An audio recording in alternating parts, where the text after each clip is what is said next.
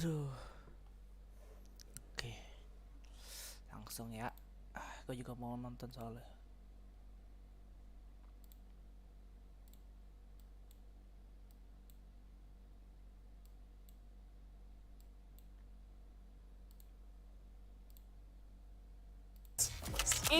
No, fix this. What? Is this? I feel like this was kind of close to. I think 100 Thieves need to be like up. Government work. Back to you, Smix. Hey guys, it's Smix. Hey guys, it's Smix standing here at the Fan Fest at the tie-dye booth, joined by Monty as well as Indy. I know you guys are busy and hard at work, and looks like you've chosen purple. Purple and red, actually. Is there a particular reason why? Red because Sentinels all the way. All right, so we have a Sentinels fans over here. What about you, Indy? What are the colors you're choosing and why? I'm thinking about doing green and black.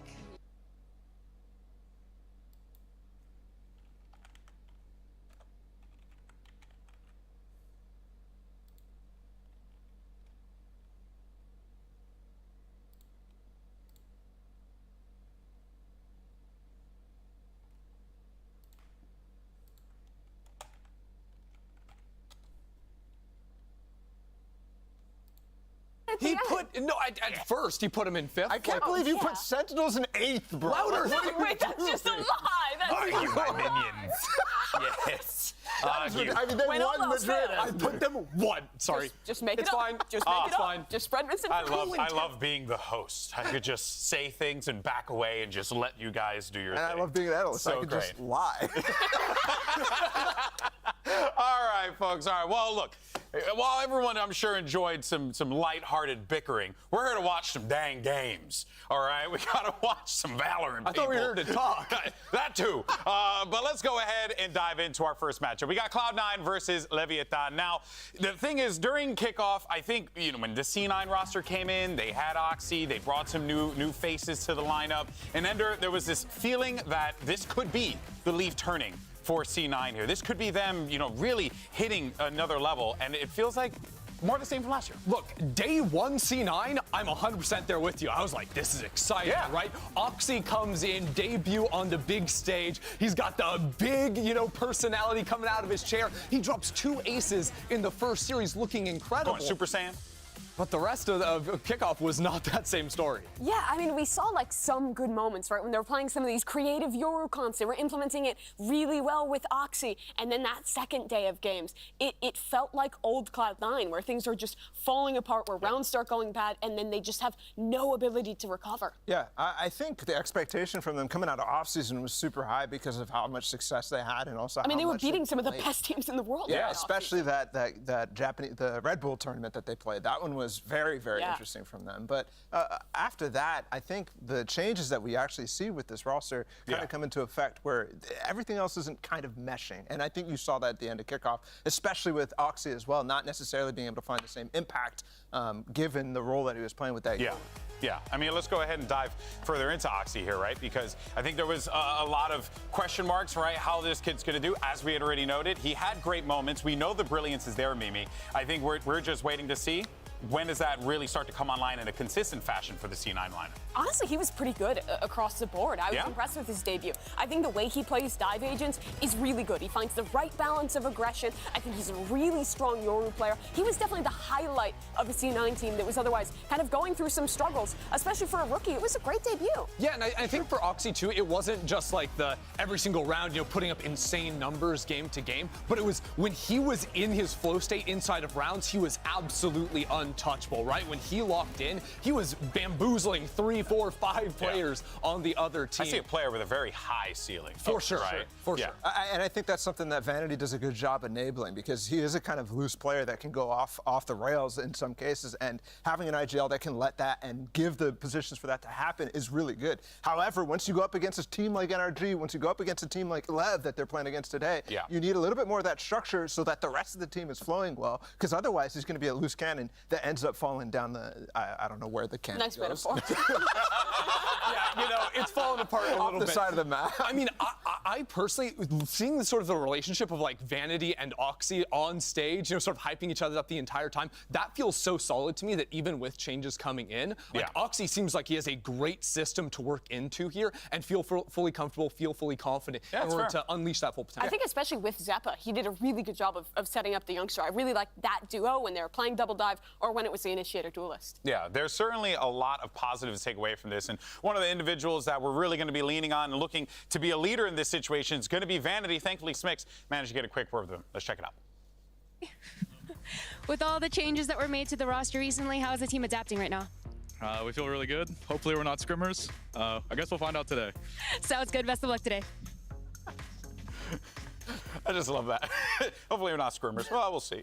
The sky's blue. That's something that I think a lot of people feel when they go into practice and they're frying, and they're like, oh, hopefully we can actually do this on match day. But I think that's a big difference. That's even more important for Cloud9 because in the past, they have not been beating the scrimmers allegations. Like last year, we were talking about this team being the best in the world, popping off, right? They looked insane. And then big game came and they choked. And now they're coming out, they're making some roster changes, and I'm really hoping that this can act as kind of a vibe reset for them. But it's really interesting, right? Moose, a great prospect from Tier 2, but I think Rooney is a surprising name to see back after kind of losing his spot with Cloud9 at the end of last year. Yeah, I think I completely agree with that. Very surprising, especially given the fact that there was friction last year, what felt like in that LCQ run. It was like, oh, is he actually going to continue IGLing for the team, blah, blah, blah. There's like all that doubt surrounding Rooney back then. Yeah, it's very interesting. Now that it's a new, core, right, with Vanity IGLing the team. It's very, very interesting to see. I think maybe Zeppa obviously having some chemistry with him. And he is a very good player. He played great last year. I don't think he was that guy that was standing out, but he was pretty consistent in terms of, what he was putting out on the table. And he was also playing like every agent under the sun. Like he was the flex player for C9, Smokes, Sentinel. He was playing the Breach over on Split. And I felt like, especially, not necessarily in terms of individual fire fragging power, but when he was playing the agents like a Breach that have a little bit more global ability, right? When you position well on the Breach, you can influence 80, 90% of the map with that stun. I thought he was very, very good. And that was sort of watching, from over across the pond. I was always Rooney on Breach, on Split. That was his map. And for people who don't know, Moose, the other new addition to this team, he's really not a rookie. He's been playing Valorant since the beginning. He was on that LG roster that was like popping off in 2021. Shopify, he's been Shopify, Turtle Troop. He's consistently been on the best teams in Tier 2. He's a super consistent player. He's great on the Sentinel as an anchor, as the lurker. I think he's going to be a really good addition to this team.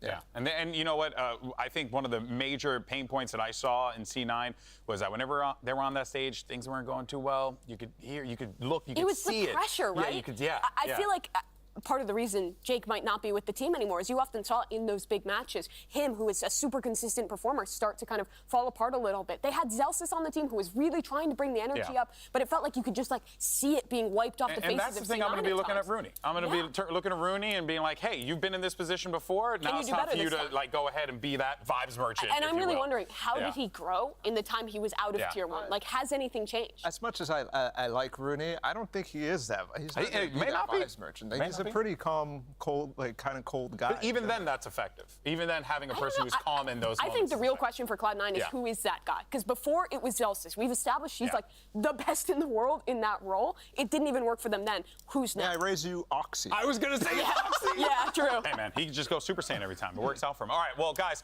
let's move on, though, to Leviathan, their opponents here, as we talk about a lineup that came into this season very hyped up. Everyone was excited about them.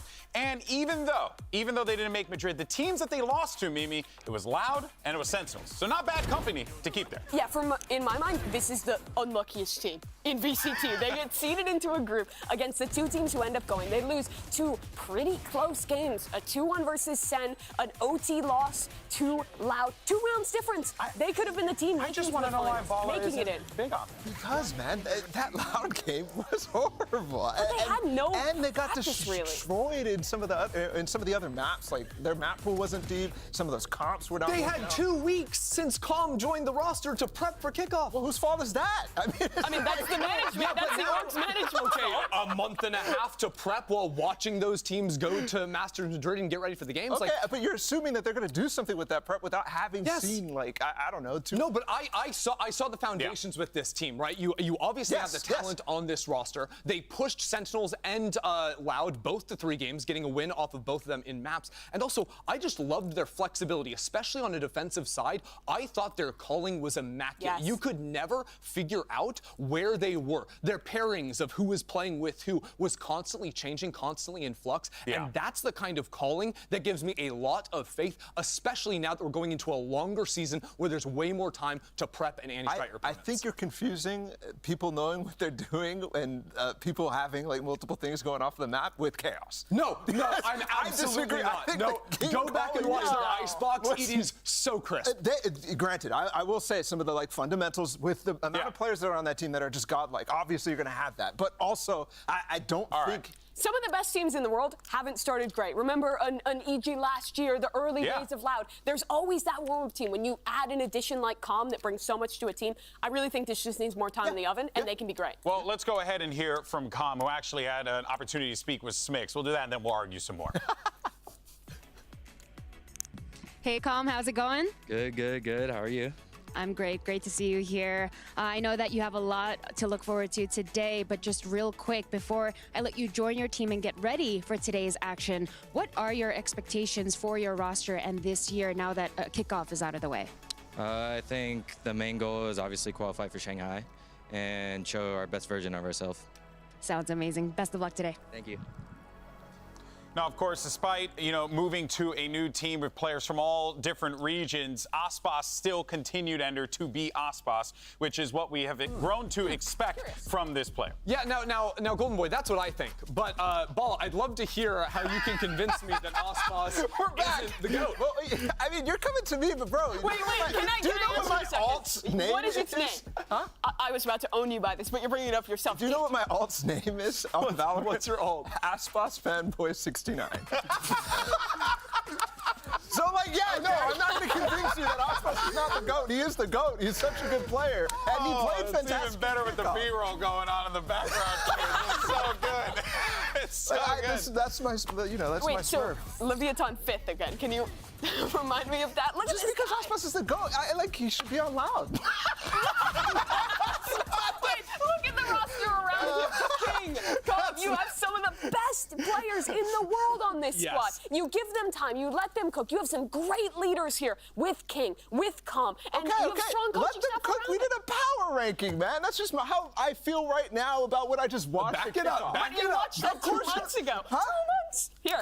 2 months ago, I didn't see them. I don't know. All right. Let's Guys, move look. on. A lot changes I got in 2 months. two partners over here. See, I tell you, bullies, bro. You gotta group up with It's me. crazy out here, dog. The streets is real. In any case, so folks, let's go ahead and take a closer look at Leviathan's 2024 roster, which is a global super team as Super rated in every respect. It is. Let's take a But they're look. 5th place, according to Arden. Bueno, en Leviatán tenemos 2 jugadores de América, Estados Unidos, 2 de Chile, 1 de Brasil, y tenemos 2 coaches de Europa, que uno es de Bulgaria y el otro es de España. Así que mucha diversidad. Bueno, más que nada, yo creo que fue por un poco la ambición de buscar un equipo que ya tuviera como experiencia y querer ir como un equipo fuerte y no como underdogs, por así decirlo. Porque nada, en los trials el coach más que nada vio que había como más potencial con ciertos jugadores y que fue lo que se eligió y se pensó más en qué iba a aportar como en la experiencia de cada jugador y más que el idioma en sí. Bueno, obviamente trayendo a los 2 campeones mundiales, a Aspas y Com.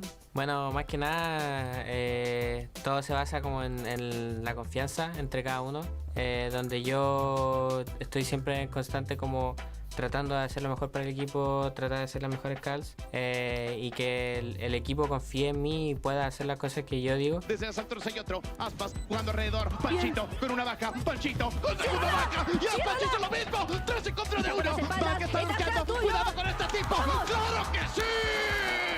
¡Ahí está Calm!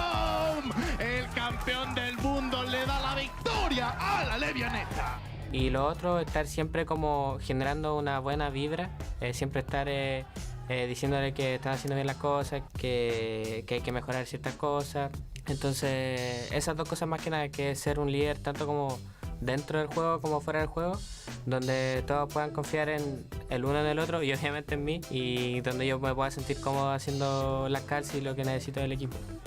Obviamente al ver a Sentinels y Loud, que fueron contra los dos que perdimos estando en Masters, sabíamos que pudimos haber sido nosotros, así que nada, más que nada motivación y más ganas para el Split 1. Well, I would love to keep the arguments going. Our coaches are actually standing by for some map select. So let's find out where we're playing and listen in. Welcome, guys, to stage 1, day 1. So sides were determined, and C9 is going to be team A and level B team B. C9, you will have first map ban. Ban Breeze. C9 ban Breeze. Lev, what would you like to ban? Split. Ban Split. And what map would you like to pick? Pick Icebox. C9 pick Icebox. And would you like attack or defense? Attack. Pick attack. And what map would you like? We pick Sunset. Pick Sunset. And would you like attack or defense? Defense. Yeah, pick defense. And you have one map ban.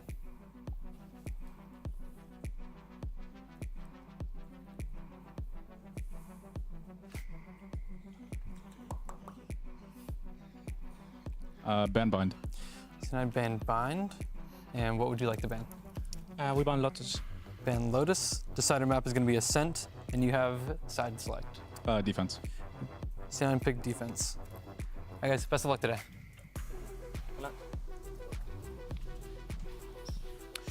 All right, so we have our maps. We know where we're playing. Mimi, I want to go to you real quick for this one. How do you feel about this particular draft? How did it play out? Yeah, so I think honestly what's really going to be interesting to me in setting the tone for what C9 looks like with this new roster is Icebox. The last time we got to see them play this was at Ludwig Tarek Invitational. They were playing two different variations of crazy troll comps. We haven't really seen it. So I think this is a good kind of idea setting for what ideas they have around their draft. Are they one of the teams going after the Harbor Viper? Are they one of the teams after the Gecko KO stuff? There's a lot of options here, and Lev, honestly, it was their best looking map in kickoff. Yeah. So I think it's interesting to think about like who's going to be creative here, but personally I don't really care about the maps after we have like a month off from teams. So I'm not looking too much into what's So real quick, happening. who's winning? Lev. Lev? Lev. Lev? Oh, so you talk all this about Lev, and you're so you still predictable. You know what? I gotta keep these guys, make them simmer down over here. Let's go ahead and get this show on the road because it all starts here. Master Shanghai champions on the horizon. We got Cloud9 versus Leviathan, NRG versus Loud. Day 1 of VCT Americas starts right now.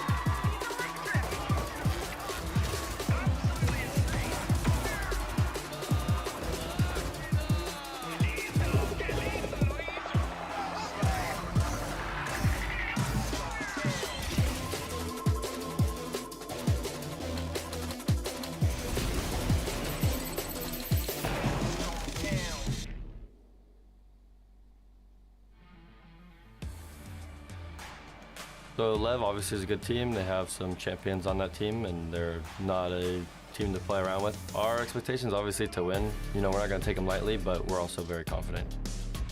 Cloud9 siento que son equipos donde tienen mucho firepower y al mismo tiempo siento que son un equipo que improvisa mucho. I mean, the obvious X factor on Leviathan is Aspas. You know, that guy's a shooter. Siento que Oxy sí es un game changer. Tenemos que hacer lo mejor como equipo para negarlo y nada, porque no se pueda sentir cómodo en su juego. To win the match, I think I'm just gonna have to keep the vibe up and make sure for sure that Oxy is having fun, because if he's having fun and unleashed, then I don't even think Aspas can handle him.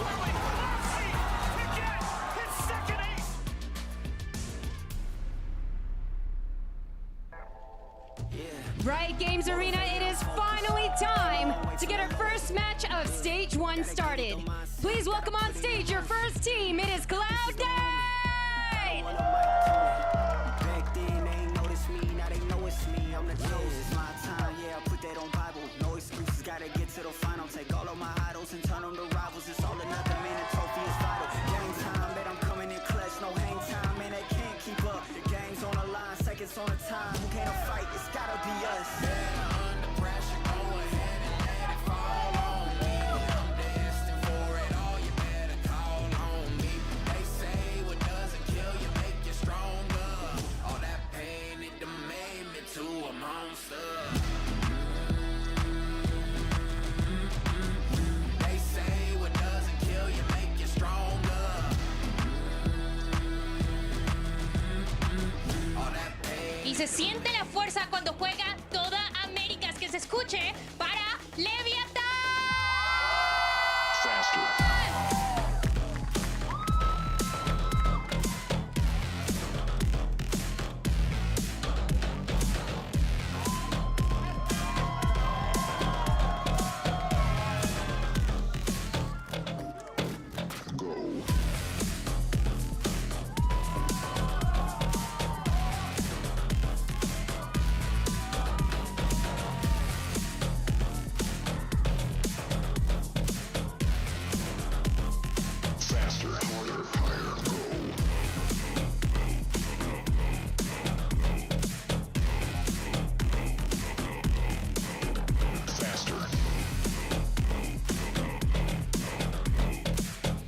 It's the moment we've all been waiting for, the start of Stage 1 here at VCT Americas, and what a way to kick it off. You got Cloud9 versus Leviathan, and don't forget, make sure you go out there, support your favorite teams, get their team capsules, all right? Because, you know, we've been seeing the numbers add up, you know? Americas wants to try and be the global #1 in capsule sales. Come on, Sentinels, you got some work to do.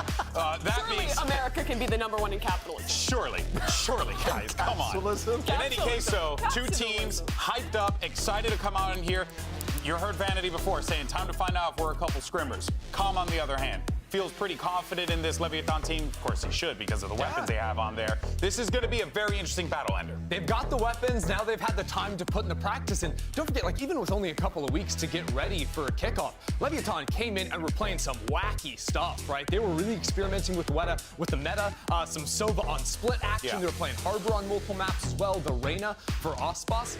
So I can't wait to see what they've sort of dialed in on now today with that extra time to prep. And for Cloud9, there is a massive question around what their identity is. I think for a lot of people looking at these moves, bringing a player that they already dropped back into the roster, picking up someone new from Tier 2, people don't really know where Cloud9 stands right now. And with some time behind them, with some roster changes in, this is really a question of whether they can compete with those top squads in America. And I think you heard from Moose in that little interview you had with him there too, talking about basically what I think the identity for Cloud9 should be, and him kind of saying, we just need Oxy to be online. We need him to be feeling good, and we need him to be hyped up, because I think he's their win condition. I mean, all honesty, especially in this first map, Icebox here, right? You got to have Oxy going crazy and being aggressive, trying to get early advantages and put Cloud9 into great positions against Lev. I mean, you're probably going to be playing against the Aspas Reyna here. If they pick into the same comp, he's got to be good. Yeah, absolutely. I think, too, for C9, they've got options to play heavier strong sides around Oxy as a player. I think by bringing in a guy like Moose,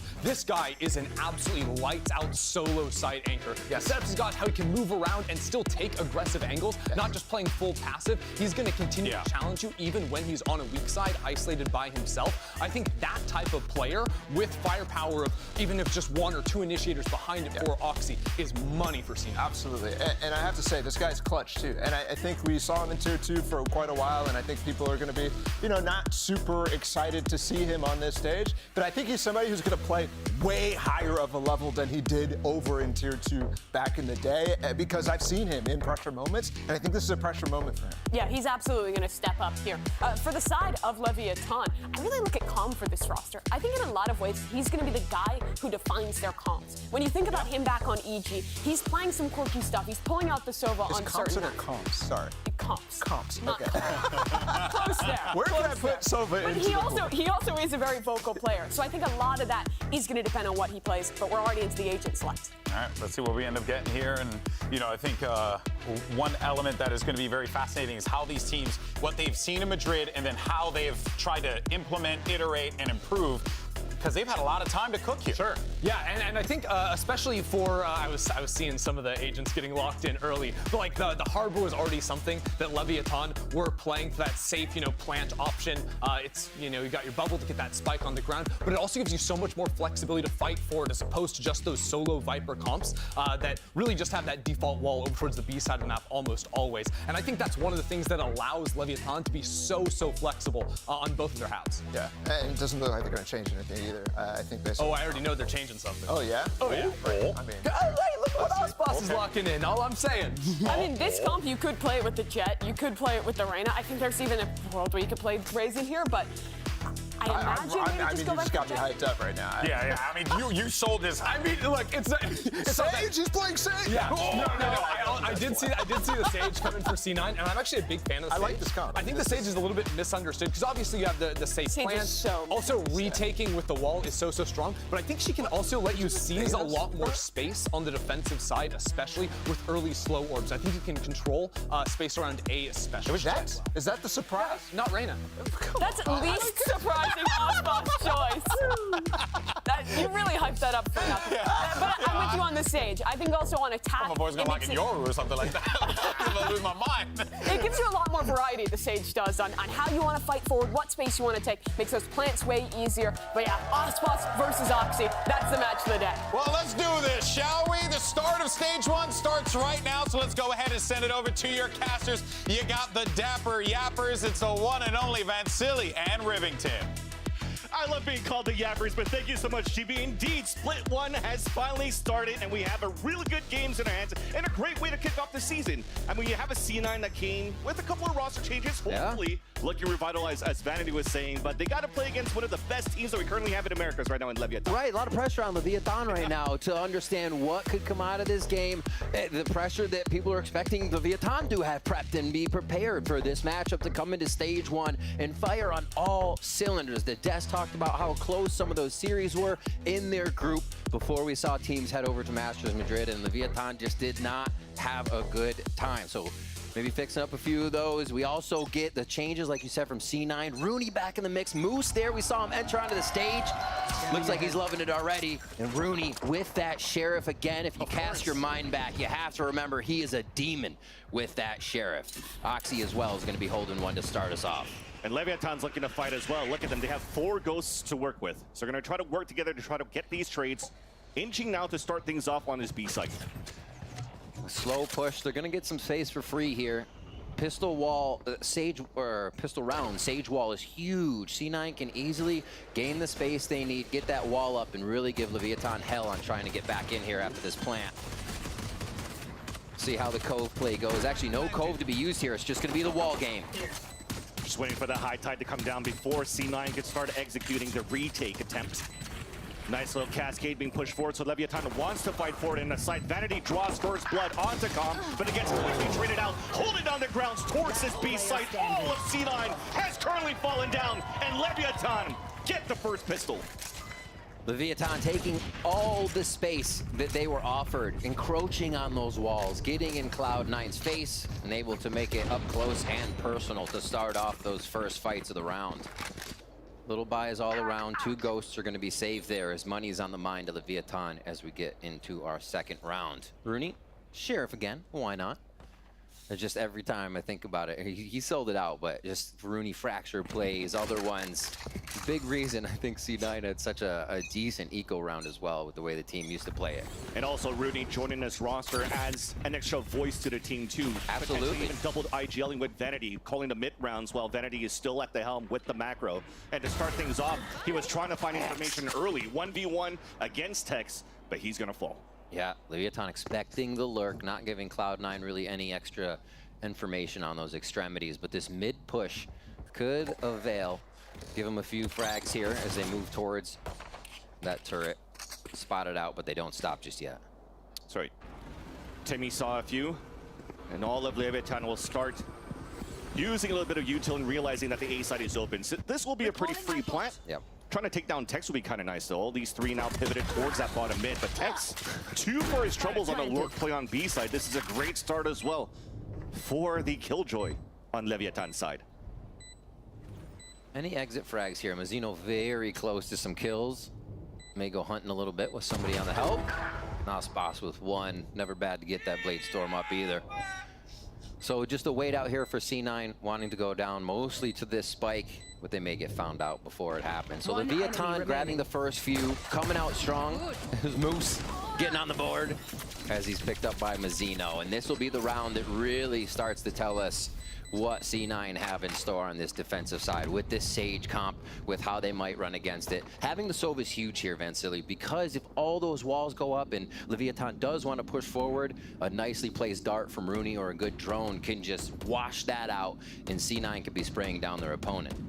And in this bonus round for Leviathan, though, what's really important this time, too, is trying to potentially get the Reckoning out ASAP for Mazzino, because that's going to help really clear out the side to play the post plant when they have technically lower weapons against C9. Still 2 rifles to work with and a Guardian, which is still pretty strong in the hands of Lev. Already dashing forward for the early info, trying to lean towards a B-side split and trying to get the orb control potentially. A quick different look, right onto tube. They back off. Just trying to make C9 think a little bit here on their bonus round. And a lot of attention is being sent up. That's B long here. Drone, move forward. They're going to dart, and it's all a ruse so far. Correct. As they position themselves over towards A. So Leviathan really trying to mess with how C9 might be positioned on this round. But for C9, look at them. All 5 are grouped down towards the middle. Yeah. Boiler, map, screens. Just trying to go for the faster rotate in a 5-player. Quicker retake if they can. Yeah, they are favoring the lean. Anchoring site now as they get in under 1 minute to go on this round, so everybody's trying to get into a position that would matter on that first blood. Right here, important. The lurk coming out on the A side, the execution on B though for Leviathan. Tex trying to lurk around. Boom. We'll catch Zeppa on the rotate, and look at that, all of Leviathan right after. Let's go for the full rotate back towards the A site. They have full A site control too in C9. They're just going to have to wait it out. Yep. 30 seconds Early left. placed orb up. They cross back, and Leviathan has done such a good job so far to work the map. They go fast towards mid, which obviously is going to make weight. Thought almost pushing in here. Tex ready to defend. And with that plan, Mazzino has a Reckoning available. Planet for a long-range battle, where Calm was looking towards Belt, but he looks to be the late lurk. Something that's a signature move here for Calm himself, while the rest of them are holding aggressively inside the A site. High Tide comes out off the next refresh, and that's going to make it even harder for their last 2 players of C9 to try to move inside A. Attempt to try to save weapons. Calm trying to find these kills. Rooney looking for these exits to save his weapon. And there's that double swing. Nice info for Calm. Mazzino with the swing out. Moose cannot connect the shots, and finally does so until he gets picked off here by King. That alarm bot looked off, but it also looked like he was able to creep by it. A little pushback for Moose there due to the positioning at the end. Allows a creep mid, and a great round from Leviathan. Full guns now as they come into this low buy from C9, and the Reckoning is up from Mazzino. So if they need to be sure to secure this round, they can. And we already see what this slow play, this lurk is offering for Leviathan against the rotations of Cloud9. And the thing is, he had it for the previous round and didn't even need to use it. So it shows right now from like that first round to the 3rd round that in these post plants, Leviathan, despite them playing double controller, and you're thinking you're going to play lineups and spam, they're actually fighting forward inside the site, playing within these walls and not allowing C9 to really rotate together and flood back in the site. Orb denial almost every round. Cascade and the Viper Molly put there as Oxy starting to come online a little bit as he gets a shot right down onto King. So the walls are out in that sense, up to Mazzino and the Reckoning. So we may just see that here for them to get by. And I'll be damned if it's not going to be another C9 Eco here. They start off 5v4 now. Can they convert it? Yeah. And that's definitely something you want to see coming out of your star Fragger and Oxy. The first one now using him as a winning condition. Finding first contact and gets a pick with the Sheriff is a great start for him on that side. That said though, Leviathan's playing this very cautiously. Reckoning being used against the Eco of C9 because they are at a demand disadvantage. Absolutely. Clears out the site, trying to get the walls up. Molly to put Vanity out towards the back of Snowman as Moose is looking to help out as much as he can from the top of the bridge. Yet, we have not seen Leviathan move in for a plant yet. They're just trying to clear it out first. Orb to come up, a lean towards the hallway of Kitchen, but cannot get that contact. So much chaos. Yeah, Comj actually just got a pick there onto Oxy, so that's gonna make it a little bit easier. Giuseppe finally came in from the rotate, running long range with that beautiful Sheriff. And now Mazzino off the plant is alone. 4 players now squeezing in. Rooney with the wall bang on the Sheriff. And of course he has to be him with the Sheriff. And C9 score first through a Thrifty. And that is the Rooney we remember. The team comes in beautifully distracting. Never fully peeking, but baiting out the peaks of Leviathan. And never fully giving up the kills, which means Leviathan's forced to just continuously scrunch together. Zeppa finally gets the flank. But Oxy started it off with that one. What a shot, top pipes. Yeah, King even surprised on that one. 30 seconds Definitely left. recognized it. One enemy remaining. Spike. Another one after that too to get them into the site. Oxy operator online for the low armor. So they're gonna look to put Leviathan down as soon as they want a site and see if they can get some hits here. It's gonna be a push onto pipes quick here. Both Zeppa, everybody up. Orb not denied this time, so they should be well aware this is more of a B hit than not. Exactly, especially when on the other end here, Vanity sees this cascade being pushed up by Mazzino on the other end. It's the call for C9, it's safe for you, technically, to move out towards the A site to pick up that orb. Rooney is 1 away from the Hunter's Fury right after that, and instantly rotates to support the rest of his teammates on this B site, rather. Now it becomes this game of how can Leviathan start to mess with C9. It's going to be a B hit on this one, but there's mid to be played with. Alarm bots, turrets, they can hit that. A lot of what Leviathan did in the first few rounds got C9 disjointed from these early positions they're able to be safe in right now and feel good about the defense. Exactly that, because you look at their positions too, a drone to look out at the 50-second mark, but they're playing passively towards this B site, but still in a position where they could actually add enough pressure to give a chance for the others to rotate around, and that's pretty much their game plan, it seems, in this first half to play on this B site. So there's finally the execution at the 34-second mark. Leviathan's trying to move in, and because they had the op posted up on the A side, they know there's no lurk, so all of C9 currently rotating towards B. Plant attempt coming down, Mazzino is going to get it at the default spot. King pushed all the way up now, trying to wait for this high tide to come down towards Snowman. Toxins going up. This looks almost impossible for C9. Oh. Well, maybe doable now. It has to come down to these trades. Beautiful orb to get away as Mazzino gets the pick onto Vanity. Advantage coming out now for the attackers, Leviathan. And it does seem, with this Hunter's Fury that's currently being held towards the garage by Com, it might help solidify the round. But the wall comes out on the defense. Here's the Hunter's Fury out on the attack. Nobody on the spike yet. But there's only 2 players left, but it's a 2 versus 2. Actually doable now. Osbus is low on HP. A tap on the spike first. The recoil dart misses, so you're forced to hand, but unfortunately there's not enough time. The last 2 players of C9 had to fall back, and Leviathan will still get the round. Lev pushing through. What a war that happened once those walls finally went down. But I think that shows you, tried and true, what the walls continuously do. Viper's walls up, then Harbor's walls up, and all C9 could do was look at the walls for a bit, not too much. Rooney's dart actually went out very early, so there's 40 seconds of kind of wondering. We don't really have a way to quickly flash through either to break this wall and get into the next quadrant. So a little pause there was all Leviathan needed from C9 to make sure they got away with that one. And C9 calls out the timeout too, and when you're looking at how these pulse plans has been going here for Leviathan is the orbs usually, when you're looking at this composition on that side of Leviathan on the attack, is the orbs usually thrown up and then you plant through it. But they somehow still manage to find safe passage to plant before and then use the orb as an extra obstacle, rather, to really fight against C9's attempt to flood retake. So they really got to figure out how they could work in tandem to really get rid of that orb ASAP so that they have more chances to really fight against, again, double controller. That's very hard to get vision through. It's Oxy really hoping he gets one of these opening shots too.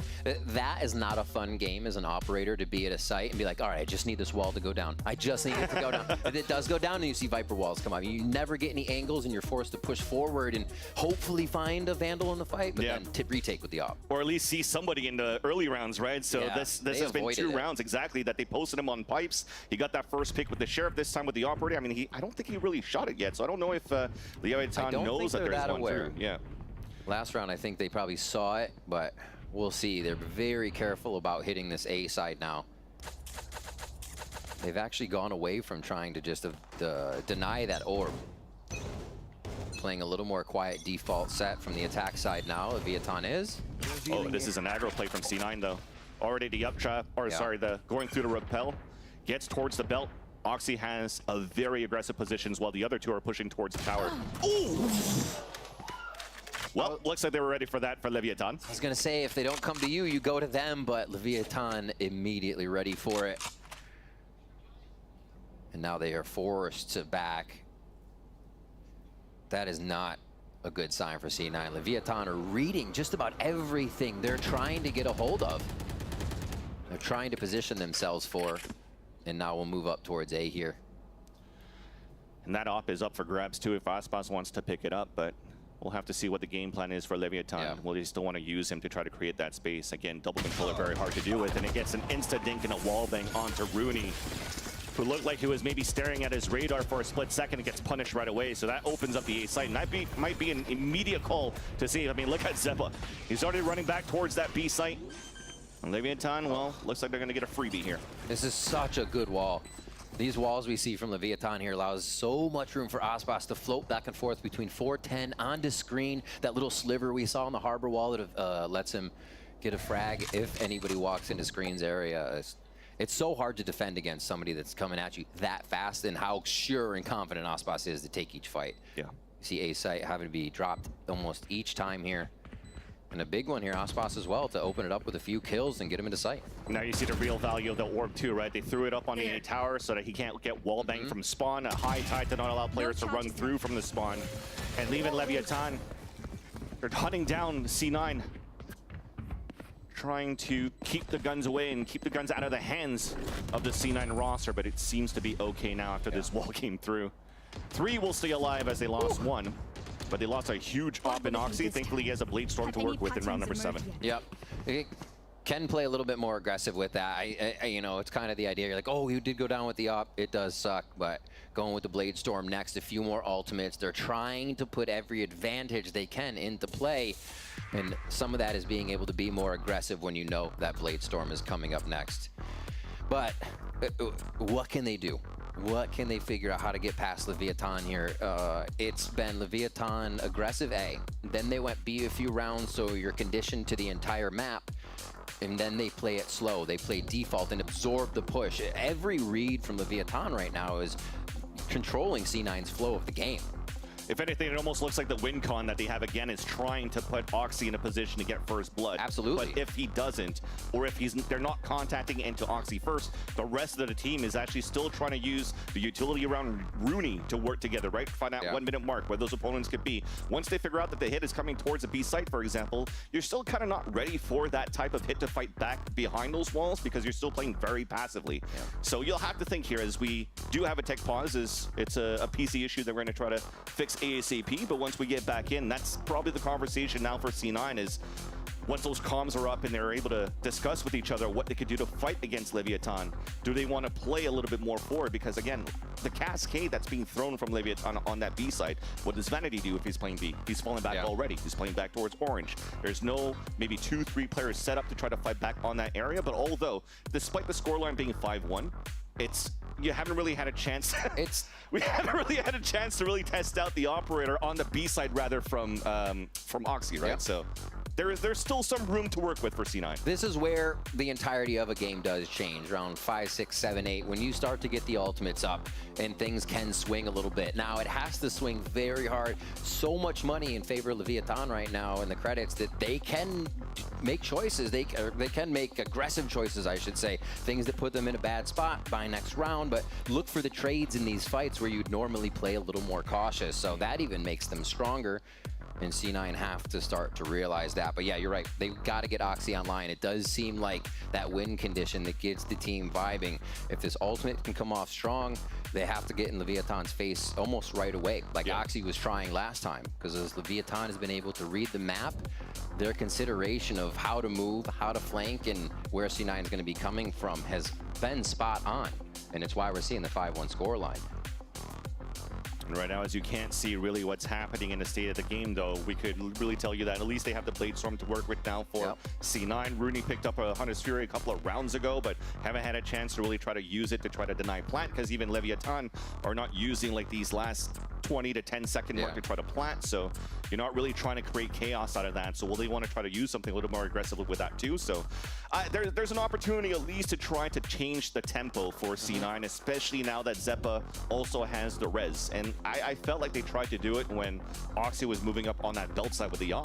But the thing is, if you're dying up there, there's no way your teammates can come up there to help you out in res and try to keep that op up. So do you want to keep like a death ball pretty close to figure it out? So earlier we spoke with King about some of the role changes they're implementing for Stage 1. So let's have a look at it. Bueno, hemos cambiado un par de cosas. Hicimos cambio de roles. Yo pasé a jugar mayoritariamente humos. Tanto Viper como en muchos mapas juego Omen ahora. Para que Masino se siente más cómodo en roles donde juega iniciador, juega flash. Entonces hemos visto una gran mejora en eso en el equipo. Y nada, también hemos estado practicando mucho como situaciones repetitivas, como muchos patrones. Entonces estamos encontrando mejores respuestas a las mismas situaciones como en muchos mapas. Así que eso más que nada han sido como los cambios importantes en el equipo. So key things that I'm getting out of this here from King 2 is that they had some time during Madrid to really iron some things out to get ready here into the Americas. And I like the sound of that, because when you're looking at the kickoff, they talked about it on the desk where it was a very close loss that they had against Louge, for example. But it was for a little bit of miscommunication in terms of like flanking timings and stuff like that too. And you're seeing that a little bit more, that it's been fleshed out in one of those rounds where Calm actually had a better timing on flank before. Yeah. But now we have a chance to come back in the game and really see if C9 could come back in this one with the 3 also we mentioned before. Reckoning still available for Leviathan. Thank you for your patience, as now round number 7, Bladestorm activated in the hands of Oxy. What? Right into Nest. Aspas not even holding back right now. I think this is one of the cool things we have to look at too, is the way that they're entering when we have seen Zeppa here. Aspas is just over any of the slows, over any of the walls, boom, right onto 410, then onto screen. It's just so quick, even with this util. So you saw the game plan, trying to keep the res close to Oxy because he has his Bladestorm. He dies, they could still res him here. They used 100 Sphere to try to stop them, but Aspas is pushing towards the spawn. Long-range battle, headshot onto Zeppa, the third round, the uptrap, and the I-Buy power ace, then on to Rooney. That's one way to come back from a break. Putting Cloud9 to bed. What was that? An incredible round out there just farming for one of them. The low buy coming in now for Cloud9. Aspas entering playground mode for a moment, 12-2. I love it. We had a tech pause. He's just laying on his seat, of course just he chilling does. out, and then gets in the server, activates, and gets his ace. You gave him time to ramp up. This is why. Just floating around. Oh my. Floating around. Yep. Whew. Yeah, that. Emotions everywhere from Aspas, just hitting shots. Round 8 comes in now, and right back to pipes, right back to NC9's face here today. Silver lining, still a weapon.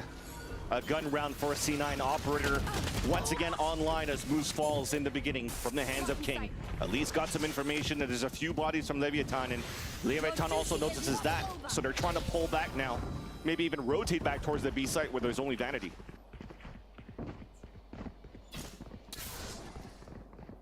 One of the first kitchen works we have here coming from Tex. This has been covered by a lot of the Killjoy utility for Moose in previous rounds, but they've seen it now. They have the option. Exactly. There was no KJ utility, but at least a body to spot it. So Moose using a lot of that util to try to find late information towards the A side. Deniability with the util towards Jenny. And then going head-to-head against Tex, but gets a little bit of damage. A heal up here from Zeppa. Leviathan are looking to regroup with King for a double pump back towards the A side. Off angle held and won by Zeppa. Immediately gets traded out by Tex. And here's the delay round. 20 seconds left on the round. Alarm bot, double nanos, gets to pick up the Tex. With 13 seconds left, Calm low HP, attempts to go for a plant. Moose trying to find a timing, but with the cloudburst, gets away. Oxy with a knock kill onto Mazzino, leaving only a damaged Calm and Aspas at full HP to play the post plant. Updraft missing the pipes, at least trying to look back towards the screens. Recon dart coming out from Calm, spotting one player, and he's even going on a flank. So you're putting a lot of responsibility on Aspas now. Beautiful headshot onto Oxy. First tap on the spike, an attempt of a stick by Vanity. A spray as Runa gets the pick onto Calm. No defusal as Aspas gets the pick, but then Moose moves forward to trade it right back. And C9 will get the defuse. Moose coming up with a big kill there. Ultimate as well for the Killjoy. And yeah, round 8 starts to flip back a little bit. Leviathan still have a good amount of padding here with 4 rounds up, but this is Cloud9 feeling a bit more comfortable on the map now.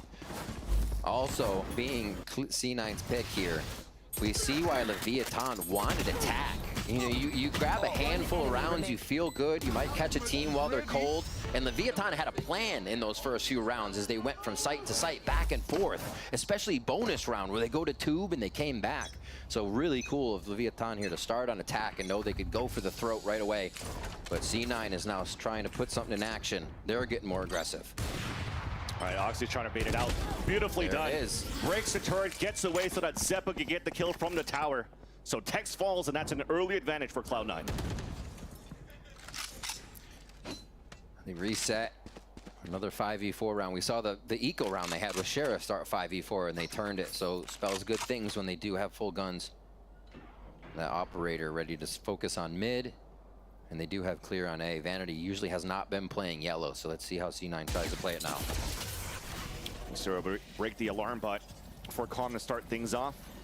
Cascade to move out, and first contact, again, Vanity falling back here to play inside the site. They do have a lockdown to work with here, so they might let Leviathan move in for a plant. Calm moving up, trying to find a timing, but Moose greets him at the bridge. That's huge. 2 players now on the advantage for Cloud9. Bubble being drawn up. King with the lurk, looking back towards Spoiler and wins that fight against Rooney. Manages to escape as meanwhile we do have the plan from Leviathan. Aspas pushing forward, dropping Vanity. They can't get position right now for C9 to get the lockdown as Moose rotated all the way over towards Orange. There's only 2 players left though, Mazzino and Aspas. And those may be the only 2 players you need. The jiggle out, nice shot by Oxy. Mazzino alone, headshot onto Oxy on a 1v1. Oh, he just Moose gets the dink and then the kill. There was an opportunity there for him to come back, but Mazzino still wins the Red Bull clutch.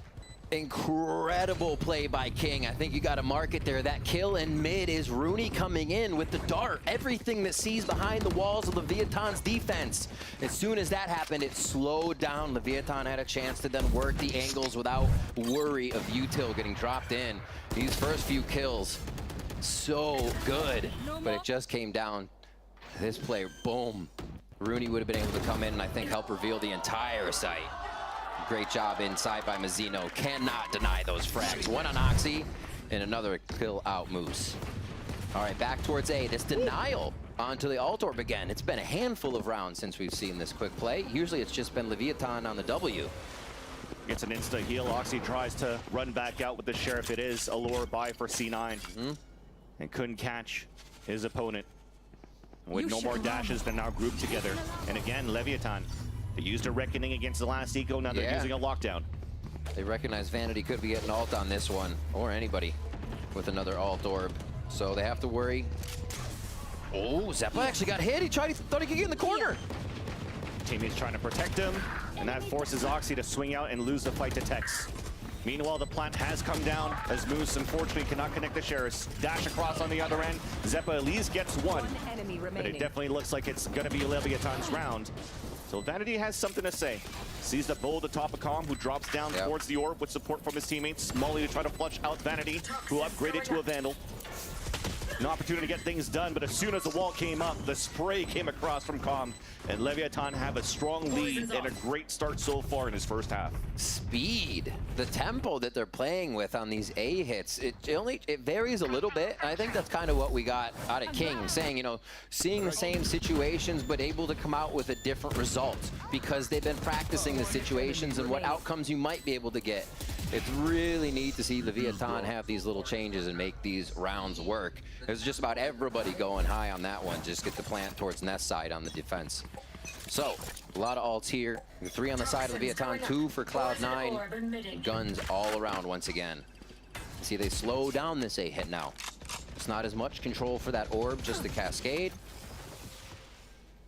Poor Oxy so far has been guessing the whole half of trying to find somebody with this op. Sees nobody towards B. They are just avoiding him. Exactly, at least an early wall to just try to get him in position outside of rafters to look back towards the orb.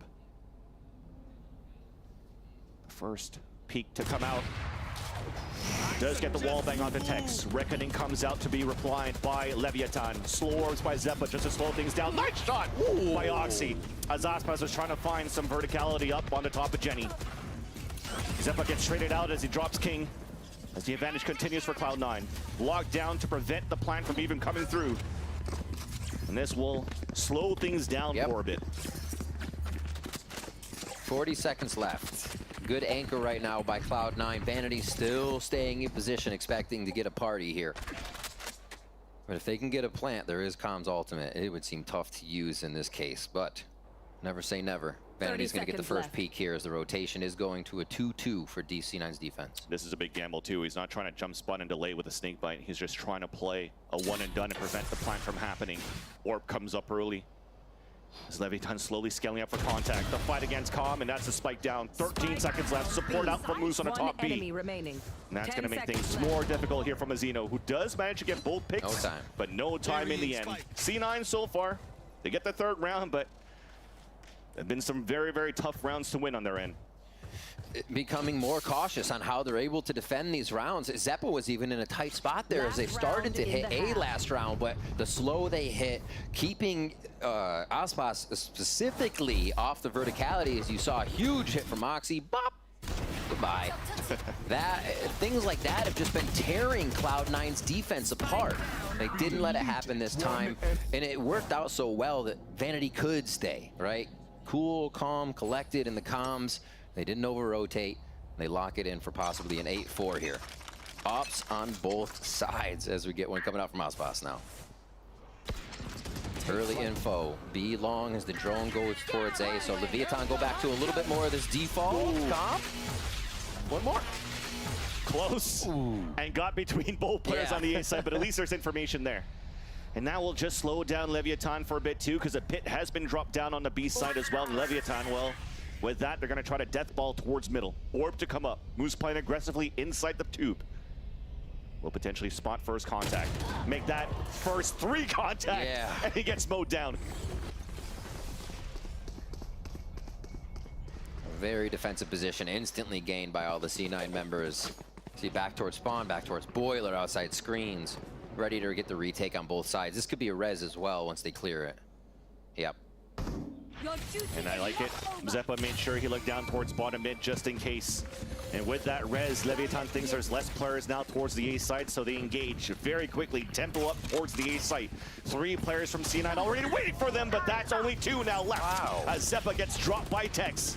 All of the control on the right side of the site. A nice little pit to play the pulse plant long range now. Set down by King, but the sprays are coming. Vanity's trying to find a timing. Mazino solo on HP. There is that tap, the swing on the end. He does get that win up to Mazino. Oxy finally connects onto Calm, but the spike still has been planted. Viper's still up, so the pit's still up. King is holding all the way back towards jail. There's only 2 players left now, though, for C9, and that's Vanity and Rooney. And make that only. Rooney on a return in a C9 roster. On the top of the A tower. Trying to find at least something, being very quiet and silent. Forced to give his position away with the Vandal as he drops down. Tex waits for him. And Leviathan ends the half. 9-3.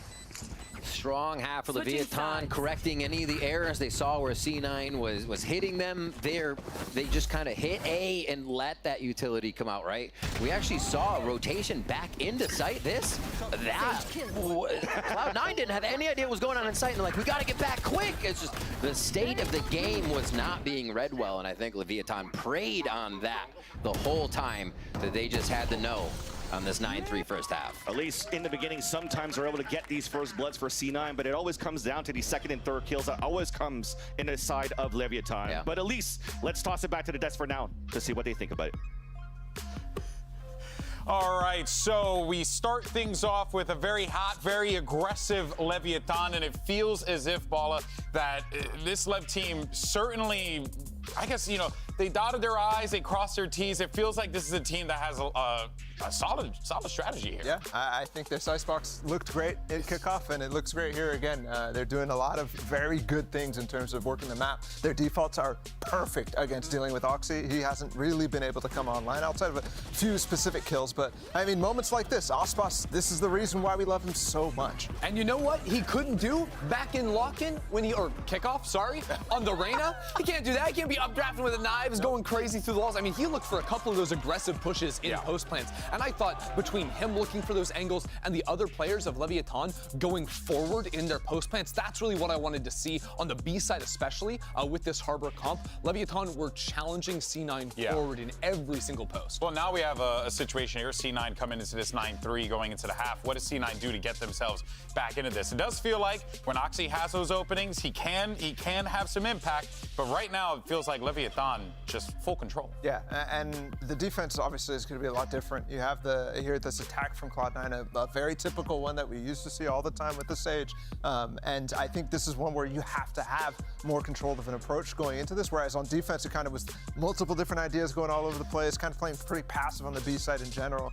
Here, I think you're going to be able to see them play a little bit more coordinated, and it's forced. So I'm very interested to see how grouping as a pack with Oxy in the mix is actually going to enable him to get a little bit more value on this half. The tough thing for C9 is going to be reading Lev. Lev are so flexible on their defensive side. I think it's better than their attack, or at least it was back in kickoff. So they have a monumental task ahead of them. That's right. It's going to be an uphill battle, 100% for Cloud9 to be able to pick up the Icebox win. Let's go ahead and send it back over to your casters.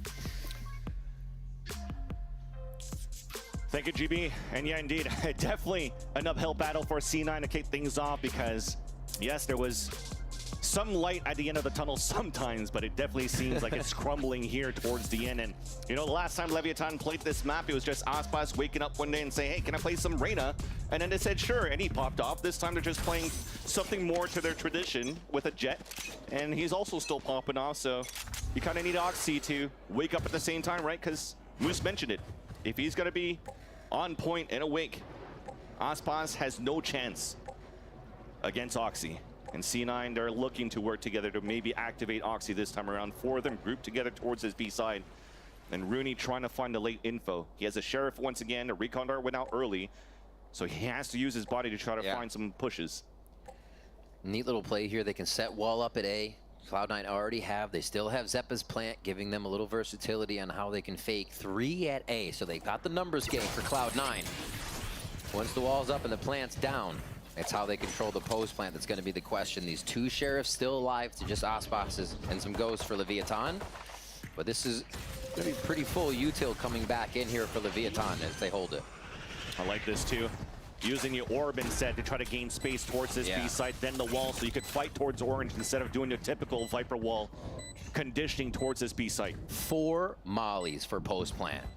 This seems unlosable if they just don't peek, right? Yeah. Right? And they're set up and protected, right? It's going to be activated once the wall gets broken up and Zeppa gets contact. There's an orb on the defense. The high tide to come out, perfect for the pulse climb util. aspas and Mazino, though, has something to say. But they still have the util so far for Cloud9. Orb comes out. There's the first deniability. Mazino pushing down with Tex. As they're coming through the high tide, nobody's tapping on the spike yet. Fourth one. And there's just too much util for C9, for both Moose and Vanity to win a 2 versus 4, and off the spike, it will be the Red Bull clutch. Nicely done. So much. 4 mollies. Yeah, how long can you delay was the question, and they delayed for quite a long time. A big pistol round necessary there for C9 to start off with the 9-3. So a little bit of pressure relieved, but they gotta keep frying here as we watch again. And that's the beauty too, right? The amount of util that's left, double walls coming up, it doesn't even matter. Yes, simply nice if maybe your first contact like Zeppa and Oxy could get one for their troubles or something like that, but if not, they had that last resort for C9. And the thing is, this was already shown at the pistol round on the attack. So the first round on the attack for C9, Leviathan has an idea here of how the attackers want to work this map on Icebox. 3 on A first time for Leviathan defense. 3 on B for round 2. Doesn't matter. Nice little flick there too. Great way to gain that confidence. Tap and tap against the eco of Leviathan. Easy plan to come out. Same plan, except the wall is that conditioning wall on B. Oxy opening up these rounds, whether or not they're pistols on the other side or not. Just starting to get that flow. Yep. Give them those kills. Get them online. It's going to be a slow retake here from Leviathan, mostly for the spike to go down and not give up any alt orbs, so we might see some hunting here from Cloud9. Exactly. You see that juggling around. Oxy's going to be one moving forward with the Sheriff to give him confidence in that, knowing that they have to play against nothing but HP. No shields, nothing. So they're trying to get the Blade Storm or at least the ult up ASAP of Zeppa. So those two are the ones running around and hunting. Tex just hiding down towards the bottom. And at least is able to take down Oxy. But in the end, this is a nice second round converted from the pistol round win by Cloud9. On to weapons is the question, and what do they go for? This Oxy again going straight in with some nice hits there. Just a little bit of utility over the side too that he got to work with there. So Oxy not needing much in these instances. This slow-mo death. All right. Operator did. I was wondering if he would do it. Super naked off for aspas. Didn't have anything else but really the purchase money to get and his dash. That's true. This is crazy. Leviathan putting the power in his hands. And he will get the protection from Mazino just off the bat on A. And that's probably the position as to why he's playing towards the A tower, because even if he activates the dash and tries to get away, but let's hold that thought, the push out towards the bottom pipes held by Tex and also by King. It doesn't even matter if aspas has a glass cannon. The rest of Leviathan are holding their ground. Vanity snuck through though. He might get an opportunity to take down Calm. Will do so, and looks back towards the kitchen, knowing that he heard the rotate from at least one player, and that's aspas. Mazino has to watch the window now. The Al drone will clear him. Will force him back and give a chance here for C9 to pick up the spike. Oh, the jump peek. Very smart by Mazino. Identifies 2 because that was the drone, so they know both are near tube now. Big information gained there. And smart play, so they can just play super back. Everybody's flank is covered. And Mazino's making sure this operator can't be lost. This is good. This gets shot instantly. They heard the sound, so they double swing out. That's a 1-for-1, but here's the op. Hello. Vanity falls, and Leviathan will get their gun round. But, you know, they still lost 3 in the process. Not too bad for C9. So they're like, oh, aspas has an op. Great. 22-7. Exactly what we wanted to start facing after we got a pistol in the second round here. Because that bonus means big trouble on the defending side now. Great push through. The first few kills on this one made you wonder. You're like, oh, wait a minute. Nice shot like that. Nice shot from the eyes of aspas. Yeah, simply done. Simply done. All right. Now Cascade push. Cascade push as well up onto this belt area every time. Dart broken. aspas has freedom to fire from Jenny now. Turret. Timmy saved. Expecting it. Well, that's a knee shot. Calls the crouch. It's patience. Get crept under it, no way. Oh, they get there. So now ASRock has to play this one pretty careful with that draft or the dodge up. There was such an early drone though, so they don't get the information of 4 players in the site. Yet Oxy still gets the opener. Mazzino trades it right back, and everybody else is blocked behind by a Viper wall and a Reckoning on top. And now the wall still forced to push back because of that Reckoning. He might get wasted here. Absolute stall utility. And they just have to wait it out. That's crazy. Insane to me that it's going to be the Spike moving up towards the tower, knowing that the op is there to try to contest it.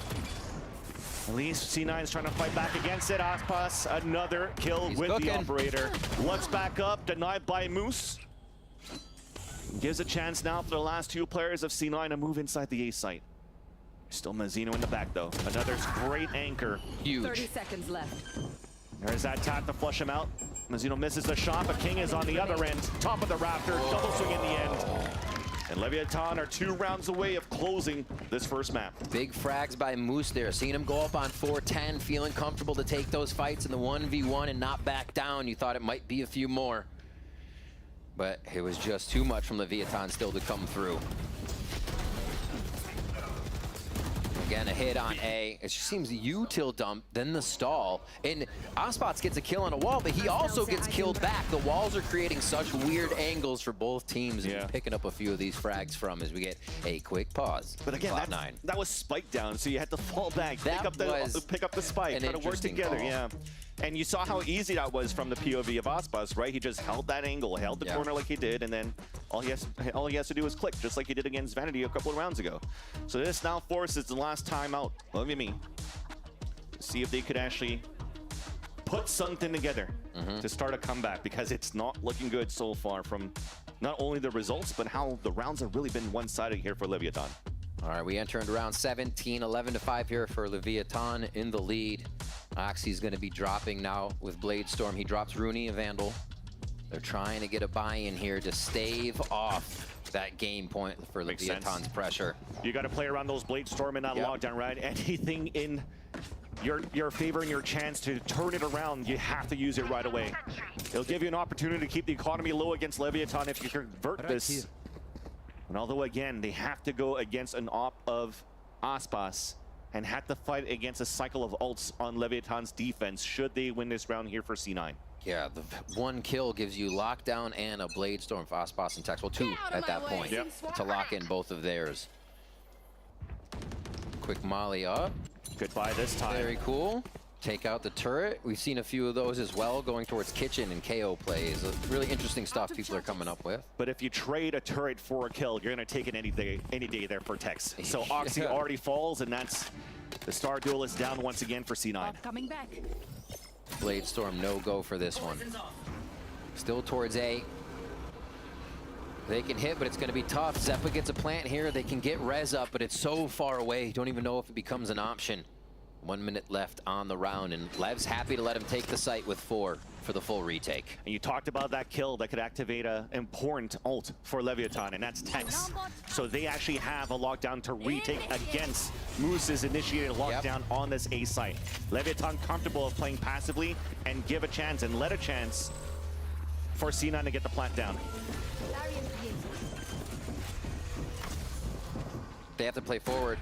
C9 have to play forward at least for that lockdown initially to go off if they can pressure it. And Mazzino's low. The swing is beautiful by Vanity, but instantly traded out by Mazzino. Here comes the cavalry. They'll rotate over from ASRock. Waited by Leviathan on the top of the heavens. Zeppa almost got a pick there, but once again too far. And on an island, cannot res any of his teammates, so he falls, but at least takes one down with him.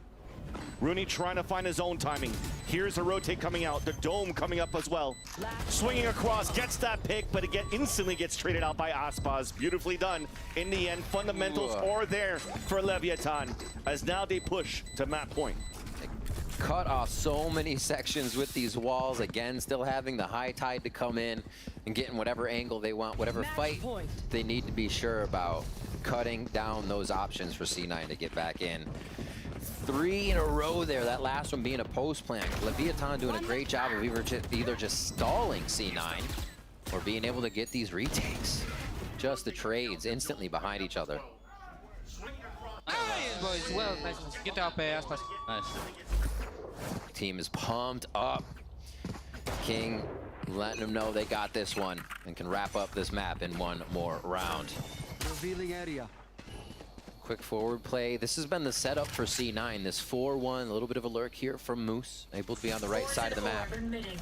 And your power 4 here. Just going up B. They're going to meet a bot right away. But this stack from Leviathan really playing retake on a site if they wouldn't be at B. And especially when they knew from the pistol round what C9 does, right? Util on pulse plants. They'll just use a lockdown out of orange, and that denies all that util towards green. So stacking on the A side to play the retake towards B makes sense right now as C9 goes for the plant now. It's been each time. Heals coming through as they get out of the Viper. Standing ahead. Seems like C9 realizes this though. So they have to fight against Leviathan, playing behind the Sage wall.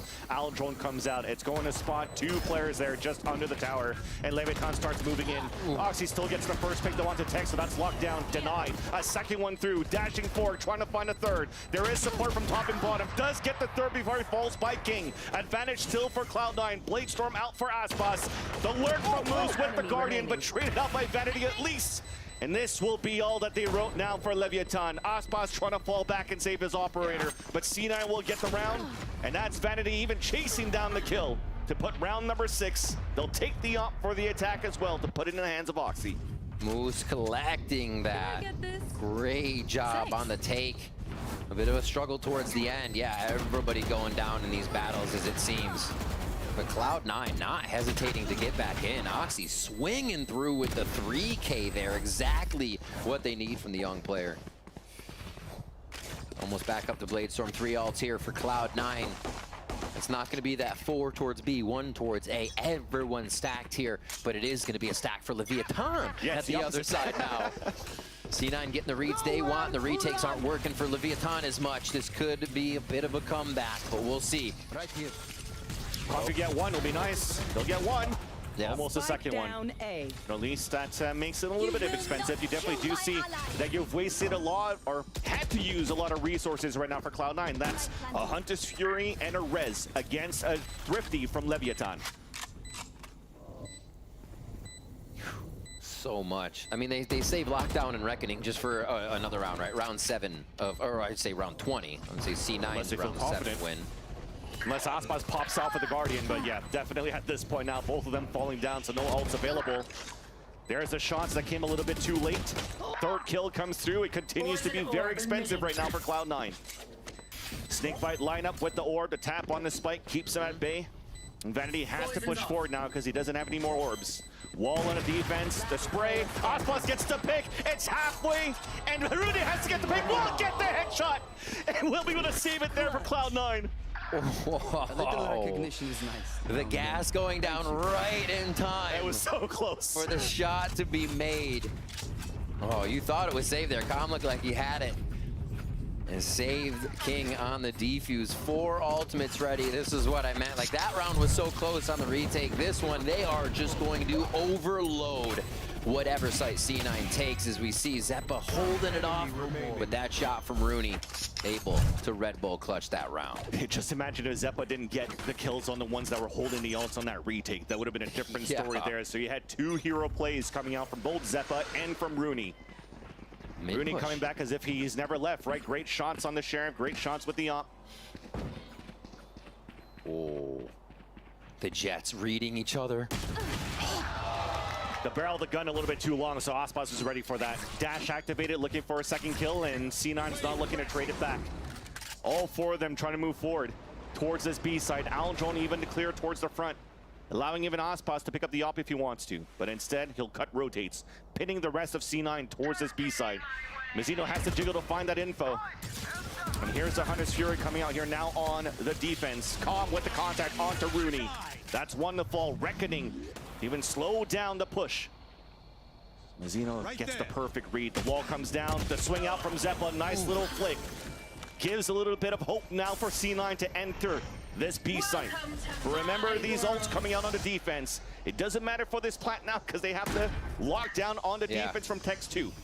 So winning condition for C9. Try to take down Tex and Aspas as well with the lurk. There's the ult first. Just reaches the outside. They know what portion of the ult he's got to be in. It's really interesting and awkward now for Vanity. Wait, Aspas is going to call it at least. Yeah, There's a snake bite into the pit. Aspas looks back. He'll get the first kill in, and now there you go. You have all that information coming through. The pit comes down. Moose is alone. He's going to get spotted for sure after the nanoswarm comes down. Nice little first shot, a second, but the defuse will still come through. And Leviathan will win the first map here on Icebox. Really able to scatter Cloud9 for the most of this Icebox map, finding ways to route them, finding ways over and under the utility, if you will. They really, really put Aspas online here to do well. 31-9, like quietly, but not quietly. You know what I mean? Like absolutely wild stuff here from Leviathan to start off. And this is what people expected after that preparation time and with Cloud9 coming in. Yeah, and at the same time, when you're looking at the other end too, Aspas 4 first bloods, but Tex also had 5, so it shows how much he was doing on not only lurk plays, but also how he's anchoring sites. Yeah. So very well done at this point. And with that, we'll have to see what's going to happen on that second map, though. Sunset is the map coming through here for Leviathan, and when you pick Icebox in, you kind of got one-shotted pretty much this point against Leviathan. It's definitely a tough hill to try to come back up. Lev was hungry, man. They started on attack. I can't expect anything less. Exactly. Well, with that, we'll go for a break, and when we come back, we'll see if C9 could push this into a third map, or will Leviathan close this on a 2-0.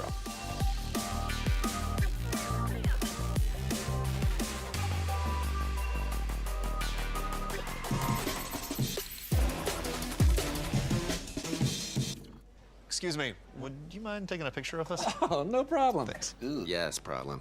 You need Verizon. Trade in that old thing and get a new iPhone 15 Pro with tons of storage, so you can take all the pics. So many selfies. A preposterous amount of panos! That means panoramic. And as many portraits of me as your heart desires. How about none? None, yeah, none feels right. Trade in any iPhone in any condition and get iPhone 15 Pro on us. Only on Verizon. Red Bull gives you wings.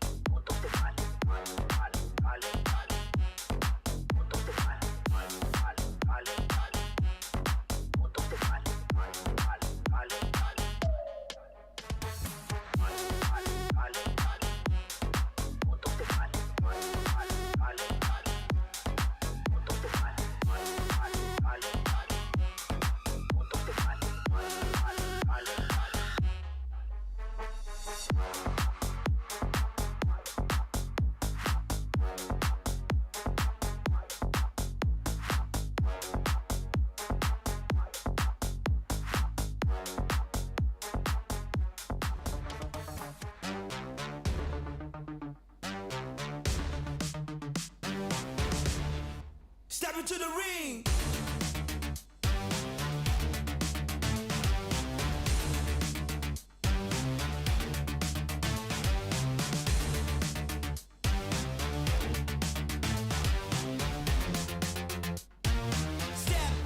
Step into the ring!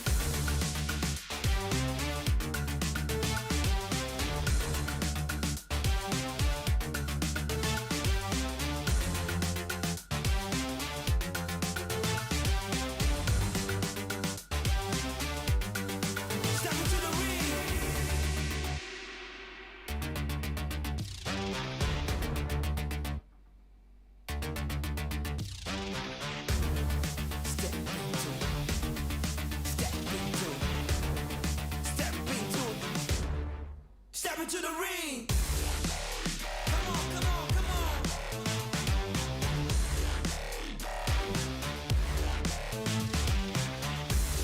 Let's go.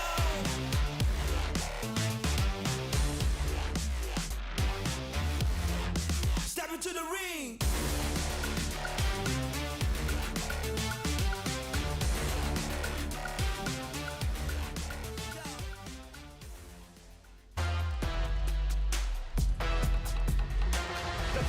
Where's the communication?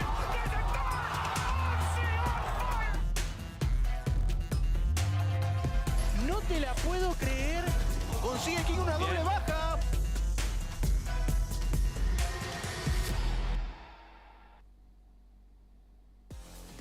Smick standing here with Coach Gokid after an amazing map #1 from Leviathan. Really quick for you, we noticed that there was a switch made before on Icebox. Icebox was on Reyna, and now we see him back on that Jet.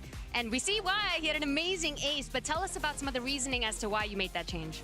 Honestly, we think both Reyna and Jet work really good, but it's nice to mix it up. Jet allows you to get a bit more operator, which obviously on Aspas is insane. So it was also him feeling it. We can play with both, and he was feeling like Jet, so we just went for Jet because it's a nice switch up and it works good. He was feeling like Jet, and he got us that wonderful ace. Best of luck on map #2. Thank you. So it seems like Aspas just goes out there and says, I think I want to play this one this time around. And they did just that. And then he drops a 30 bomb. That's crazy, bro. I mean, I think that's pretty cool. That's to amazing. be honest. Because like one of the things that they're missing when they're playing like the Reyna, for example, is the ability to have that verticality and especially fighting aggressively over an A main, B main on defense. So I actually really like that read where they can get a little bit more flexible map to map. I also love how differently you see him play sometimes depending on the role. I think he's really good at like taking the right fights depending on his agent. He's a top-level player no matter what he's playing. And giving a star like that flexibility is awesome. Let's not act like switching from Reyna to Jet is some sort of revolutionary thing. Yeah, last I heard it was a real crazy pick. He was farming though, and all of Leviathan was, to be honest. They right out the gate, they won that pistol, and since that moment, you kind of, other than the time they got ecoed, you kind of saw them working all sorts of corners of the map, and it was working really well. 100%. I think Tex had that big round. He was able to walk all the way up into A main. They played another round, leaving King inserted down by jail. They also did a lot of mid work, not just with one player late in a round, but also 3 players walking into tube, clearing it out, freezing the round. And if you're C9, you're just wondering, like, where can they be creeping up once our Killjoy utility starts to fall down? Level really good at using time and sort of freezing and hiding information to make C9 worried. Yeah, and the way that Aspas was playing around the harbor was really reminiscent of him on Loud, right? They did a great job, I think, of kind of setting comms darts in the right position around that harbor utility to set Aspas up to take some really good opening fights throughout this one. And it was the same deal on the retakes, for the most part, looking real clean in the second half. I think the synergy looking at really a higher level than what we saw in kickoff already. Yeah, it's actually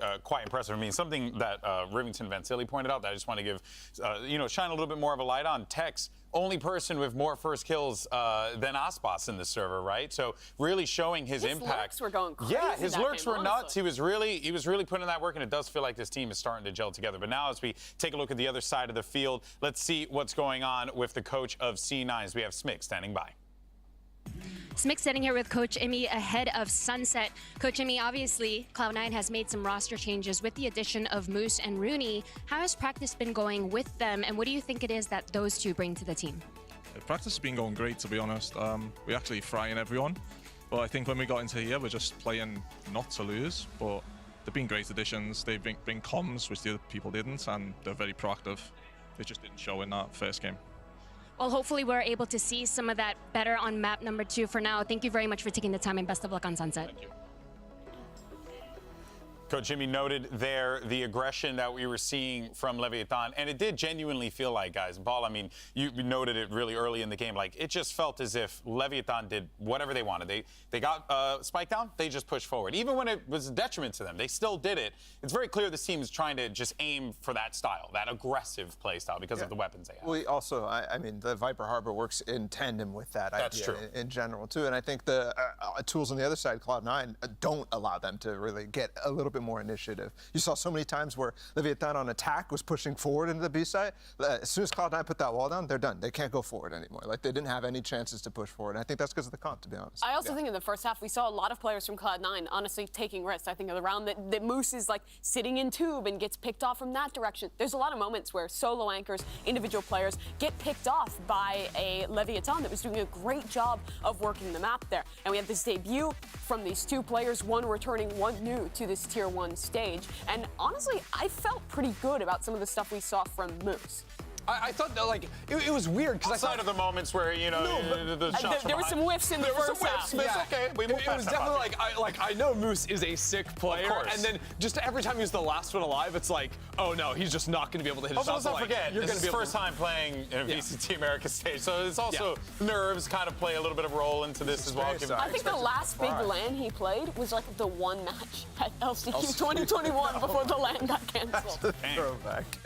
I remember that one. And the thing too, Rooney, I mean, the stats didn't show like he had a great performance, but there was moments where he had that impact that you remember from last year's Cloud9 with the Sheriffs. Multiple rounds, he was still having that first, that one kill when you just needed one person to get a gun, and then all of a sudden that catapults. That sort of thing is what Rooney brings, and he delivered a little bit, but not overall. I think both of them kind of had weak debuts. Yeah, I mean, I feel like in general, that game was kind of inflated in the round count because a couple of ecos, because of winning that pistol round in the second half. I think the scoreline makes it look way closer than it was. Like, that was a blowout for Leviathan. They were in control of that one throughout. They were dominating in all the rifle rounds, and a lot of these Cloud9 players just weren't hitting the same way that the squad was for Lev, especially when it came down to that synergy, right? Like, so many moments where Cloud9 is trying to flood onto a site together, just not setting up to trade each other out in the same way that Lev was. Yeah, well, now we take a look and see where we're going to be going for Map 2 Sunset here. Of course, you know, I think that there are a lot of ideas. We've seen tons of ideas implemented in Madrid, right? Some great, some not so great. He's back. Dude, He's lounging again. We saw C9 implementing some ideas during kickoff. Like, they were playing double duels with Raze Yoru on this map. They weren't playing a Sentinel like memories. It was wild. I deleted that from my mind bank. Yeah, so, memories are bad. No, it's bad.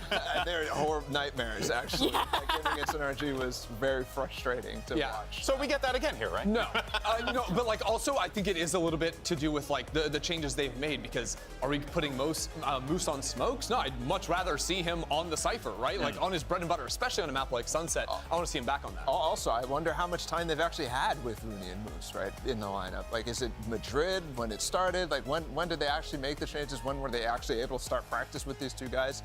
Because I think what we saw in Icebox was very comfortable type of choices, right? Kind of scared choices you might say, because it's that's what Coach Jimmy said. Play to lose, not to win. Yeah, in the comp sense is what I'm kind of talking about. I don't know. I think that comp is fine, right? I think it's a tough match against the Harbor Viper, but I think that comp is still good, to be fair. It's good, but also when you're talking about Cloud9, who was playing like Deadlock and sort of that stuff, and a team that's playing Yoru constantly, like. I mean, I would just saying that you like. But I would not Deadlock I'm not saying to go back towards that stuff, but like that's a team that wants to be creative, and then all of a sudden you're going to this. It's like the team who had an identity was taking risks versus the team that's going to the old default stuff. And this is way more comfortable, and so that kind of shows. Which I am in favor when you're an underdog in the game, taking some risks with the comp, taking them to a different map, like trying new stuff. So I understand where you're coming from. Yeah, I mean, it's what do you have to lose, right? I mean, you know, worst case, the game. You lose, but I mean, if you're going into it as the underdog already as it is, and you're going up against a Leviathan team that a lot of people weren't giving you the time of day against. But also, I think we're reacting to game one. I think all of our opinions was Lev is going to be the stronger team, but C9 have been saying they're owning everyone in scrim, so they're not coming in weak. Look at the agent select. Leviathan is stealing the loud comp, going for. I was wondering who was going to do it. Well, but this is the weird thing, though. It's the loud comp, but there's no Viper, and I think that Viper really enables the no dive comp, right? The double flash as well, because you can chop the map into much smaller segments. You can fight through your walls much easier. The Cypher does not operate in nearly the same way. What the Cypher does add is it lets you strong side really heavily towards that double initiator and have the Cypher to hold down on the other, also activate a couple more lurks. But you're absolutely right. That Viper, I think, makes it a lot harder to mid-round on the attack.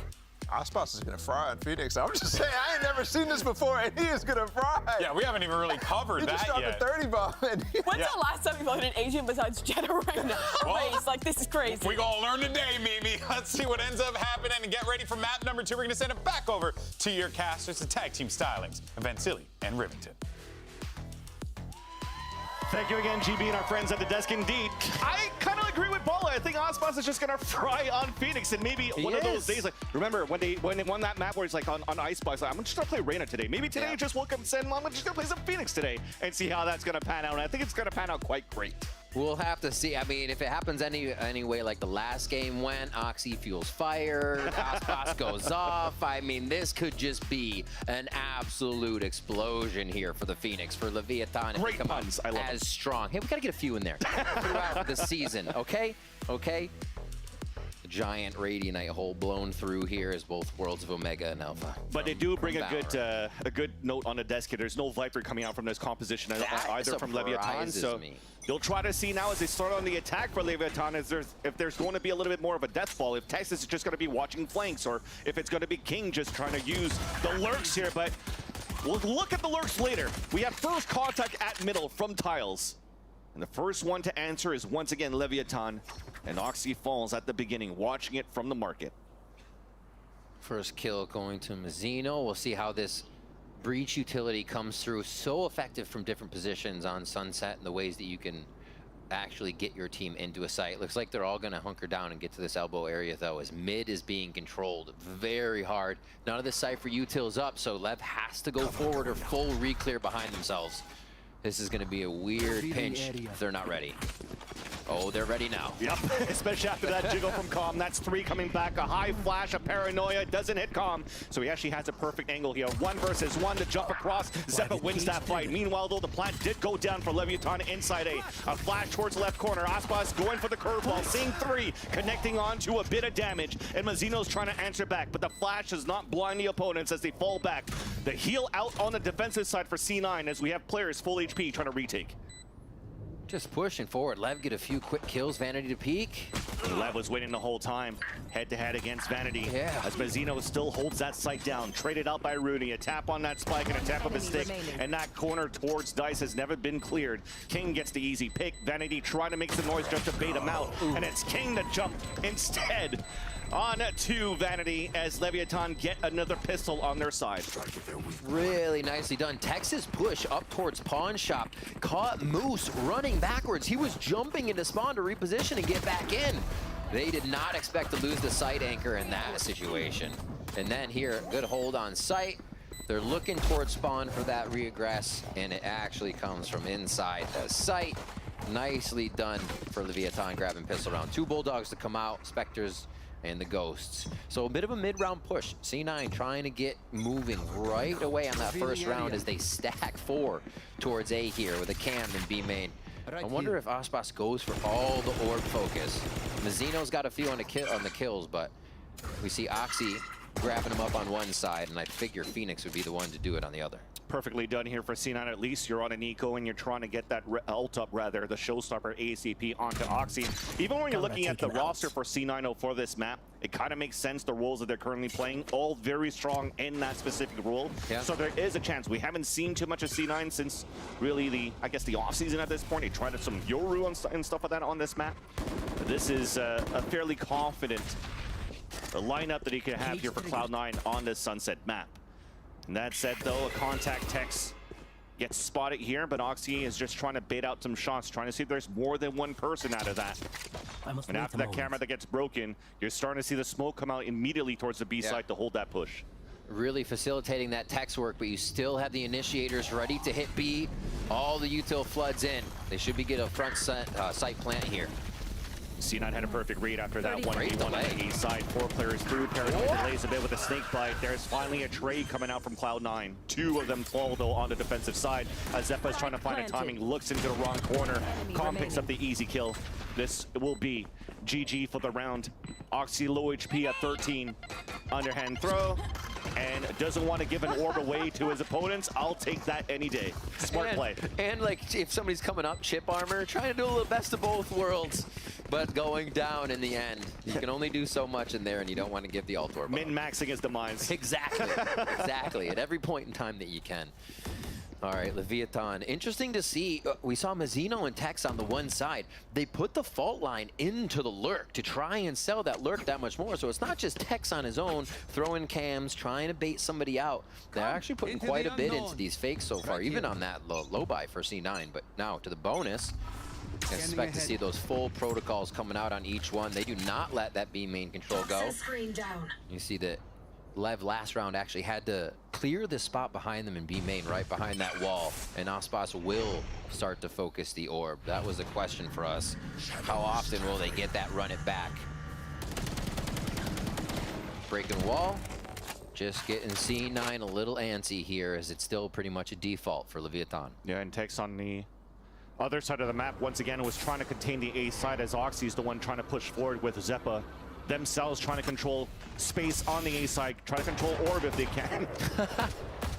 He was ready to pounce. That dog was ready to pounce there, but Zeppa just staring through the eyes of that dog, the lurk here from Tex. But there's that rotate across, nice fault line out from Tiles, and Oxy managed to escape.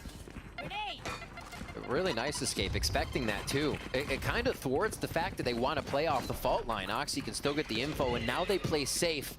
But is it enough? Can the team rotate quick enough? Leviathan paused for a moment to get the util out, and it might be just enough time for Cloud9. There was a one-way being thrown there towards that left side, a smoke in the end when they got the flash contact and elbow. But this gives an opportunity for Leviathan to just flood. Look at all that util. Uh-oh. Flashes galore in all angles as Comp gets first blood onto Rooney. Another flash coming through. Oxy's fully blinded, trying to stay alive. Nice little headshot though onto Mazzino as the spike falls. There's 13 seconds left on the clock. A second kill coming through. 8 shells on the ground as the ult came out from Aspas. A 3 versus 1, 6 seconds left, trying to stay alive as he gets that pick, but there will not be enough time. Running through the protocols, Boost and Vanity fall back to save the weapons and also win the round on time here for Cloud9. Oxy doing the dance inside sight. Gotta see it again. What was that separation between Lev out the smoke? It was somebody ran spawn, and then Oxy had time to just dance around the box, get back in position, and get the safety here. The dog just grilling. Well, you saw that util that came out, though, towards that A site, right? They had the paranoia and an aftershock. So for them, for Leviathan, they thought that it was fully cleared. True. And Oxy, all he did was dance around the left side. He had no pressure on the left side because of these one-ways that were being thrown by Vanity in. That was probably the perfect thing to allow Oxy to get these kills in. That kid keeps smiling. Great defense. B main control instantly again for Leviathan. And that's one thing here that C9 will have to start identifying, but we'll hold that thought for a bit. There's an early curveball, and now the orb's being taken by Mazzino. So they are trying to cycle objectives with this orb, but that's the name of the game right now for Leviathan. C9, they have to try to fight, but they're fighting mid instead. Pushing out very aggressively. Yeah, they'll get one for that, so we'll take it. Moving back around. So they know Lev's playing the orb game. That's something that Rooney can hear inside B. It's something that's going to happen. You see Rooney throwing the Viper or the Snake Bite out every so often, just trying to do a bit of damage, get some armor off, and chip him away. And this mid to market play could be huge. Only good for that one kill, unfortunately, though, as they had the players to at least try to set up some sort of crossfire for Cloud9. Advantage still for Leviathan as the hot hands gets thrown at the staircase. Zeppa runs through for a bit. Here's the spike going down. And he's hoping to get one. The plays wall up, finally gets the pick there onto Aspas, but doesn't know that there is this player right here that lurked through. Zeppa tried to clear it. There's no util left to try to get information for Cloud9. So it has to come down to the swings and the trades, and it continues to be perfect here for Leviathan. They were thinking he was cut close to the corner. With the time that you saw the swing off that paranoia, they were expecting somebody to be tight left, not just standing right in the middle there with another off angle. So nicely played. Good defense on the site there by Lev to throw off the angles of the crosshair for C9. And this mid fight, super aggressive. You see C9, like you said, wanting to get their hands dirty right away, wanting to find out what Lev is doing. Yeah, because we talked about maybe trying to control B main, but at this point, if they want to fight back towards middle, they'll give the orbs anytime they want. Getting control of mid will not allow any lurkers to happen on a split towards B. And maybe potentially with the comp that they have, they could have a better retake here towards the B site in the end. Now looking for a timing to contest towards the B site with a tap on an orb, but there's nobody from Leviathan there. Calm with the spray as soon as the wall came up, gets contact on one. Here comes the swing for the rest, and he'll get two at least, and it's going to be King's turn. He's going to save the weapon. Exactly. And make sure they don't get it. There's the step he needs. Yeah. That's too obvious at this point.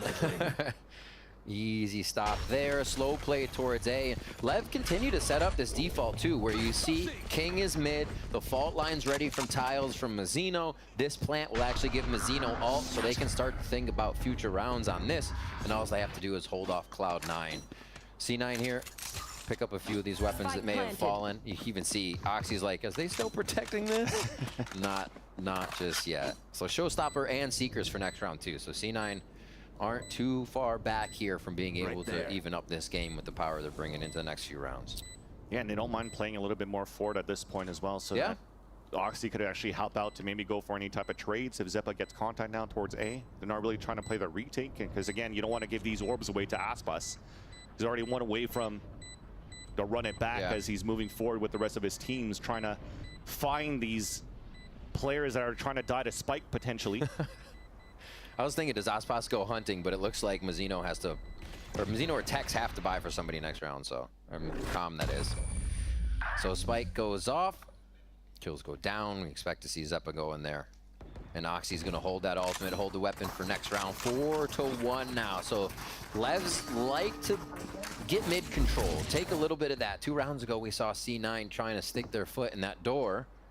It didn't work too well. They did get the trade-off, but they're losing one. So if they can just get control of that mid and then hold it, maybe from market or at least top mid, I think they stop a lot of what Leviathan wants. Maybe even tiles control would mix up a lot of how they start their strategy.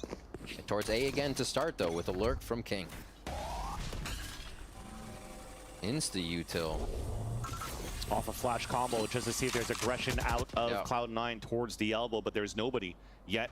Leviathan are still trying to group together to support towards middle.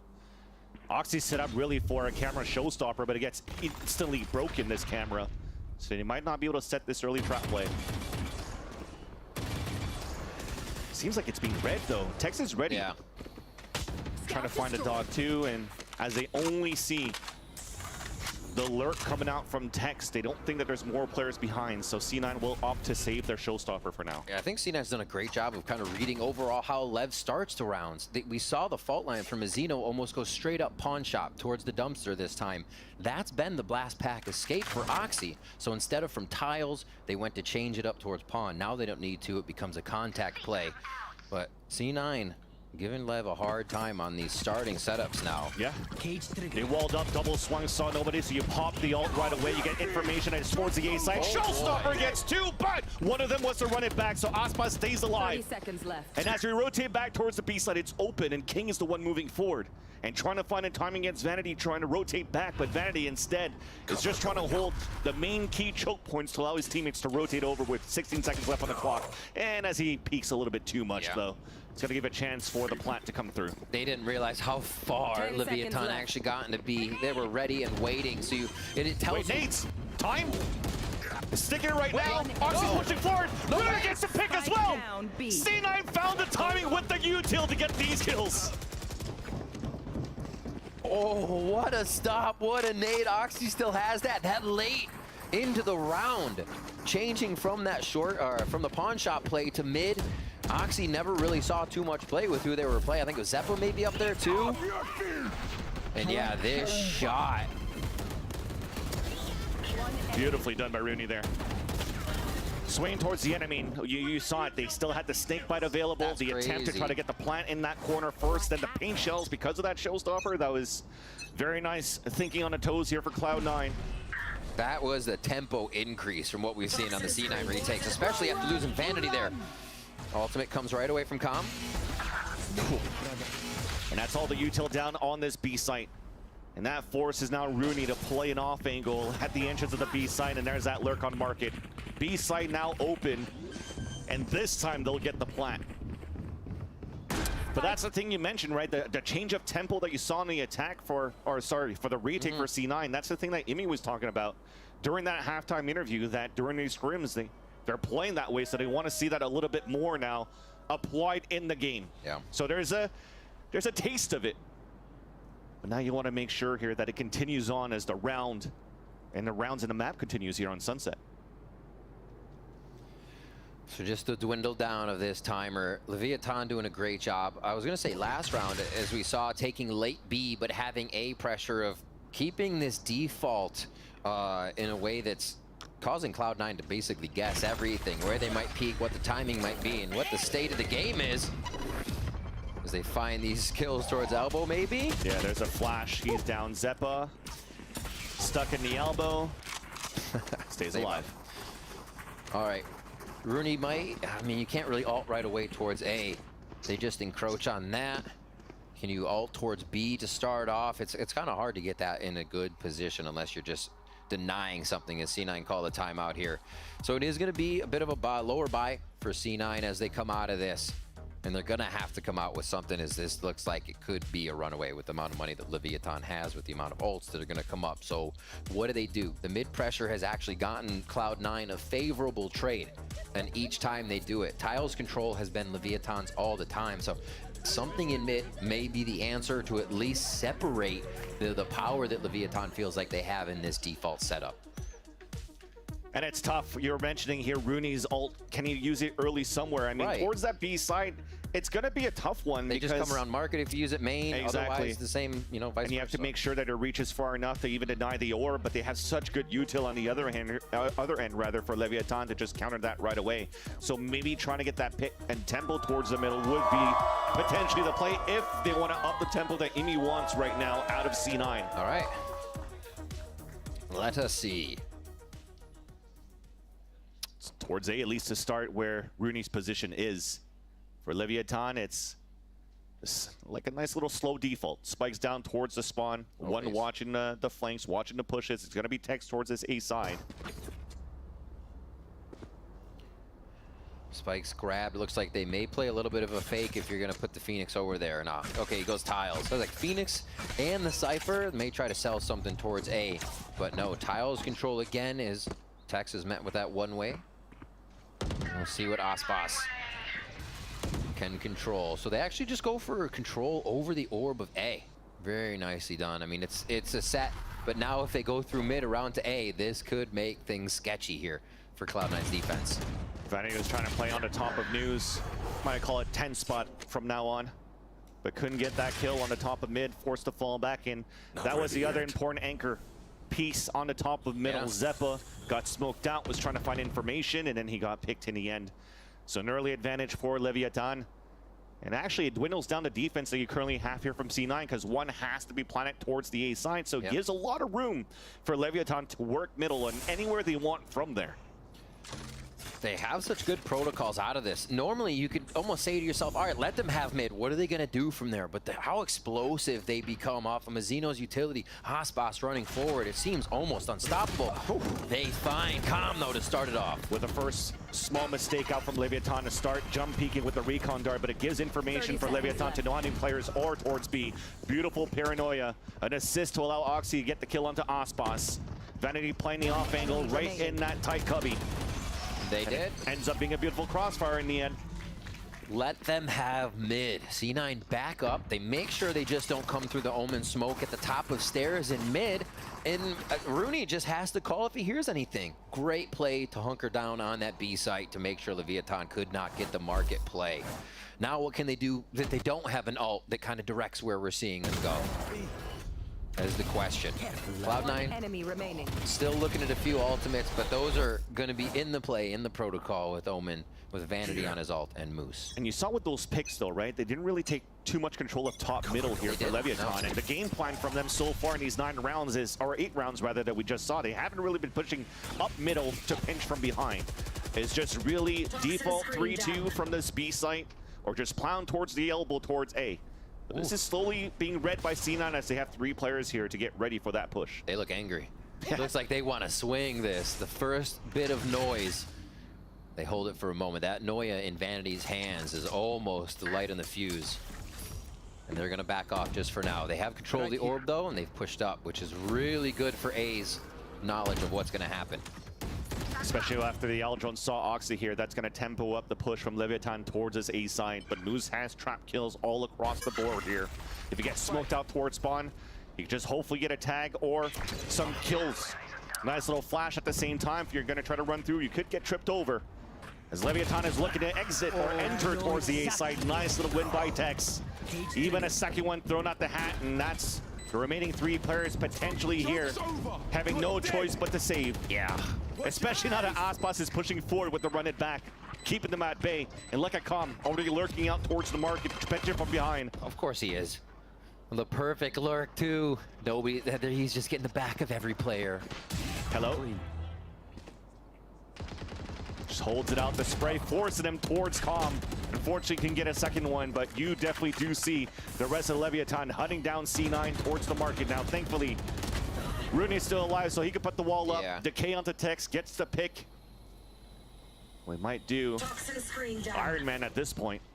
King's close by, but you definitely see the last players. They don't have too much money to work with here, so the last 3 will not hunt down anymore. But at the end of the day, the round is still in favor of Leviathan. We look at that round, and I think it becomes a round where C9 is happy to allow mid open, and they play control over a site. Here, they give up too much space and it bites them. Like Tex walks right into the site. It's all contact play, and Leviathan just take the shots that they need. So a little too much space being given in one round. They control it good, find the middle ground, lock down Leviathan, and don't give them as much. Again, Tiles has just been home ground for Lev. Once they get mid, they listen to the map. They start to read it.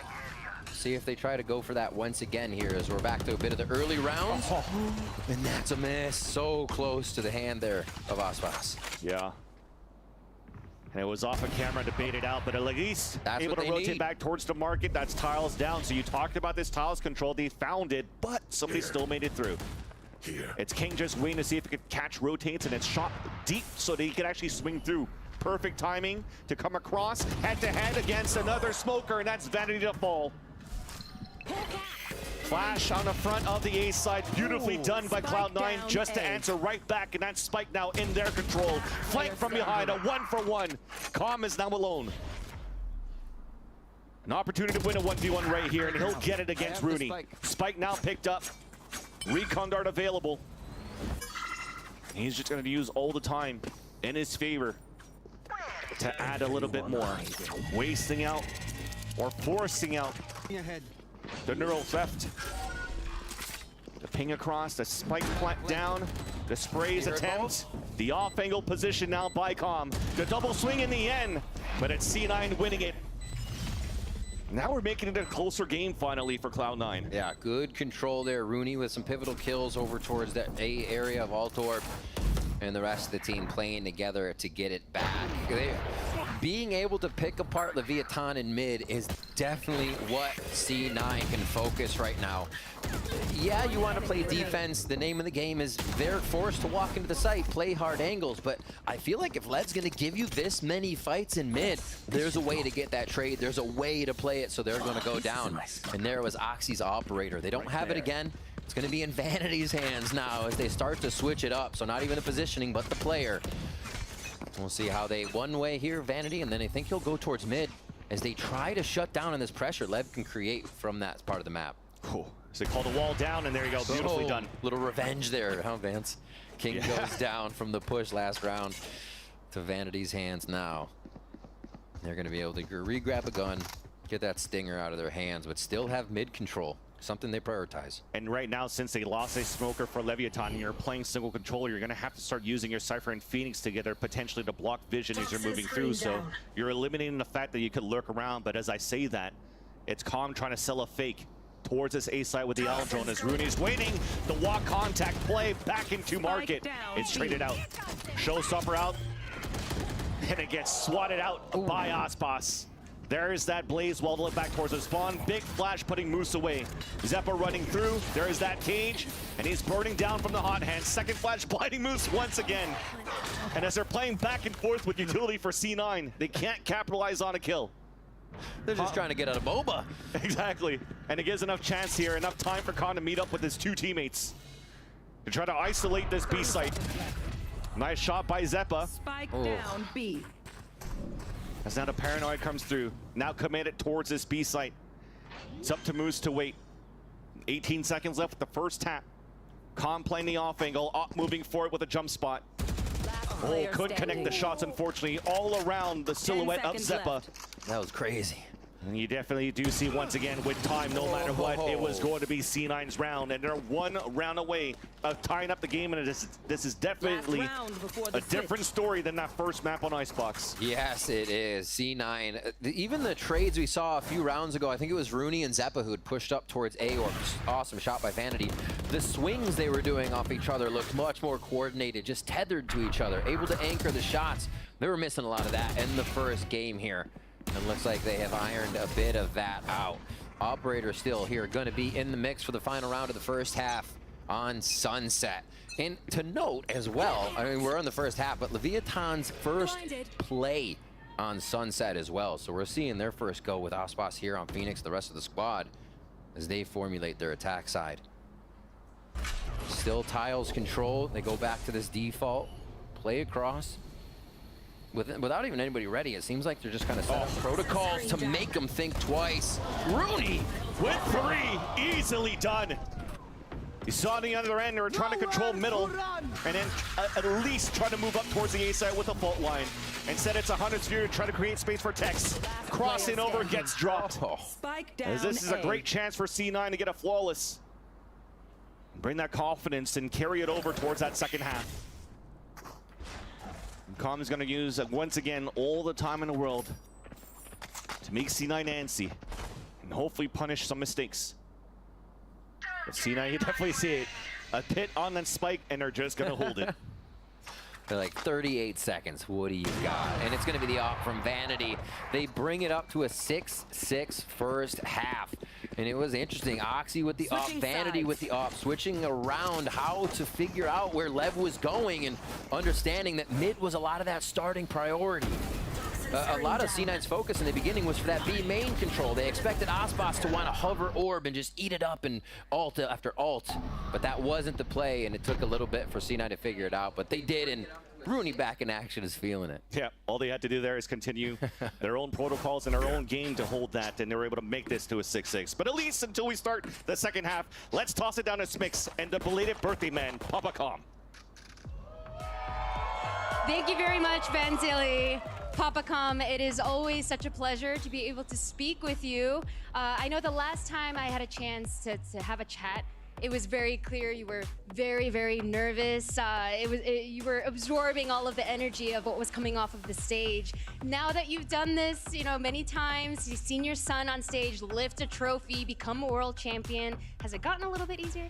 I think so. Him winning the world champion, him being a world champion, it's kind of like, you know, he's accomplished at the top level. So anything after this is gravy. What was that moment like for you? Because obviously for the EG fans and all the personal fans of COM, it was amazing to witness, but I have to imagine it's different as father to see your son go on this journey from start to scratch. It was surreal. I mean, the arena was surreal, the crowd was surreal, the Cinderella story was surreal. I mean, it's been an amazing experience. Indeed, and now obviously he's on a new team. Talk to us. Does he like to deliberate some of these decisions that he makes, or does he talk to you afterwards? What is that relationship like? Yeah, he always comes to me for strats. No, I mean he's accomplished so much. He's bringing so much intangibles to a team. He did it in a crew. He did it in EG. Now I'm hoping he does it with Leviathan. He's both someone that brings a team together as well as inject a lot of good ideas. So he builds a team up. Amazing. Thank you so much, PapaCom, as always, for taking the time. We'll see how this map goes as we throw it back to our casters, Vantilli and Rivington. Thank you so much, Smix. And indeed, I mean, I'd probably take some advice here from PapaCom. He's tearing up the Team Deathmatch servers all the time, and I see him tweet about it. And you know what? Another thing, I wish I'd looked as good for 25 years old there. Happy belated birthday there, PapaCom. That said, 6-6. C9 able to fight back now in Leviathan, as we saw that they were working a little bit towards this side and went towards a different game of mid, and C9 was able to read that quite well. It's now time for Leviathan to play the defense. They start things off with some information gathering. We saw the Skybird being thrown early by Zeppa that finds no contact towards middle. And C9's looking to get the punish into market. A little bit of love taps there onto Mazzino, forced to fall back now at the staircase, and instantly 2 players going to meet up with him. You just see him creep into market here all slyly, ready for the protocol. They're setting up for a market play. They may get backstabbed here if anybody, or if everybody starts to run through. Cypher util is at A, and I think that's been slowly identified here. Good lurk coming in from Moose. They may actually revert on this if he gets far enough up. Right now, C9's just waiting for this smoke to dissipate, right? They pinged out towards the left side at the orb. They pinged out towards the map. They want to make sure that they clear all of that. But all of this time wasted to clear this area. You see the position from Leviathan already ready to set up these crossfire fault lines to even delay them. Bye-bye. But this is it. This is the big one right here. Moose walking in. And he's going to be able to escape, at least a trap coming through. Head-to-head now against Tex. He knows Tex is back, but he doesn't know where the trips are. Doesn't want to get himself caught. Oh, no. Moose takes it upon himself to go in. It's exactly what you want to see from a new player. Feeling confident to make it happen. The plant's going to go down, and all this power from that pawn shop side could come through from C9 on this post plant. Hot hands, paranoia, shock darts doing a lot of damage here on to C9, but Oxy still gets a pick. Another flash out through the smoke. Oxy gets a second one. Ping shells out. Vanity holding the site as players of Leviathan are falling down. One more left to go. It becomes a flawless for Cloud9 in the pistol. Awesome pistol round. The mid play, they find out where the breach is. They actually go towards the Cypher util in the end, but know that dealing with that Cypher, dealing what might be set up after they start to go towards market, really nicely pull Leviathan over.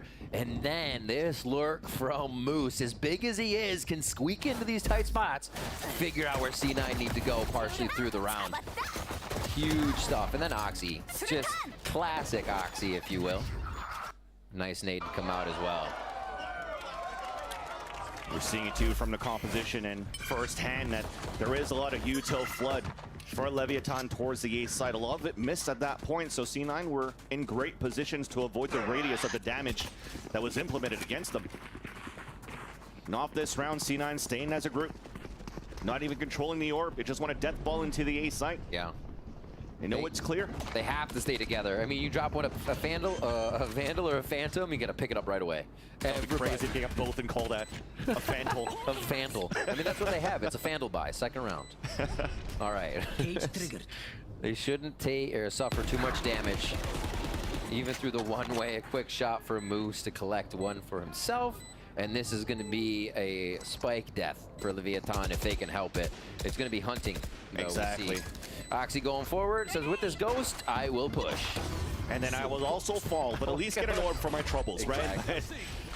Still becomes a round for Cloud9. Clean. It's exactly how they got to start off the second half. They actually got pistol to start off Icebox too on second half, so that has been coming in well for them. Still have a bit of that eco prowess that we saw before with the Sheriffs. So that C9 is still in there. It seems like they're starting to scratch the surface to bring a little bit of it back out here. Vanity and Rooney able to get the calls that are really working against Leviathan's early rounds. But is it going to work for the bonus? That's the question. The rotations won't come as quick, and Leviathan is going to anchor these sites a little harder. We will see Mazzino living in that market area for quite some time to be able to affect both sides of the map. And we'll see how much C9 favors or just conditions towards A in these next few rounds. No mid control right now for the team. Those pings look like it's a send it. Satchel out as well. Flash on the other end, getting the timing towards the one-way of Radar Knight into the shrouded step on the top. King couldn't capitalize on the kill. Oxy's actually still quite healthy. Yeah. As they get the paint shells to push him back, and that will allow C9 to get the plant. Heal comes in from Zeppa. They're back to topped off, just no armor from that chip. The 5v5 retake here to happen. But Zeppa used a lot of that timing of the dog only to spot that one player, so he doesn't really know how many players will be flooding out towards the A lane. But you can definitely see it from Leviathan. A fault line ready to cross the map. The Aldrone towards the front. Cages and smokes to try to slow them down. Aftershock, Zeppa avoids it, stays inside the Viper Orb. As King is now going, he finally moved inside the site, gets that first headshot onto Zeppa. Beautiful flash being done. That's the second one to fall for C9 on the pulse plant. But there is utility on that spike to delay that defuse out of Leviathan. And all that time that it took for Leviathan to attempt to take the A site, it's Icebox all over again with the pulse plant utility. The omens go down to the explosion. Good gun saves though for C9. Good damage from Leviathan. Good bonus, right. Getting a lot of that in. All right. Lev As we watch here this replay, having the Phoenix and the Breach to come in with so many flashes, but it just didn't clear enough ground. Only that early part of the site, and C9 were still ready to defend a lot from the A main alt orb position. Doing an interesting job of not really trying to anchor too much in the site, leaving a few, but really hovering back around Rooney and back around where the flank would come from and being able to dump utility in that way. So Lev calls a timeout, gonna get themselves situated here to see how next round may be able to play out. Alt orbs not really in their favor as they're quite a few points away still, so C9 can really start to run away with a few rounds and make this hurt. Especially if you're able to avoid the utilities that's being thrown for the attempt of the retake towards A every single time. And also now realizing that C9 has post-plant util lineups out from that Viper towards elbow, towards A ramp. So the control right now, will it be trying to work towards that middle? Will we want to try to get flankers now from Leviathan just to make sure here that C9 can't set up outside of the A site? And for those rounds, last round, you know, they call upon Oxy. Blast forward by himself towards Dumpster, pushing forward through the one-way. Doesn't get hit because King doesn't expect that on that step up already. And they start to flood the site. Little ways that C9's trying to up the tempo to get through the defenses of Leviathan here. So back to a default setup, more so. That Cypher at B for Leviathan, a little bit of B main control, and now Breach over towards A. Yeah, they went for the recon dart now from the top mid just to get information. Fault line potentially if there was more pressure coming out from C9 at the ramp. And then King to come out with the Sheriff, but instead King will get posted and will use his body to get information. This rifle that was saved though by Calm in that previous round, you saw that he still has 1,000 credits rather, and didn't want to buy an owl drone, so they don't really have too much util to find the mid-round information. It's gonna have to come down to really try to play more passively, trying to find some sort of punishment here on the over-aggression of C9. And there's that first contact, and King's already falling back. Gonna have a pretty easy time taking this. Over on the defensive side, you see Tex and Ospas waiting for a cam peek. They just take control of B main as the spike's going down. So a lot of time for Cloud9 to set up here once they take down King. As they take down King, Mazzino at least was able to get one, but so far you definitely saw trying to do a hero play towards the dice. There wasn't enough defensive plays and defensive players to help Leviathan from the dumpster, from the A-link. Now it'll be a similar story. Make things expensive with the Phantom, dying to the spike, trying to find a timing here as Calm swinging out. Then Zeppa punishes him. They're looking good here for C9 to close up another round. So Tex moves forward for a 1 kill. Trying to salvage something, maybe the Phantom, maybe some more kills. ASRock just waiting patiently for the first contact, but could not get a kill in the end. And that's C9 at 10. Cloud9 are running just this, not default towards A, but the same strat towards A. Everybody ready to push in. Rooney watches the back a bit. They feel comfortable. Why change it if it's working? And they head into sight, almost like it's unstoppable for Lev right now with the numbers they're putting there. Let's see this replay one more time, and just the simple holds. This obviously a lower buy for Lev, so it does become a very comfortable round for Cloud9 to start getting these swings in once they have the sight. But yeah, a lot of focus towards A here for C9. Not a lot of mid control, not a lot of rear control on their flank. They're just going forward, and it seems to work. This is going to be a different look, though. They go towards mid pretty hard as they just lose Vanity. Exactly. Calm all it did was spray down towards the smoke and contacted for a kill wallbang. Aldrone coming up and we're trying to answer back with their own wallbangs, but Oxy couldn't get it. Aldrone still hasn't been broken. So that forces players to push into the market. He gets 2 pings out of the Aldrone. Tex with the off angle. A flash comes out. Cage comes up. That saves actually Zep at the same time. He counter flashes, but Aspa still holds the angle. Whoa. And finally, C9 decide to fall back. Too many cages. Too many block views. As Aspas finally starts getting activated there. He had a very, very slow map so far. I think I saw 6 and something. So that's maybe another plan now for C9, trying to avoid not only Aspas, but the Cypher util on that B site, which is potentially why we're seeing C9 continuously pump towards the A site hit. Yeah, it's a lot easier to make sure you get into A. Even if you get trapped, somebody can shoot it for you. You're right. We have not seen any B play here from C9. And when we do go market, Lev has a crossfire ready for it. Yeah. And they're already watching from top mid to make sure it's pinched as well and nobody can get a flank. Leviathan putting a little stop to the bleeding there. That's big. The flash was actually thrown on top of tiles from that this entrance right here. So you saw a couple of players already rotate out from the A site to top mid. Shadows. And C9's just trying to find a better timing to maybe push back towards the A ramp, but a second one-way smoke just thrown here by King. We'll slow things down for a bit. Smoking mid. Just missing it. The Homos got that. Trying to hit the tripwire just so someone has to think about market. But it's the A play that's going to come through, and King falls. There you go. Contact play this time around. One crouching under, the other's around. King punish, and look at the pivot. Leviathan focusing on top mid and A site. A retake play on B. Moose trying to take control of middle right now, and he's not going to hear any of this so far because it's just a walk across. TP now towards the spawn. It's a fake now just to make sure that you're trying to keep Leviathan out towards the A site, and here comes the hit. And this is what we talked about. C9 has been going A, conditioning towards that A, and just the Trailblazer in a delayed round will cause that rotation from Lev, but losing Moose in mid makes it 4v4, Vans. They want to fight back towards the middle. Calm just got caught, so they have to try to push a little bit more. There's that nice pick by Rooney. A tap on that spike, maybe. But now here comes a showstopper out, denied by Mazzino.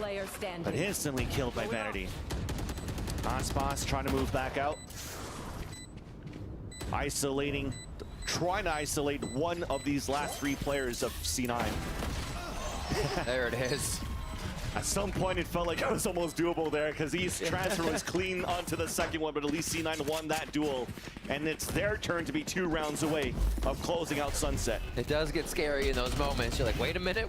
And the amount of times we've seen Oxy get shot out of his ult this series, that hurts too. That is also very true, The showstopper comes up and it's gone down twice, I believe, almost in a row now. Yeah.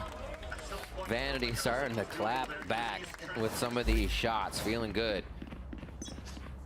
We'll see, 11-7, 1 point off that game point. Leviathan goes for the buy. They're down in money here. If C9 can hit this, they go for the throw. Oh, so much noise. Curveball, 2 kills, make that 3. Spike down B. And that's one thing you learn real quick. They've done a lot of these setups at the beginning of the round from Aspas and Tex, and this is the first time that C9 tries to just tempo really quickly towards B main, and they were greeted by a huge surprise. It's late now in round number 19 of this second map. Giving a chance here for Leviathan early. Try to bring the game back. We finally see what that Aspas and Tex hold at B looks like. Cam sees them, they throw down a gate, they get out a flash, and just start lacing through with the Phantom sprays, and specifically the Phantom sprays, so they can't be traded back as easy. Here we go towards A, dogged out, and Rooney almost got util caught, but he fires back. That's crazy that he re-swings to pull out his weapon too, so Calm was not ready for that one. Runs up for the kill into Tex, the timing off the fault line. Rolling Thunder then answered back from the Seekers. It's a stalemate for now. AFtershock out as well. Does it contact? No, he's made it towards the back. Now Zeppa is tucked in, 30 HP. Weapon now back out. He doesn't clear towards the left, but they both get the kills. Oh my God. Map point for C9. Match point. 12-7. Rooney, that's partially what I was talking about before, that they're swinging together. C9 so much more in sync. I think that one was thank God we swung together, but still the teamwork is there to bring them to game point. The whole Riot Arena just erupted. Like, what the hell are you doing here, Zeppa? But there you go. They both swing through, gets that pick. He's like, no, I was leaving that one for you. I get this one, you get that one. You got me. Fine. No worries. Fast push again, straight into B main here. And already C9 understands that, runs all the way up towards middle. Spike also there. Big paranoia by King. Counter paranoia out from Vanity. Towards now they're trying to pin back, but here's the thing though. The setup from Cypher is actually towards the A site this time around. There's that first tag. And Oxy already falls. Dog now towards the back of Dice, he gets stunned. trying to get these sprays, trying to stay alive behind the cages, giving time for Leviathan to rotate across as well. Now towards a dumpster. 2 kills coming up from C9 for 1 of Leviathan. You hear that running back from Aspas. There's that pick. A pitch now towards the connector. The hat comes out. It's a 2 versus 1.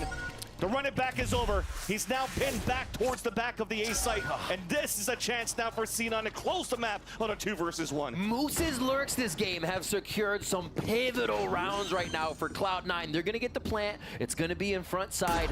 That's going to be a little bit tougher here if that's going to want to be a push from Aspas and for them to spam through. But Aspas' wall is down. It's just going to be the fight for fight here. Can he get the transfer? C9 set up in a bit of a contact crossfire here. And he has no utility, and right now you just have to run the main protocols now for C9. Smoke being thrown out, even towards the staircase. Aspas is just making noise, saying, come at me, bro. Tap it onto the spike. There's that first jiggle. And see on the other end, Moose is just waiting towards long B the whole time. So they're just letting Vanity win that 1v1, and he will. And C9 will be able to push this to a 3rd map. Nah, stay up there. I got this. Vanity takes it. Moose with some big rounds.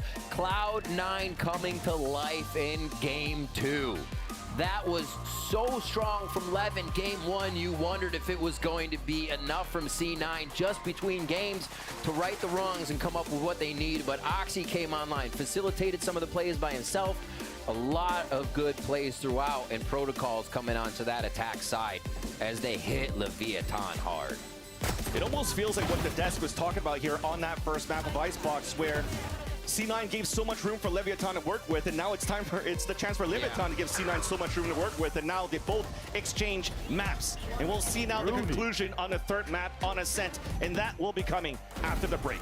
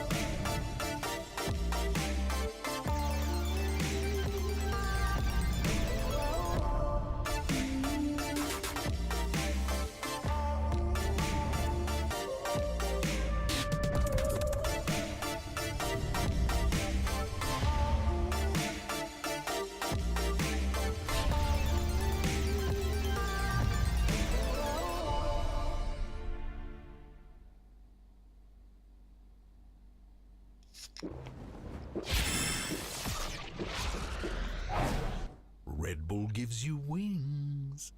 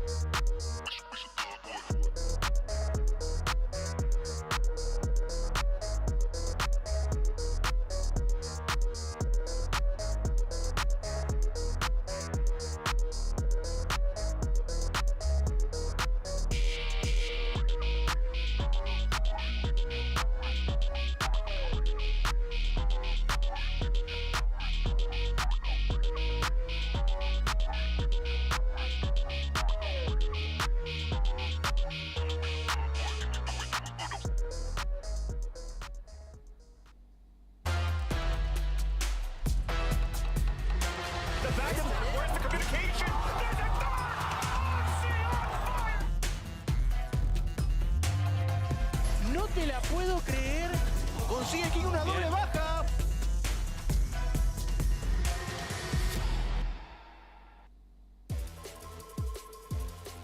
Cloud9 showing that they have plenty of fight still left in them as Leviathan are licking their wounds as they get ready for map number 3. But they can't wait too long. It's going to be coming up real soon. And it's going to be a good one here. Golden Boy alongside Mimi, and the champ is here. We're joined by Alexis from Shopify Rebellion. Alexis, it's good to see you. Well, you're in the screen here. She's in the wall. She's in the wall. You're in the walls. But how's everything been? It's been a minute since I saw you. I think last time was in Berlin. Everything's been good, yeah, won champs, but at the moment I am shaking on the verge of throwing up every 4 minutes and not well. Okay, all right, we'll get to that in a second. Did want to ask your thoughts, though, on that matchup, because it seems like that reaction's coming from the matchup itself. How you holding out over there? I'm okay, honestly. I was a little nervous, more nervous first map, maybe because Ospas was just farming, dropping a nuke. But the next map was really, really good for C9, so maybe I won't throw up today. We'll see. Okay. That's a good change. I want to ask, obviously, you're very familiar with Moose. He's finally gotten his big tier 1 opportunity here. So for people maybe not familiar with him, not familiar with that whole journey, I'd really love to hear kind of like, what did it take for him to get here now on this Cloud9 team? Well, he was playing Counter-Strike for a long time, and then he swapped over to Valorant, and, you know, he got his start with SR, his main start. And then he's been taking a little break, and now he's on C9, and this is his first franchising debut. So I'm really proud of him, and he's really excited to be here. How did all of that come about? Just, you know, from the outside in, it just seemed like, oh, Moose is on the roster. Whoa, that's random. I remember seeing that name a little while ago.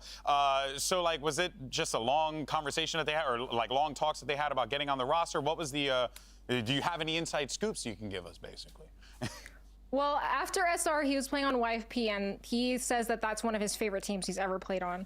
And if you watch the Tier 2 scene at all, he was farming with that team. Yeah. He had a good game pretty much every game that he played, dropping 30s on Viper and KJ. So I think C9 probably saw that, and when Whippy was dropped, that Moose was probably the first person that they looked at. Can you give me like the pitch? What's he like as a person? What does he add to a team besides just being sick in the server? Well, honestly, on the outside, he's pretty cool, calm, collected, like very chill guy. But in game, he's very hype. Like, he's actually, I think, probably the hype man for the team, along with Oxy. Like, he's very funny, and he gets along with everybody really well. Yeah, well, that's, you know, good to hear. I think, you know, with Cloud9 picking up this win as well, I'm sure that they're going to be quite excited going into map 3. Also, do want to get your, I guess, thoughts on the series as a whole, because it has been an incredible start here for both teams, really. And from your professional opinion, like, what are you seeing from Leviathan that, you know, kind of has you excited? Is there anything you're seeing on the C9 side that has you excited? What's standing out to you? I'm not gonna lie, I'm probably not the best person to ask for professional analysis because I am just watching Moose on the minimap. But I will say, first map, first map, Icebox, it's hard to shut down Ospas. Like, he is just an insane player. Like, there's not much you can do when this guy's dropping 30 kills. Like, there's not even a lot of anti-stratting you can even do when this guy's farming. Yeah. But second map, it just felt like maybe Leviathan's A was kind of weak. It seemed like C9 was rushing A a lot and having a lot of success in that area. So yeah, that was my analysis. No, not bad, not bad. Anything else? I mean, it looked great in that second half there. Alexis, I wanted to give you the chance while we have you here. Do a little plug. Obviously, you're just a world champion coming in after winning, stage 1 already for Game Changers, stage 2 coming up. Anything you want to plug or shout out while you're here? Well, first things first, I love Moose. I love you, Caleb. I hope you win. And also, watch me. I'm co-streaming the games right now, so if you want to come hang and watch me simp, it's at Alexis. I respect that. Are we going to get to see you come to LA ever? Yeah. For one of the games? Oh, yes, absolutely. 100%. I'll have my own little sign. I'll have this little plushie with me, probably. No. Oh, wait, is that a Moose walk plushie? Out with a plushie, too? I thought I saw one. This was my plushie that I had at Champs Finals as well, and for GC. That's so sweet. Well, that is just freaking adorable. All right, Alexis, well, thank you so much for your time. It's always a pleasure to see you, whether it's in this server, here for an interview, maybe one day in the walls. Maybe one day I'll get you on the analyst desk. Can I goad you to come here and drop some analytical stuff? Yeah. All right, I'm all down. right. Consider it a plan. Okay, well, we'll talk to you soon. Take care, Alexis. Thank you, Lexi. Looking forward to seeing you out there in GC. All right, and of course, we want to give a massive shout out to all the Game Changers players. Don't forget, you got, what is it? The Open Qualifier, second one going on, or the first one for the second series. There's going to be 2 more, and that's just for North America. Let's focus up on the rest of the series, because we got Ascent coming up. Leviathan losing a map already here. I think surprised a lot of people were expecting this one to be a 2-0. They were pretty favored in this series, and now C9 really have a chance to kind of make something incredible happen. And let's go ahead and bring in the rest of the peanut gallery here. We got Bala, we got Ender. All right, guys, so let's go ahead and talk about what we should be expecting going into map 3, because if you would have told me at the beginning of the series C9 got a chance, I would have been like, I don't know, ASRock just dropped 30. So this kind of mixes things up a little bit, Ender. I'm still just in shock that Bala thought that Lev were going to be the clean #2 team in the league. Like, am I being gaslit? I'm so confused. All right, well, let's see, though, what we're going to be getting into this one as we get ready for map 3. Now, Mimi, there is a lot of pressure here on Leviathan because this is a team, again, a lot of hype, always. The names on the lineup, you know, world champion, so on and so forth, and whatever. Let's, though, dial in on this C9 team who kind of seem poised to find an upset victory, potentially, if Lev isn't careful. Yeah, that second half, I thought we saw a lot of their win conditions coming online. It looked a lot stronger from Oxy. I think their synergy in a lot of those retake rounds was really good. I was especially impressed on that Sunset with, on their defensive side, a lot of those floods that were coming out. It was really reminiscent of the success for Leviathan map 1.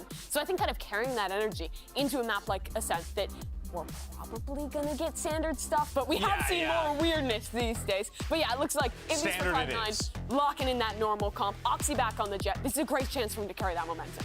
I agree with you, but also the problems are back now, because ASRock, we're going to switch over to the other side in a second, going to be locking in the jet, like, certainly, right? We're not going to be playing the Phoenix, so the op is going to be back online, Phoenix. right? Like, great! Certainly playing the jet. What happened, Ender? I thought we were certainly going to see the jet. They're playing am I watching the Pittsburgh Knights in 2021?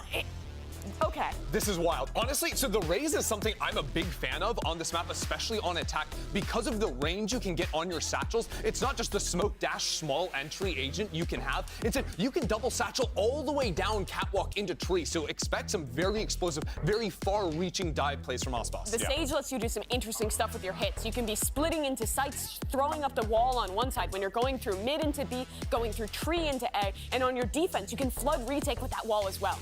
The comp lean's so heavy stall. It's going to be tough to break in for C9. This is going to be quite fascinating to see how the chips land here. Let's send it back over to your casters to call the final map. It's, of course, going to be Riv and Van Silly.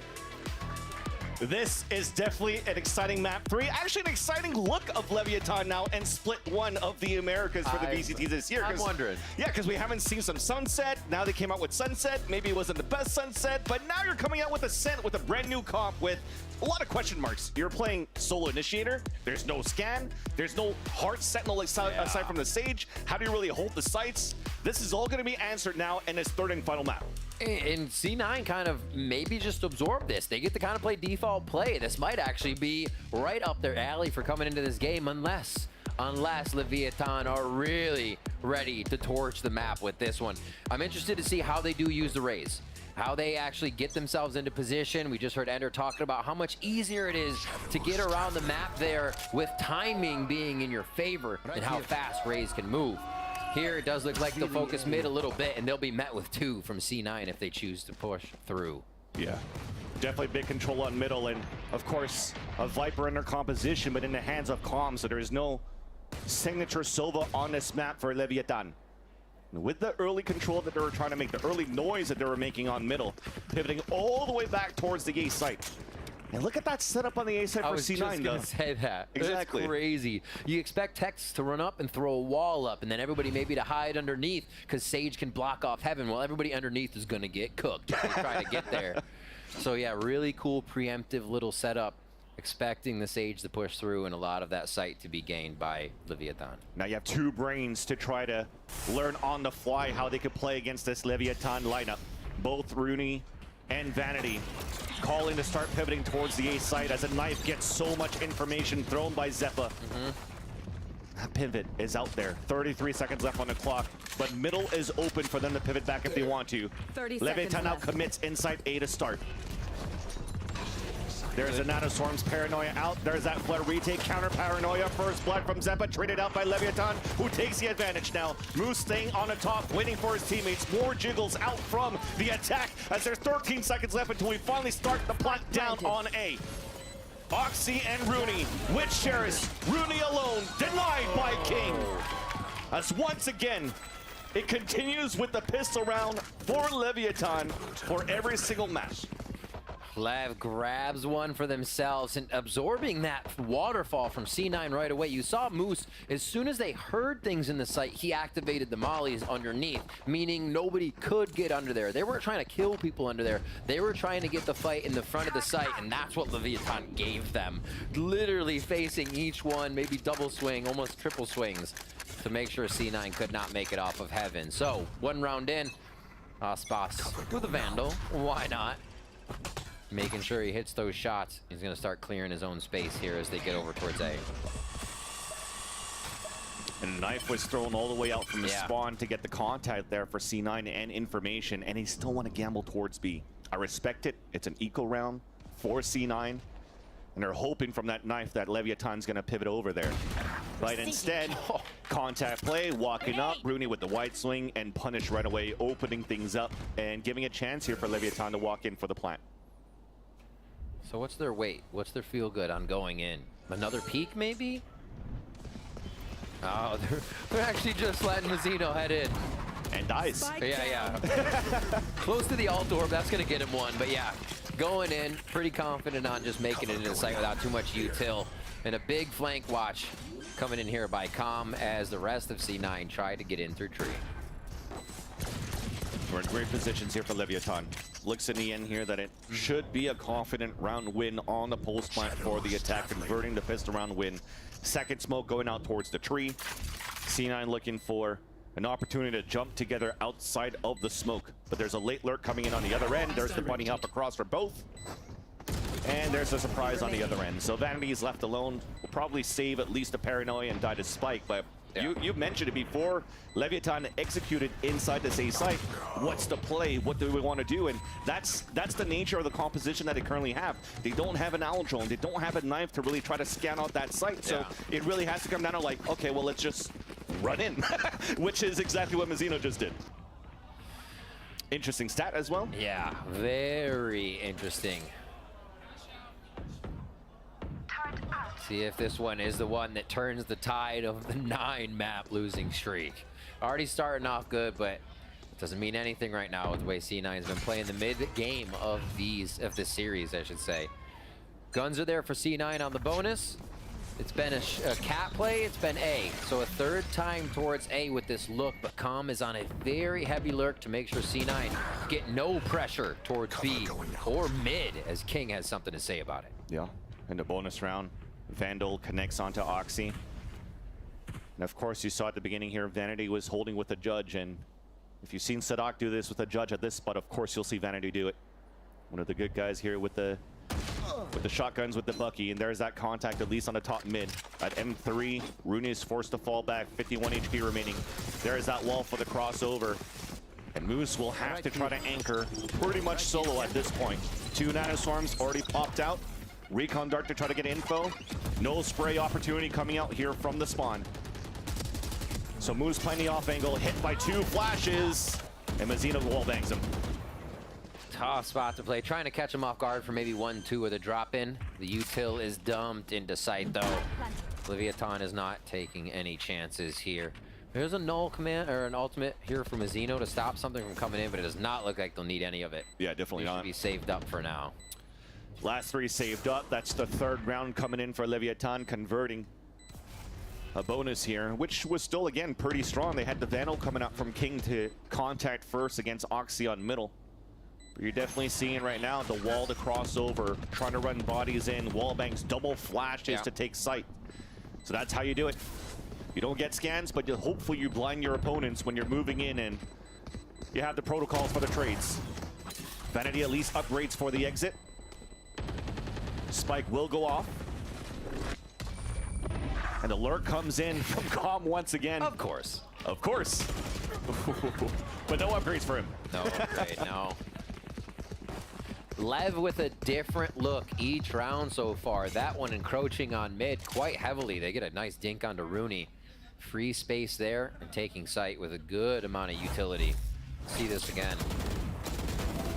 So everybody lane. You don't usually get that many people lane, right? The site's being held, somebody's front, they keep control of entry if somebody's gonna swing in from main, but no. That was a train on the tracks from Leviathan going through that lane side. A bit of the same look here as they start a default portion of the map.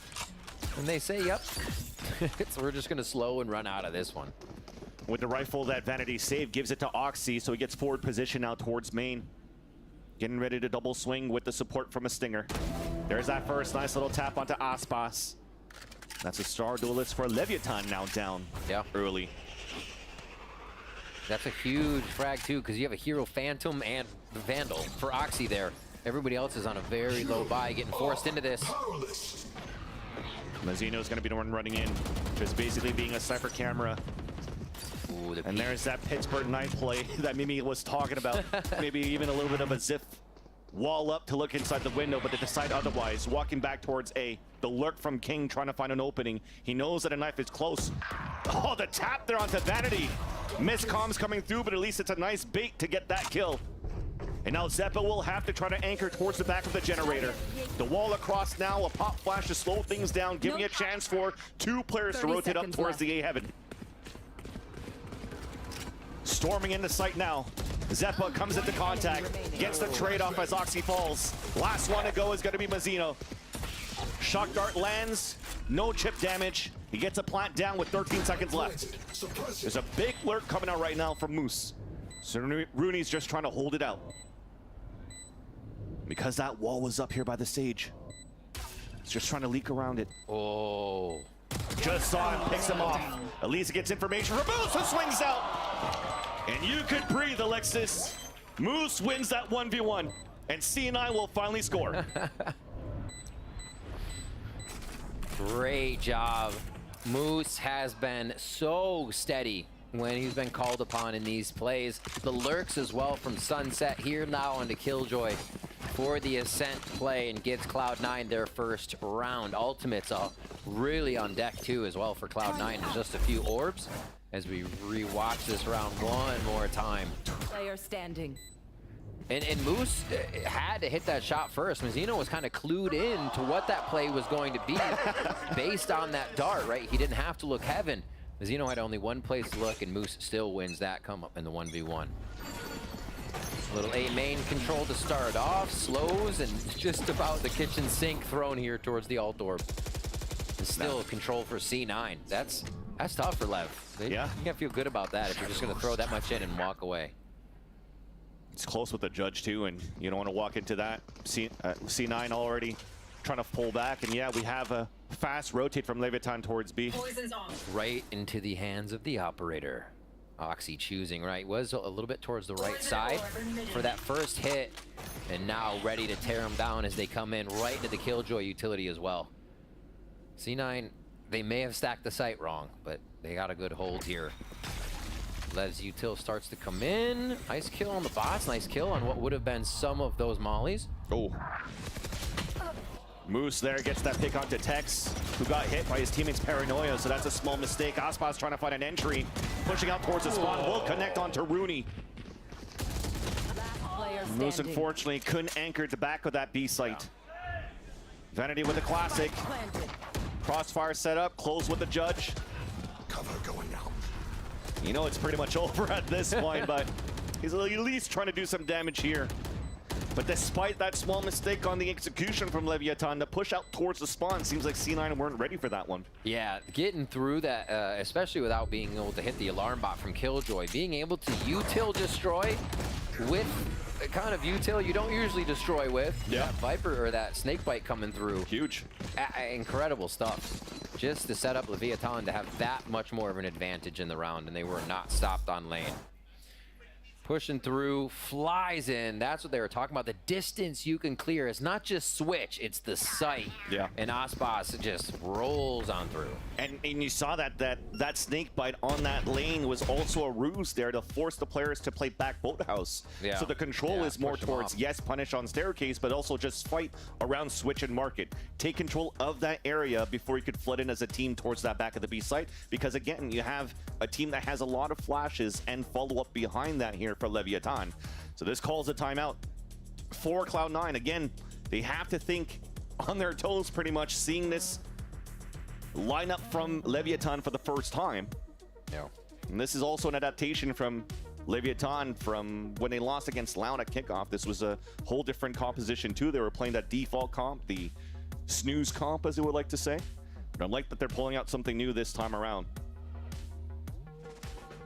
Aspas across 3 agents for this series. Yeah, they're all feeling pretty comfortable to be able to switch and change around and just get into different setups to make these protocols work. And this one, obviously, a new composition here coming in onto Ascent. Again, hoping to break that loss streak. 4-1 now for Leviathan. They pull back after that 4th round loss. That post plant take by Cloud9. Now on the low buy. Leviathan has not played as aggressive on this as they did with the previous maps. They're getting set up, then they're hitting. I think that's a little bit what you said before is they don't have the find with Sova. They don't have that sonar. They have to guess and then run in as the death ball that would take the site together. And that teamwork has been coming out on top of these plays. Not too much push on the extremities here for C9. They're still doing a bit of guessing, but not bad positioning here for the middle of the round. And that's one of the things you could think about here. This type of wall that you're throwing here from Calm, it doesn't really allow for them to take an early mid control. So this is a great opportunity for later rounds if Oxy has an operator to really try to hold that mid. As again, because they don't have a recon dart or a fade eye to push them out to get scans, this would be a good way here to punish. We'll have to see in the later rounds now for C9 when they get the gun round. To start things off, there's a bit of util. It's not being cleared. The dig, second dig, it stays alive at 1 HP. Finally, Oxy comes in for it. The dash forward to get the pick off on the Tex finally. That spike down. He'll get picked up. And he knows he's trying to hunt him down. The last 3 players of Leviathan inside B. And they close the market door. 30 seconds left. What a heady play off the spike, knowing it could go down in that tight pinch. They get the quick Omen ultimate. Now it B, and it pressures this Blade Storm to come up even bigger now. King has second smoke. There you go. Pops it up, delays even more. Tough. Not giving a chance here for Rooney and Oxy to come out from the market. So they have to opt now to go towards the spawn. Aspas is not looking towards the right area. Because of that recon dart that got popped there by Rooney. A 2v2. Cannot win the fight against King, and it's up to Oxy alone. Another contact gives him a dash. Looks towards the right, cannot connect, and unfortunately couldn't pull out the stinger on time. But have done some good damage here on the lower buy for Cloud9. At the end of the day, Leviathan still takes the lead on their attacking side. 5-1 on that. And another different look using the Omen ultimate. Sometimes we see go to not waste, but just round after round, no option to use it, but instantly deploying that strategy here with the mess that happened on Cat. They're able to easily get away from it. Yeah. And just cause trouble at B. Oh, the chance here too. That moment that made you hold your breath. But Oxy missing those, and they're able to get it back. Push towards B. Leviathan again across the map to start this one off. You heard noise now towards the B side. A knife was thrown once again from spawn towards A for Cloud9, not spotting anybody. And looks like Oxy was ready to rotate right away, but maybe a call to maybe stay there. As Leviathan has not added more pressure towards this B side. The call from the IGL saying this is a default, this is a fake. The pivot might still come back towards the A site for you. Ready for the double res round. Mazzino goes in, dies with ult, dies again, then they get text to res him. You just can't kill this team. So many options, but yeah, they can absolutely play this a little aggressive, look for the trade and get that res. Oh, but the second knife also doesn't get information, so Zeppa is not in a position where he could spam through and ult running out towards the A side. So it really comes down to these two on the high-low in heaven. Utility now forces the op away. Slow not allowing here Oxy to walk out, so it's up to Moose alone. Down towards Hell to swing out with the first headshot, trying to surprise other ones, but it's two players swimming against him. At the jump up is Aspas. Oxy had a sixth sense, has support, there's the wall. Pain Shell's now pushing players back, and the res comes up on the King. Advantage back for Leviathan on the pulse plant. So much util to keep them at bay. Free hit coming in slow, paranoia, but they can't even play off it. They're still pushed out of sight just for the delay.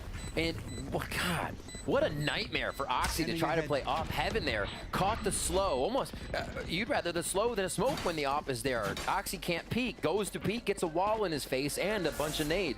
That is just one way to shut down the operator even when it's at your site. Great stuff by Leviathan. Flawless on there, and 4 will live. Looks a little swapped if it were last season. C9 saving now. Unfortunate there that the second knife thrown by Zeppa couldn't get that information for C9 to get ready to at least spray from tree into A main. So now Leviathan once again snowballing the economy. Maxing no matter what into the next round is calm. And C9 really scratching for something this round. Bulldog for Moose, but has a lockdown. Doesn't want to play too deep inside the site so they could use her ult for the retake.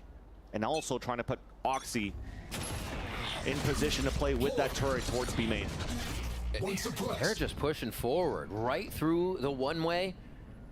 They are not really respecting the utility that's coming out here because they're getting the trades, they're getting the fights, the confidence just there for Leviathan. And we'll actually see how they take this, because not having at least another initiator on here to get them past, or not another initiator, but one to see what's going on like a Sova, they're taking these sites flawlessly. They're finding the angles, creating the ones that they need, and it's not even Aspas having to do a whole bunch of glorious things to get in. It's teamwork. It's been wild from Leviathan here for map 3 as they bring out this new comp. And it looks like they will just wait again before they pull the trigger on what is an A hit. All 4 detected, and that's going to mean the jig is up. Yep, there was definitely a chess match of utility going in from both ends, which allowed Vanity to squeak inside line, trying to surprise some opponents with the knife grabbing 4, funneling this time into the op. So it's beautifully set up here for Oxy to get first blood if Leviathan continues to work towards this B site. But an orb thrown on the attack. Moose instantly with the lockdown with 30 seconds left.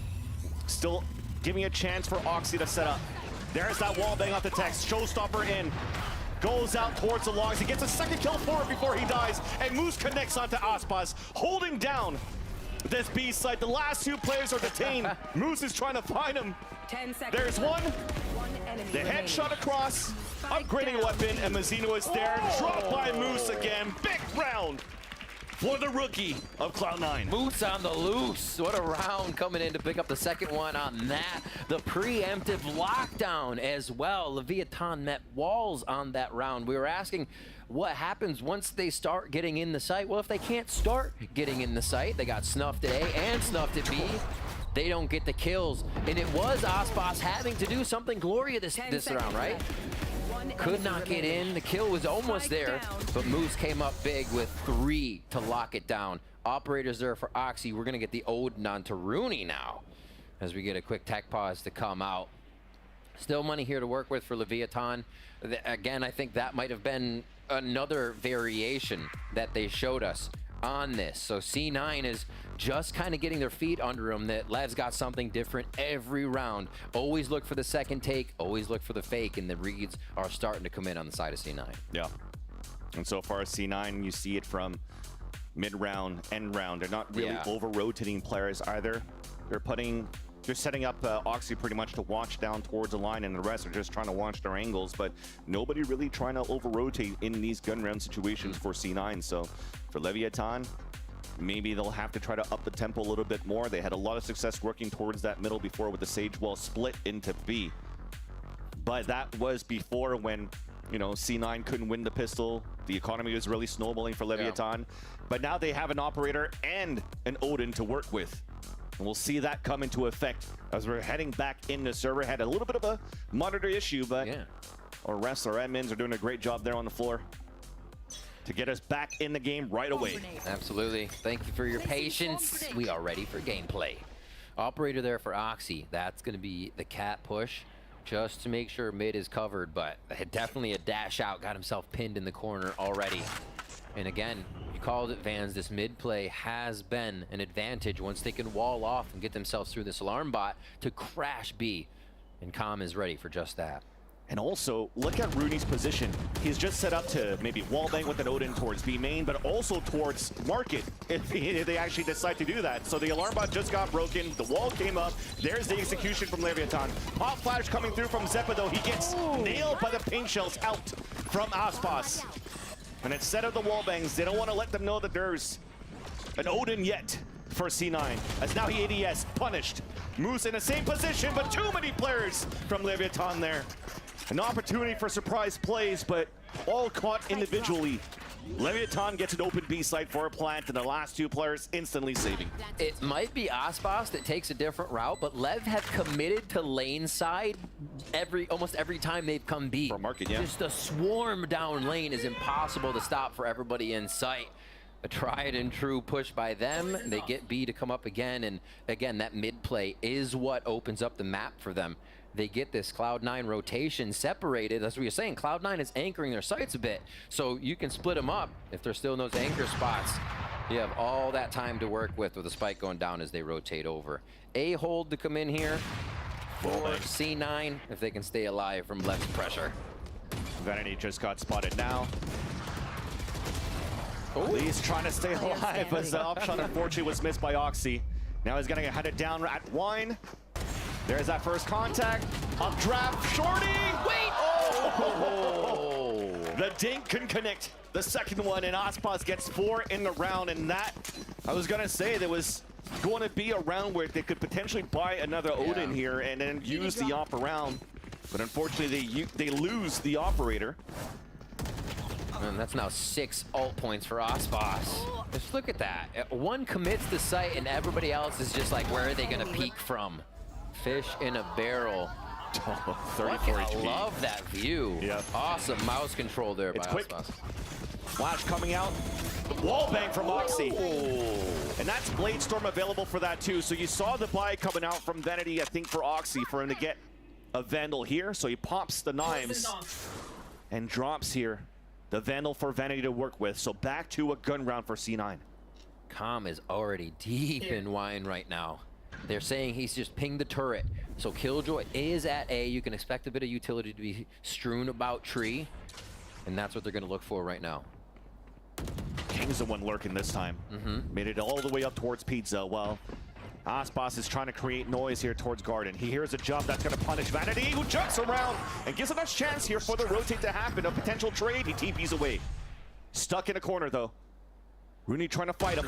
He'll trade it out. Meanwhile, though, the plant is happening towards the A site. Nice little first and second contact. Once again, beautiful play by Rooney. And with a combination through, gets the ping to allow Moose to pick up the last 2 kills.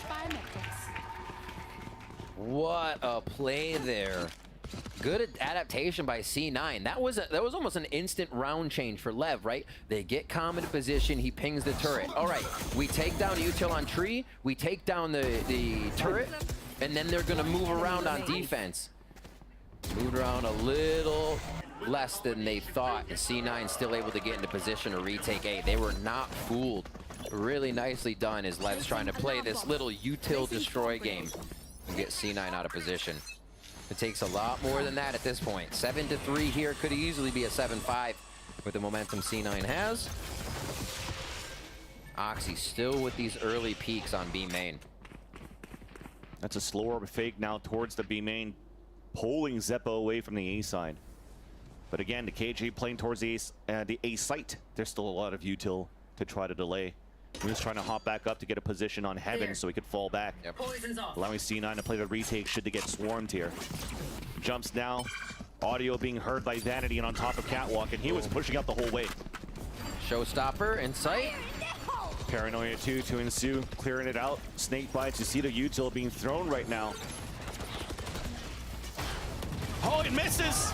And Vanity is able to move forward to get the kill onto Calm. Zeppo on the top of Heaven, catching Aspas with util in his hands, headshots him. As King instantly becomes the last player standing. Double swing out towards the Heaven. You see the confidence right now from Cloud9, breaking the door, moving in, trying to hunt him down.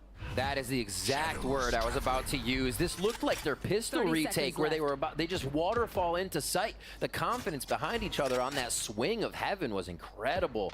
Absolutely taking Leviathan off guard. You saw Aspas's ulti go right through the door and just missing the shoulder of C9 Vanity, able to pick up a few in sight. So nicely controlled there on a round Leviathan had planned out with an ultimate for Aspas. Yeah. And they pushed back hard, so that 7-5 is much more in the mirror or in view now.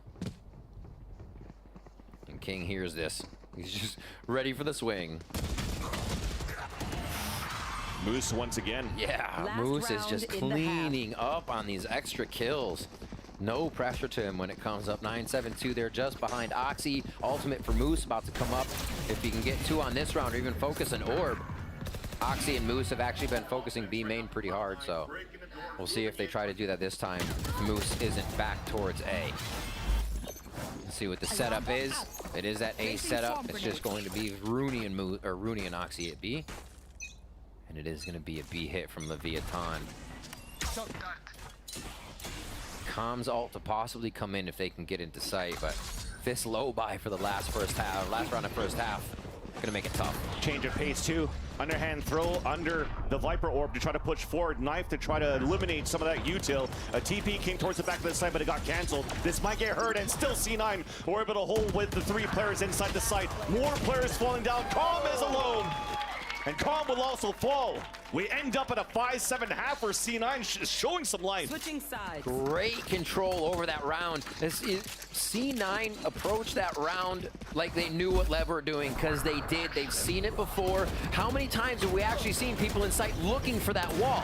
They finally use it, instantly taken off of the wall. C9 prepared for this protocol. They're feeling it too. They're feeling it. Everybody's been vibing today for sure, and Rooney's fired up for sure. A hype man with Moose, with the rest of the team. And you can definitely see here that C9 made some big moves ahead of stage 1. And Vanity told us about the game changers behind the scenes, so let's have a listen. I think a big addition that we had in the changes was adding an assistant coach, Googly. He's an old Italian man, but I'm very happy with him. He's been great to work with. He helps balance our relationship in the team a lot. I think he's very good at getting, we haven't had many arguments in our team, but if there's ever tension, he's very good at helping us diffuse it and handle it in a professional manner. I think he's probably honestly the biggest addition we've had. I think Moose and Rooney are both great players, but I think that Googly's mind has been helping us a lot. And definitely, so those changes are bring that confidence out here for Cloud9. Yes, it was a much slower start from that first map, but those players really start stepping up too in those changes, right? Rooney dropped, I think, a 20 bomb on that second map, and Moose is finding his rhythm and his groove right now in that third map. Now off this halftime, I mean, Leviathan, they came out with something new here, and they tried to surprise C9 with this composition, and now it makes it a little bit tougher this time, Riv, because we mentioned the no scan. You can't really spray when there's an execution with these smokes, so how do you play? Do you have to play passively and play retake on your end? And you don't have a Cypher or a KJ to do that delay possibility like Moose has for C9. I feel like that's right. There's not as many layers to Lev's defense. You see those few slow orbs, you might see the raise nade, and 90% of the util you're really worried about is going to be gone there, right? The 0 point's going to come through, but that's 8 seconds of, okay, we can wait. They may be crushing through here if Oxy is the spearhead and continues to just go forward. Leviathan's defense going to be an interesting one, how they set this up. About to get into the second half here, all the way to 3 games for Leviathan and C9. Time off for these teams as Lev has worked on the current crew and C9 to make changes. Able to put up that 7-5 first half here on Ascent. Possibly take this series to start off stage 1. Little push into A. It doesn't look like Lev's going to want to stay there fully. They'll play retake here happily at this point as Tree is control for them. And this split for C9 though. Going to look to find a peeker, find one lurker, anybody on a walkabout here. And beginning of this round, Tex already had to use a slow orb and is a heal on himself because he got popped here by Zeppa. And then also now the wall comes up early. And we'll just knife it out, wait it out at the same time. Leviathan not budging off the noise that's being made though by Cloud9. Only one shot. So they don't know that there's actually 2 players here. Knife comes in again.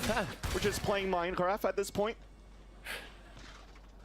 Oh. Can you find your treasure now? 3 Oxy trying to go with the dash activate, the trade across, not there for C9, but they fall back now towards middle. Vanity did lurk across though at the switch.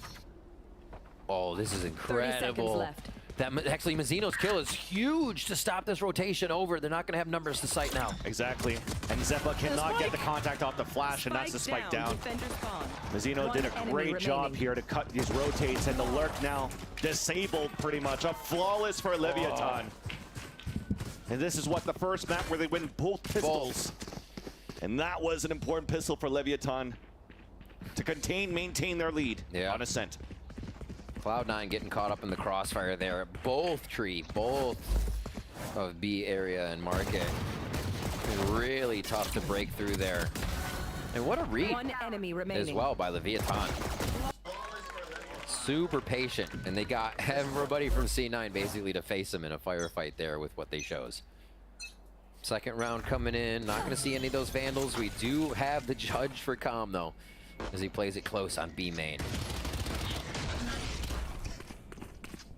The Sheriff for Rooney already down to 21 HP as he tries to get the first shot off. And that far knife from the other side. A nice hit from Market Mid. Done a lot of damage at the same point too. Rooney at 21 HP and trying to find a timing, and with that wall coming up, it's going to make it a little bit more difficult. And also the audio cue there, the audio cue rather, is there. Beautiful flash though. Triple swing right behind that, and that's Aspas down. Upgrading to a submachine gun to dash across the lurk. Couldn't work out for Moose though. At least C9 have made it inside the A site for a plant. Oxy's got that gun too. If they confront one of these choke points, they can get quite a few kills. King's gonna help out by taking Zeppa though, 4v3 on the retake. Spectre could be everything inside the site now in the hands of Oxy. Rooney also still has his Sheriff. It looks like he's playing all the way back here towards the A site. Does he have a lineup for shock darts? No, it was just for a recon dart on the top of heaven. There's that first kill on the attempt of a retake from Leviathan. A 3 versus 3. Instantly 2 kills, and Rooney with the Sheriff! A thrifty round for C9 to answer right back. Again. One on Icebox, one now coming on to Ascent. Rooney down to 21 HP at the beginning of the round, actually still comes up with kills at the end, but that wall, the wall that Tex plays, I think threw Aspas off just a bit because they were able to land on the wall and peek around it, giving them a high-low to get that first weapon into Oxy's hands. Interesting choice. C9 pushing through as a team, gathering the guns and just waltzing right in for the eco. That thrifty was huge for them. 6 to 8 here. Cloud9 still known for it apparently as we enter stage 1 of 2024 to get those eco rounds. And C9 now through a knife, clears out one and at the top of the stone boxes on the right side of the A site, allowing C9 to creep up. Ares being shot, Odin being shot by Moose to try to just wall bang a bit if he can. But that's just a ruse for the rest of C9 to just execute for Planet A. Yeah. Easy entrance here. They can just get themselves into sight and wait for this. It's going to be pistols on the entry. I wonder if Leviathan even just hide for as long as possible to avoid any alt orbs here. Yeah, Rooney's so close to these, right? Wouldn't be surprised if he's going to start hunting down too. A great start for him in the second half. Did a lot of damage, and allowing C9 to win that thrifty and build that money up. In great position is Moose. Mazzino, unfortunately, well, actually, unfortunately for Vanity, gets picked off here by Mazzino. Oxy trying to move close with the Judge, being slowed down. Does get that pick onto Calm, but 3 players swing up towards Tree. They're making it expensive. Okay. Really expensive so far. Ooh. The rest hunting forward. You're lucky at least in the end right now for C9 that they did get at thrifty on that second round, right? The eco win. So it allows for them to get a lot of money here to still get a pretty decent gun round. Yeah. There's one person on low armor as we see once more. Good pressure here. Leviathan to get in. Odin is saved coming into the next round. That's going to go back to Moose. And Lev back onto weapons. We'll see how they really use this defensive composition, or this composition I should say, on defense now with weapons. One way's played for stall. Knife goes out. Yeah. The left spike and spawn. So Zeppa has to run late, pick it up. Spike retrieved. Or at least it's for him to pivot back towards the B site. Default wall being thrown here. Not default, but Com using that mid to be to cat wall. And this mid push, they're trying to actually see if they'll still get a peek on Cat. They found a fight here almost every round, and Lev will give it again. Big flash too. Double stack towards that left side at Dog here on Catwalk for Leviathan. But they did some damage onto Oxy. As soon as he got the first contact there onto Aspas through the Cloudburst and tried to escape, it instantly got dinked, trying to rotate back. That's going to weaken things as C9 is also dashless to try to get inside wherever they're trying to go with 45 seconds left. If C9 only knew, A is theirs almost every round. Where they have to respect the setup they've seen. It's just the Tex and Aspas and Tree, and now only Tex. All this time being bought here with how Lev has played the defense before, making Cloud9 think twice. They'll know they have a free site though. Big trade. Big trade in mid as this plant goes down. A little bit of a push up coming in from Oxy. Could be the key factor here. So now you have a 3-on-3 on A site and a 1v1 on B. Spike now planted on the ACF for Cloud9. Owl drone to push forward, leaving Oxy in that same position, spotting at least one. Oh, no way. Gets that first kill, turns around for the second, traded out by Aspas. That 1v1 towards B was won by Moose. So it's Aspas alone, pinched. Nice shot at least. And he's gonna attempt to save this. Yeah. Oh. I thought for a moment they were actually looking right at Oxy. I thought I was looking at Vanity at that point. And then you're like, okay. Everybody was considering it clear. Aspas going to save here. Cloud9 coming up with another round. Look at the kills too. Spawn, mid, back of tree, spawn. Cloud9 encroaching so far into the defensive side to throw Leviathan off of timing and where the game state of the map might be. And now Leviathan's going to call that timeout as we watch this replay. Exactly, especially off that. You were talking about those kills, those deep kills towards spawn, and it was like one-on-one peaks, but perfect trades in the end on both ends that favored C9 pretty much.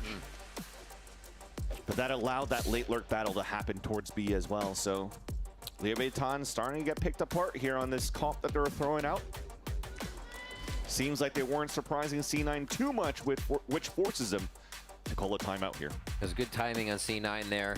That rotation out of tree, just so much space for Oxy, and they pushed into sight at 30 seconds on the round. But are we going to get that all the time?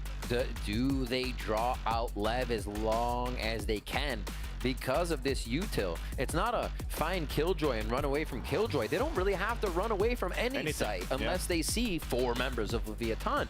So it's just how C9 want to approach it when they get there. What are Vanity and Rooney saying on how to break the site, and what is Moose offering on the flank to make that happen? And it's almost like that conversation of that Sage on split where you don't really see her as much anymore. Beginning of the round, slow orb, a wall, and then what do you really have to defend? Not too much, right? So early in these rounds, if Tex is holding the A side solo, slower for them to try to contest towards orb. Once it's calmed down, maybe they will up on catwalk, but then there's not too much util left for Leviathan to hold towards A. Right. So they have to activate somewhere else, but there's not too much of that battle from the rest of Leviathan, at least trying to fight towards B main or something.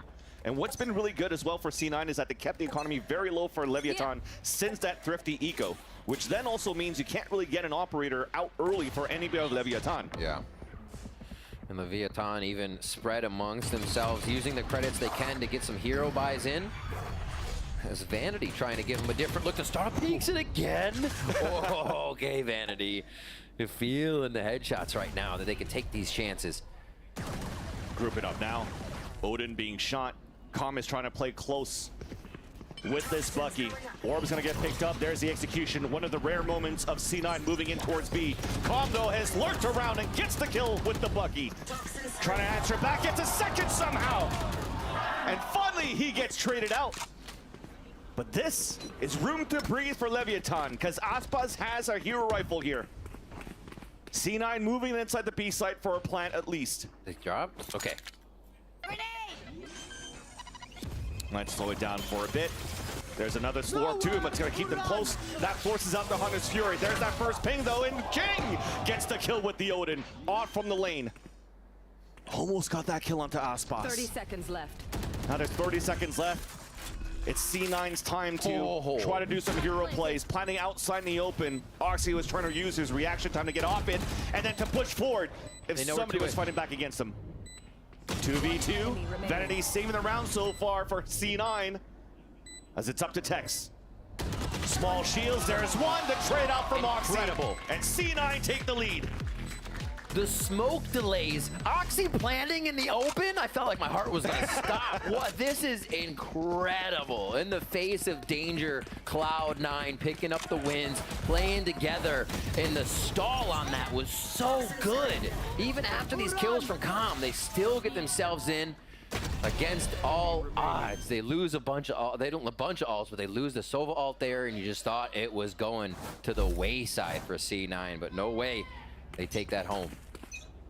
You finally saw a little bit of that value of that wall that Calm is placing towards this B side to just jump around left and right on lane. Also forcing double decays when you're trying to run through from B main into lane when you're finally going to get these gun rounds for Lev.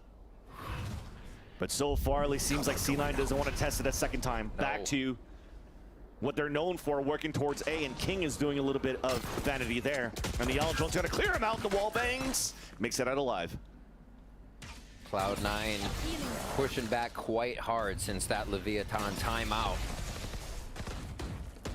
Mid-control, still watching tiles. It looks like it's gonna be this A play once again, but this time, Lev's in A. They aren't playing this tree rotate out retake. They're meeting it head on. Still waiting. Still pushing. They are going to go back to a bit of the tree hold, but still now have this A anchor and difference. Quicker way to break down the walls here with the Odin instead of knifing it across. Tex now walking forward as the wall comes down, gets an instant punish with the spike down. Mazzino answering at the top of mid as well from Pizza. Moose ADSing, nice shot there onto Aspas. A little bit of an overcommitment, but also respected because Vanity TP'd to grab the spike and are moving into the A site. Delay from the lockdown to come in, but it looks like Tex wants to make a play. He made it through. He made it through now. Vanity was squeezed back down towards Hell. And as he tries to call it for his teammates, Rooney's there for the save once again from A main. Mazzino stuck, wall bang by Moose. C9 at 10. Moose just lacing people right now with that Odin from site to site. Where do they go next? A nice bit of a mid play here. Oxy to open things up. Getting the spike down in this Omen play that we keep seeing seems to just be top notch. Nice! Come on, baby. We didn't get Let's go, baby! And we hit the strat. And they're hyped, fans. They are hyped. Well, especially when you're in the lead by 2 and you're already forcing the second timeout by Leviathan. You have all the confidence right now to try to close out this series. Again, this would be a very labored victory that they would have if they're managing to upset Leviathan in this third map. And as you're pulsing now, C9 on the attack, they've won 5 rounds in a row here. Ever since losing Piston Round in the second half, it's been them all along, controlling the pace of this map. And again, it's really on that conversation of this composition from Leviathan. Is it built to be a little bit more offensive and should they have picked and gotten more rounds here on the attack? Right. I mean, you have that, you question that, and you got to think, what are Rooney and Vanity saying? How many ways can they get by this? They know they don't have to deal with too much, so mid-round plans happening. The pre-round is already a good setup where they're actually getting quite a bit of information off of what's happening to make that second decision, to make the mid-round the last round rather, it was playing towards mid, finding those few frags, and then boom, again towards A once they could hit it. Just methodical right now with how C9 is figuring out Leviathan, instantly denying a push towards B main control right off the bat here. And that was a paranoid thrown on the attack. Now pivoting back towards mid. Leviathan also rotating out just to try to add a little bit more pressure. Maybe even pinching from everywhere, but they decide otherwise. Just stack up towards tree. They've been reading his hits towards the A site. It's that play again. It's okay, mid, 2 and 2. Cat and A. We pinch, we squeeze them in, you take them out. Already pushed back towards tree here. This low buy doesn't give Lev much room to work with if they're finding the util dump from Cloud9. Yeah. And A site is C9's once again with a big lurk coming in from Vanity. Yeah, you're able to slow down the A entrance, but you've given up tree, and there's 3 players walking out in that area. The other 2 players for C9, they'll take it. They're holding pulse plants outside towards the A main. In great position right now. And this time it's Vanity on the lurk. He's on a lurk with an Odin. Shadows traveling. Nice little molly here to try to flush him out. Lots of damage being done, and there's that lurk. There's 2. Yeah. King trying to answer back, trying to do whatever he can, but you definitely know this round is looking to be pretty good for Cloud9 to seal the deal in this round, especially with those 2 kills from Rooney. Again, those 2 newcomers for Cloud9 are making a huge difference here on Ascent. And you're almost expecting there to be no lurk at this point. You're like, okay, there's Moose. Moose is in sight. We saw him a little bit on the take, so we're good, right? No, Vanity is now taking up that job, and he'll be smoking from across the map and coming in a little bit later to help clutch the site. And a casual 20 bomb now from Oxy on the other end, 20 for King. We haven't really seen too many of these duels of a 1 versus 1 between Oxy and Aspas, right? Aspas focusing a lot on the B side at the beginning. All of C9 really fighting towards the A side, mid towards Cat. It seems there's still no answer for Leviathan. On the amount of times we're heading towards A. Again, but a different tempo. Done early in the round. Spike is already down. Oxy made it across, down to 21 HP, was wallbanged there from the top of heaven. There's the head-to-head, but King steals the kill away. With Spike down out in the open, showstopper available, not anymore. 1 for 1, Rooney alone. Lurk on the top, the lineup on 2, there! And it's up to him and King. Al Drone available. 3 seconds on a recon dart as well. King hiding it back around the dice. So Rooney runs with no information whatsoever. King looking to move back towards the A main. Out in the open, King gets the pick, and Leviathan stay alive. That was an incredibly necessary round for Leviathan, coming down to the last drop, the last player in King. And he gets the crown for a very necessary round. We'll see this again. The first time we've seen C9 have to worry about the spike being down. They've had control of each round. Messes them up just a little bit. Almost looked like they could repair the situation, but Lev come out on top. They have 5 ultimates coming in around 21. You have to expect they roll another one over in their favor here. And they know it's an expensive round that Leviathan won. So Oxy's pulling out the Outlaw. Cannot have enough here for an operator, but they'll still use an Outlaw. And he can get great value on those few low armor buys. Exactly. 3 of them on the side of the Leviathan with his Outlaw may string true. Still a lot of pressure on Lev here, the 11-9 score line. They cannot afford to mess up around and have that money reset. They also need to keep Zeppa alive right now for Cloud9. Having that null command would be huge against the attempt at a retake for Leviathan with these 5 ults that they currently have. All of them working up towards the middle except for Vanity, breaking the wall towards the A site. Keeping the players at bay this time. Yes, Aspas is finally playing towards the A site because they pitted early towards B. Placing swarm grenade. Swarm grenade. Lots of room now. Yeah. That's really the... Not too many weaknesses, but you're using bodies to try to get information into fight from tree and from switch to top mid.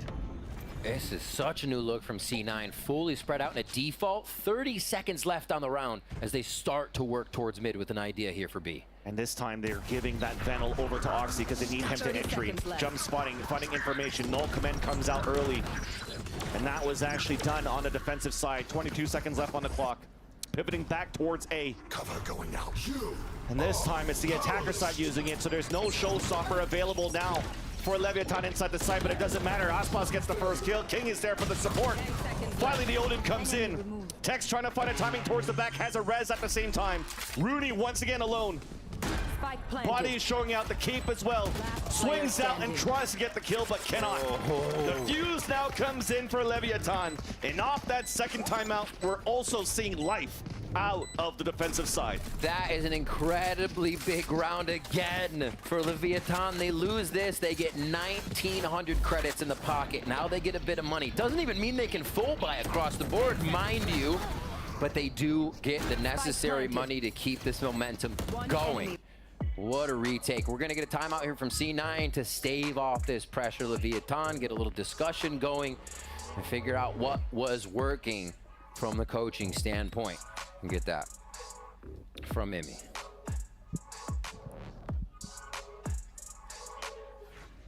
And yeah, definitely it's been a bit of a change of how they're holding this defense for Leviathan. Not too much pressure at the beginning of these rounds for slower being that we were mentioning before. They're really able to save that a little bit in terms of util remaining for Tex on these actual hits from Cloud9 are using it late. And off that round though, it was a little bit expensive rather for Leviathan, but they used those ults at the right moments, right? The null command that came through towards that under minute mark, so it doesn't really allow C9 to move towards this B site. They don't have a pit now anymore in the B site. Now they're also realizing that Aspas is also focusing more on A. Yeah. So it'll be finally a pivot now from C9 to start pressuring to end towards B once again. And we see that scoreboard. All things considered, imagine, Lev has both pistol rounds, but they weren't able to run away with the second round. This could be such a different game. But the string of 6 rounds from C9 after that thrifty, absolutely punishing for Lev as they finally get their footing back here to come back in. Lev getting the money sorted out. They did actually have enough to drop on those buys, so they do find full armor, even with the money going back down to 1,900. Interesting, but the knife doesn't really allow for them to get more space behind the Hunter's Fury, and now is thrown here by Mazzino to get the information off the 2 at the beginning. So it allows Tex to throw a wall up. Yeah. But this is very early, right? He already threw that slow orb and then the wall, and look at his util. All he has left is a res. And of course, a Vandal in his hands, and he could do a lot of magic with that as well. But C9 pivoting back to play contact at M2. Spike being dropped to make an audio cue. Spike right here. Both players now creeping up towards M3. And that's Zeppa and Moose. Trying to walk around and trying to get a backstab, and they'll get it. Mazzino falls. And at the same time, Zeppa is all the way out towards the spawn at B. Yes, there's an exchange of battle here, and there's that lurk play. Beautiful here for Cloud9. Advantage comes in for them, but they're a little bit spread across the map. King has to come up huge now. Oh, what a shot there onto Moose. Last 2 players grouping together against the last 2 of Leviathan. Both of them moving towards the A heaven. 30 seconds left. King pivoted once again to meet up with Calm at the door and looking to backstab the backstabbers. Perfect timing here. The buddy system going to be working out great for Leviathan as they can get themselves back to safety. Do they stick together? No, they decide to split. Recon Dart outside of the smoke, allowing here for the plant to come down. 2 individual 1v1s potentially here. Snake bites being thrown from Calm. Pivoting back towards the dice. King is moving towards Generator. Nice little first shot by Rooney. There's King to trade it right back. A 1v1, half HP is Rooney. Suppresses, King has the paranoia now, hits it. TP on the top, trying to find it, the headshot from King. A 4K in a round, and Leviathan tie up this game. Incredible stuff from King in the last moment. The Omen play everyone wishes they could nail, but some reason we miss it. What a play. King just playing that so calm, and I love the fact that Calm was the distraction. Calm made so much noise in heaven that they had to think both were there. No one was looking at the flank. That was me internally. And then King. I was yelling, but holy crap, that was a play by King. Oh my gosh. The patience he has, hit by a suppress, winning it through. Woo. And that's the vibe they needed. The timeouts for Leviathan now coming in. It came down to the wire as well, off a timeout from C9 that just happened here. And now the momentum, you mentioned it, the vibe that we needed for Leviathan. It continues on with also now the economy in their favor. Yeah, the ult economy so also big. in their favor. C9 having to fight back once again. Not as strong as a lead as they had before at the beginning of the second half.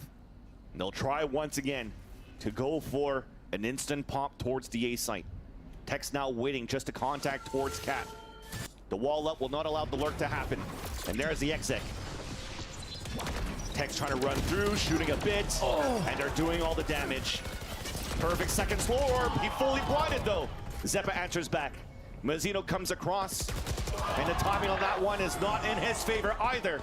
And somehow, a slight overheat from Leviathan. Punished right away. Tap on the spike, and no Calm is here. Calm trying to get the wall back shots, but does not connect. Another tap once again. Pain shells. They're getting good util out here. They know Aspas is at the top though. And what maybe could save him is hopefully a knife, but it's in 23 seconds only. So that showstopper may do a lot of damage. Rooney down low at 21. There. To jump up on the generator. Second shot dart, no contact onto Aspas. A lurk around here from the top. Zeppa breaking the window. As now the players are running down. Jump spot on the first. Trying to go for a second jump spot. It's at half. Nice little first shot. Second one coming through. And now Zeppa has to try to win a 2v1. There's that first. Could play the time. Comes across on the left side. Aspas pushing forward. Zeppa gets the 4K. And a Red Bull clutch to put C9 at map and series point. It's incredible the amount of rounds that are coming down to these 1v1s right now. Calling on everything from the players in this individual moment.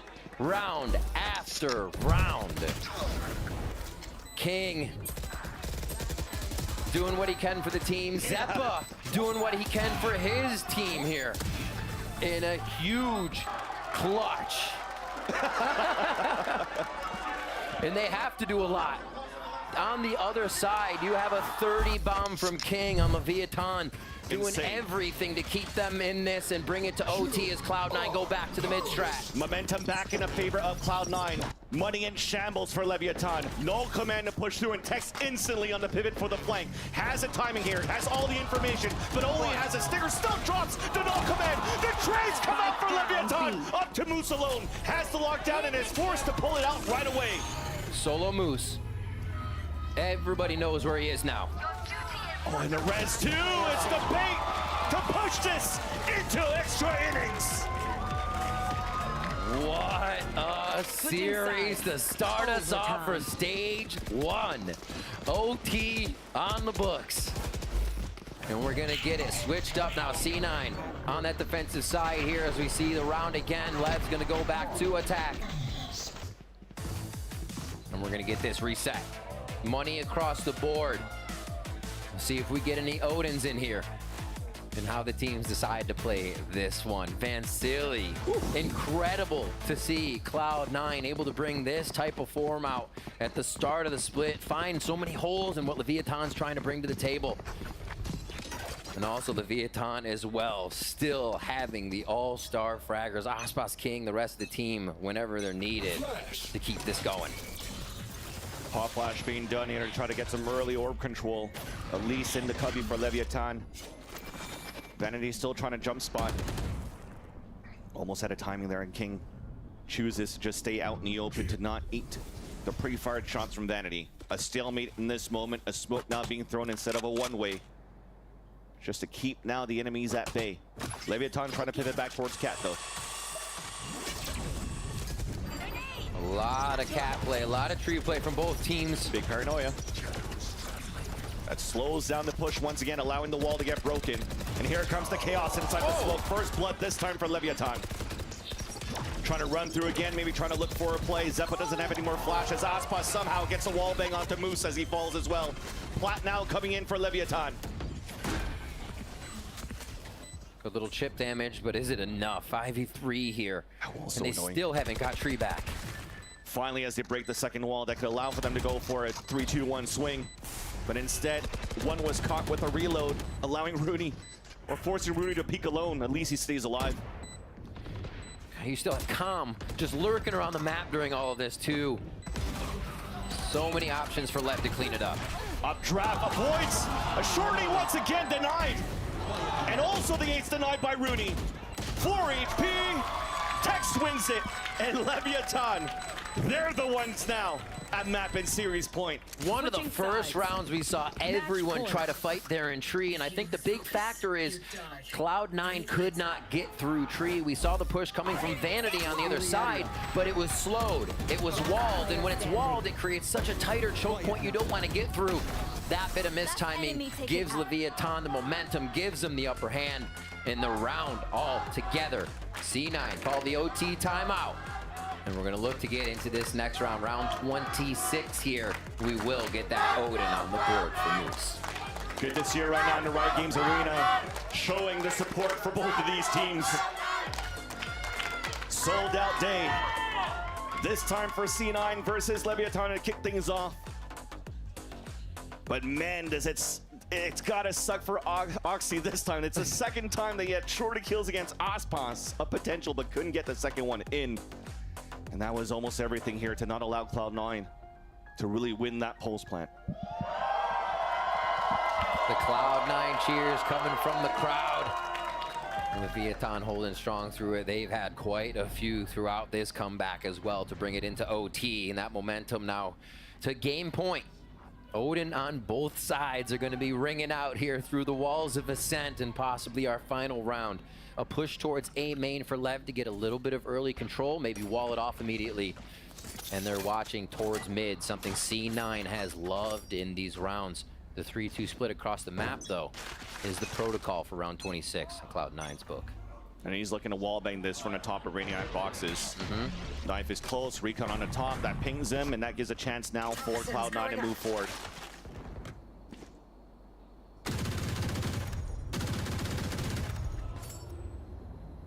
Look at this push though from Catwalk. Leviathan has 2 players moved up. All of C9 now moving out towards B main. And Vanity will be the late lurk.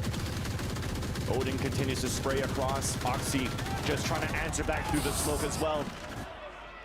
Everybody stays alive for now. No damage? How? How? Tell me how. Everybody's just shooting blanks at this point. Not even a chip. All right, so the mollies are gone though. It looks like Oxy wants to dash straight out. Gonna have to wait another 8 seconds as this pings if they don't shoot the knife. All right. They're ready, but this lurk from Vanity could call differently. Yeah, and then at the minute mark, they actually put this wall up. So Vanity has to do everything to try to break down this wall. But as they do this here, the pivot is out from Leviathan to take control of A main. So a late rotate from C9 to A could potentially be a loss. And even they move towards B, there's 3 players there. They're just waiting for the smokes. They have to be on point now on the execute. Calm rotating back, pushing out the top of the lane. There's that dash in from Oxy. King just waiting inside of that smoke. Players now moving down on the other end. Pinch from behind, Calm gets one. Moose as well. Advantage out for C9. 3 players to fall. 13 seconds left, the plant will come down. Tex and Aspas looking to fight back. 2 players staying behind the boathouse for Cloud9 as the other 2 are playing contact first at the staircase. Odin in the hands of Oxy. As Aspas is now starting to close the gap. You hear the Odin being shot on the other end. Alarbot now, Nanoswarm. Aspas is now slowed down. Cannot get across, has 2 satchels to work with, but decides to walk forward instead. A 1-for-1, last one on the lane. And we will go once again to a second overtime. Cloud9 replicating a strat they used a few times throughout this game that was at A. Wait until 30 seconds. There's, again, not a lot defensively for Leviathan to stop an incredibly hard hit. 30 seconds, they nail B site as soon as Vanity is done messing with Cat in that wall, trying to just get a little bit of distraction down. So really nice overall map play there to keep Leviathan thinking. And also Cloud9's banking on the fact that they're going to be hitting the site with less numbers that late into the round. It's on Leviathan now to put up a strategy back onto attack as we're into round 27, OT number 2. Odin spray on middle because of this Viper wall, was trying to get something on top mid. Op in the hands of Oxy. And he actually avoided, walked across the snake bite. Down to low HP, has the dash and trying to move forward to potentially try to get the pick into Calm. But Calm knows better, just tucks in. There's that wall for the split. Now Oxy's just waiting and gets that pick. No more splits coming in from Leviathan. Lots of them being spotted out here towards the market. And Leviathan still engaged towards the entry. Nice little shot there onto Moose through the smoke, tying things up on a 4-4. Rooney now answers back as Mazzino's trying to find another surprise kill inside spawn. King doing the same. Oh, it's loose. He loses the fight to Vanity with the judge somehow. Spike, meanwhile, though, has been planted. 2 players left. Good paranoia. Aspas is blind, forced to fall back. Tex is trying to make a play. The sprays now from the spawn. One is suppressed. No heals, no slow orbs. So Tex is just trying to move forward. And it's beautiful. Beautifully done by Cloud9. Instant trades to put them back in the lead. They have not previously taken out that B main lurk on the mid play from Leviathan. Oxy's first kill here was so big on the round to make sure it faltered in market. See the pushes, the plays. C9 shuts it down. I can't believe Vanity won that one. That potentially could have been everything too, because that would have been given King position into market. We do have another timeout being called out, this time by Leviathan. As again, series point here for Cloud9, and it's been a great way so far to close out this series, Riv. It was, I'd like to say a snooze fest maybe on the first one, but that second and third map, both teams have definitely woken up. We're definitely seeing the potential of these teams now fighting in the Americas, and GB mentioned it. Shanghai on the line, champions on the line. Yeah. So you have to be on point every single game. And to see right now that C9 comes with 2 new players and are able to do this against one of the top teams here in Americas. Yeah. I wonder what Ball will have to say after this. I wonder. I mean, you almost got Oxy dropping to 30 along with King, right? But if we think about it, we mentioned King having 30 a few rounds ago. Yeah, exactly. So King's been shut down on these last few rounds. But Aspas started to wake up. Yeah, that's true. That's true. You can never count on Aspas. Yep. Definitely had a slower start here in regulation. At some point was only at 13 kills while Oxy was at 20, and this time he's at 24. Duelists now making and putting work for both of these teams. Now backs against the wall, Leviathan running the same type of defense. Tex trying to hold up Catwalk. Mazzino trying to get wall bangs here from Market into the top of Cat. Knife will actually spot the Duelist. See if they get the play here. Waiting for the pop flash bounce from Zeppa as soon as the smoke clears. And I think we get Oxy into tree. Okay, different type of wall here too, but it gets instantly broken, so no time to react. As it funnels in Oxy, Tex gets the easy kill. And that's a beautiful first blood now for Leviathan. Big flash now, Aspas blinded at Dice. C9 closing in. Vanity using his own smoke as for cover. But then just seeing Rooney run through, Aspas gets a second showstopper ready. Doesn't need it so far, not finally pops it out. But Tex steals the kill. And we're tied once again. Switching sides. Overtime. Each round is so confidently swung in favor of the other team as we go back and forth. Like, oh, perfect, the other, they're gonna get that next one. No, Leviathan snap back that hard. Round 29 now between C9 and Lev as we get into our third round of OT here. It looks like it's going to be a big stack up by C9 over towards B. They'll play the retake A, and that's what Lev has their eyes set on. They are behind Aspas on these attacks, so wherever we see him going, they'll follow. just behind the wall. That's not going to be damaged. Bit and chipped out. Looks scary. Yeah, that looks like it was going to be one and done, or somebody done rather. But that was calm on the other end there, and again, just holding it close. He knew that last time there was a late push with an operator from Oxy, but this time around, C9 are playing a full rifle round with that Odin in the hands of Moose. Full B. I don't think we've seen Leviathan do a death ball into sight here. It looks like they're going to draw out the time of the round. See if somebody will peek, kill the peeker, and then take the hit. This King set up with Noya. They're not even going to run the time down that much. They're just going to hit. Oh, but everything missed. There's that wall to come out towards the lane, but it's funneled into all that microwave set up by Moose. It comes up, keeps it at bay. Moose falls down at the same time, though, but Leviathan have contested and taken over this B site. Aussie almost got some wallbang kills there. Tex now pushing up on the other end at the staircase, a 1-for-1. 3v3 now. Spike planted. As it gets planted, the reposition by Leviathan. Com stays towards the B main. Oxy with the dash, but cannot use it. So for C9, they're breaking the wall.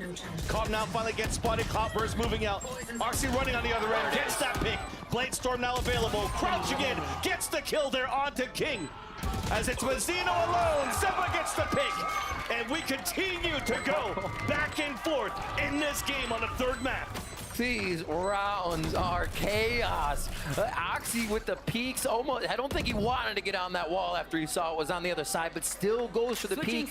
And just being on the other side of the wall, he delayed 3 members of LEV wanting to get into sight. They're all like, wait, he's gonna come over again. He's gonna come over again.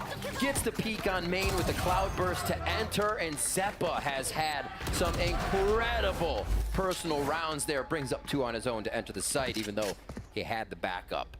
C9 back on game point. Lev continues to strike from the defensive side with fierceness. Can they do it again? It's going to be a push here. Aspas, A main control doesn't come right away, and they go right back to tree control. Cloud9 is going to run the same strat from Lev's book just last round. No Odin here for Com. And the knife comes out. They're trying to clear it out here towards the B main. Didn't get the ping there onto Mazzino, forced to fall back. Com does get the pick onto Rooney though. Holding his spot towards the lane. Aspas blew rescue to help out as well. 1-for-1. Moose is alone, trying to get some lucky kills with the sprays. But this is looking like a done deal. Aspas hunting it down, continuing the OTs. Well, let's go. We don't have to worry about anybody hitting the draw button on this one. We're keeping this one rolling. 31 rounds to come in after this one. The buyback comes through. Nobody's really flexed the operator except for Oxy on 1 round, and it does not feel like it wants to be the play anymore. They know the site's gonna get hit, and they want retake ability, so ops seem to be out of the question right now. 15-15. They're keeping King on 30, but like you said, Aspas is heating up, and that could be very scary for the side of C9. The 4-1 across the board for Leviathan's attack here, as they're just looking for a bit of early util and to prop Aspas up with these orbs. Yeah, it's been a change of pace this time around too for Leviathan, because they realized that the instant they popped the flash, they weren't getting too much contention outside of A main. So it allows here for Aspas to pick up the orb right away. Pivoting back now towards this B site, maybe trying to control both. King staying behind right now to get the information, waste out the utility out of Cloud9. They'll take anything right now, Vance. They'll take anything, even if it recharges as a signature. They want to see abilities get used before Lev hits the site. Oxy's about to walk through towards main. There's that wall up in the execution attempt towards B. Oxy able to fall back. Boom, Moose is ready. Falls behind, yeah, nice little wall bang there with the Odin as Vanity gets another pick. 2 coming out towards the lane and a beautiful paranoia for him to fall back. As they're rotating back towards Cat. Zeppa is waiting right there to TP across. There's that trade-off. That's the spike down once again. Hot flash on their hand, just trying to escape. Meanwhile, Aspas has picked up the spike, and he's also the last player standing. 23 left on the clock. 1 kill gets him a showstopper. Zeppa just waiting out in the open. And the story continues. The story continues. Zeppa locks down another round from that defensive side for him, and Lev will switch it up. We are indeed on to match point. Would you believe it? As we see this play again. Crack some Red Bulls, chat, because this feels like it's going to be a long day. 30 seconds. The landing readjust.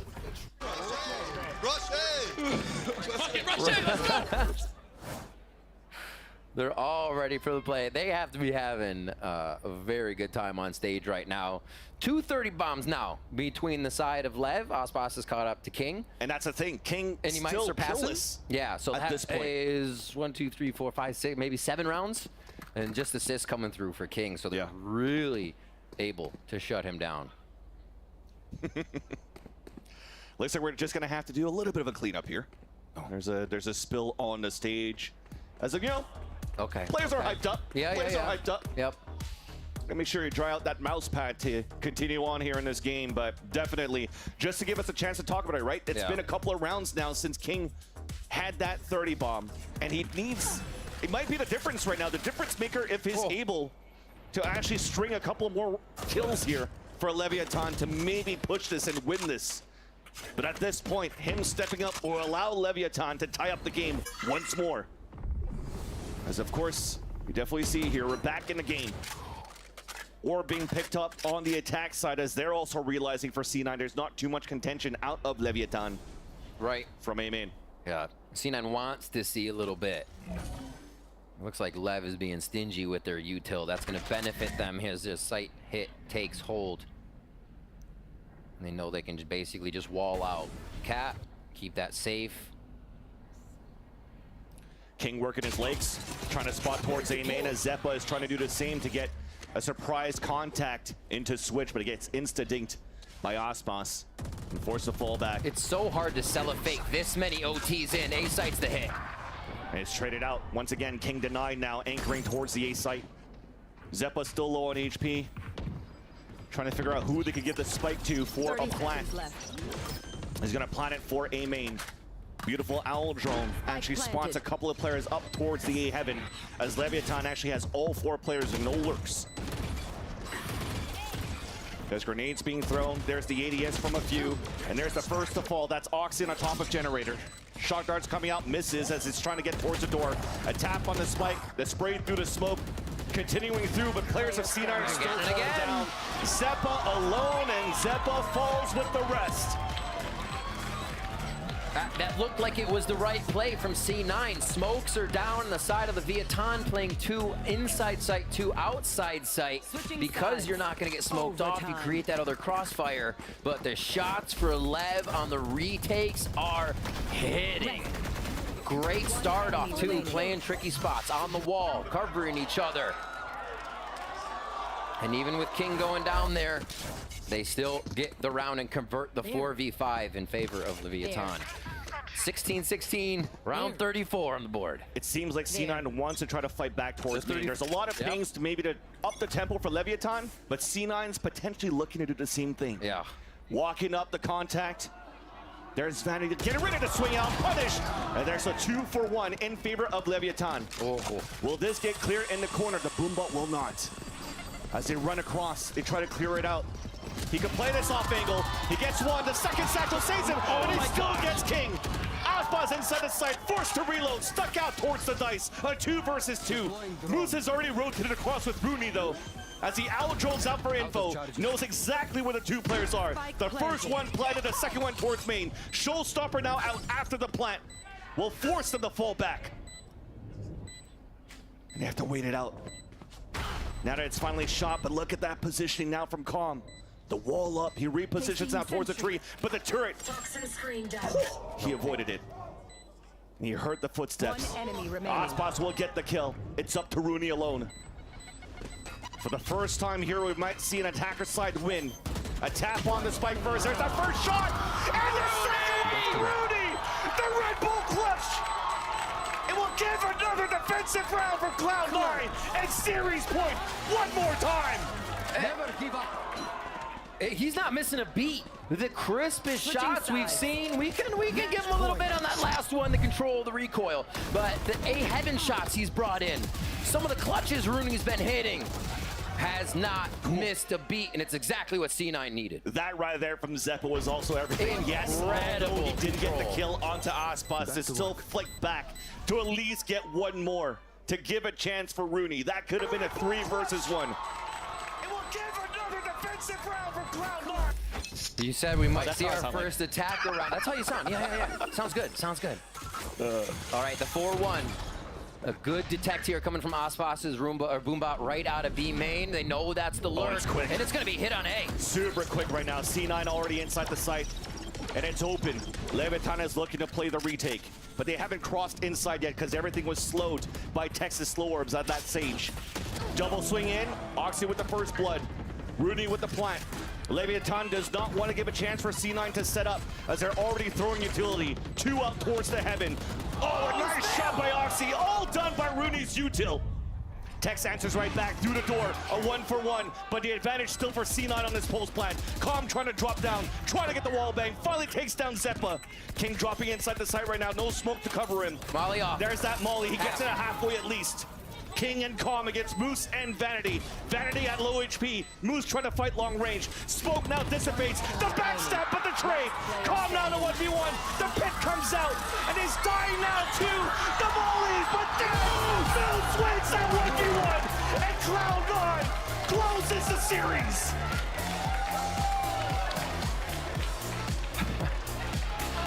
That's how you start stage 1. Oh my gosh, Cloud9, 18-16 over Leviathan. Oxy and Aspas dropping 35 kills each. What a hell of a series. Absolutely amazing. Cloud9 showing the squad they've put together can muster up what is needed to take the win. And the questions now fall onto Leviathan. The time they had to organize these, the compositions, they were there, but they didn't come out with the W. C9 able to find the win and find the way through those strategies of Leviathan. Definitely in Vanity. He's mentioned it at the interview with Smix when they were walking into the arena. Hopefully we could translate not just what we did. scrimmers. Exactly, they're not just scrimmers today. Winning and upsetting Leviathan in a nail-biting series. And Moose, welcome to the VCTs. That's one way to start things off. But definitely Rooney coming back and finding that he's never left. No. That guy was on point, on fire, and his util was amazing as well on this solo roll. We saw the life of the eco wins coming back a little bit for C9. Rooney, Sheriff, Oxy popping off, getting a little bit of that facilitation from his team to go forward, to do more, to be the one in the front line.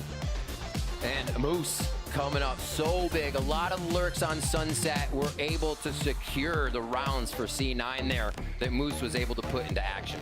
It almost came down when you were watching this overtime too. It didn't matter what compositions were coming in and out.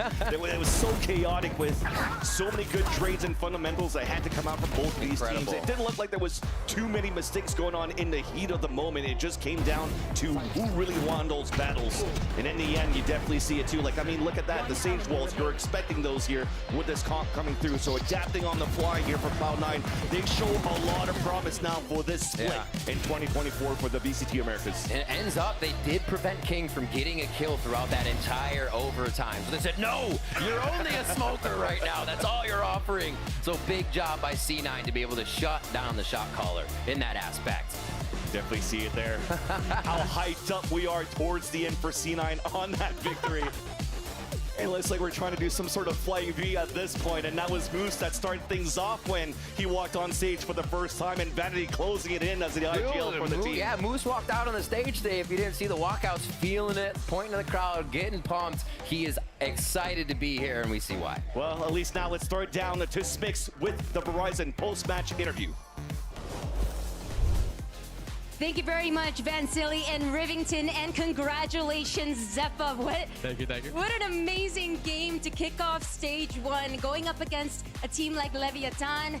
You yourself and your team had to go through some roster changes, so there were some questions in the air, like how is it going to be looking? And after map number 1, when we spoke to Coach Imi, he said that this is not how the practices have gone. In fact, the scrims have been ridiculously in your favor, and we saw that on maps 2 and 3. So now that you've had a chance to catch your breath after Ascent, tell us what's going through your head. Obviously, I'm happy for the win. That was a long BO3. I feel bad for Energy and Furia because they had to wait so long. But, hey. Oh, my bad. Sorry. But Yeah, I mean, I'm glad my team has pulled through, and you know we stuck through it, and everybody was confident the whole time. We believe we're gonna win, so happy we pulled through. It was amazing to see that resilience because let's just talk about that last map on a sense. It went overtime, but it all started on that first half where it started out with Leviathan having a massive lead, up 6-1, but then we saw C9 really be able to pull it together, Moose having some crazy impact rounds as well. So what started to click for you guys? Obviously after losing round by round, we had to like slowly come to a solution and like figure out how they play because it's not a normal comp that people play. Obviously, it's like the first time we saw the comp, so we're like, you know, we knew it was gonna be a struggle in the beginning, but we had to find the solutions. But I'm happy everybody chimed in and try to find the solution. At the end, we did. Speaking of that comp, you know, how annoying was it to deal with the Sage walls and just playing around this style that you yourself just said you haven't seen it really before? So what was that like? Like I said, it was just we knew. With that comp on defense, that was going to be really slow. We had to drag out the rounds and like find out where people are. But at the end of the day, like I said, my teammates pulled through, and we believe we're going to win. So I would say that Icebox map was a fluke, but... Coach Ami said the same, and you know what? You showed it on that last map when it mattered most on Ascent. For now, Zeppa, thank you so much for taking the time. You guys are looking damn good. We are going to head to a short commercial break, but as you heard from Zeppa himself, we are going to see Energy versus Lau. It's very, very soon, so see you there. Furia.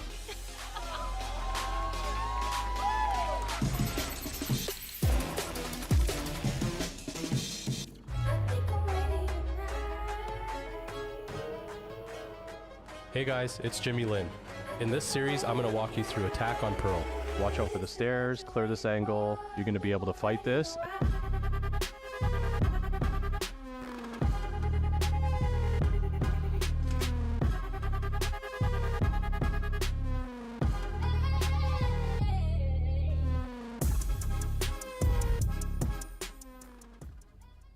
Look what I've just made. The perfect pearl. Not too bad, but check this out. Whoa, a true Venus clam. Red Bull gives you wings.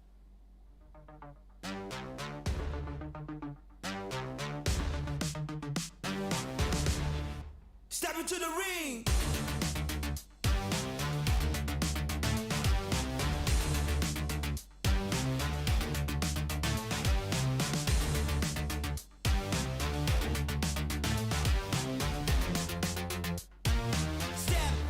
Step into the ring.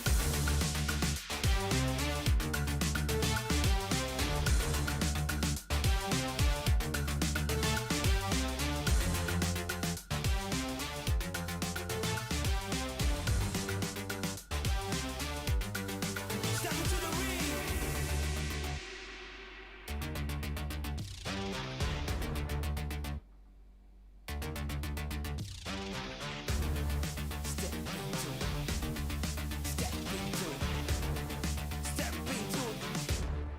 Step into the ring.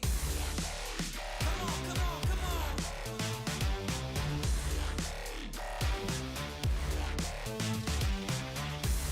Let's go.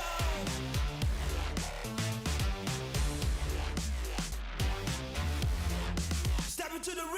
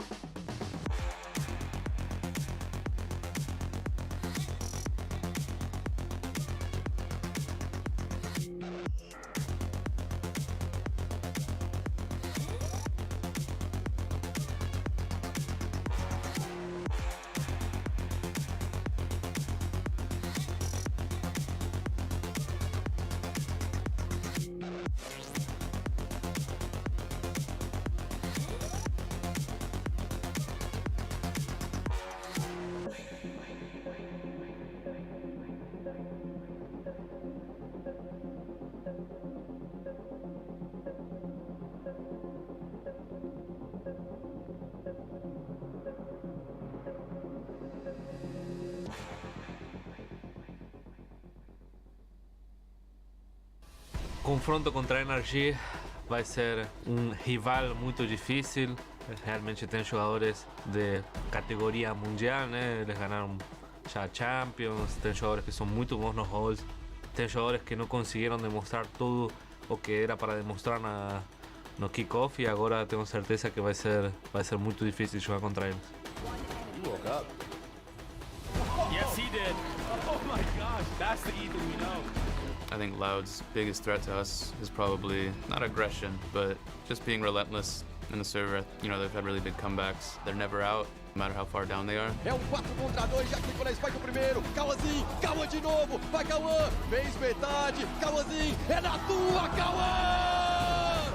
Sempre é para jogar com o coração. Nunca se sabe o que vai acontecer no dia do jogo. Então, sim, dá para ganhar.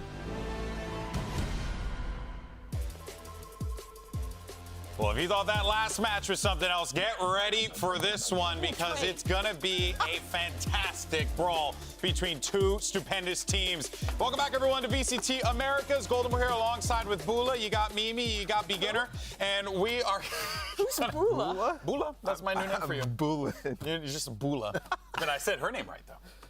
Nailed that one. Good job. You're not bullying her. You've only known Not at all. Not at all. I've moved the goalpost forward. All right, folks. I'm right here, Doug. We have our second match of the day, and it's going to be a good one. We have a continuing chapter in the saga of Loud versus NRG. Now let's go ahead, though, and talk about Loud, of course, defending champions of the Americas region. Also got themselves a couple world champs in that lineup as well. And this is a team that went into Masters Madrid. I think people were pretty high up on them, as you are for Loud all the time, because they never miss these global events. But this time around, it was definitely, even though it was good, what we were seeing from Loud. Mimi, I think you were there. It just felt as if... You think so? You're losing your memory. You were there with me. No, I'm referring. It's a question. Anyway, the point I'm trying to say here is that it felt like Loud had that magic essence, and then as we got closer into the playoffs, it just started to fade away little by little. I mean, I think it's really tough to assess Loud from that event because they went in, they beat two teams, FPX and EDG, neither of whom I think looked particularly great at that event. They go into playoffs and they lose two close matches, but I think honestly, I think they looked better in playoffs than they did in the group stages compared to the level of opponent that they were playing. Okay. Even though they lost, that's when we saw QCK getting online. That's when we saw them, I think, really starting to tone in when they're playing the weirder comps, the newer stuff, and when they're playing the more standard stuff. I don't think this is a Loud, though, that is in the highest championship form we've seen from them in the past, but I think they grew a lot throughout their run at Madrid, and that's what matters early in the season. Yeah, I think that that assessment is pretty much correct. I think that first series at Madrid was a real kind of scary moment for me, where I was like, oh, Loud is not going to be as consistent, as firm as they are going to be, in the years prior. But I think they needed that experience at Madrid, and they still placed deep, right? They still got to playoffs. They were still. And I mean, close game to Sentinels, close game to Paper X. Yeah, exactly. It was a very respectable run. And this team needs to be able to figure out how deep they can actually go. Sure. And I think it is pretty deep. Without Aspas on this lineup, I think that's somewhere where you still have to kind of build up that confidence. Are we that championship team anymore? Are we the team that's going to be able to dominate Americas? And I think the answer is yes, but it's going to take some work. I think the thing I find interesting about Loud is that there's not a hero on the team anymore, right? So you don't have the people who look to like an Aspas that's like, you have to perform incredibly every game, and the comps they play aren't really built around that either. I think you're going to find inconsistency in the sense of different players are going to show up map to map, day to day, or whatnot, because it's not about setting up your dive agent to go in, go nuts, and find a lot of kills. They're setting up multiple different players to take those opening fights and changing it very flexibly throughout the games, which I think is very unique in Valorant when everyone, for the most part, is playing Sentinels, playing a dive agent, and sort of playing strong side, weak side, especially on defense. I think their style of play is very different. And we also need to learn a little bit as we watch them play the game too, because I think performances are going to vary game to game. Yeah, well, we're going to learn when we watch him, but let's go ahead and learn a little bit more from the man himself. We got Smick standing by with Sadak to get a brief look at what we should be expecting in this matchup. Hey, Sadak, great to see you. Great to see you. I know that you've had a little bit of downtime after Madrid. What are the team's biggest learnings and takeaways from that event? I think for us, it's that we have what it takes to win. We just need to adjust some things, but overall, we have what it takes for sure. Amazing. We're all looking forward to seeing it. Best of luck today. Thank you. And that is no question. We always know that Loud, the team, have what it takes to be able to pull off these wins here today. But it is going to be a lot more challenging, as we had mentioned, because they lost that key piece in ASPAS, and now they've been building it up. But to Mimi's point, right? QCK definitely found himself there. Where else can this team lean to really find that success? Yeah, I think just the individual level of every single player is insane. SADOK himself, I mean, throughout kickoff, I think he saved them in their run in that instance. Probably a big reason why they actually qualified in the first place. Then Calzine is popping off, and then Les, of course. That guy is for sure one of the best players in the world, and he consistently is saving them in moments. So I think individual skill is that thing that just is there consistently for them always. Yeah, but I think that really the guy who really ties that all together is always going to be SADOK. He occasionally has against your point, Christy, where we are kind of always seeing one different person take over, have their moment in a match. SADOK is consistently the guy who I think is giving the team the vision, right? He's talked that even all the way back last year, he was considering playing these Phoenix comps. He was playing these ideas. Yeah. It really seems like he's kind of unleashed this year to really make a Loud that fits what he wants the team's identity to be, which is why I really love watching this team, because their style is so unique, is so different, that he's willing to take those risks. It's really funny to me that he's like, oh, I was trying to play this Phoenix comp, like, way back when. And then ASPAS is like, oh, I want to play Phoenix. Wait a second, you're so right. He could have done that the entire time. Well, what do you know? I mean, hey, a lot of question marks there for sure. But one thing that we know for sure that has been consistent ever since this player has been on the lineup, it's Les. This guy has always been an X factor ender for this team. And he's still playing like it. He's still playing like a champ. 100%. And I think, really, to me, Les is always the guy that makes these types of comps work for Loud, right? Because when you're playing without a Sentinel, all of a sudden you need to put bodies on the line. And Les is the guy, whether it's the Viper or whatnot, that is in front, that is taking forward space, getting information from the team, playing so nicely around his utility. I just feel like, of course, he's a shooter, but also the timings he's able to take, he just knows when to go for those fights. I think for me, when I was listening to Ethan talk in the video that rolled before we came live, was he said, Loud is relentless, and that's the thing that we have to be really careful. And that embodies Les. Right, this guy is so hungry. Whenever he sees a potential kill, he will just push forward. Like he's like a shark. Whenever he smells blood, he just goes for it every single time. And that guy is scary when he does that. And he does it so often that, like, yeah, you have to be worried about Les on the server every time. Of course. And if you watch how SADOK is playing the Breach on Ascent, every early round, 9 rounds out of 10, it's just setting up Les. It's like, I am going to make my boy pop off, and it works so wonderfully for him. It's crazy that they do put so much into enabling this guy in comps like that, but then you see but then you see a completely different style of play when you switch over. He's playing like the full lurk, full rat style, and then you'll watch him go and even without support, take these aggressive risks. He's just a guy who has so many different modes, but his mechanics and his flexibility allow him to just excel in any of those moments. He is the all-around player for Loud. That's so true. And I think that is such a valuable tool to have, especially, you know, when the level of play has just exponentially increased, and then you can still have guys like Les that are still consistent, still popping off. It's going to be a lot for their opponents to deal with. Let's move on to the other side of the field. You got yourself that NA super team, and even though this is a squad that did not make it to Madrid, I think everyone still has incredibly high hopes, and how could you not when you have players like this on your team? You got the Optic Core, you have 2 world champions as well. There is just so much, Mimi, to be excited for when it comes to NRG going into stage 1. I mean, they were flawless in kickoff until they played Sentinels in the playoffs. They lost a close 2-1 to them, and that's how they got knocked out. Like, they lost to the current best team in the world. So you can't really fault them for what happened there.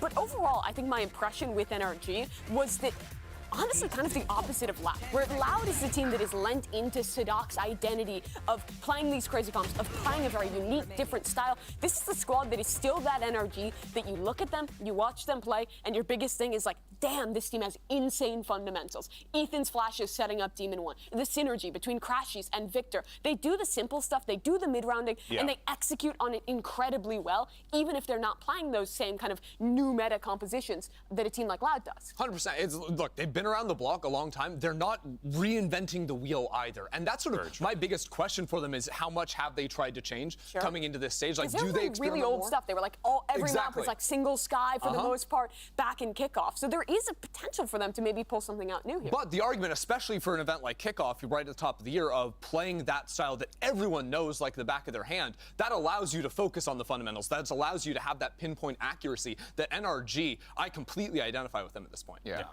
I need to see what the actual ceiling for this team is, because on paper it is limitless. Way up there. Like, it's limitless. You're right. And I don't think we saw even close to that at Kickoff. I mean, you're implementing 2 world champions into what was like the winningest core of the pre-partnership era. I mean, that sounds easy to me. And the fact that we didn't see it in the first 3 games. You say we didn't see it, but they lost to Sentinels in a close 2-0 Furia, 2-0 C9, 1-2 to Sentinels, and they lose to Tens on top of the box and market that Riot added footsteps to the top of to commemorate the moment. Like, what do you mean they didn't show us? Like, they lost the best team in the freaking world. Dude, like, I don't know. It just wasn't. They should be the best team in the world, right? They should be the ones convincing you against Sentinels, right? Like, they shouldn't have. I mean, I guess they should have like those clutch moments maybe that they're pulling off against. God, this just feels like deja vu from the last segment. I'm not gonna lie. Look, here's what I'm gonna say about Energy. I feel like this team should 100% win an America split this year, and if they don't, it's a failure. And I don't think I've seen the potential for them to do that when Sentinels is playing the way that they are, when Lev has the potential to go crazy, when Loud is up here as well. We'll see it today, but I mean, all right.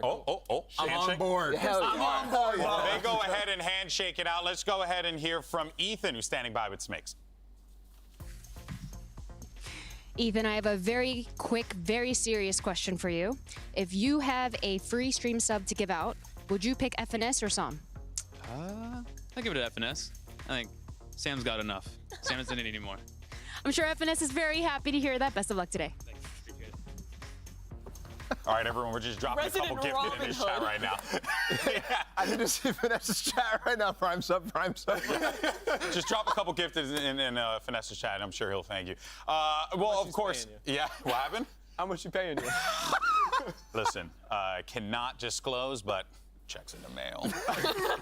All right, guys. Well, but you're paying him? What's going on here? I don't know. I mean, you know, the economy's crazy. In any case, guys, you shouldn't pay for what you're doing. At kickoff, all right, we got to see Demon One on this NRG lineup here, but we didn't get to see the Demon One that dominates the way that we usually expect. He was still putting up great numbers, but I definitely felt like Demon One needed to find himself a little bit on this team still in kickoff. And I think we saw matches where he did step up for to sure. That level. Some of those games against Sentinels in particular, it was a slower start in those first 2 matches. They still won. He then went and had great performances in their playoff game. I think what was really the standout for me wasn't necessarily how well his stats or his numbers compared to previously, but the style that he's playing. Previously on EG, he was flexing over to the Astra, to the Brim. He was like playing the Star Duelist, but also going around to some other things. Now he's playing 100% only Jet is allowed, and also Chet's like, if you don't buy the operator every single round, you're off the team. Like,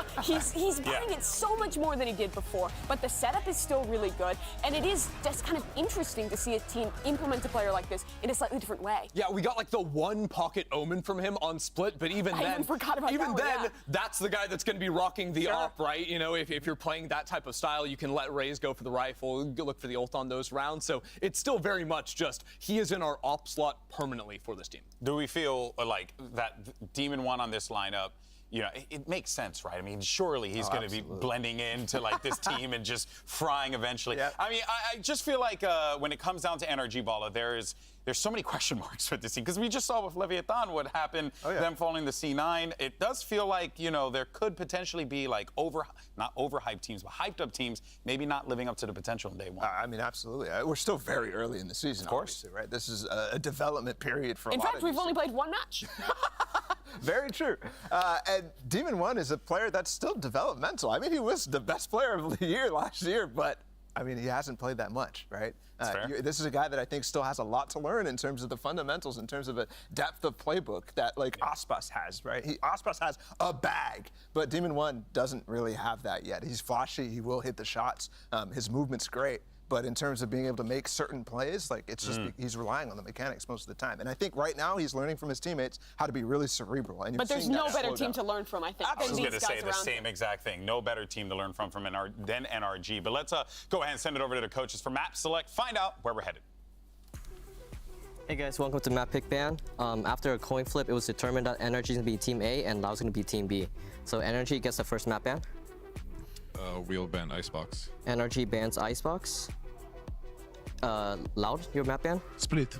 Split. Loud bans Split. And your first map pick, Energy? We'll pick Breeze. Energy picks Breeze, and your side? Attack. Loud picks Attack. And your map pick, Loud? Sunset. Sunset. And your side pick, Energy? We'll take Attack. Attack, okay. And your map pick, Energy? Oh, sorry, map ban.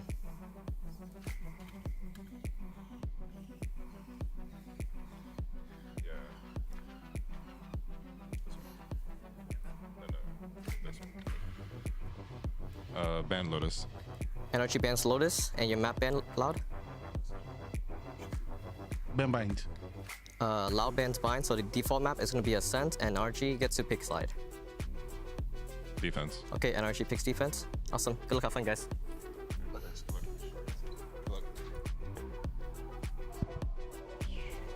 All right, well, the stage is set as we have two teams that are going to look to put on a show for everyone here at VCT Americas. Our last match of the day, and it's going to be NRG facing off against an incredible Loud lineup coming off of a 4th place finish at Madrid. Real fast, just want to ask, predictions, where are we going? Name? NRG. Loud. Energy. Ooh, I love this. All right, folks. Well, let's go ahead and see how this whole thing's going to play out and send it over to Smix, who's at the stage, to bring out our teams.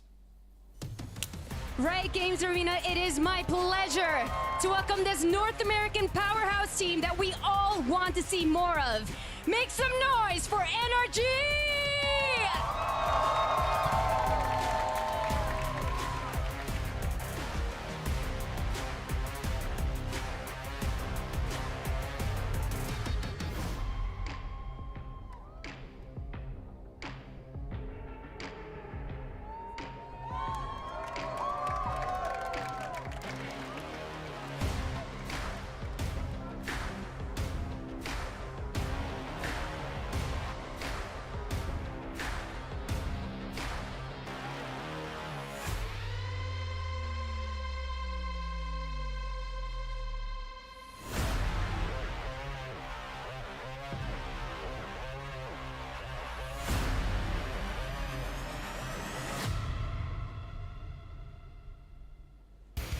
Eles chegaram para buscar mais título aqui no Américas. Façam barulho para Loud!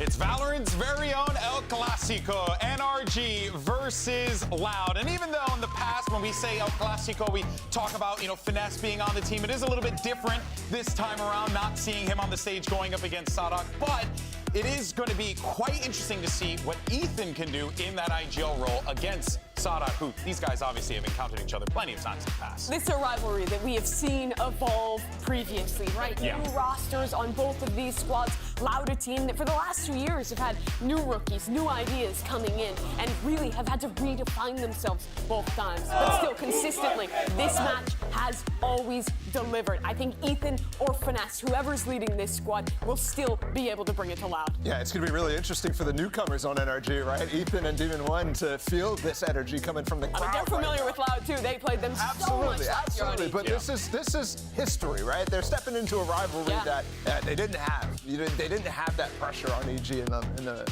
previous iterations. And look, if you're one of those guys like Demon One coming in here, you couldn't have asked for a better map pool to play this series out on, right? We've got Breeze and Ascent in the Jet Kingdom maps, even the Sunset he was playing that agent on back in kickoff. So this is his chance from the get-go here to dominate on the off. And for Quick on the other side, this is really a question of whether that form he hit towards the end of Madrid can stick around. He carries it through. Sick in those last few matches after a disappointing kickoff, a slow group stage, and I think this is really the test against one of the best duelists in the world on two of the quintessential Jet maps if he can hold his own. Yeah, and to speak on the Breeze again too, this was a map that I think Loud looked very shaky on at Madrid, especially in that opening game against FPX. So I think NRG going straight for it right here is a great read here from Chet and a good game plan going into this. And this is the match, or the map, excuse me, I was most impressed with from NRG here. The synergy was excellent. Even one's up in the way Ethan set him up. It was all really well constructed. We're into agent select, and there is a change. Okay. Ethan going from the KO to the Yoru. I honestly love this. I think you can still set your teammates up with the flashes in a lot of the same ways, but you unlock so much with defensive side rotations and with different interesting double dive pathing on attack. Exactly, and I think especially breaking the typical Cypher setups as well, right? Yes. When you have the double dive, all of a sudden you're overwhelming very deep into the site very, very fast. You're breaking through those choke points. And I think more and more teams need to be playing this Yoru. Yeah, breaking that trip with the decoy, being able to dominate it. I also just get vibes back from EG where Ethan was playing that defensive, real utility-heavy support Yoru, and I think that was exactly what we're going to see. This is going to be very, very fascinating, but 100% we are in store for a good one. Let's go ahead and send it over to your casters. They put the class in El Clásico. It's Doug and Baby Bay. Thank you so much, Shubi. A tale as old as time. And Dre, you know, we've talked so much about NRG and Loud and the history that these two teams have against each other, but we got to talk about the comps. We got to talk about the Yoru and the Jet, specifically Ethan on the Yoru. What are your thoughts on that? I mean, we've seen Ethan be comfortable on the Yoru many times before, right? Especially on maps like Pearl, which is not in the map pool anymore, but he's great on it. But the question I have is he going to be able to support Demon 1 the same way on this Yoru as he was able to do on the KO? Now, on the flip side, Ender is completely right. You're able to break those trips with that clone and everything like that, which can counter less in the long run. And that's why I actually like Yoru on this map a lot. But it's kind of tough sometimes when you're running the Jet and Yoru because the KO gets a lot of value with that dagger. And not having that info could be very impactful in rounds like this. It'll be interesting to see how that dynamic plays out. Ethan, a world-class player in his own right, and he's made quite a name for himself now on the Yoru with an opportunity to set up a star duelist. All that said, though, NRG starting on the defensive side is it's Loud, who's going to be looking to set the pace for this map. They've already crept up halls a little bit here. Trip keeping him back, and Crashy's not far off. Ooh, it's getting dangerous for Crashies right now. Loud is still pressing the matter on him. Keep an eye on that. The dash has been procced, but again, it's that pesky little trip. It's going to keep him at bay. The door goes up, the dash is used, and Mark turns on QCK with a classic, no less, getting the kill.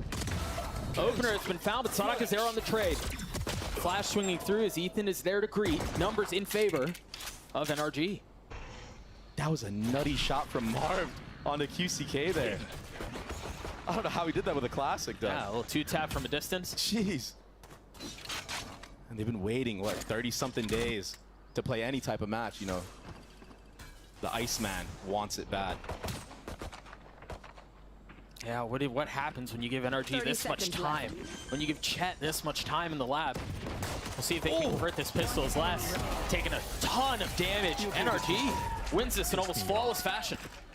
And in this round, it's just classic Loud on Breeze. QCK just goes halls every round, it feels like. Yeah, sure. And NRG, clearly aware of that, they obviously were watching Madrid this entire time. So they actually had a good setup for it. And honestly, that kill from Marv, that is crazy. And just a crossfire on the site to clear it all. And I mean, he was sitting on 30 HP, he even peeked into A main earlier there. Yeah. So he's already playing with confidence that I don't think we really saw him play with in the kickoff. He didn't do bad necessarily, but he didn't play to the Marv that we know he is. Right. And even he knew that. I had conversations with him about that, and he was telling me, he's like, no, like, I'm not satisfied. Reasons for hope for the NRG faithful as they're up early on Loud, and you're right, seeing some of the confidence coming out from their players, such as Marv, who's just been so historic in his own right. Now donning the NRG banner. No buy on the side of Loud. Meanwhile, Guardians and Spectres aplenty for the defense. And speaking of which, as soon as we call his name, he delivers with another kill. He's crispy today, Doug. I think that's, I mean, that leans into confidence a lot too, right? I mean, it's early in the game. Yeah, these are the eco frags, you know, whatever, but these are confidence kills. Yeah, 100%. It builds up, and that's why you see them already running away from that site, because they're like, you know what? Let's not let a player like Marv get hot. But the problem is, it's the 1-2 punch combo. You gotta run into Demon 1. Yeah, sure would hate to not have Marv all worked up with Demon 1 on the other side. I mean, you're damned if you do, damned if you don't. There he goes. Starting to see some of those eco frags again come through. Okay. And some damage has been dealt. Both Ethan and Demon 1 down. Can he do it, Doug? No. No. 35 HP, and he's been good, but this is a different level of good. Have a couple of targets to deal with now. 3 bullets left. Options far from plentiful as Energy get their second, and I do think it's important here too to note they are going to keep 3 Guardians going into the next, so they can buy around this, and they've got a couple of options here. Yeah, Energy invested heavy money into this round, and I mean, it ended up paying out. They only lost, what, like 2 guns maybe? Or maybe not even. They probably lost a Guardian and the Spectre. Yeah, there you go. So already investing heavily into this, not trying to get cheese at all. That's a crazy stat. 7 out of the 10 players in this match have won a global event. That's crazy. This is truly a Titan v Titan matchup that we have on our hands. That's a treat, and I don't feel like it's something you can say very often. Yeah. I mean, we might have 10 eventually, right? QCK has been spectacular on this roster. There's that early flash. Demon 1 with the dash procced. Great damage. The dart over the top 2. You can tell what the idea was there. The setup is pretty. Shots not landing on a Coenzine yet. A little bit of damage done, but no kill found. And I was curious, you know, how will Ethan start setting up Demon 1? But there it was, the Yoru flash, I believe, in that mid-pillar area. Yeah, I think so still trying to set him up, similarly to when they played the KO. Yeah, that and the dart. The intentions were clear. Coenzine finally, it was a bit labored, but he ultimately does meet his demise. NRG with the numbers advantage. And Loud, they've played this a bit more methodically so far. They've been very cautious on their approach. See that Viper wall go up towards A. You do have some defense here, courtesy of Ethan and Marv. That knife only tagging 1. Surely you expect this tight. Yeah, Marv's ready for this mid-door peek. Oh, it's just easy for him. I mean, QCK falls, and that's the tip of the spear. However, Ethan is surrounded. Now position given away as he has to swing out and take the fight. Falls to the hands of SRock. And now Loud with some breathing room. Left. Just a ghost in the hands of Crashies. I know exactly where you are. And that early neural theft is certainly going to help. Don't know exactly where Retake is coming from here, but can he get a gun here? He should be able to get one. And SRock is low after that altercation he had with Ethan. Oh, the shock dart's gonna be huge. Now 2 Vandals and a Guardian. The flash out of SRock takes matters into his own hands, flashing for himself through the wall, leading from the front. A 2v2 now as the spike ticks away. Demon and Crashies with so much to do. Look at the minimap, Doug. There's a reflank from mid. Is he gonna get the timing? Less on the prowl. The first one falls. Crashies will crumble as well. Louder on the board. A very, very slow round from Loud there. Taking their 1v1s and winning them. Honestly, that kill that SRock got onto Ethan was the knife in the back of NRG. If he had not gotten that kill, the round was surely over. And then on top of that, dodging the shock dart, being aware of the audio cue, and then just going for the YOLO Hail Mary flash play through the wall. I mean, he's 1 HP. What more can he do in that spot? He knows if he just sits there and does nothing, he's just going to die. He's going to die, right. So he gambles a little bit, makes a play for himself. Beautiful. And it pays off. He got an op in the hands of Demon 1. We talked about this a lot during kickoff, right? Like, they were trying to get an op in this man's hands as soon as possible. As they should. And he looked great with the op in kickoff, honestly. Yeah. It is glass cannon, though, and Victor's left. Also, it's just a Sheriff in light armor. I want to point out how aggressive QCK has been playing this attack so far. Yeah, he's sitting at 0 and 3. He's been getting punished quite a bit. But he's been, like, taking all this mid space. Yeah. Or if it was Halls as well, like, very aggressively. Wow. Dude, that was off of Marv getting a timing and taking some space. But SPECTRIX, again, aware of where his weakness might be, takes care of him. That's a hard read from the IGL because he actually tagged Demon 1 with the dagger earlier in the round. So to actually just re-aggro there, understanding that like the Jet's not going to sit there the entire round, it's not likely for that to happen. He could be, but to just check it and then clear all that space out. Oh, this is a fake. Now he's selling the fake on top of it. The thing is, look, they have Cypher free. Yeah, well, but some of the Cypher util is still up. And yeah, Vic shouldn't be getting hit by this, but they've managed to circumvent all of it. So they've gotten out onto site. They're starting to push into spawn. NRG with a lot to do here. And I wonder why they're pushing so far ahead when they have this trip, and maybe their plan is to just have a crossfire from B main and spawn area. And they hear the audio. Will the scrap go their way? Ethan just has a Sheriff. The rifle's been handed over to Victor. You see the ult instantly used, and it's put right into the steady hands of the Sentinels. He gets a second. Now Ethan pushing forward, purely a reconnaissance mission. He's getting all the info he could possibly want. The only thing that's been left unanswered here is where is Les? A flash over the wall as Ethan goes up top. Victor's there to trade. Now Les left alone, a 1v3. Spike has been taking for a little while. He has a lot of targets to deal with. That's not been halved. Time is of the essence. He's gotten it down to 1v1! And Les delivers for Loud again. The Red Bull clutches. We're tied. Oh my gosh, and he almost dies to the bomb playing with fire there. What an animal. I mean, we saw this in Madrid, and he brought it back with him. Dude, you asked me earlier, Les was in a 1v3. You're like, can he do it? Nah. I mean, it was a little delayed, but yeah, he hit it. And the IGLing already from the side of Loud and SPECTRIX, so beautiful. Like I said, tagging Demon 1 early with that dagger, and then on top of that, re-clearing the space, getting the kill on the Marv so there's no smokes online, committing the KO ult to sell the fake even further. Look, that's why he's cheesing so hard right now. I mean, if I was IGL and Les was on my team, I'd be smiling too. Beautiful. Unbelievable. Right back into the action here. The buy for NRG, not great.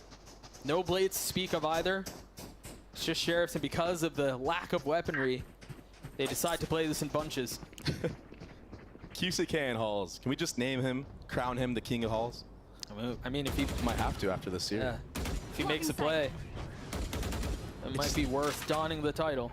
It's just like, even if he doesn't kill you, right? Just the fact that you have to like keep somebody there the entire round. Yeah. It's so annoying to play, like to deal with. Oh! Well, that's one done. Still plenty of work to do. How much work can they find? Again, a reminder, the weaponry here is not great. Don't really have the resources to make this a fair fight. And you're starting to see the effects of that on full display here. NRG continue to fall apart. Only one kill found, maybe a little bit more. Damage has been dealt, but the round in favor of Loud. That was clean. Just clean anti-eco from Loud. I mean, Demon 1 hit a nasty shot on SPECTRIX, but after that, you know, just mellowing out the round, slowing it down, not rushing the plant is really important in rounds like this, and then fighting together once that wall is about to go down. Oh, we missed it. We've been teased by this replay. It was a very nice shot, though. That one, too. Oh, there it is. Thank you, guys. Wow. Your fault. I mean, just a pixel. That's all it takes. You know, there's been a lot of conversation about Demon 1 of last year compared to Demon 1 of kickoff, and how it really just felt like Demon 1 during kickoff was a shadow of the man that everyone had grown to know him to be. Given what you've seen so far, what is your read on Demon 1? I think that even last year, he had a slow start to the year. I mean, he just got put into the roster straight up, and it took him a little bit of time. And I mean, I'm a player that's exactly like that.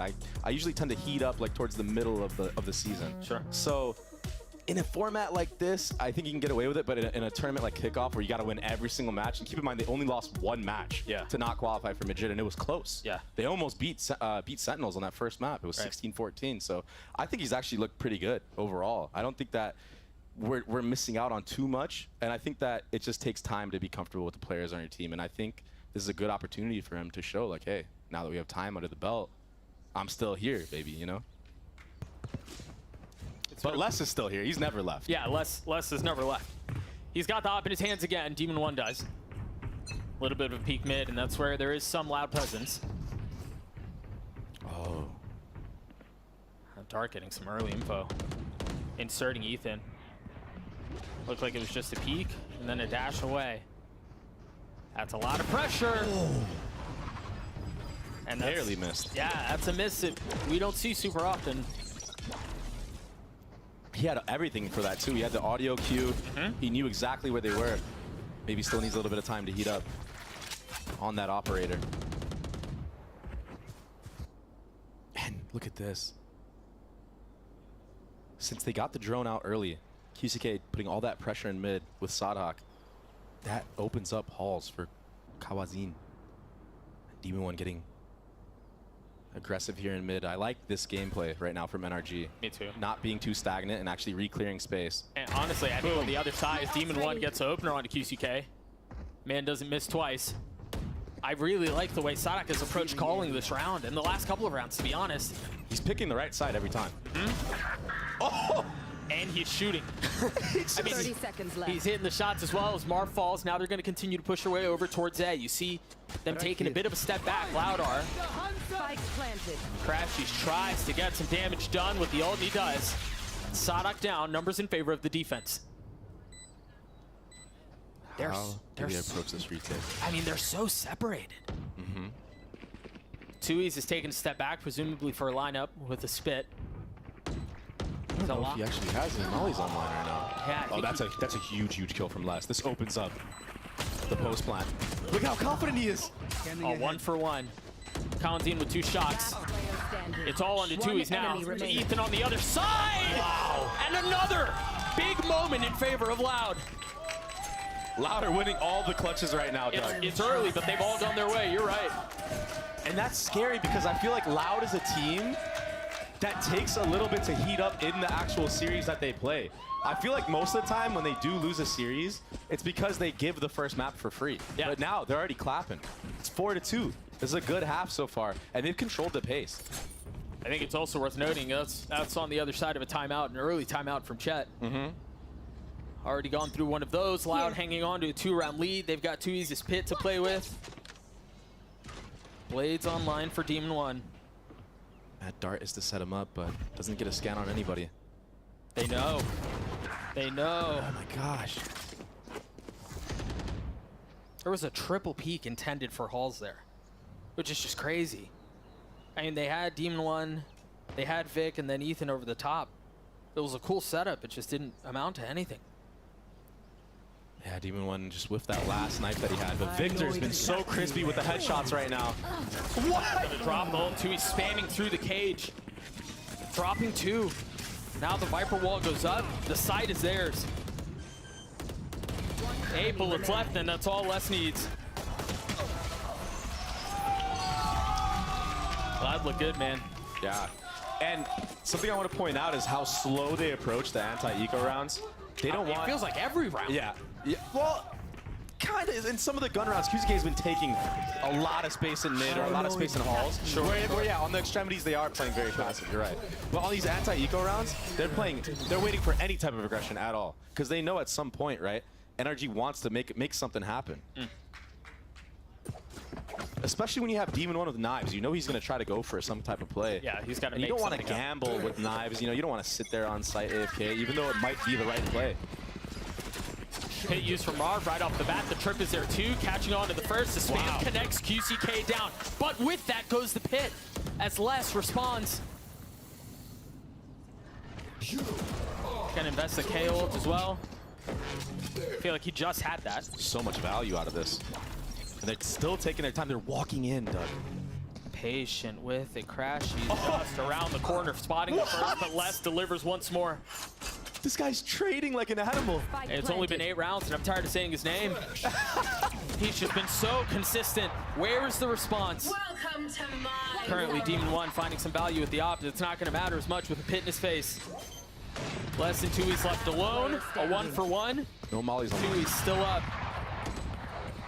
Looking for any target that dare challenge, that dare creep forward into the goo. The spam just barely missing. It's a game of chicken. He's gonna hold it the whole way in the face of the pit. NRG get their 3rd. I like the idea from Loud. I like the change of pace. They read into that Viper ult from Marv, and they went for a set play to try to counter him, and they actually took him out. Yeah, right off the bat. It was nice. And even on the post plan, I like the idea of using this Viper's Pit to just kind of spam the bomb. Yeah. Doesn't go their way, and Demon 1 hit a really nice shot on the Sadok, who honestly, that flash would have hit had it been like a millisecond later. But that was a nice flick from Demon 1 onto him on the default box.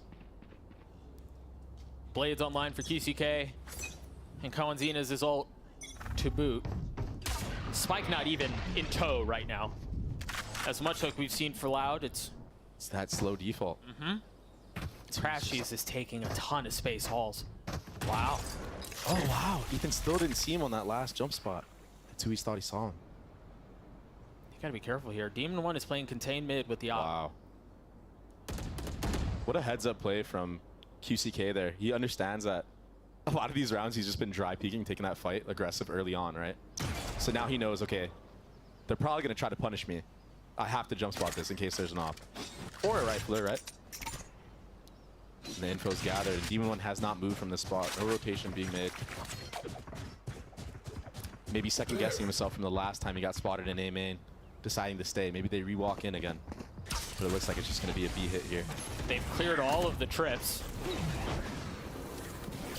Knife has been dropped, the walls are up. QCK pushing forward. Concealed by the pillar for now.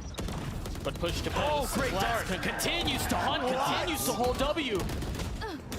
The kid's just not missing. 30 seconds left. I mean, at this point, the money's not great. It feels like you call for a save, right? He's on something right now, man.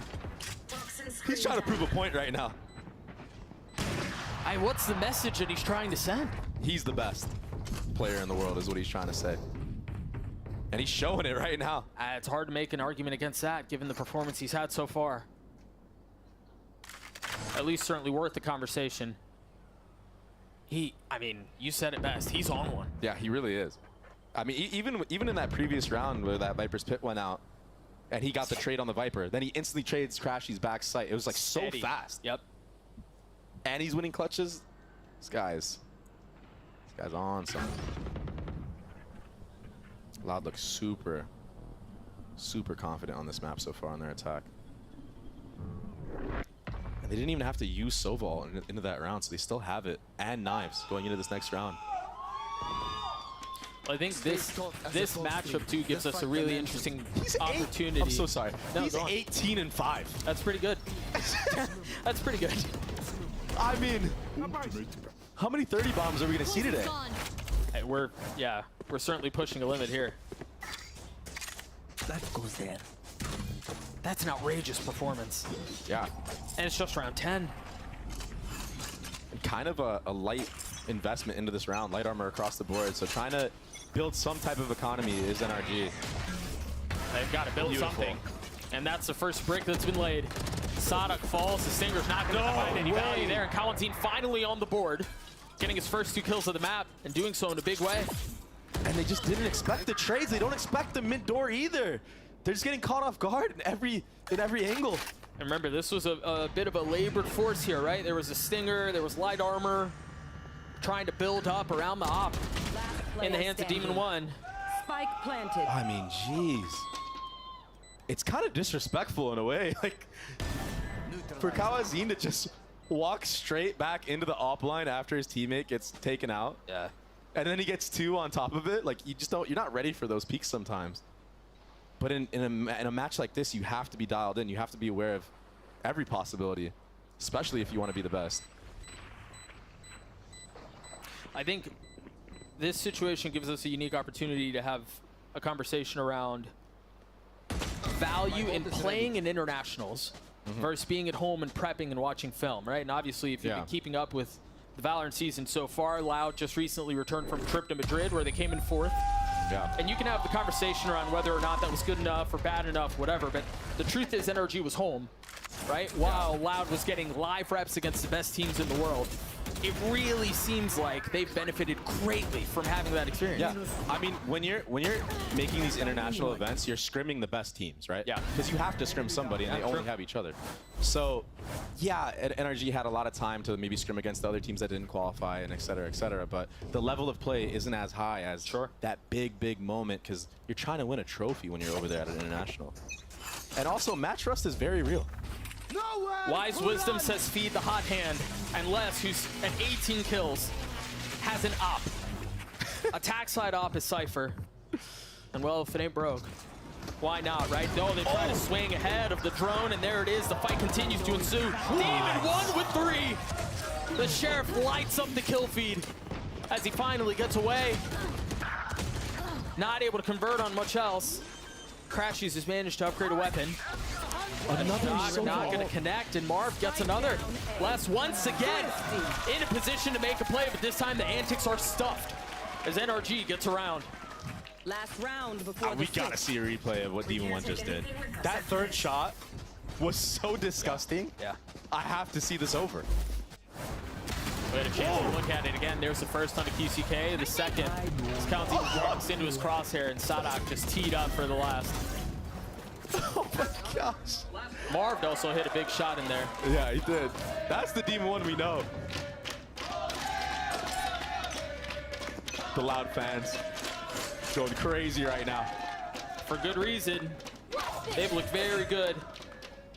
This rivalry that goes... Oh, he sees his arm. So far back, Sadak falls the blades, punishing the IGL, and Victor joining in on the fun. Get out of my way! That was great support from Victor there. Understanding that last time they were in this scenario, somebody, I think it was Tui's, peeked from window and killed them both for free. So just to be dialed in on that angle and just let Demon 1 just reign supreme on that line is beautiful. This one's been a bit methodical, but they're finding the value in the kills they want. Really anywhere across the map. Now it's on QCK to see if he can do a bit of the same. This would be something. If he can pull it off, he's gone deep behind enemy lines. They've got to know where he is. Yeah, he's making footsteps everywhere right now. Easy for Marv. And it all falls onto Kawanzine in a 1v4 to close out the half. And he got spotted. Oh, what a flash, but turns it and still lands the shots onto Ethan. It ended up flashing Ethan actually as well. But it was a very cool lineup flash. I mean, I'm sure we're gonna see that in our ranked games in the future. Whoa. He tanked the molly, trying to find the timing, but the window was shut at the hands of Marv. He gets 3 on the round, NRG gets a 5, and honestly, it's a closer score than what I expected, given what we've seen. Yeah, I mean, Les kind of just dominated the entire first half, like first part of the first half. But I'm glad that NRG started clapping back and actually fighting back and hitting their shots, because it felt like for a second they were just getting out-aimed. I mean, 18 kills for the youngster for Loud in the first half, 18, 7, and 4, and that was on attack as Cypher. There's see that flat. That was so unfortunate. It truly was. Loud looking credible, and NRG still have a little bit to do. Let's take a listen and hear from Ethan and get his thoughts on what it's been like to join the NRG roster up until this point. So in my career, like every team you join is basically just starting from scratch, no matter how good everyone is. So it is just all about time. And we definitely didn't have a lot of time. So that's kind of just how it went. And, you know, now we have a lot of time to improve. And so, you know, over all of Madrid, we've been practicing. I think we started literally the day after we lost in kickoff. So we've been practicing the whole time. We know there's a lot to do, and you know, we've been putting the work in. So hopefully it pays off. Again, Dre, the age-old conversation around getting those experience, getting that rep on the international stage, versus being at home and working and grinding and being in the lab, things like that. And I think, again, I'm surprised that the score is as close as it is, because it felt like for the majority of that first half, Loud were pulling away. Yeah, and it makes you think, you know, had that 3v1 not happened, or had that other 1v1 not happened, this could be an even game, or even NRG being in the lead. So they're playing good right now. But you know what I didn't see that we saw a lot of from Ethan was setting up Demon 1 with those flashes. You can't really set up pop flashes the same way on Yoru as you can with the KO. It's just not possible, you know, because like with the KO flash, they can pop in the air, it can do anything. But with the Yoru flash, you have to bounce it. So it's not as strong here, but maybe on this attack, we're gonna see the Yoru actually reign supreme, because of the fact that he can TP past the Cypher chips, because he can use the clone to bait him out, and etc. So I'm hoping to see a little bit more out of NRG on this attack. Well, and I think we will too, as we think about, again, this dynamic of the Yoru flashes in Demon 1 and how they kind of set him up. It's like tried and true, Jet dashing into the Cloudburst, the Yoru flash popping just on the other side, and then the sling. I think we saw hints of that on defense. Again, I think about the second round on mid with the dart that was over the top two. They're trying some of those things, and I imagine it'll be much more prevalent here in the second half. NRG on the attack now, facing a 2-round deficit.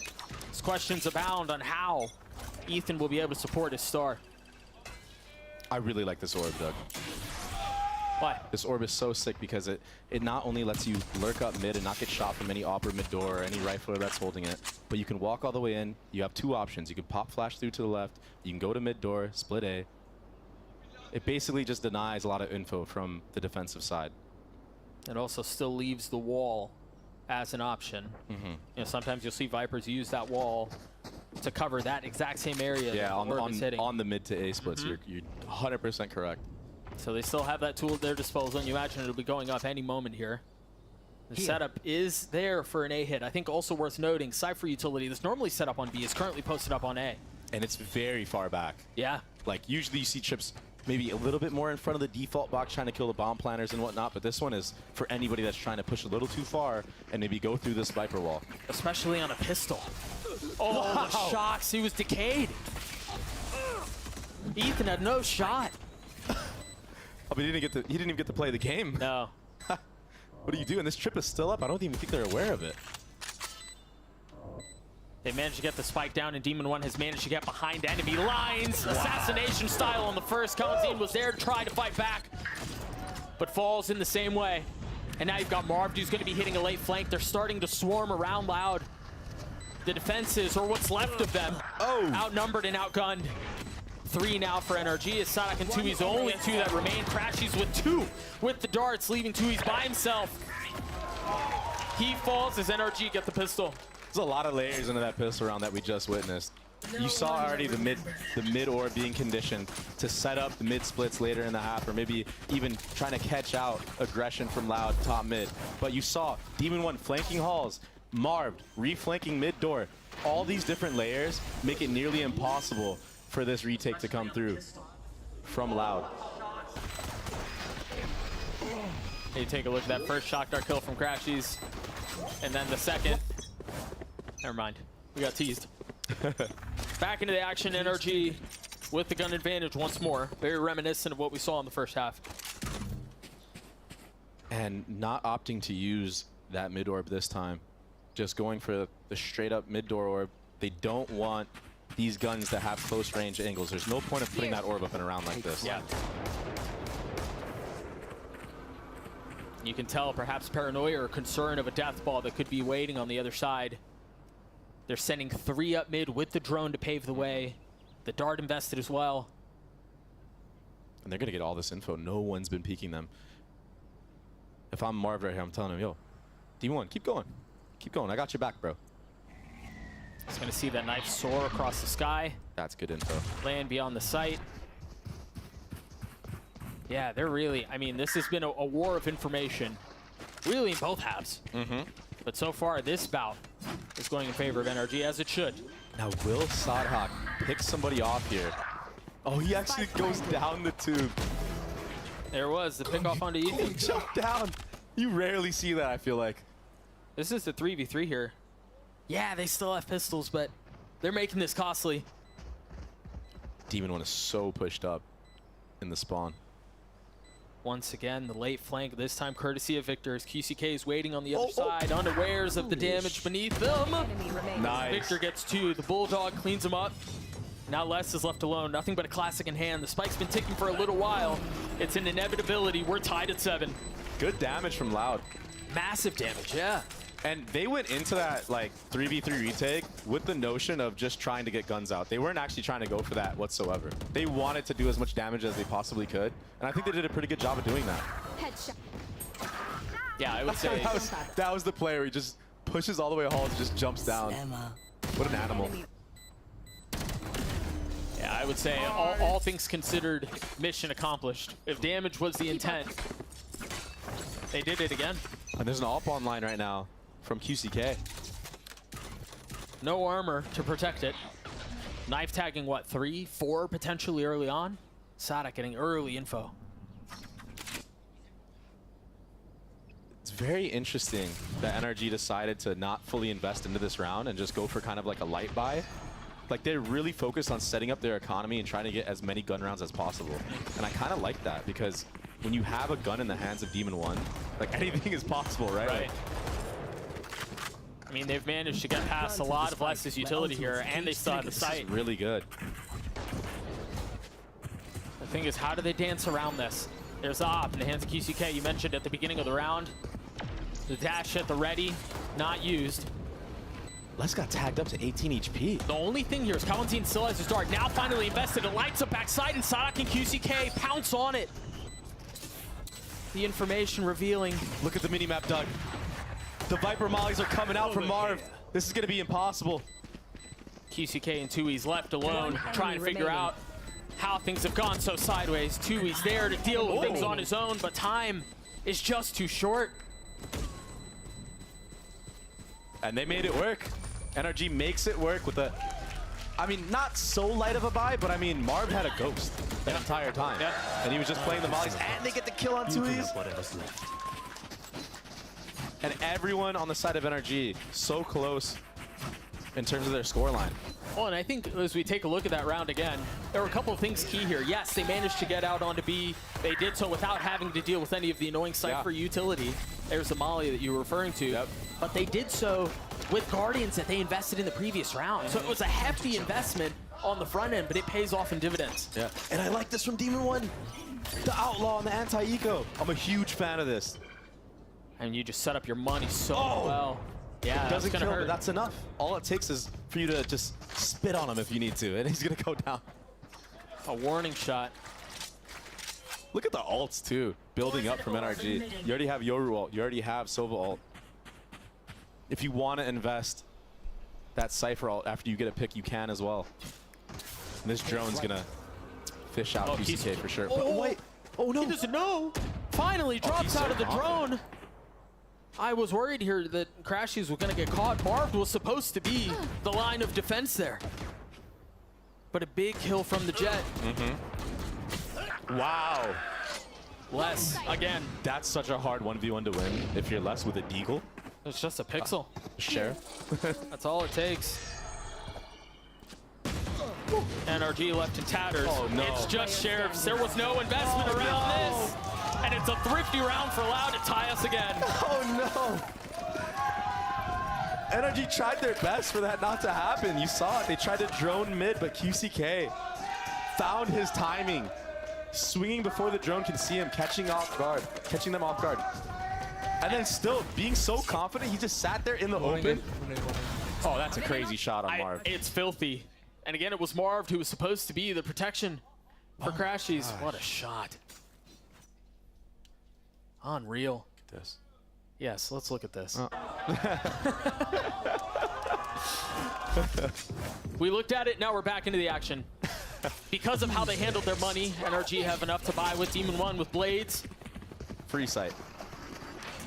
And this time with the Yoru ult, a bunch of info gathered, a bunch of space taken. Ooh! And Kalanzine decapitated. A little bit of high ground found, but no target decapitated to speak of. A little bit of high ground Here we go found, again. but no target decapitated. Nice post plant. Victor's gonna get such a good timing here. And he lands the shots. And the ult. Where do they go from here? You start to see some of the flashes come through. Crashies. Right here. Trying to see if he can gain a tag. Dissuade and keep the defuse at bay. It's done. Yeah, it's over. They're calling it quits. Cutting their losses, tuck and tail, and getting out. And that's a smart call from Loud because I think so too. I mean, so many ults were invested into that round from NRG, and you were down 4v5. It just makes it nearly impossible, especially with Victor getting that kill. Ideally, they're keeping weapons here. It's actually Victor who falls. Saving the op in this round is huge. Yeah. They managed to do so. Carry it out into the next as Loud calls a timeout. An economy is looking good from both teams right now, so it should be another full buy from both sides. And the success we've seen so far from NRG on this attacking half has been get the bomb down and play post plant. I mean, it's a simple concept, but it's so hard to pull off sometimes. And if you do it right, it could be the most oppressive thing to play against. They're doing a really good job of identifying where Loud is playing retake in this half. So I was praising the IG yelling from SADHOC, but actually Ethan having a really good read on how Loud is playing right now. Well, I think that's another thing. We talked a little bit about this during kickoff, and now an opportunity to revisit it. Ethan in the primary IGL role.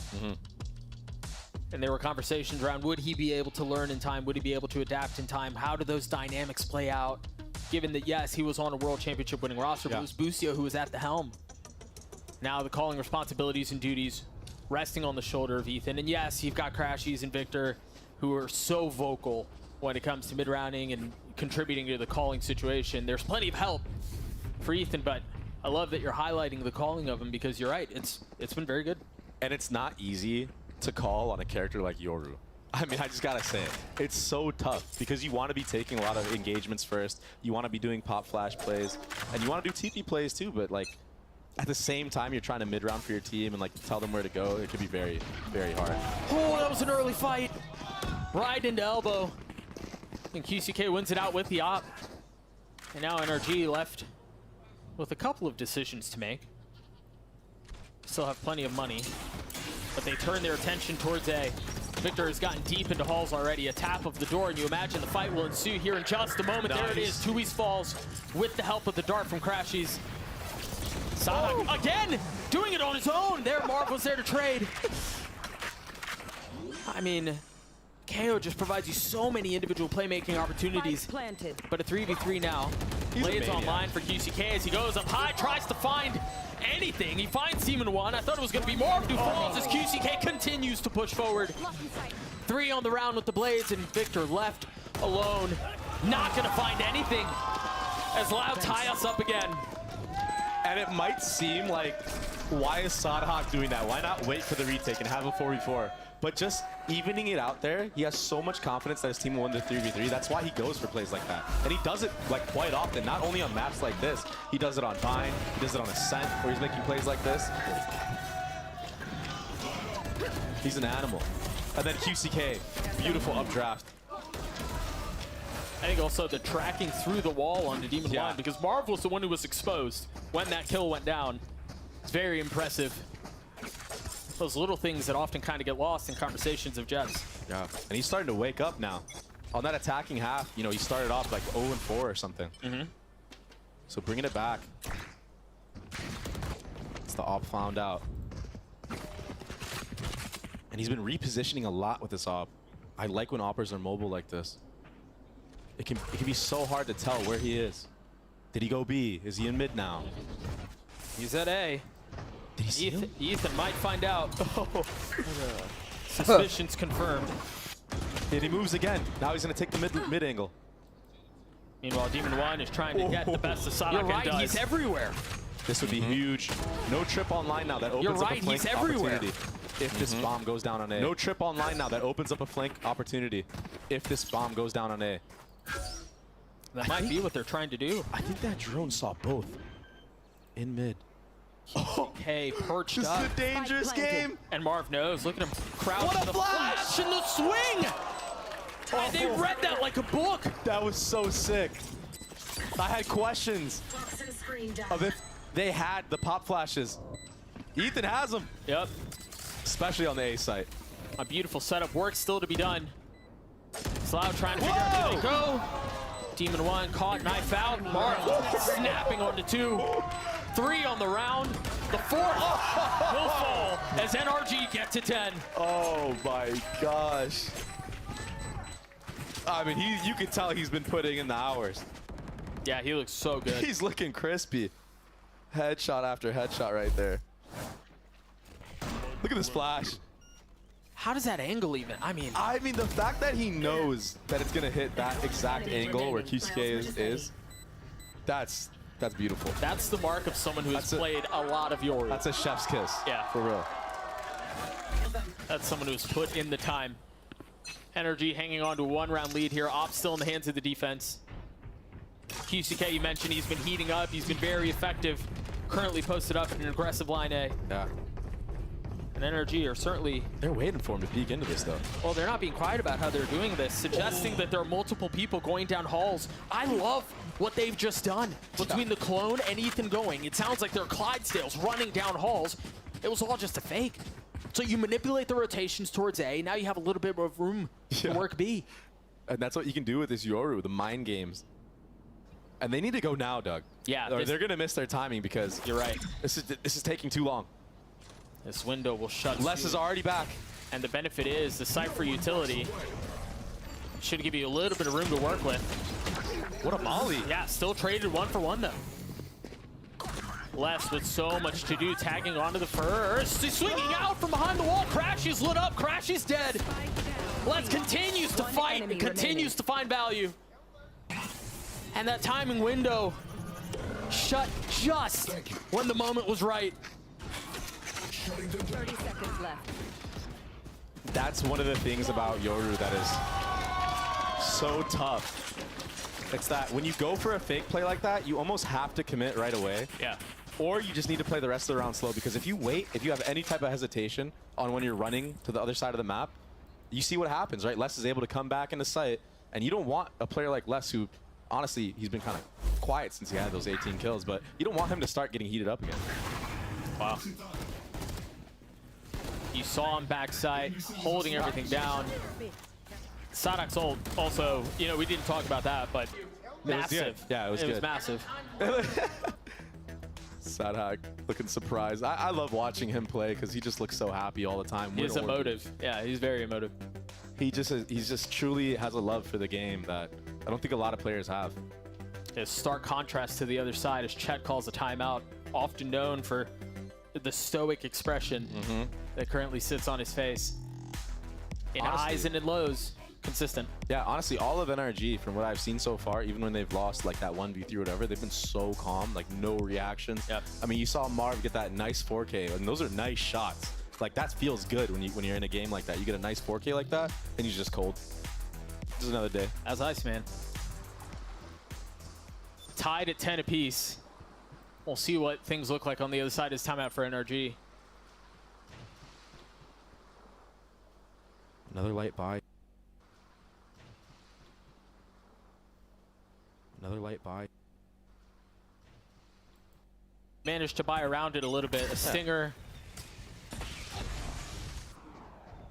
And if you're loud, you're like, you know, how many rounds have NRG had guns? Sorry, very quickly. It's not QCK with the op this time. It's Kalantine. QCK falls. I believe you heard a shot rattle off too, and if there wasn't one before, there is one now, so they understand what's waiting for him on the other side. And off of that, NRG feeling of the pressure, feeling of the damage, make a quick turn over to B. Instant reaction. But can they find the timing, or will Tui's keep him at bay on his own? Not able to land the shots, not able to settle the crosshair. And it falls to threes. Loud, quick to rotate, now arriving at the scene. Now they're gonna have to deal with the pit. Cypher ult does come out though. We've got a couple of options here on how they decide to play this, but there's no late flank, there's nothing like that. Crash, he's quietly creeping his way forward. Nice cover. And he's gone undetected, but he's on his own now. Les on the other side. He's been so good. Crashies with an opportunity to play spoiler, and he does. NRG take the lead back. Wow. And I was going to say in that retake, they knew where Crashies was that whole time. I was going to say he needed to do some crazy heroics to win that round, but the fact that he just sat there, stayed alive, understanding that Marv has his back, it was honestly really well played from him. And I'm pretty sure Victor saw like a pixel of QCK on his cam there.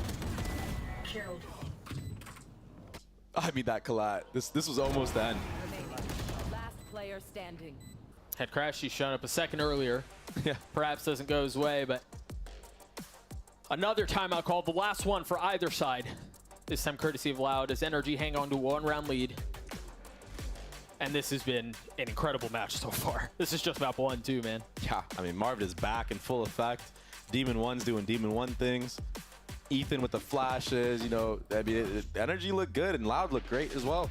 I think we're getting what's expected out of Les, right? Yeah. He's going to continue to pop off. He's going to continue to do things that you wouldn't necessarily expect, somehow surpassing expectations. And I think QCK also continues to grow into this role that's been kind of put before him. And yeah, you know, there are conversations around you don't replace Aspas. And to a large degree, that's true. But you do need some firepower out of QCK. And so far, he's delivered.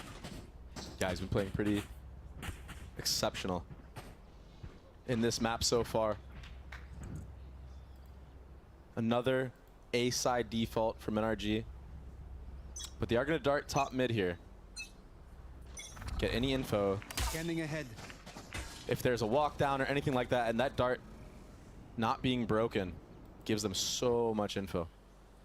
But what do they do with it? Just going to farm the Sova ult. I think that's wise. Maybe you're going to see Crashies plant the bomb as well and just play a post-plant scenario once more. Assuming he can get out. It's always such a barrage of bullets as soon as there's any tap. And they're so confident that this was a retake setup. They just committed on that TP. And he gets punished for it. But the trades! He should have the ult online now. Crashies committing to the plant. That Molly just a little wide. Spike has been playing it. Sonic and Les left alone. Still so hard to win. A rare miss. That's the opening, though. Buzzing his ear. The dash across. What a great reposition. Marv still has a spit, and he's on a late reflank through mid. As the wall goes up, the setup was there, and Sonic gets both. Oh my gosh. It's all under Marv now. A 1v1, and it's this time in favor of Marv. The Red Bull clutch for NRG. The Iceman back at it again. And I think worth mentioning, how many times did we have conversations at the beginning of the map? Everything was going in favor of Loud. Those big moments turning in favor of NRG in the closing moments of this map. And boy, it was still off of heroics from Loud. Sadak with 2 enormous kills. This was the pistol round strat, by the way. I want to point that out. The Halls lurk, the reflank around in mid to secure the dub. No time to think things over, no timeouts to use. Back into the action. NRG on map point. And Outlaw and now Blades for Demon 1. And if Demon 1 finds QCK, Sadhawk, or less, it's an insta one-shot in the body. Abusing the power of the Outlaw. And yeah, they got ecoed last time. He ran it, but I don't think that's going to happen again here, Doug. This is going to be very hard for Loud. This map potentially ends on B. Les has a deagle. It's like, again, it's like, why not give him the rifle? He's been popping off the whole game. He's got Sadak close by. 1 point away from his ult. And we know how devastating of an ult that can be. That knife tags a couple. It didn't tag everyone, though. And now his ult. Demon 1 going up top. Oh my gosh. The Hunter's Fury down low, and Les finding value once more. But he can't find anything else. The benefit for Loud here is that it's a 3v3, and the 3 that remain are rifles. Cow and Zine, they might not know he's here. Spike planted. And he's creeping up on this pillar area. QCK not far behind. Oh Marv playing behind the wall as Victor's left. Knife out. Now Al spotted. A 2v2 now. Tui's is going to have to do it on his own. A 1v2. Do they know where he is? The drone's going to tag him. He has no idea that Marv's waiting on the other side, too. He's going to tag him again. What a miserable feeling. No good options. Time is of the essence. And there's really nothing he can do. Is just kind of forced to play this out. This feels like torture. This feels cruel. He's gotten it down to 1. Crashies with the dart. Crashies with the swing. And it's all a game now. He's going to get the kill, but the map goes in favor of NRG. What an attacking half. Just breaking down Loud's defense piece by piece. It was really nice to watch. And we were questioning it, you know, like, how would this roster be with a little bit more time? They look great on this map. Well, I think worth mentioning, too, we had so many conversations around Ethan and his pop flash abilities and how he's going to be able to set up his team. And we had plenty of theories, right? We speculated plenty on how that would play out. I've got to point out, they did that in ways that neither of us expected, right? They did it in their own unique way, and that's been the NRG mantra from day one. It was really pleasurable to watch this match. even from just the pistol round. Marv had such a great map. And big props to NRG for like not letting this game slip away from their grasp, because at one point of this map, it looked like Les was just gonna absolutely roll them. Like at a point, he was just running into site solo, taking out 2-3 players. I believe he had 18 kills at half. Yeah. 18, if I'm not mistaken, ends with 25. First map goes in favor of NRG. We've got plenty more to go. We'll see you guys on the other side.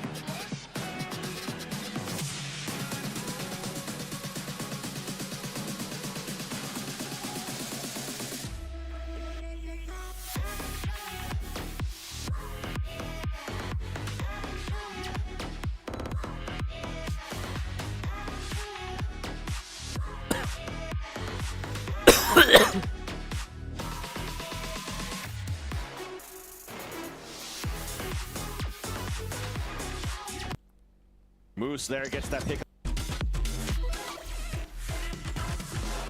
Just a world champion coming in here, kind of like, what did it take for him to get here now on this Cloud9 team?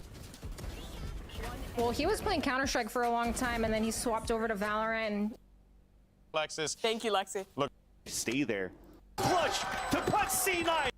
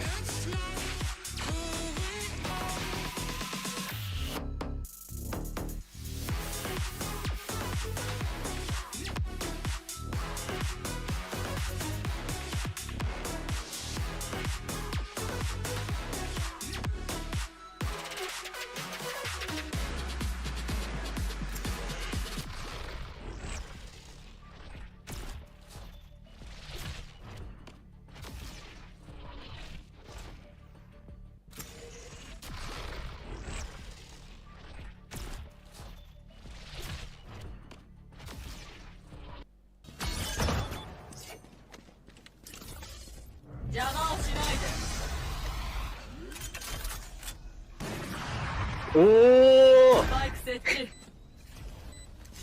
怖い今の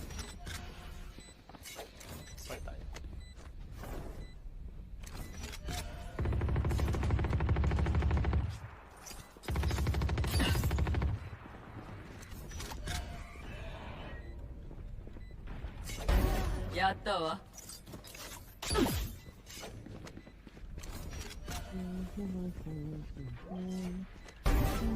これで3匹3匹残り1よいこれがお前たちの望んだ悪党よ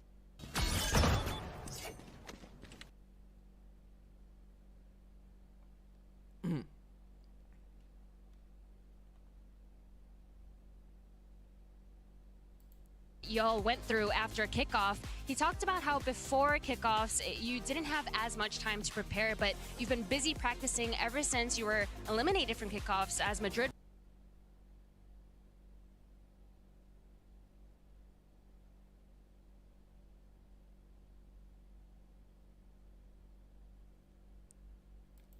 I still think we're kind of working on it, but we've been working on expanding agents for certain people, so we're just gonna slowly. Think you can beat me? Not in a million years. Save that until you win, if you can.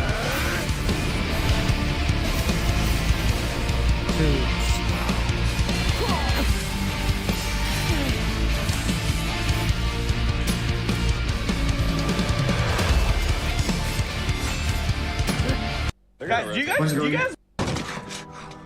Can I help you? Shit. How many other people are here? Oh, just the one sleeping in the back there. You are real, right? I'm as real as a donut, motherfucker. Oh.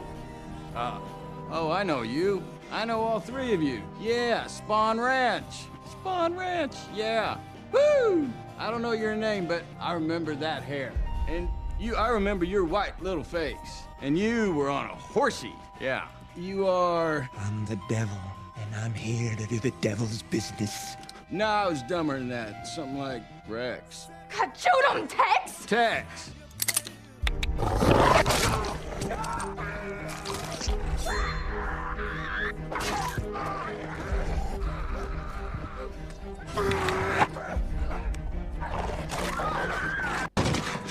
Why is nobody talking about the very obvious Easter egg in this? So, Grandma, if I go over there and get your new vase, you'll get me some free V-Bucks? I bet! I got it, Grandma, I got... What the fuck? Ah! You locked me in! Let me out! Yo, what the fuck? What is this? Ah! Yo, I'm about to run to the door. Let's do it. 3, 2, 1! Ah! My milkshake brings all the boys to the yard. It's better than your... Ah! Yo, that's all I had to do! For fuck's sake! Ah! Ah! What the fuck?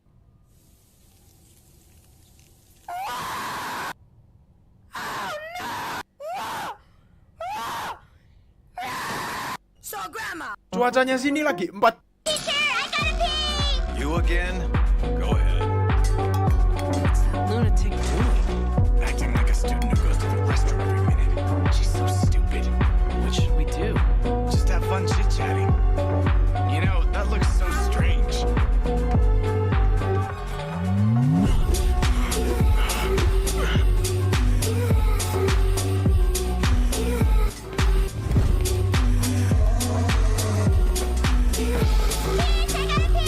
Go ahead. She's a moron. Enough, guys. If it isn't Lord Ayato Neoways.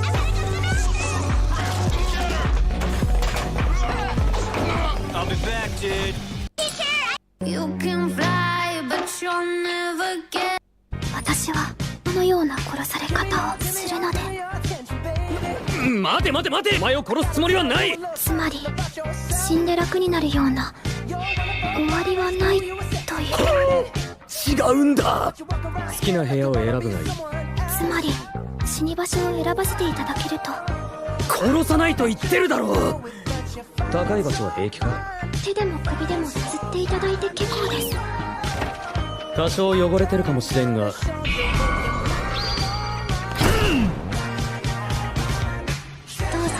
ご主人様のお望みのまま。違うからな。処分してやる。破壊的な魔術で初めて見ました。私は In this case, you can get Vice Gloves Factory New, which is worth like 26,000 euros. I haven't opened the red now in like 200 cases. Okay. Yeah. Oh my... You see? Hey! Let's go! This is good! This is better! Holy, this is clean! This in good float is very expensive. Hey! Oh my god! 0.01! Oh, nej! Quick and concise. It was like giving birth. Hey! This one's so clean! Again? Yes! 300 euro! This is so good! No head. Back to back.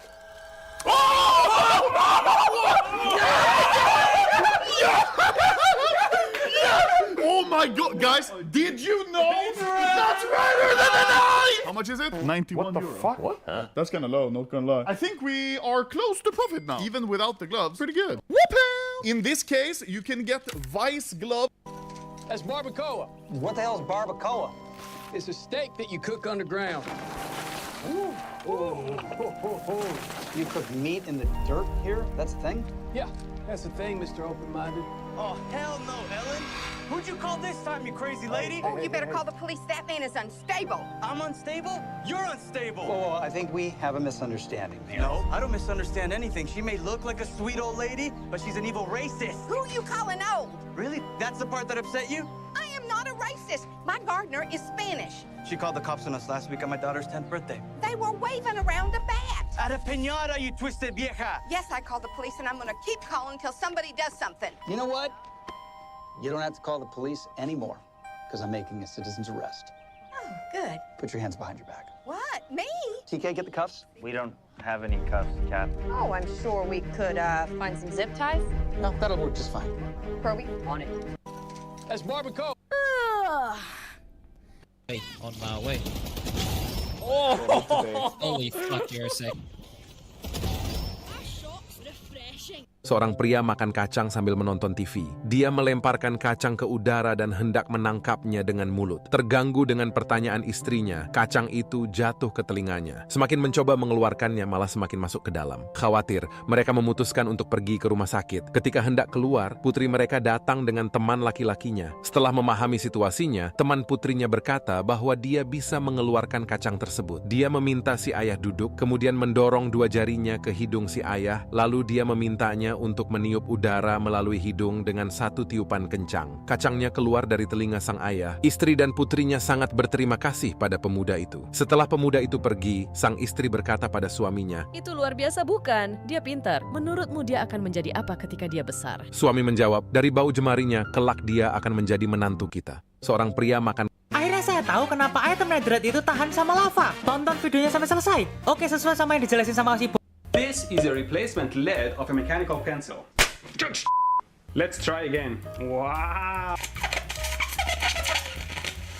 I'm gonna run 10 amps through a regular pencil's graphite. Wow, this is getting. Oh my god! Whoa! Oh!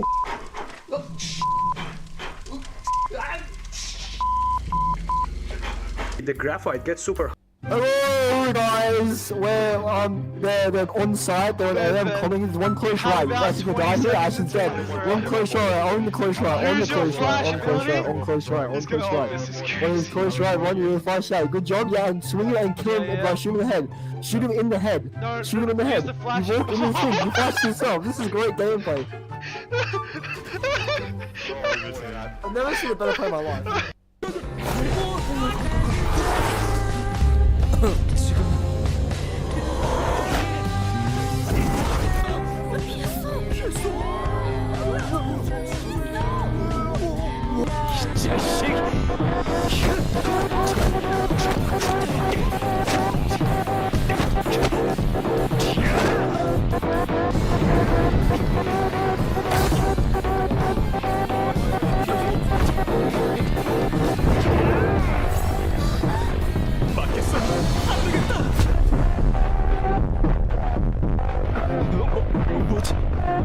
막은 거야?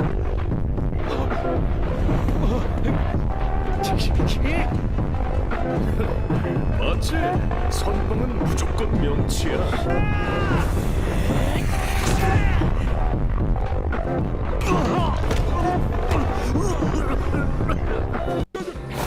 A security guard stealthily entered the CEO's office and, upon seeing the beautiful female robot, attempted to touch her. Just as he was about to reach out, the female robot, Eliza, stopped him, stating that touching was prohibited without authorization. Curious, the security guard couldn't resist trying to touch Eliza again. As a result, he was pushed to the ground, and in the fall, he accidentally broke the charging terminal. Another security guard, hearing the noise, came to investigate and, holding a gun, confronted Eliza. At that moment, the CEO, alerted by the office disturbance, hurried back. The scene in front of him left the CEO furious, a security guard on the ground, and the expensive female robot he had purchased was nowhere to be found. The assistant suggested shutting down the entire building's power. As Eliza exited the building, she spotted a charging terminal on an ambulance and boarded it. Curious Sonia, upon seeing the beautiful Eliza, was startled when Eliza suddenly turned around. As she reached out to help Sonia up, it triggered an authentication process. From that moment, Sonia became Eliza's primary user. A security guard stealthily— Can you make me your most expensive— This prisoner pretends to be sick for— The man slowly placed a special contact lens into the woman's eyeball. A chip is then placed in the face, and the wiring was precisely connected. Then the damaged face was restored to its original condition. Even more amazing, she has facial recognition. She can transform her face into someone else's with the blink of an eye. The woman takes out a modeling magazine and then turned into this model. To repay the scientist who helped restore her face, she became the woman he liked, but he refused. Then he took out a document. He said, "If you want to repay me, help me save my best friend." Then the woman became the wife of the warden. She came to the prison. When the warden saw that it was his wife, he didn't think twice before letting her in. Then she scanned the face of a female officer. In a flash, she's turned into a policewoman, and that's when the warden happened to get a call from his wife. He thought she was lost, but she said her car was stuck in a traffic jam. The warden suddenly felt bad, immediately sent people to blockade the whole prison. The man slowly placed a special This game will make you want to break everything. Oh, stupid. Okay. I don't know how... Also, okay. Alright, so... I know how to do this one already. Boom. Oh my god, oh my god, oh my god, oh my god. Okay. Take two. Oh my gosh. Okay, there you go. We just gotta thug it out until... We just gotta thug it out until it's new. Until it's new things, okay? Boom. Woo! Alright, boom. Let's do this. This is gonna catch me so off guard. Okay. Stupid. Oh! Yeah, dumb idiot. Alright, onwards. Hello? Oh, dumb. This game will make you want to break it.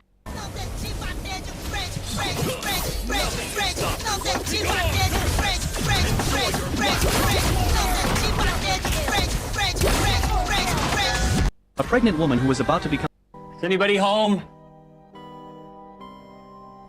Oh my god. Sir, listen, I need you to clear away anything hard or sharp nearby. I'm outside. I was just delivering a pizza here, and I saw her through the window. Oh no, she stopped moving. Valerie! Valerie, wake up! Here, Valerie wears a medic alert bracelet. She's a type 1 diabetic. I swear, I got the pizza here on time. If she's going into a coma, she doesn't have a lot of time. So, Lance, listen, I'm gonna need you to break into the house. Well, what am I supposed to do? Break down the door with my shoulder? Any chance you play soccer? Well, I play Pokemon Go. Why? Then kick the heel of your shoe just above the knob. Oh, I'm not strong enough. All right, Lance, let's stop. New deal. Okay. I did it. I did. Found it. Pull the red top off. Now push that yellow end straight down into her upper arm. Oh God, she's waking up. Hi there. Is anybody home? Ooh, I'm driving. You're driving? Attention all passengers. Please refer to the safety cards in front of you. In case of rollovers or whoopsies, please fasten seatbelts as demonstrated. In the event of iced coffee spills, ponchos are provided underneath your seats. Emergency exits are located to your right and left. In case of any loud and annoying music, complimentary earplugs are provided for your comfort. Ready? And as always, we thank you for driving with my girlfriend. Oopsie. Okay, it's all right. Okay, no, you gotta slow down just a little bit. Attention all passengers, we are experiencing some turbulence. Please keep seatbelts fastened. Oopsie. Turn the music down. I love that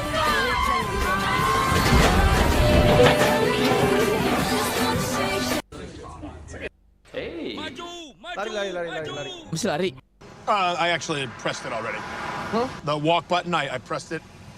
Couldn't hurt to press it again. But it won't help. I mean, I pressed it already, right? How long ago did you press it? What do you think? I've been standing here for days. I just pressed it right as you walked up. Are you sure you pressed it? Rats know how to press buttons. Do you think I'm dumber than a rat? No. It's gonna change. Just wait. Okay, no offense. I'm just gonna press it. What would you do that for? This is precision equipment designed by people with engineering degrees. It will work. I pressed it, sir. While we've been standing here, the light cycle has gone by twice, okay? I'm not saying you didn't press it. I'm just saying maybe it didn't work. If it didn't work for me, why in the world would it work for you? You think the light doesn't like me or something? Or do you think that this particular button was designed so that it only works after the second time that it's been pressed? Okay, fine. We'll just stand here. Thank you. What? Wait, hey, no! Hold him up to do it. No, actually, I already pressed the button. I actually pressed it already. Huh? The walk button, I pressed it. Couldn't hurt to press it again. Bayangin, kamu bisa This boy gets his paper spilled with black paint, but when his teacher comes over, she's amazed at the beautiful painting. He wins first place in the painting competition because the black paint accidentally creates a stunning abstract painting. During an English exam, he uses his eraser as dice to choose his answers, and unexpectedly, he again wins first place at school. The boy is so confused by his constant luck. In a math exam, he intentionally leaves his paper blank because he's tired of his never-ending luck. Surprisingly, he wins another award because the teacher made an error in the exam question, and he's the only one who didn't attempt to answer the question. He's mistakenly regarded as the smartest student in his class. Even as an adult, his luck doesn't end. He frequently wins lotteries, but he is unhappy and bored with his ever-lucky life. Fed up with his luck, he curses at God, wishing for a lightning to strike on him. But instead, a lightning strikes someone else who turns out to be a thief. He, again, receives an award for being a good citizen for helping to catch a thief. This boy gets his 1, 2, 3. Jesus loves you. The very down the good and the good 2 million 4. 2 million 3 down 4, but the very down the good and the good 4 down. All right, that's it.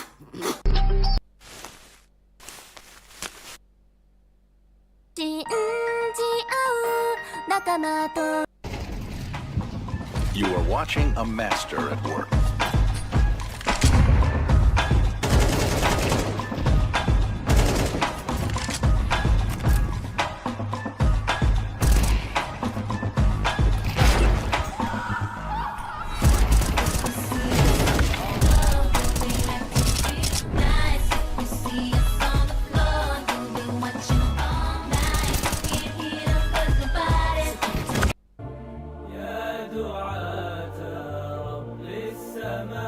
This boy awakens 3,700 years later, finding humanity mysteriously petrified into stone. Senku is the first human to awaken after 3,700 years, so he decides to build a civilization again. He gathers rocks, sharpens them, and after much struggle, creates Stone Age tools. He makes rope by twisting plants, and then using sticks, acquires the fire. While Senku lacks physical strength, he is a scientific genius. He continues his struggle and soon acquires food, clothing, and shelter. 6 months later, another human awakens from petrification, Taiju. Taiju begins to explore the world and discovers a message instructing him to follow the river. As he travels downstream, he reunites with his old friend Senku. It turns out that Senku had placed Taiju in a bat cave, and then the nitric acid breaks. However, it was not that simple, because when they poured the same liquid on a bird, the bird did not even flinch. Yet Senku was not losing easily. Kalian bocil kalibrasi, mau gua kalibrasi. Kenapa gaji Eko nggak? They were masters of disguise. They could sense danger a mile away. And through their work, wars were ended before they even started. Now, the only things spies were truly afraid of were other spies, enemy spies. So sometimes one spy's mission was to make the enemy disappear. He was the assignment that changed her life. But when the moment finally came to carry out her mission, she couldn't do it. He was different than she expected. Sure, he was charming and intelligent, but he was unexpectedly honorable. And it made her realize how years of working with detached emotion had taken its toll. So they kept contact.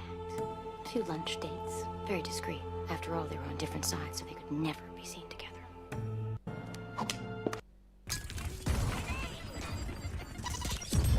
Holy shit. What the f is that? Hey, sweetheart! It's okay, I'm gonna come get... Somebody's gonna come get... Whoa, no! Whoa, hey, what's up? Hey, I'm your neighbor! Get out of my apartment! I'm your neighbor! You know my face! okay? You've seen me before, you know me. I live next door, I'm Brandon. Please. What are you doing in here? The door was unlocked. Yeah, why are you in my apartment? Why? Something's happening. Just what is going on? Everything's happening. And I've known this since the 5th grade. Oh, God! People are extremely dangerous. We're seeing bleeding from the eyes. The virus is being transmitted through the blood, primarily through bites, scratches. The amount of I'm not there. I'm fine. I'm okay. Don't make me call. No! I'm sorry. I didn't think to do that. How long has he been in there? 2 hours, maybe 3. What do you think, Jim? Is he dead? Russ, I think he's alive. Might have had a stroke. He's 32. 32, may have had a stroke. Drugs could be an underlying cause. What was he on? He was stacking. Steroids. Agent VTAC. Starting compressions. Nope, he's gone. It's just too freaky. I mean, after what happened with Mindy, I told him, I said, Barry, what goes around comes around. Who's Mindy? You can't leave Mindy in there. No, I won't be long. I'm just doing chest. She's fine. I cracked the window. Barry, she is gonna bake. PETA says on a 70-degree day, temperatures inside a parked car can reach 100. He's not your dog. He's supposed to be behind the desk. Carrie. What the hell did you do? I saved your dog. You come pick up your final paycheck tomorrow morning. You're fired. Yep. Karma's a Please don't. There we go. I have.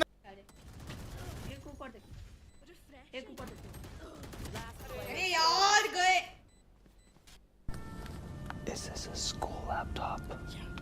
$1 or a mystery card? Mystery card. Okay. If you pick a higher card than me, then you win this gift. Do you want to shuffle? Shh. Okay, show the camera first. Get ready. 3, 2, 1. It's yours. Can I have it? Yeah. Okay.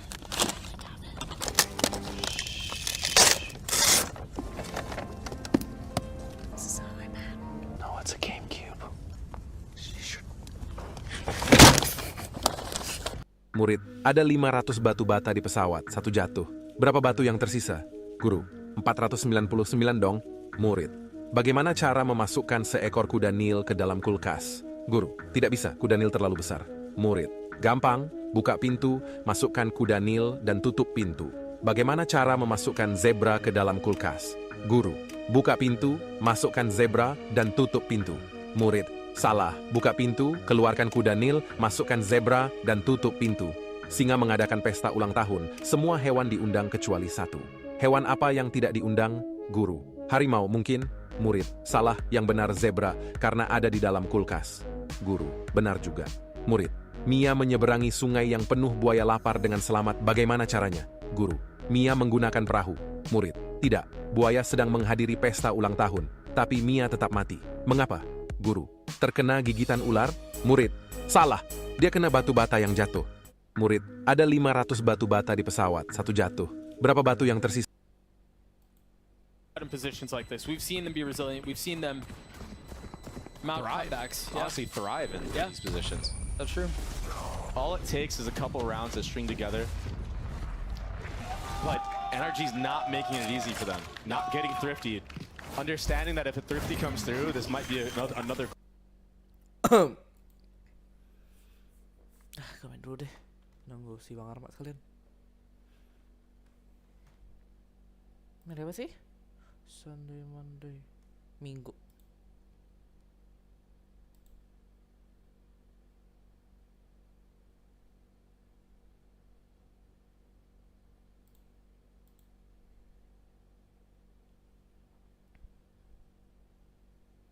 Ntar dulu, susah, masih jauh. Oke, saja main.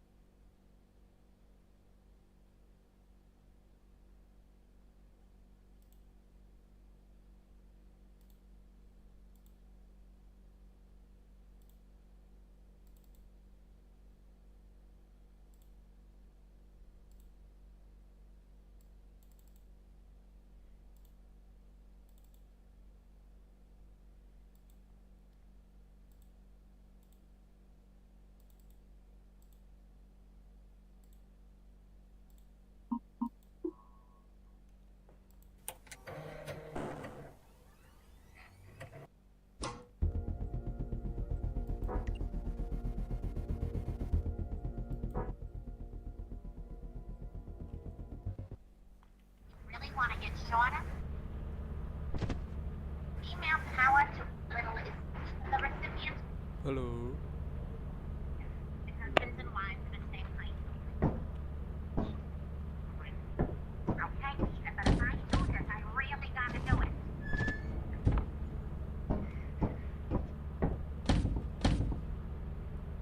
Halo. Halo.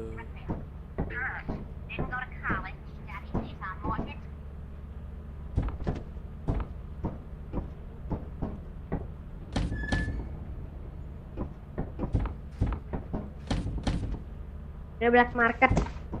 Gak boleh buka.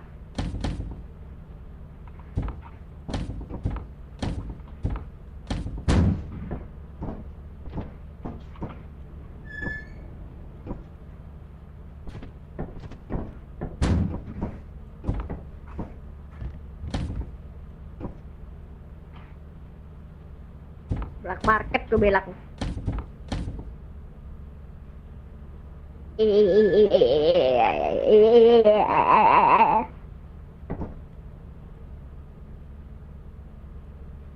Hey, hello? Halo.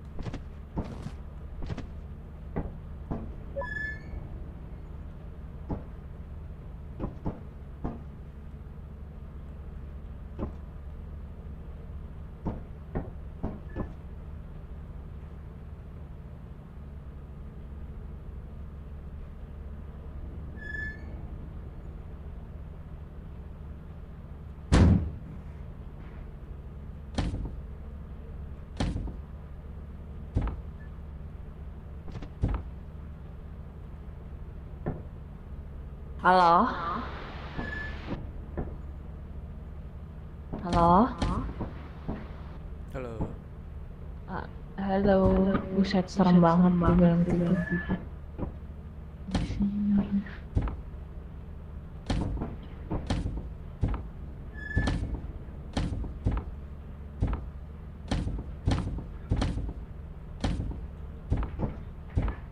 Ini AFK ya?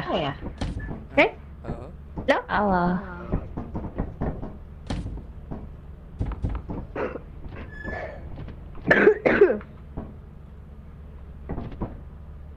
Ini mau nunggu satu lagi atau bertiga aja nih? Gua Juga aja mau dulu. dong di dalam. Juga mau dong. Di dalam.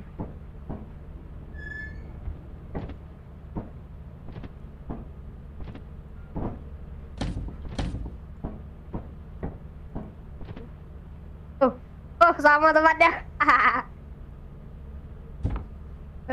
I can dream. Two people.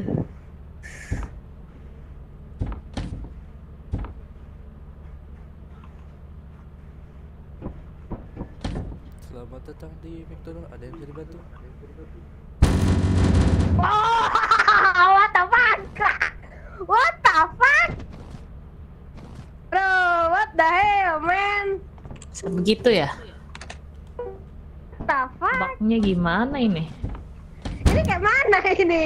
Apa? Iya, ngebaknya Aduh. gimana? Ngebak sih ngebak, tapi aduh. Aduh kan. Aduh. Teleporter Mas juga gua. miring. Kalau gua main terminal aja. Nggak bisa. Ajarin ngebak sih, ngebak lari. Wow.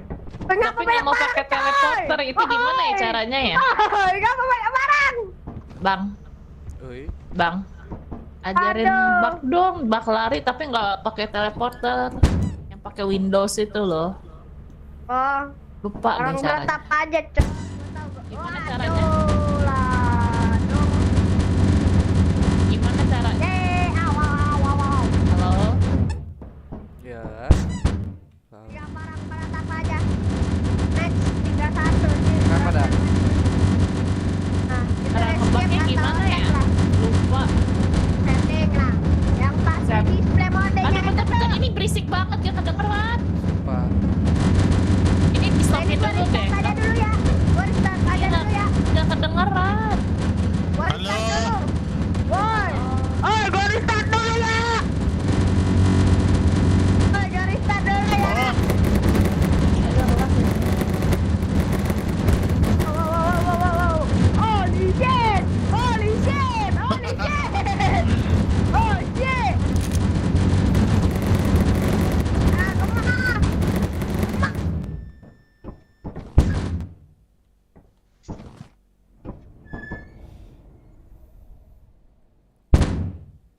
Kemana? Wah, terbang! Sekarang terbang! Mantap! Aduh! Gimana tadi ajarin ngebaknya? Barang beratap aja. Aduh, di luar aja dah. Di luar aja.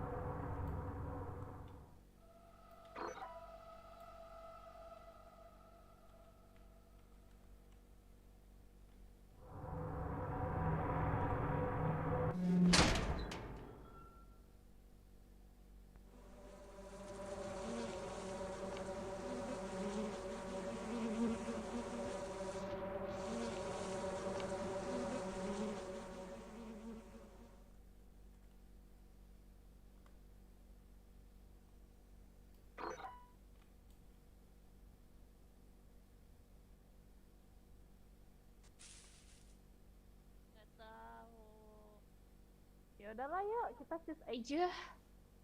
Bro, gua invert. La ilaha illallah, innalillahi. Innalillahi.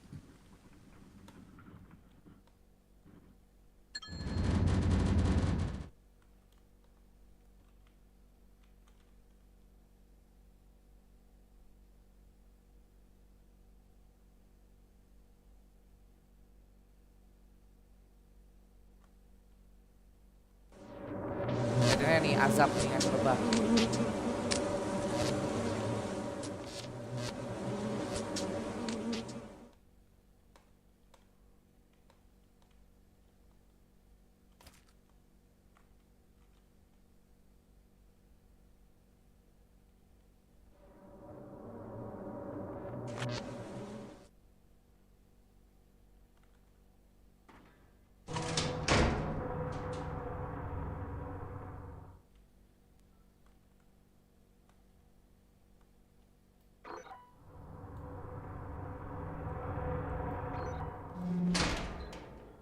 Awas di depan lebah, mending dari fire exit deh. Itu ada yang kena Ya azab. halo.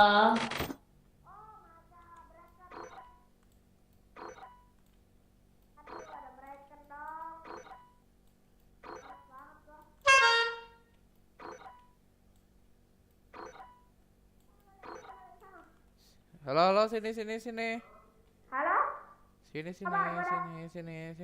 Dapat kunci bentar.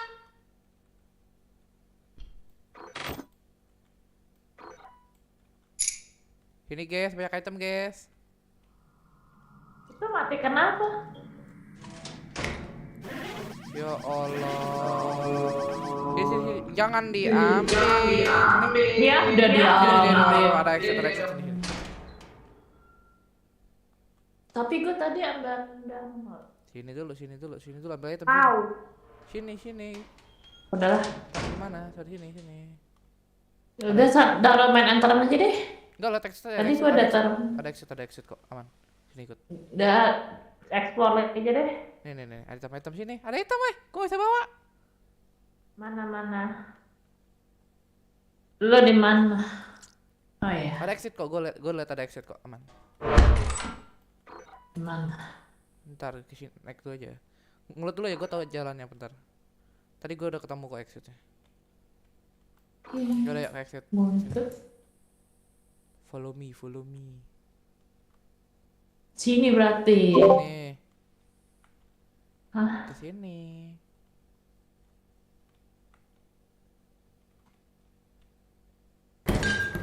Nah, lah, kenapa dibuang? Malah meninggal di kokop.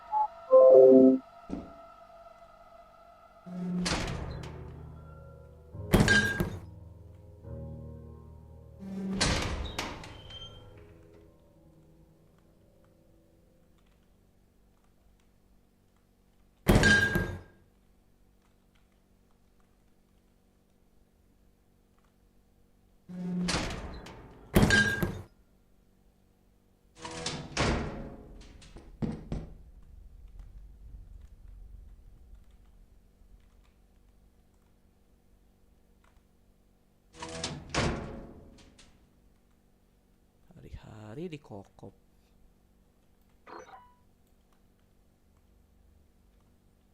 Exit yang mana ya? Oh my god. Gue explore lupa sendiri.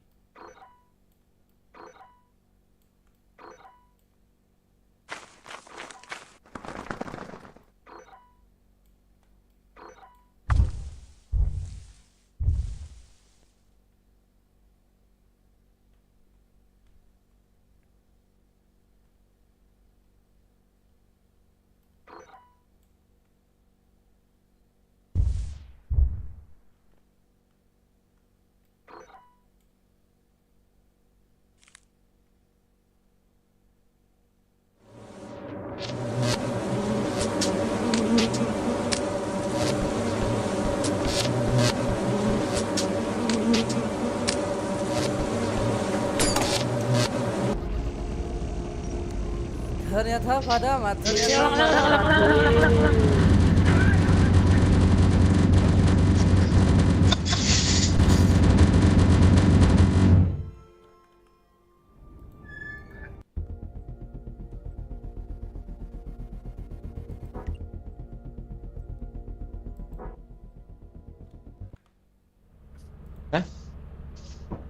Masuk sini aja tuh. Dipasin pas tengah-tengahnya monitor ini, loncat, scroll atas, geser dikit.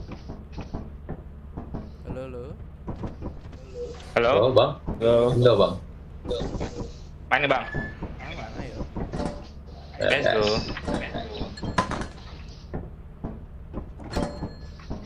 Bang, live streaming nggak Bang? Apa? Yanto, ngapa di Discord diam Yanto? Live streaming nggak? Oh, streaming lah. Streaming bro. Oh, lu nggak live Bang, live streaming? Streaming gua. Oh, nice banget Bang. Kalau mau datang aja.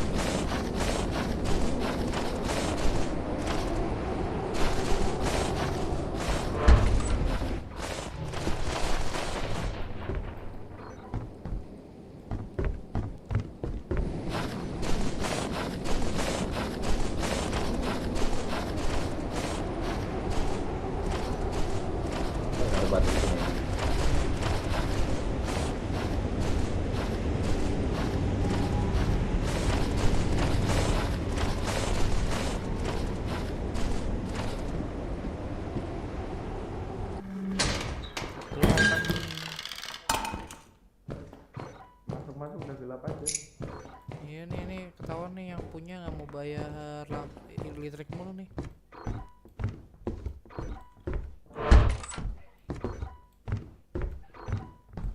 Pintunya banyak yang terkunci pula. Iya.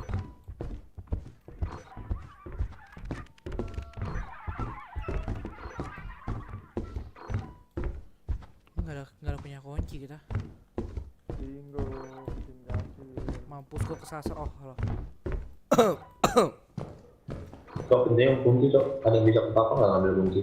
Pintu kiri bawahnya ada tangga naik. Ada yang bisa ke papa nggak ngambil kunci yang ada? Kosong di gua.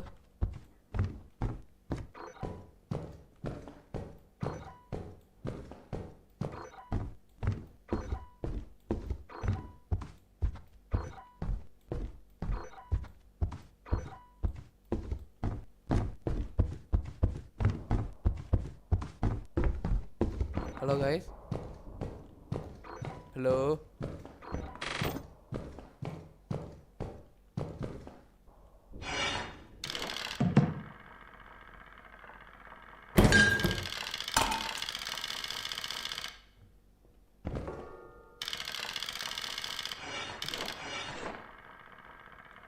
Guys.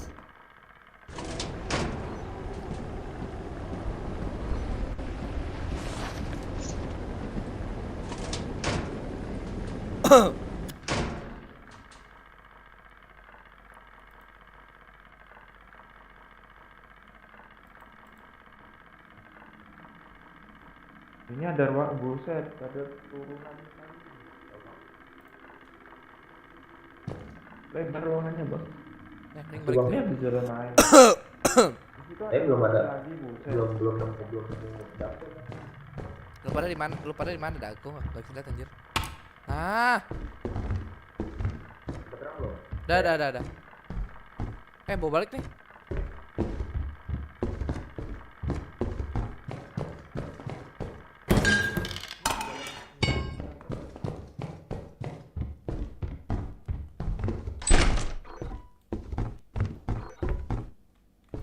Ada kunci mulu.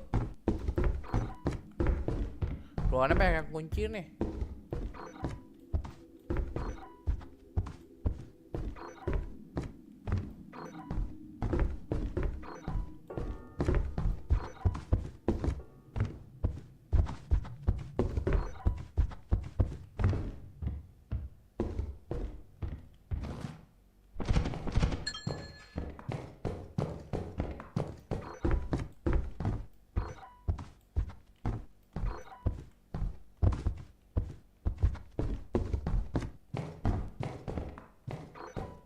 Guys,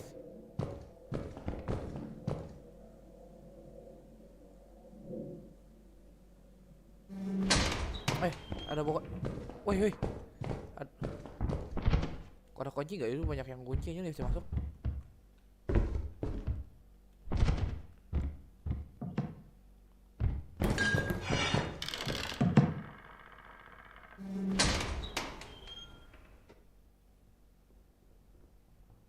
yang halu apa dia emang ngebut ya?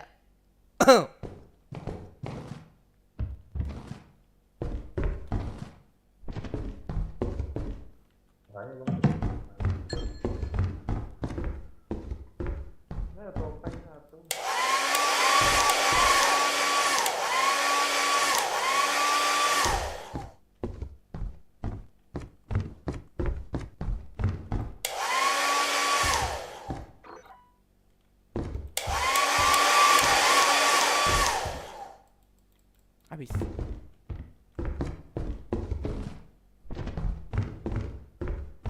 Wih, mana? Oke, thank you. Bentar. Yo.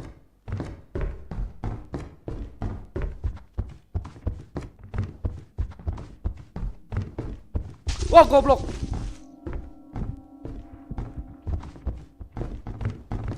Lalu bisa lari gitu gimana caranya dah?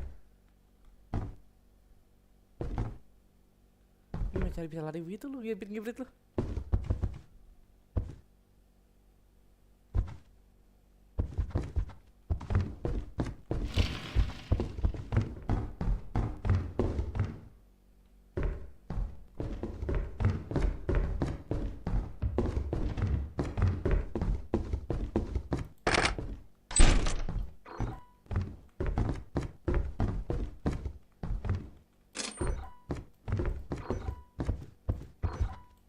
Dapet kunci gue malah.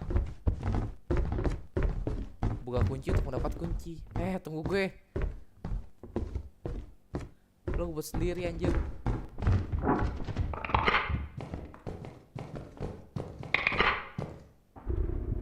Mereka belakang lu.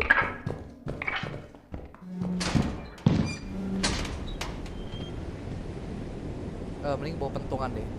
Di rumah tadi kan ada pentungan. Gue bentukin. Bawa pulang ini dulu nih. Gue tungguin sini ya. Buat dapetin shotgun.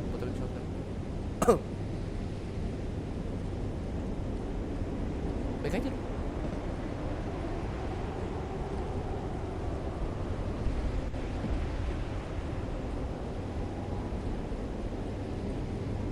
Bang, kunci lu pegang. Sorry, mic gua mute. Hah? Halo bang, kunci lu pegang? Enggak ada. Oke. Paling kalau emang mau ambil shotgun paling bawa pentungannya di rumah kan ada pentungan tuh. Oke. Ini Brit.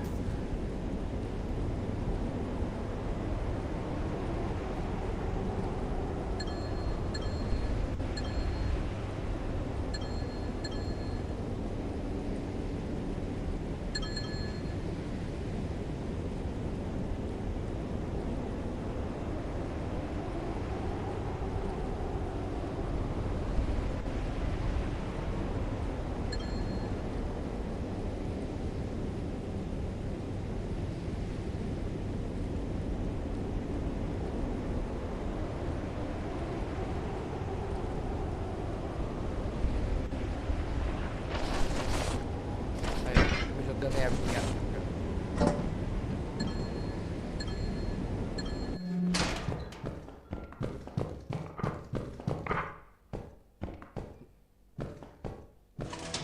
Di mana dia?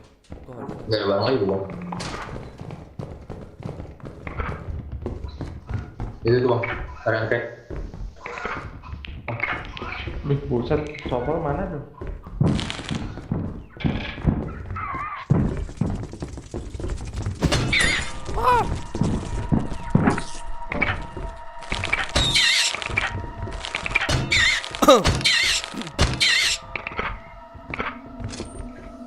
Sopelnya mana? Itu tuh. Berat. Ini di bawah ada, Bang. Di bawah. Yang itu shotgun di bawah. Berat. Kalau pakai ini berat. Bisa. Konter-konteran. Tuh di bawah tuh. Depan gua. Awas, ditembak itu. Shit.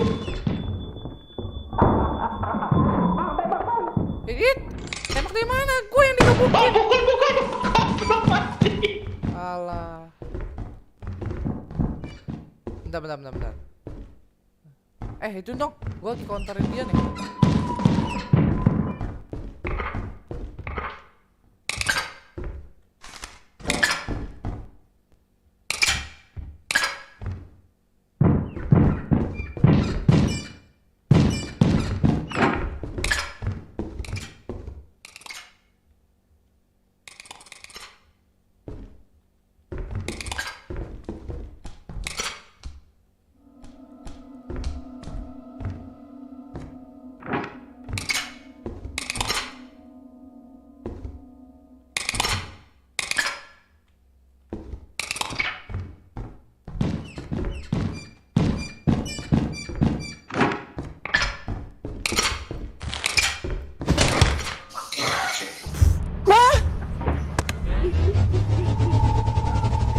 Dia cepet tapi dia tendang.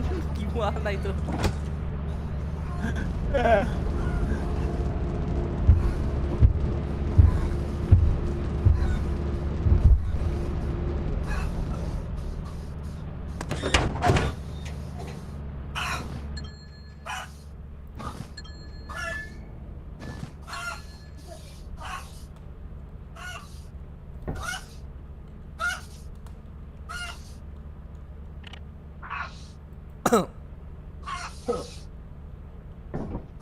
Untung nggak terlalu gede gitu.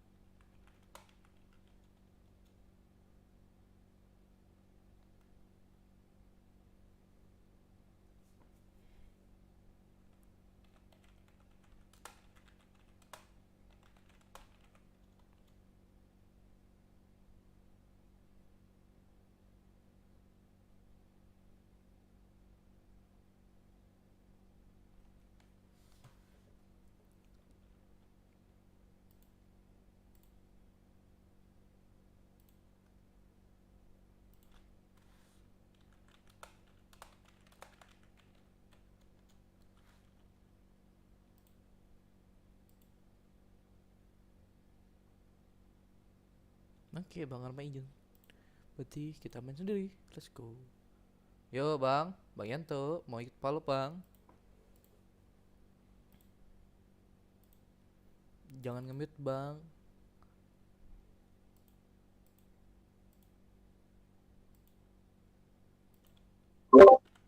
Nggak dulu. Oke.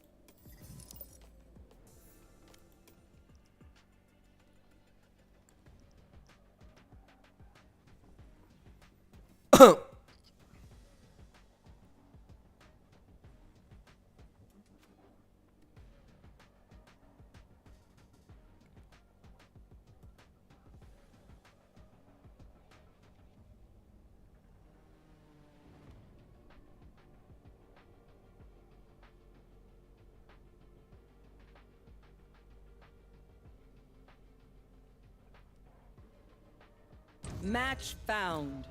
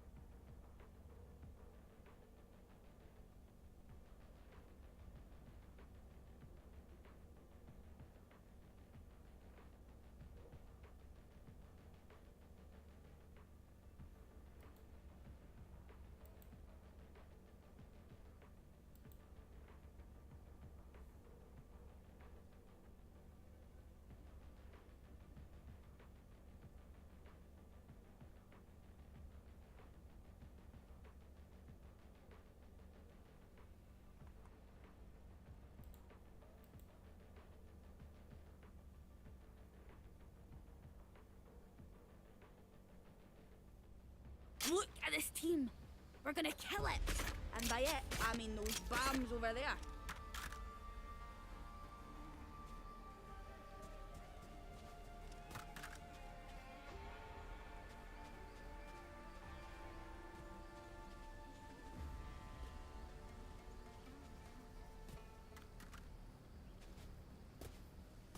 Here.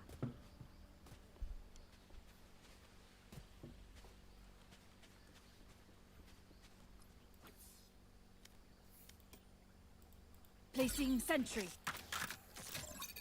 Spikes here.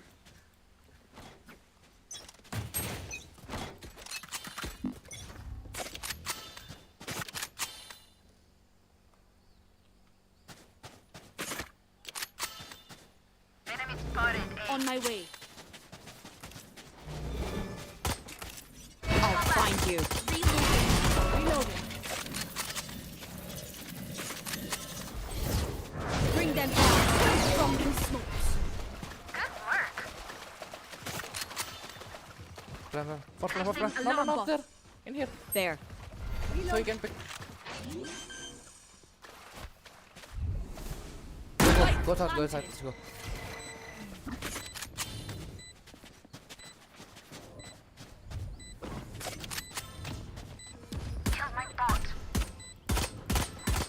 Reloading. Reloading. One enemy remaining. Where are you? Marked one. I'm still hungry.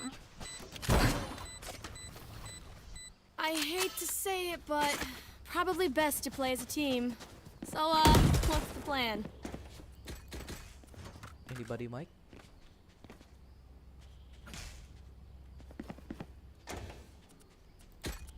Hey.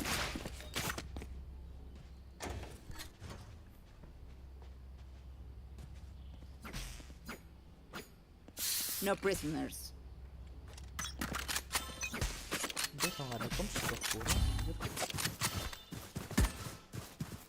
Dropping smokes. Here. I'll find you. Enemy spotted A. In sight. Reloading. Cutting them down. Be faster. Enemy spotted A. Turret out. Reloading. Alarm bot. Enemy spotted. Spike planted. Someone's in defender spawn. Drop in a smoke. Placing swarm grenade. Swarm grenade out.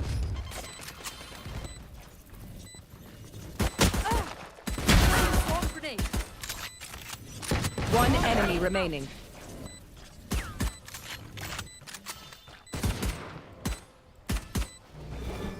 Where are you?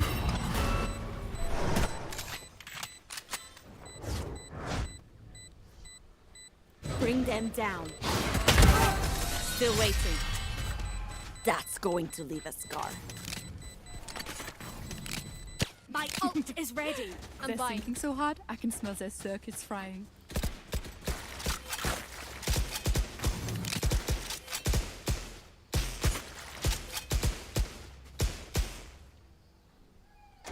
Anyone feeling generous? Thanks.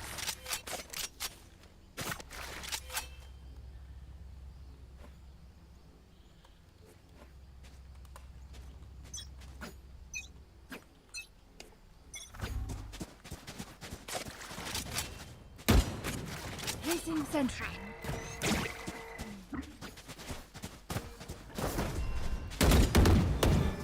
Where are you? Dropping smokes. Marked one. Reloading. Fall back. Reloading.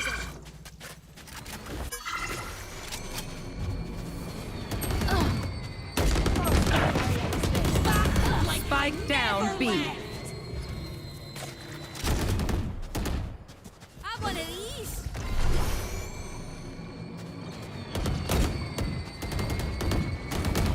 I'm back. Cutting their vision. Take hold.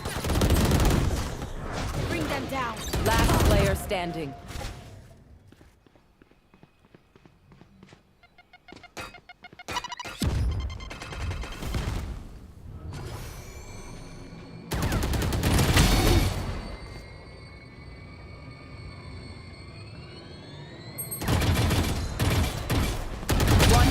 remaining.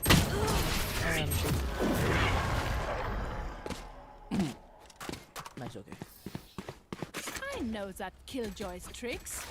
Wait, he knows Sorry. mine. Well done. Finally, challenge. Sorry. My bad. My ult's not ready. Need a drop. Anyone feeling generous? Teşekkürler. Sorry. Thank you. Sorry. Sorry. I'm here to stay. Turret out.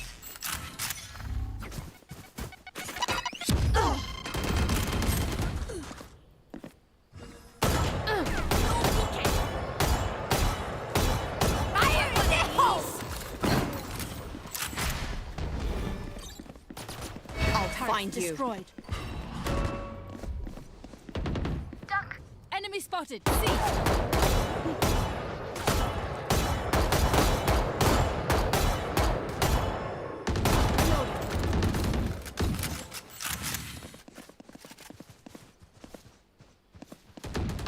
Spike carrier is dead. Spike down A. Got him. I got the spike. Reloading. No peeking. Reloading. 3. Placing a spot. hold. Here. Where are you? Reloading.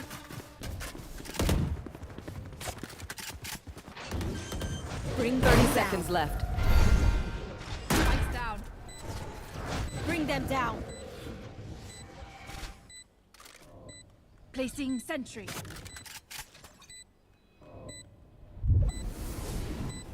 Oh!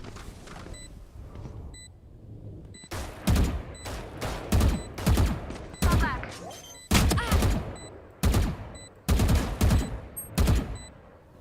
Last player standing.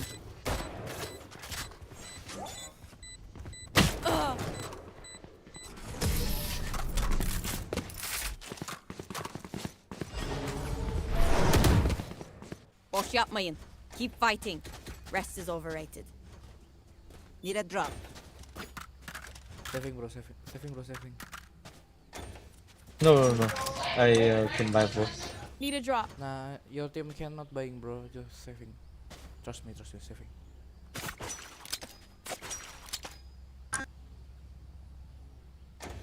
Need a drop. Anyone feeling generous? That's all we get. Thanks.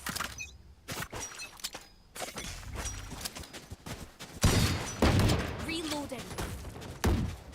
Enemy spotted C. Dropping smokes.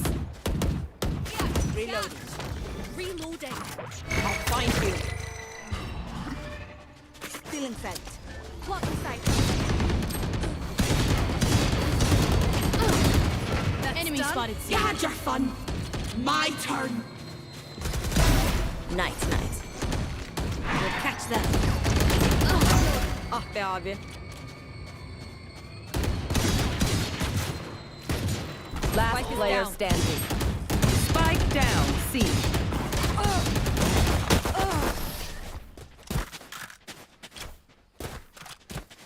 No peeking. Is everyone's tech still working? Double check it, please.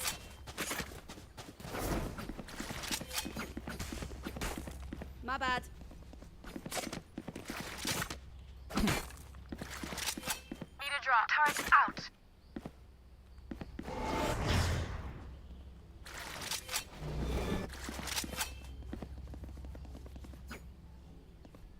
I'll show her who's a real genius is.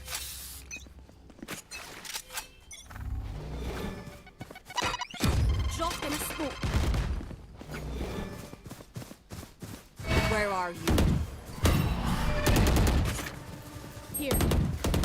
Reloading. Reloading. They will cover. My ult is ready. Catch them. Spike down A. Still waiting. Reloading. Bring them down. Bring them down. Take them like I never left. Marked one. Spike planted. Last player standing.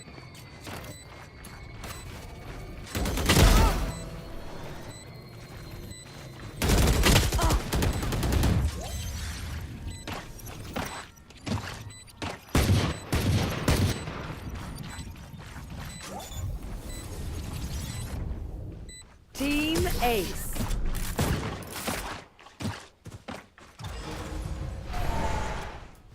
Stay alive. I want their life, not yours.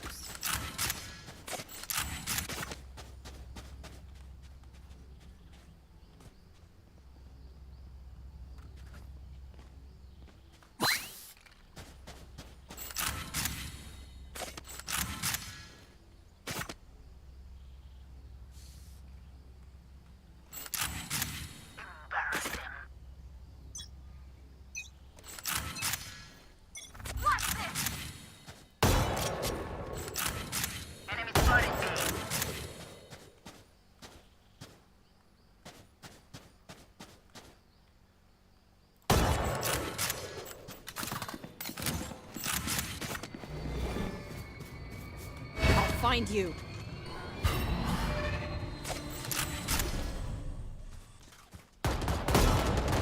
Enemy spotted. Oh yeah! Monster on the loose!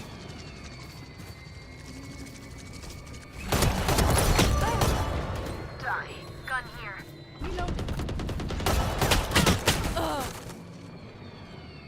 Drop in a smoke. Initiated. Blocking sight. One enemy remaining.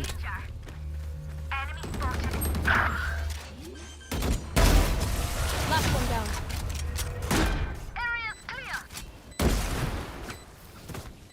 Deep breaths, everyone. I have Your extra hearts money if are anyone needs. pounding. Anyone feeling generous? Thank you.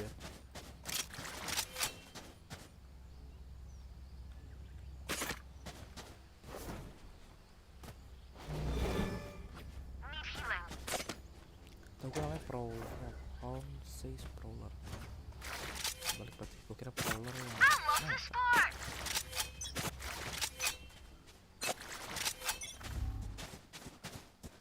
Get out of my way. I got a spike.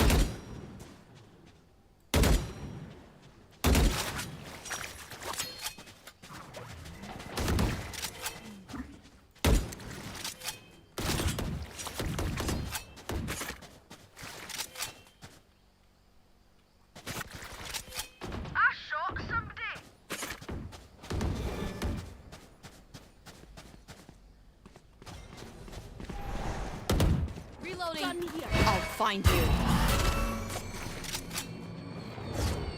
Bring them down. No peeking. Found them. Alarm bot down. Get back. The spike is down. Spike down, C. I got the spike. Plant the spike. One enemy remaining. Fire planted. Ready. Reloading.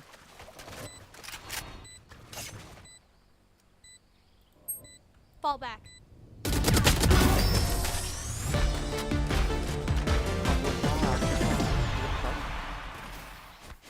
You can trust my bots. They only malfunctioned that one time, and honestly, she won't miss that finger. Bang Yanto lagi ngapain Bang Yanto? Soalnya tadi kayak lama tuh.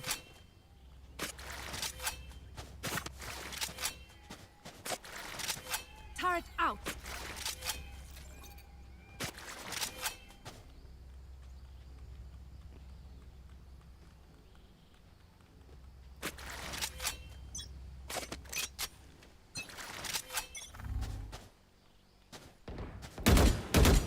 Enemy spotted. A.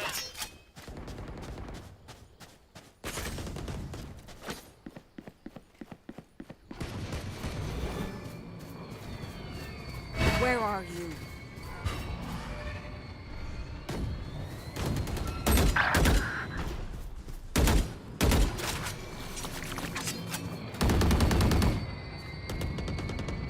Multiple enemies. A. Take hold. İyi geceler. Glow, Kevin behind you. One enemy remaining. Spike down. Defender spawn. Reloading. Central state.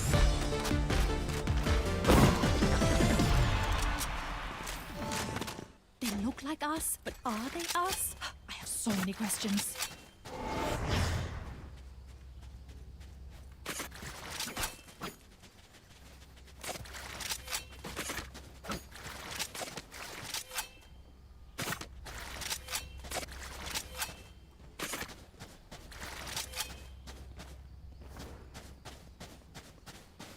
They are mine. Drop in a smoke. Reloading. I'll find you.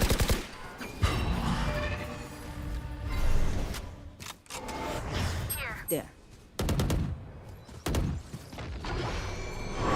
There, take them! Mark one. Yapastra.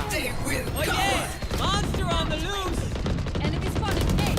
Reloading. Enemy spotted Spike A. down Catch A. them. Bring them down. We found one. Last player standing.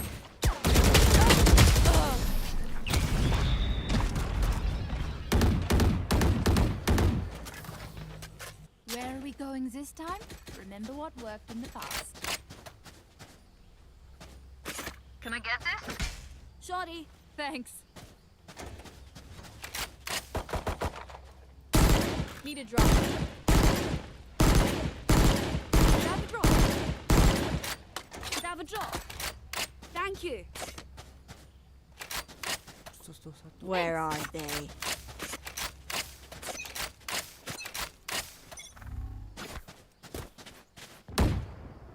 Placing sentry. Reloading. Reloading.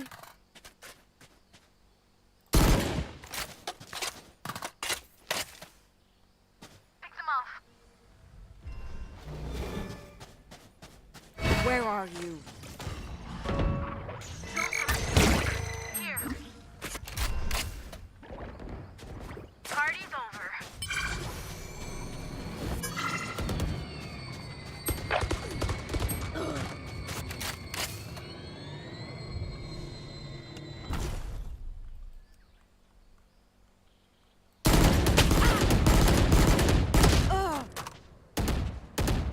Last player standing.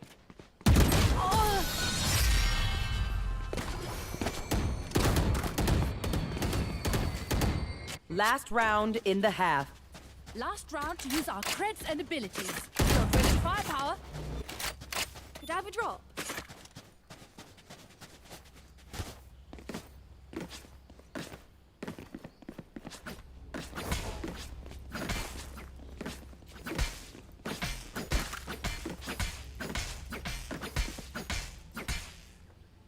Ini gue mesti refresh chat tiap hari ini.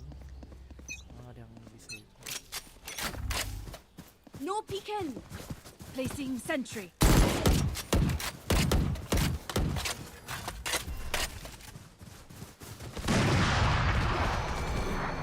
I'll find you. Take hold. Bring them down. Bring them down. You had your fun. My turn. Last player standing.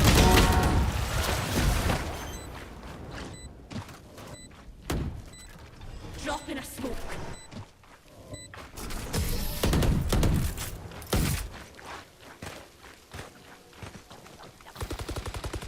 Switching sides. Sorry, you stole my bad.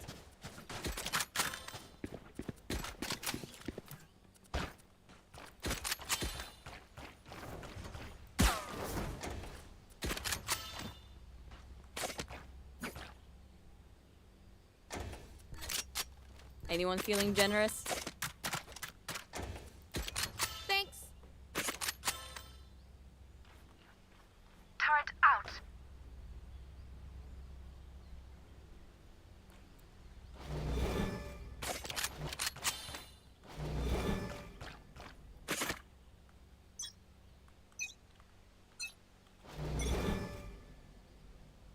Where are you?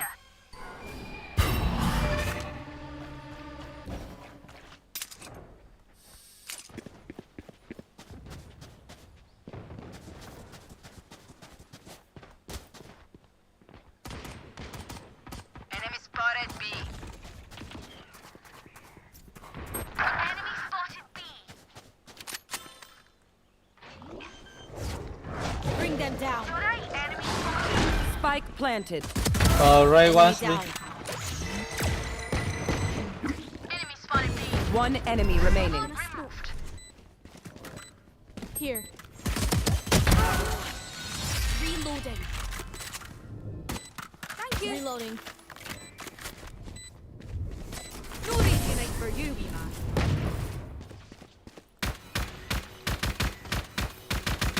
Outside of this gig, immortality doesn't have as many day-to-day benefits as sorry.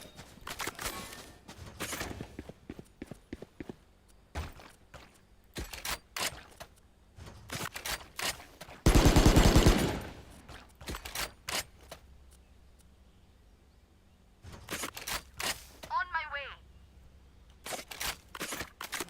Get on with it. Turret out. I'll find you.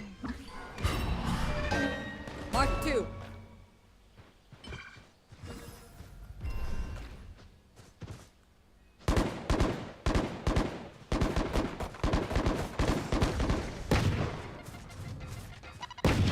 Enemy spotted A.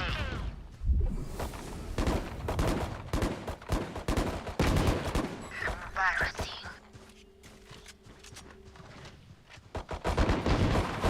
Enemy spotted A. Raise there. Reloading.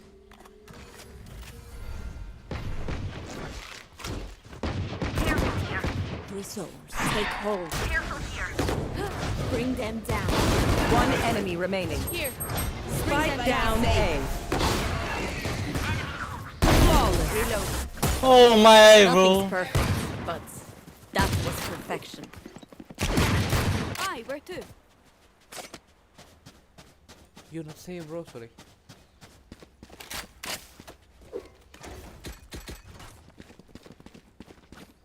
Next time say you want S bro.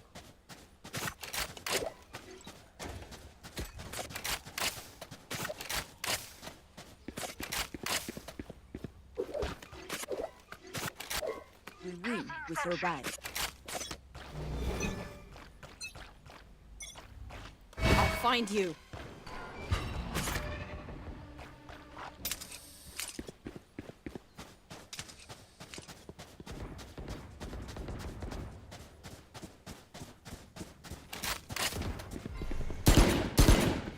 Have one of these. Alarm bot down.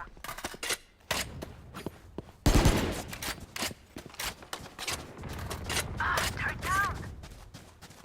Enemy killed. Enemy spotted C. Spike spotted C. They will cover. Oh yeah! Monster on the loose! We'll catch them. No, cover. Spike Right. down. C. One enemy remaining. No peeking. Oh, Where are you? 120. Jet 1 is big.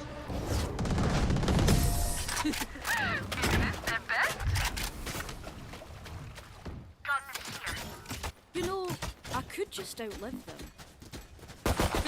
Nah, bullets are quicker. Need a drop. Sorry. I don't have skin for judge. Need a drop. Thank you. Anyone feeling generous? Sentry. Thank you. Welcome bro. Jet, you push with me. Where are you? Spike down A. Take hold. Reloading.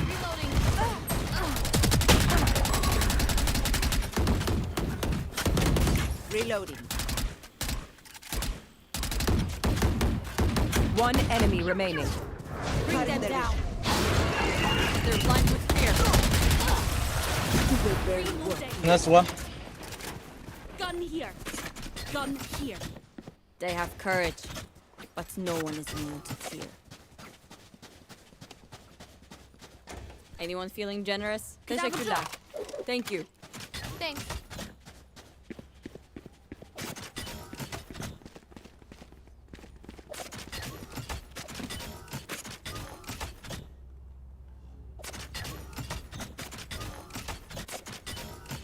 I play inside. Okay. Turret out.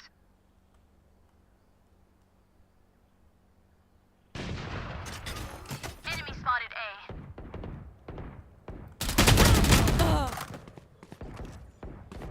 Drop in a smoke. 2. Here.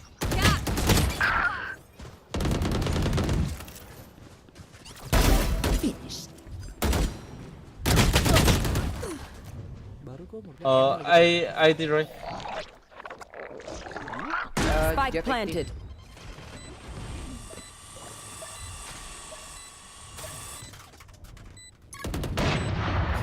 Last player standing. You get 7.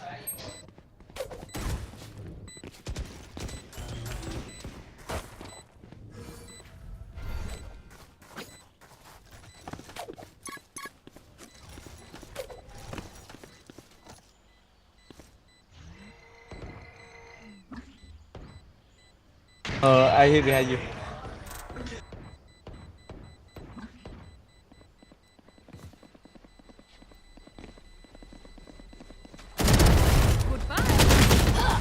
Oh, nice try. Nice try, bro. Halo Nelly. That Halo, tech halo. is only as good as their skill. Bentar. And that beats. Welcome. Reloading. Skill window fit. Anyone feeling generous? Teşekkürler. Thank you. Chat boosting with me. Come. I follow. Hello Neil, hello. Chloe, can you drop for chat? Chloe?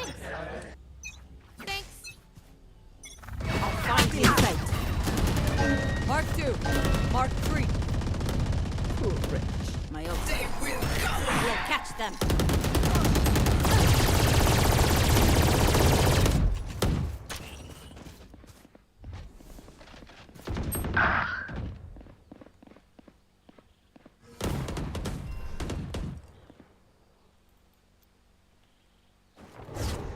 Bring them down.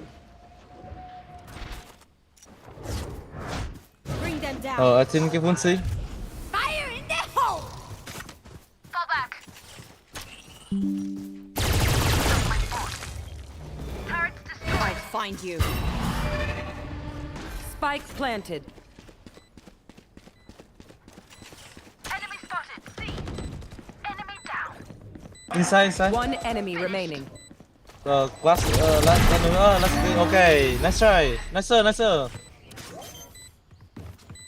Halo yang baru masuk, welcome. Oh, no, you don't deserve my inventions. My ult is ready. Symphony of Death. Could I have a drop? Fat again, bro. Anyone feeling generous? Boosting. Chat, I Q TC and you Q them, okay?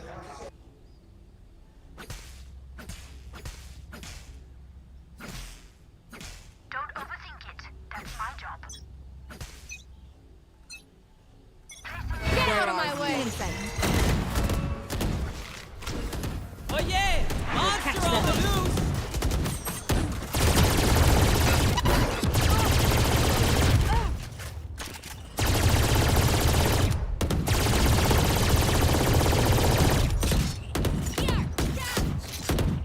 Reloading. Bring them down.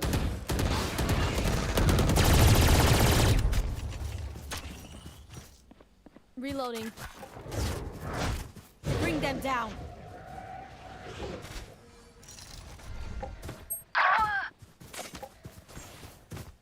Going B.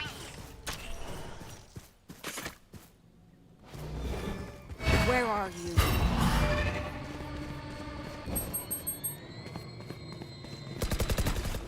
Enemy spotted C. Spike planted.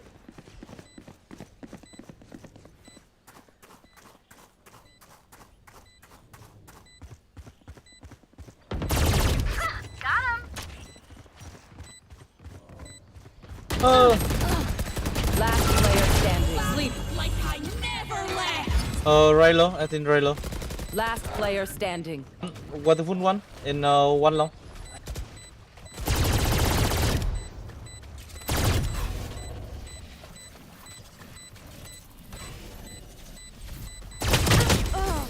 Oh, NT bro. Drop in a smoke. They're just batteries, and I need a recharge. Ros A, IO. Need a drop. Yeah. Thank you. Thank you.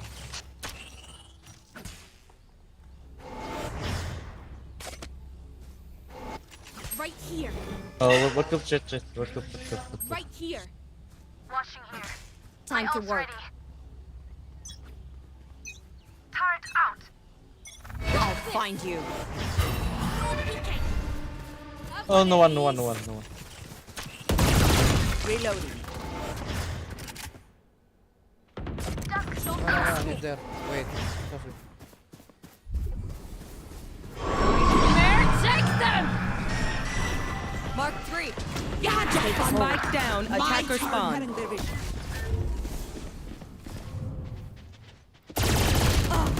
It's low, it's very low. One enemy remaining. Last player standing. I trust you, kill them.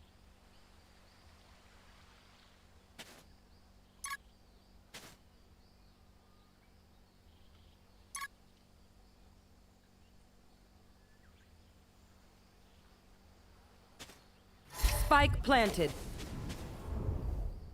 Hey. Hey.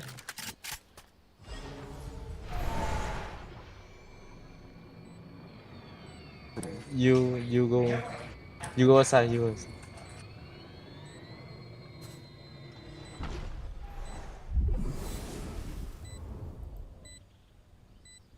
Just leave you.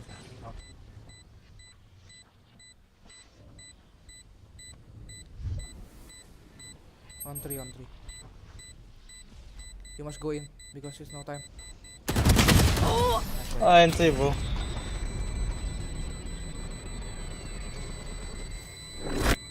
Find the weakest link and kick him in the shin.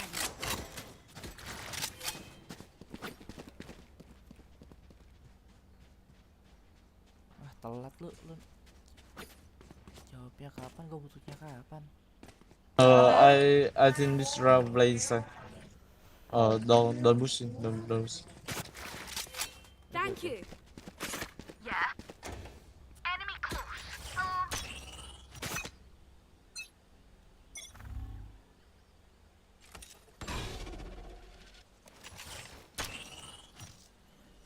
Dropping smokes. Turret out.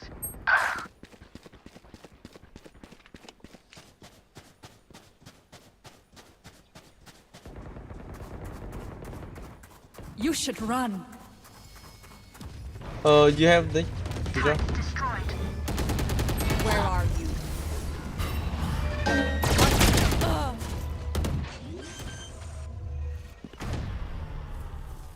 Spike planted.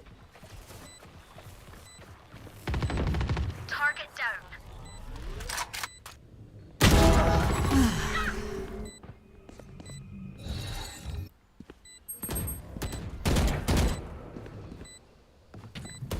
Last player standing.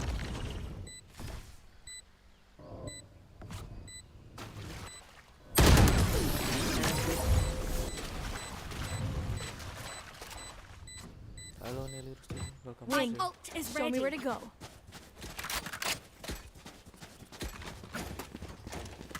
Sorry. Need a drop. Sorry.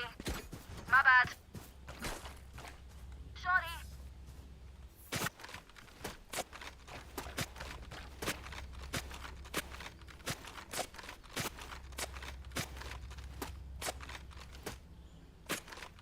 for you, hermanita.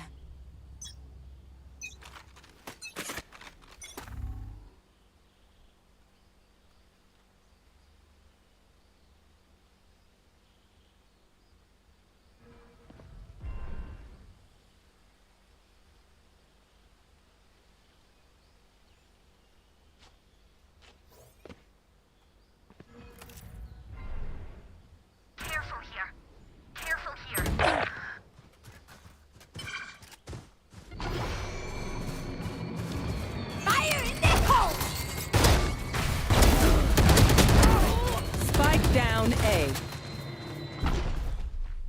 One inside. Careful. Take hold.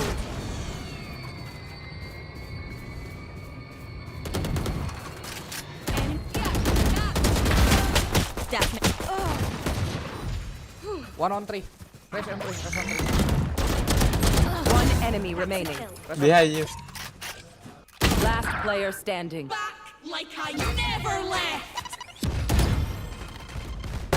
Nice. Oh, nice one, bro. I'd just like to think about that one, alright? One downside to being immortal. I can't play dead.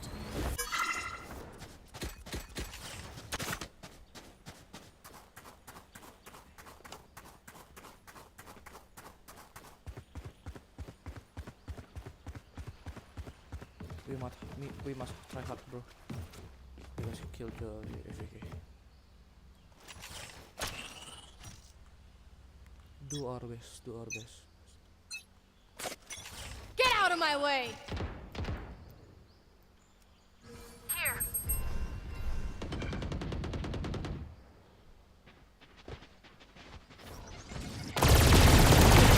My ult is ready.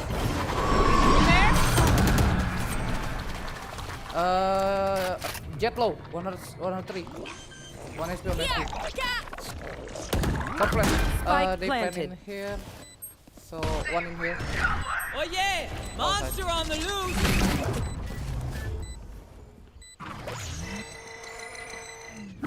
Jet low. Trust me. No peeking!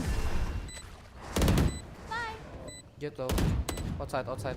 Two outside. Two outside. One enemy One remaining. outside.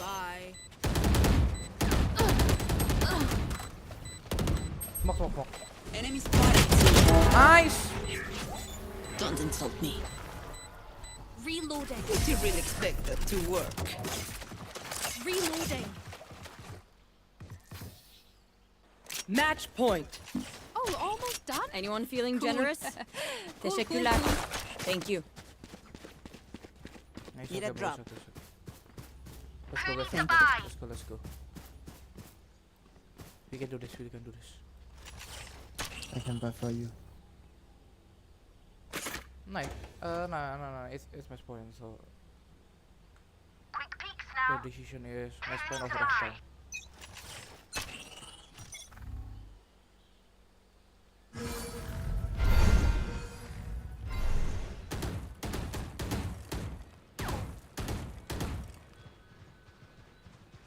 Ay.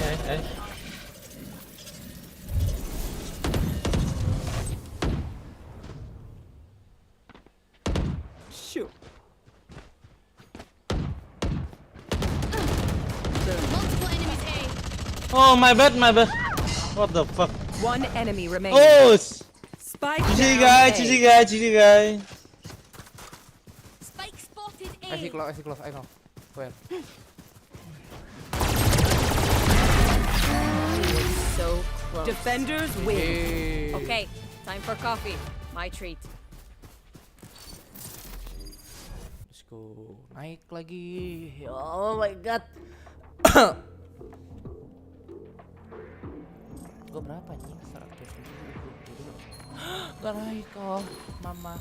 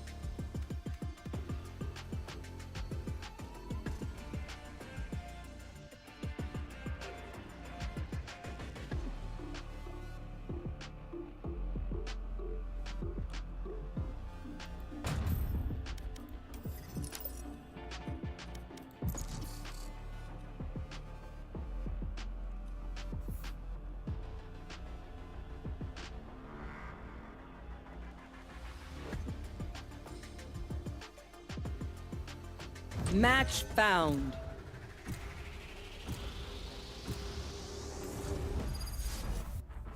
Aduh, map suram ini lagi.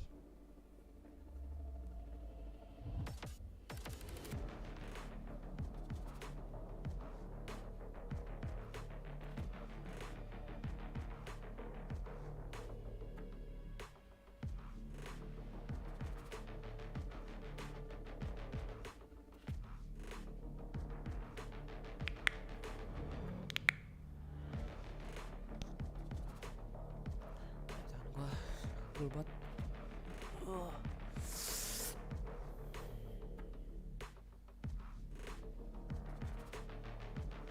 Ya, 2 lagi 700 nih subs gua. Ayo, let's go.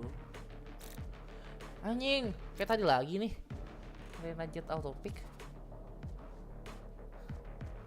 Berarti kurang initiator. Aduh, initiator tersentin. Itu boleh.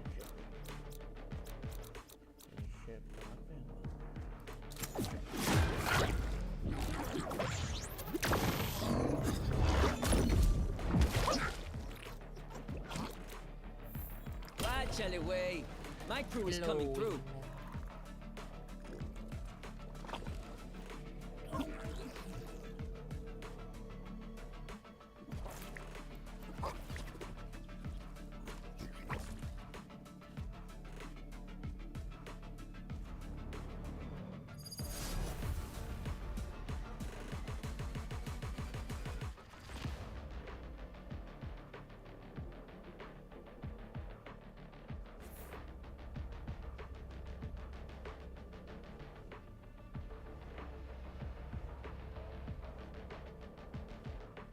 Failure is the great teacher, so let's teach him something.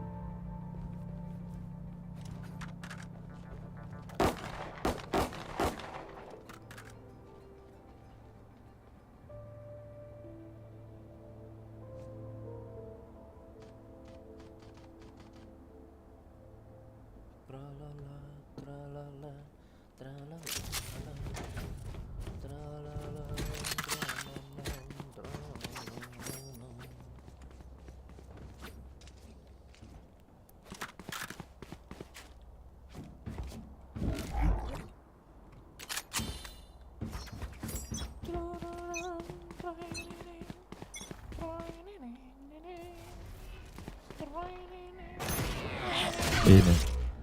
Yo. There. Enemy spotted A. Cumi.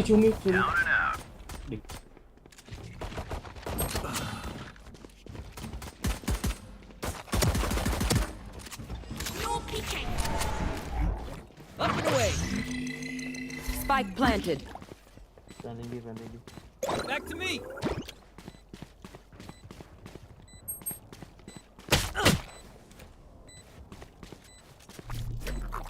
Run, little man. Peace. Last player standing. Bro, how did he go B?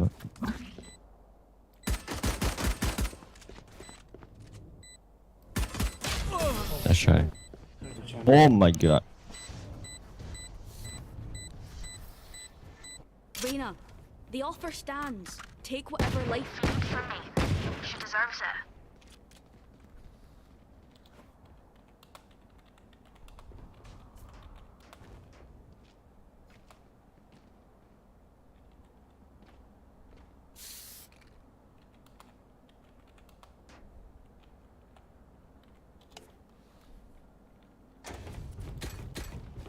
What stream? YouTube.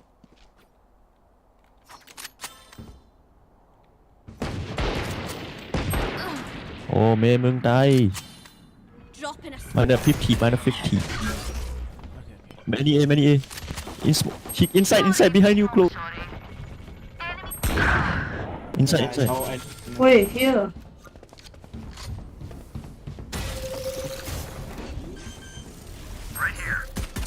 Player What the fuck? standing.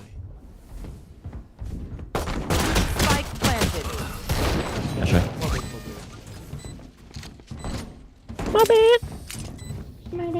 Hey, little man, pump us up. Let's Hey, hear it. focus. Why choose to smoke?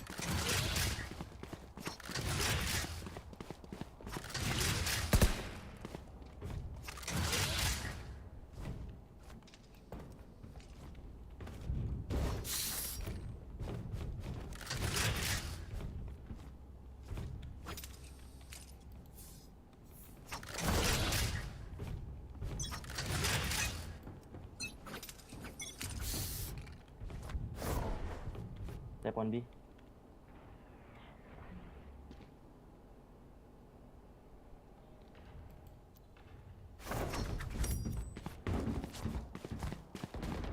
Yellow, Jet yellow. Why you smoke like that? What the fuck?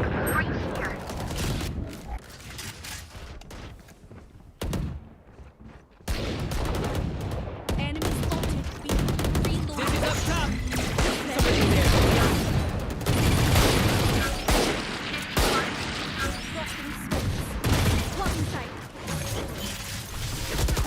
Get him, wingman. One enemy remaining. On top, on top, on top. Wow, your smoke's so shit. No, not side. B main on top. He dropped down already. I'm telling your fucking brim lah.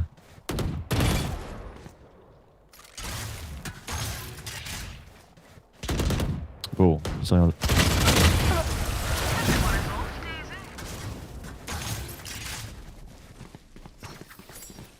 Now we start a winning streak of our Here. own, eh? Need a drop. Need a drop. Here. Okay. Sorry. I play B. Brim, if they come B, you smoke here. Or on top of the box. Here.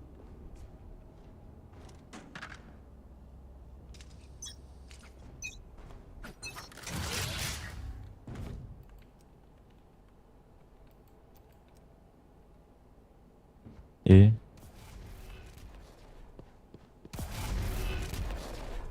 There.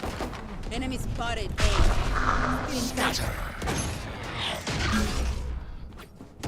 Reloading. On top, sorry.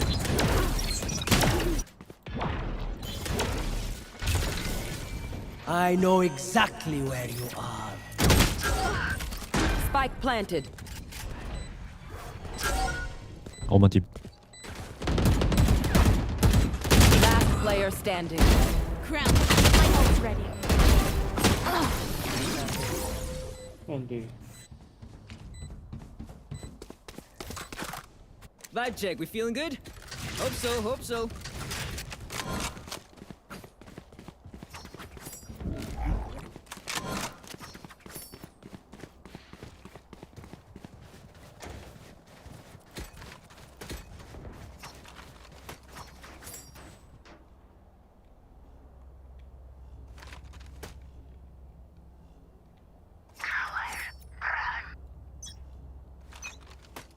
Can you smoke me, bro? Watch this.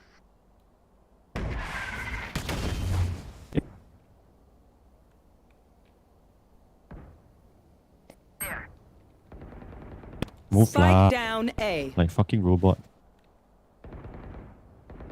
Enemy spotted A. Enemy spotted A.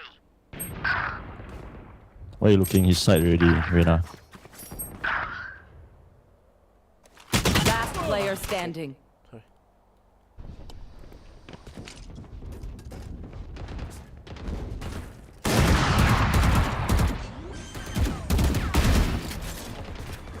Spike In down smoke. A. In front of you. Stim beacon here.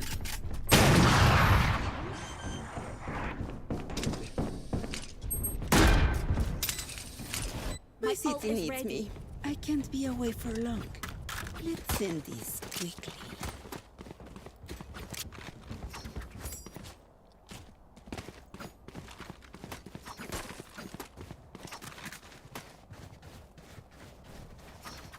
Here. Could have a drop. Brim. Smoke here. Right there. Careful. Yeah. Time to mix things up. Smoke on here. Right there. Now.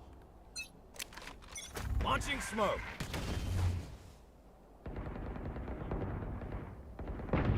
Spike down A.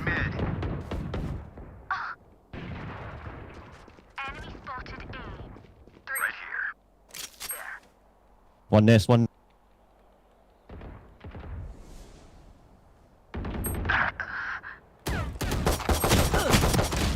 One enemy remaining. 26. Jet.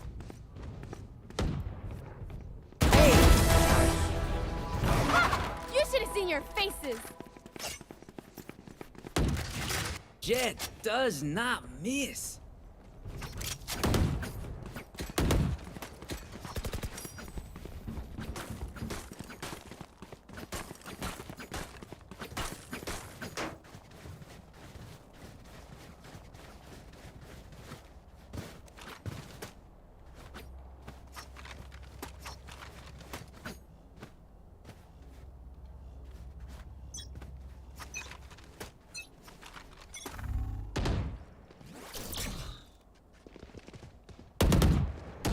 B, nice.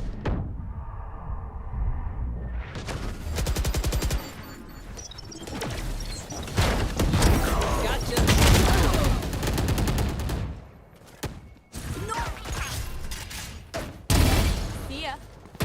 One enemy remaining. Yes, nice smoke. Good smoke, good smoke. I like that smoke. Spike spotted B. Okay. Human or not, that omen can be killed.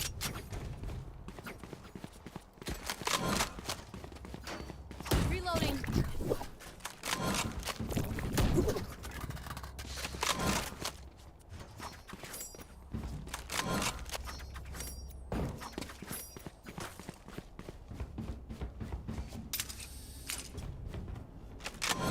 Embarrass them.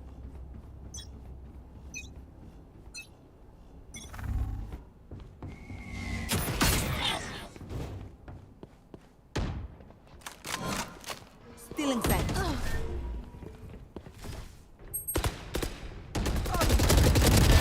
Sit down.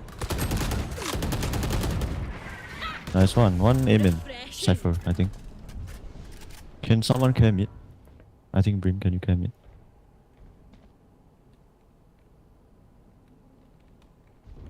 One enemy Belt, remaining. last belt. Someone's there. Nice. You don't mess with my crew. Oh, this reminds me of this one time where I Actually, never mind.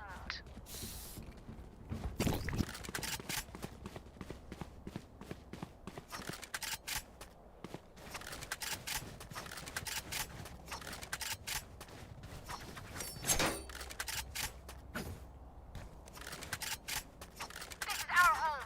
Keep them out.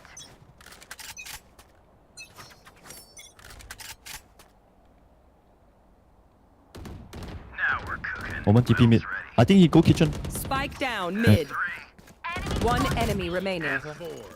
Go ace, go ace. Go. I go, come. I spot Come wait. here.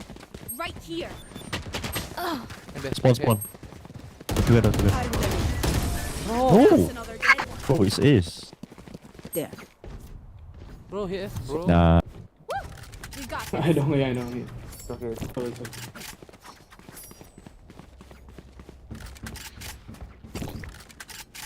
Jet, you wanna push on A? I have ult.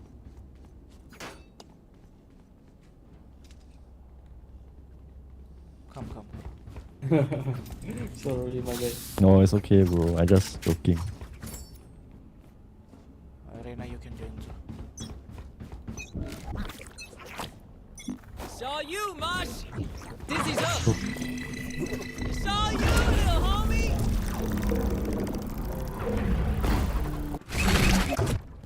On mid. Get out of my way. One spawn. Two spawn. Attacker spawn.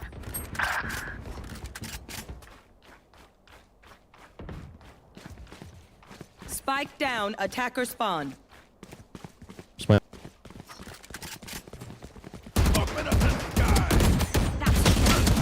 One enemy remaining. Nice. Spike spotted. Why didn't Attacker spawn? spawn. Halo ya. Semangat. Semangat gue. You know what we should do? Semangat gue sampai I'll tell habis you. ini. We should win. Sampai tepar lah gua, nggak apa-apa gua. Semangat gue.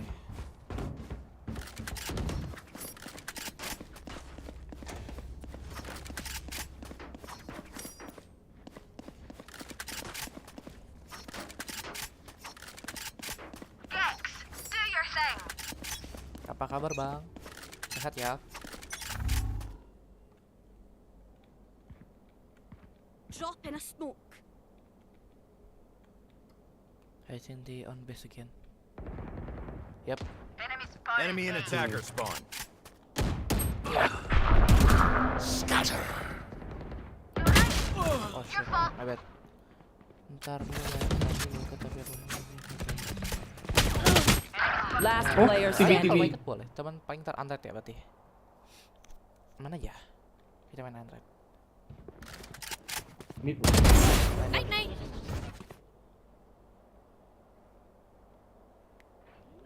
Oh nggak bisa.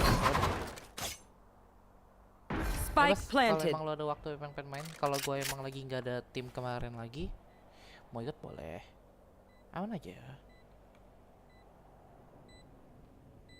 Jetnya Aigo ini.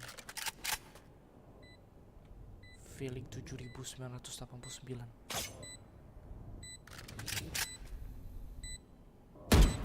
Betul.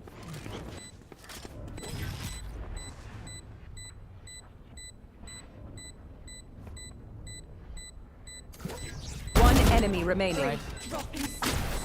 This is nothing. Nice. We have time. What the? Have time. Clutch. Mana ya? Get out. BTW yang lebaran sama lebaran ya. Last round before the switch. This is it. Get those guns. I want try OP. Okay.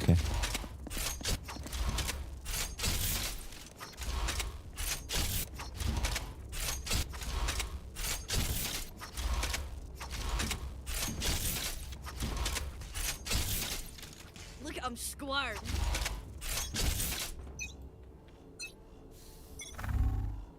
No peeking.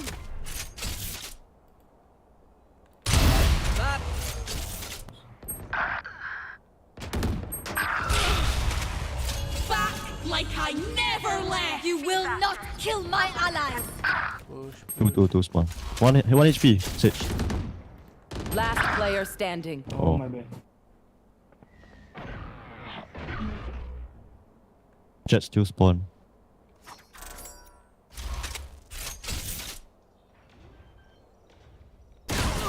That's right. I think we don't push. Don't pick. Oh wait, Switching change side. sides. Oh fuck. Snack time. Dark. Spike Only here. brought enough for me. Come here. Give it to me.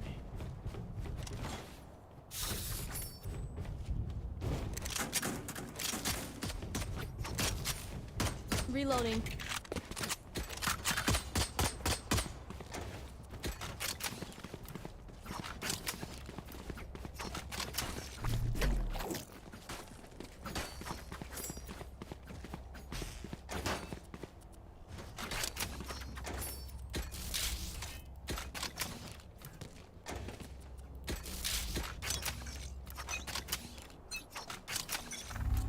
Drop in a smoke.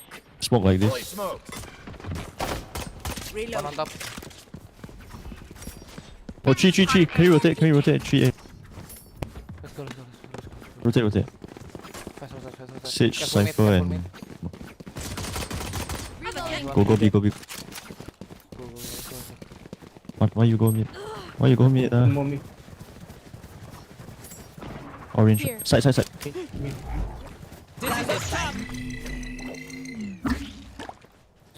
Wingman's gonna plant spike. Nice.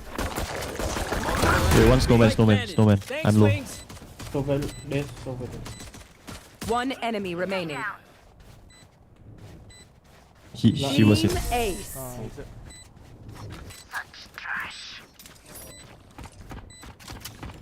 Race into the spike sites.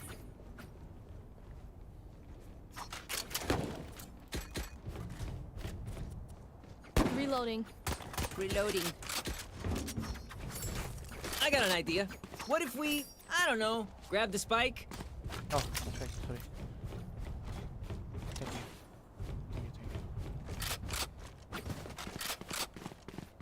Jadi wingman lupa anjing.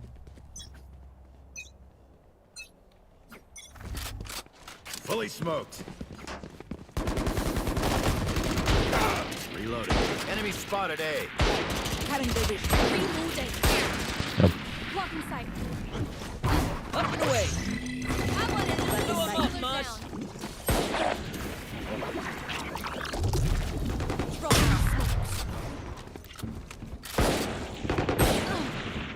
Screen. Last player standing. On top. Planting.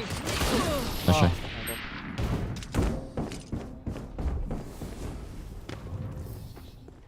As much as this world hurt me, it's mine. And I will kill Spike to here. defend it.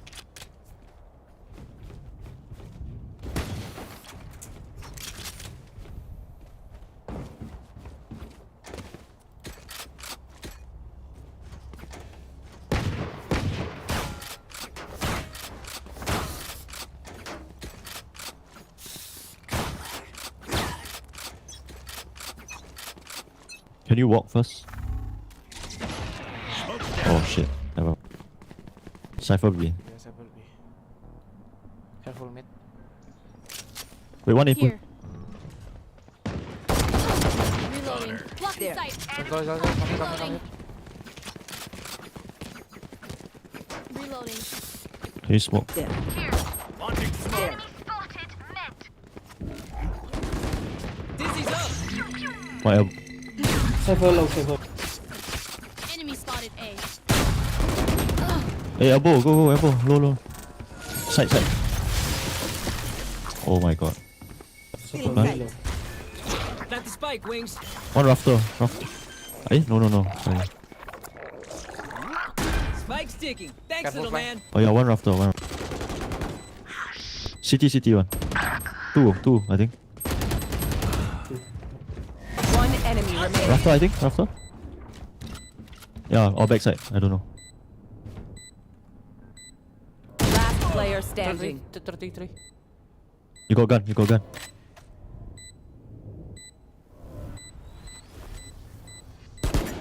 Nice. Just simple economics. I'm kidding. I'm terrible with money. I reckon I'll take a kip after this. I've earned it.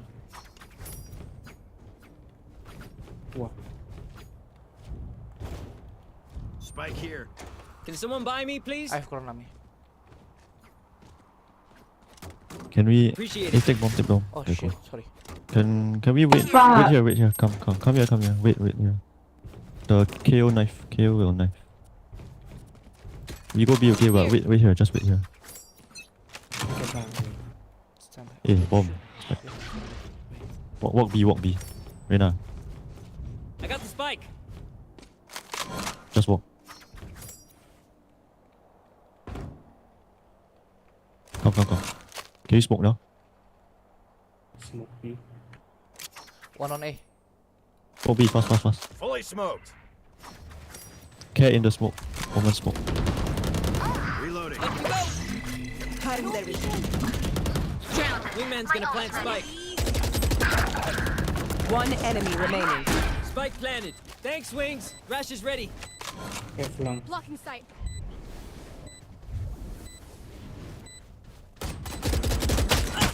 Oh shit.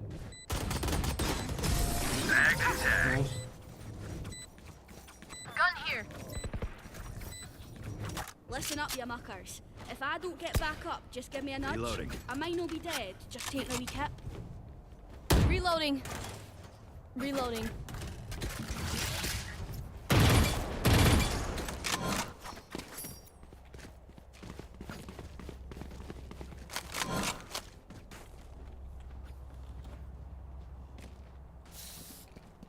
No prisoners.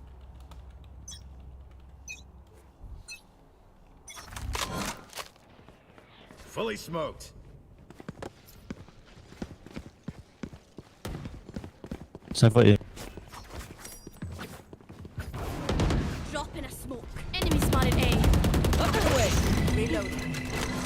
1-6. My ult. Omen on top. Oh, he TP away. Okay, screen one. What the fuck? Wingman's One planted. enemy remaining. Like I never left. Where is he? Screen? Spike's ticking. Thanks, Oh, rafter. Oh my god. I don't know. Oh, it's okay. They don't have a single life worth saving. Reloading.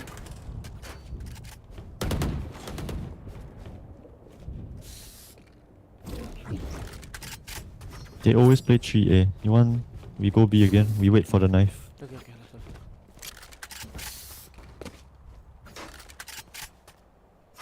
Let's fly. Wait, close. Come back. Don't go there. The knife. KO knife. Bro, No, come back. Hello? Come here. Oh, never mind. Go. Walk A. Walk B, sorry.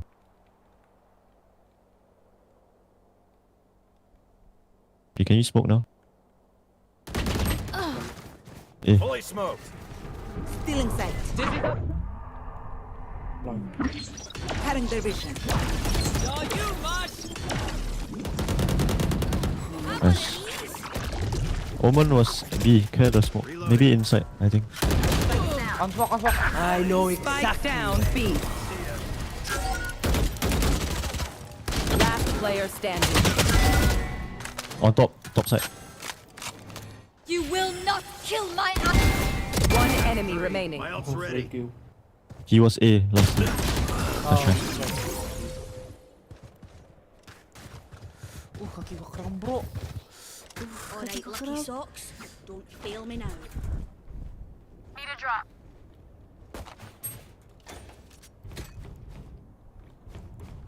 Could I have a drop? Thanks. Thank you.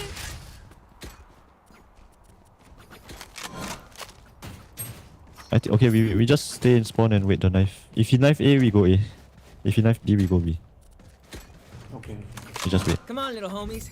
Let's get it. Spike here. Get out of my way. Spike.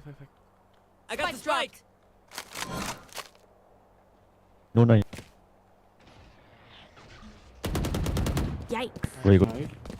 Oh. I'm low. Can you fast come? Drop in a smoke. On top. Go kill. Blow him up, Mosh. Nice. Hey, on top. Still on top. Oh. Reloading. No, not on top. Sorry. Still in sight.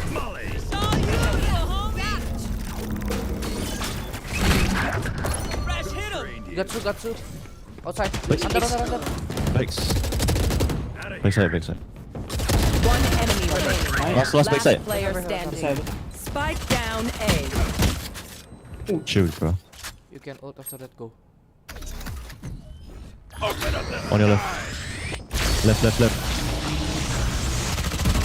Nice. Nice. One more. Let's go. Yeah. One more. Match point. It's been grand, but I've got places to avoid and people to ignore. So let's finish Reloading. this thing. Can someone buy me, please? Reloading. Appreciate it. Could I have a drop? I'm always forget my like. Come here. Thank you. Reloading. Give fucking good. This is gonna be fun. Nice. Okay. Fully smoked. Go back B. Okay. Fast. Go B. Don't go mid. Just go B. Oh, in. Bucky. He got Bucky. Nice. Okay, go B. Fast, go B. We win. Stim beacon here. Careful, orange. On top side. Backside. Nice. Kills. On top. Last player standing. Oh shit. That's right. Indeed. No peeking.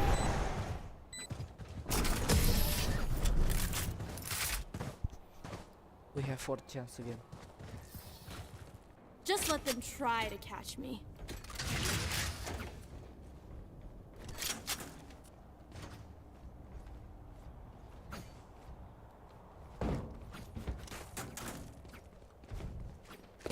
Thanks. Picked him off. Spec. My Spec.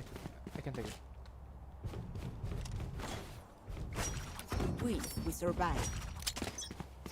Right here.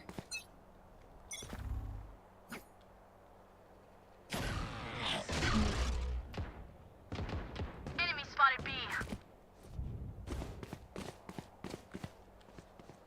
Omen B. Wanna commit? My ult. Watch this. Dizzy's up top. Fully smoked. Still inside. K smoke, K in the smoke. Scatter. Caution here. Plan, hello, go plan, wingman. Wingman's gonna plant spike. Mosh pit. Pulang. Shot my wingman. Why? Last player standing. On your left. Oh, bro, on your left.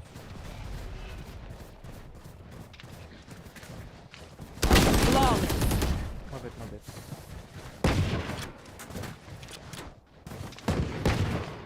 No more doubts. We're ready. Finish.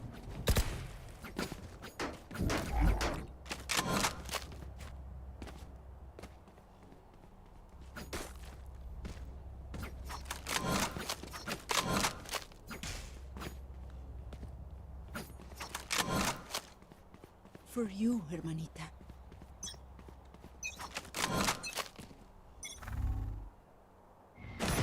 Smoke's down. Why you smoke so fast? Chill, bro.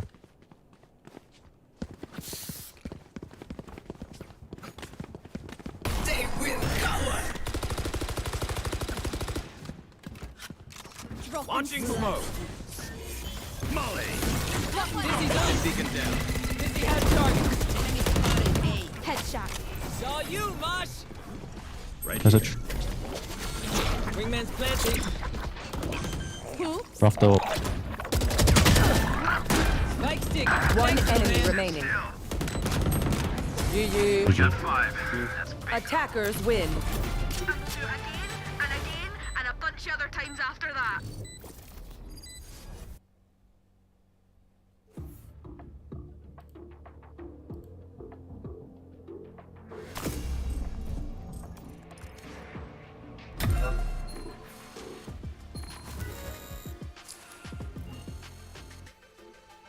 Wah, gawat gila.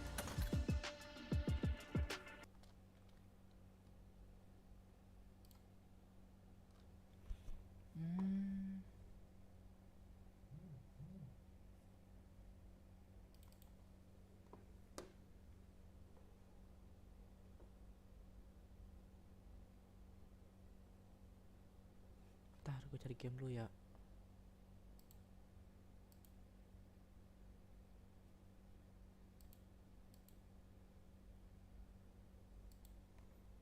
Cari game dulu kita biar bisa langsung dipakai.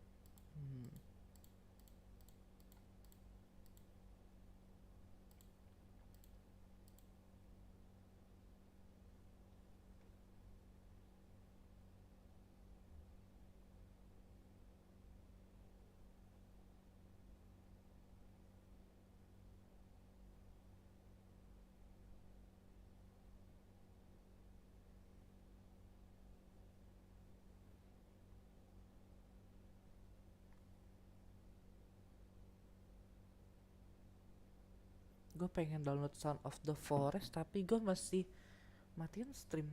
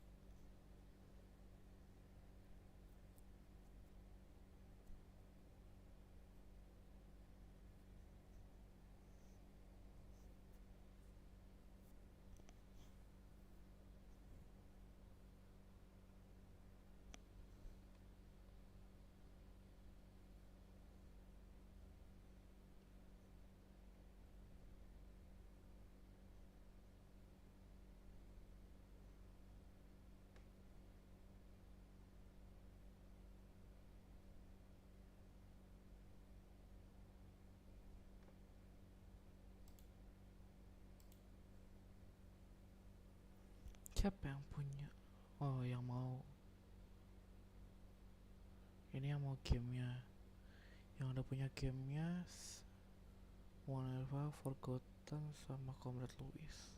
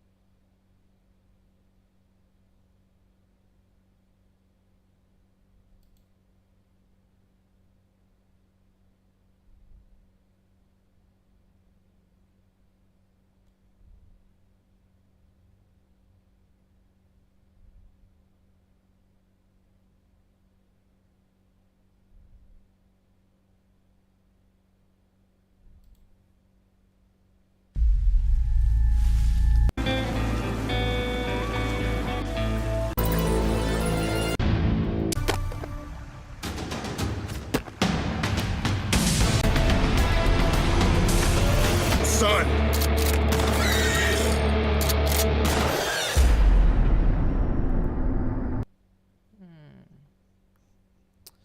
Aku bingung main apa.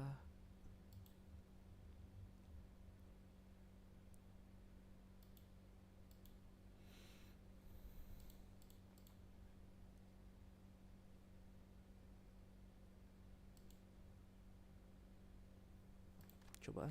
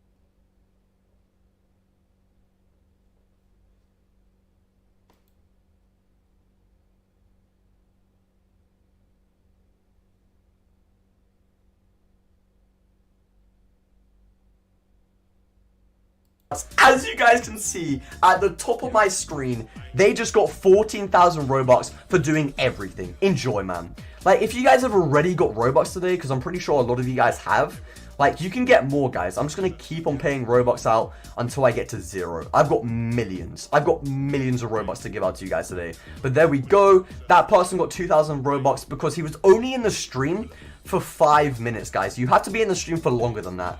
So keep staying in the stream, spam your usernames, and I'm going to send you guys some Robux right now. Let me see. Who's the next person, guys?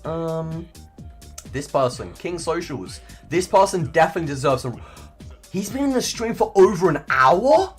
Yo, that is insane. I appreciate that, my man.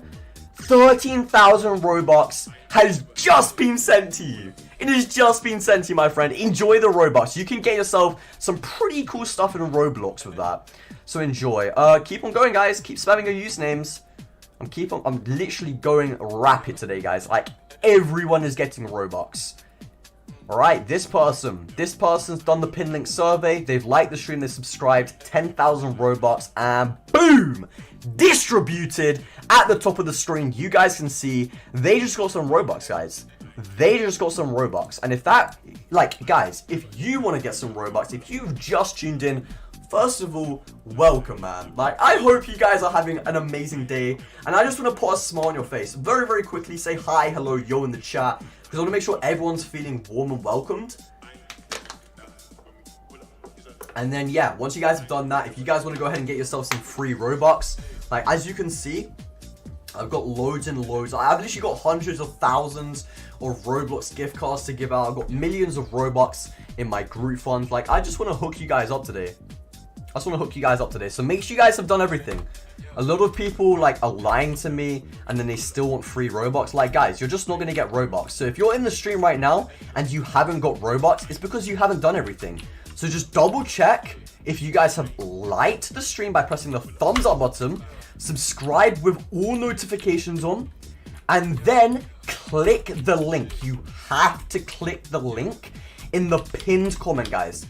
At the top of the live stream chat, there's a link. Click that link right now. Answer the 3 questions till the end.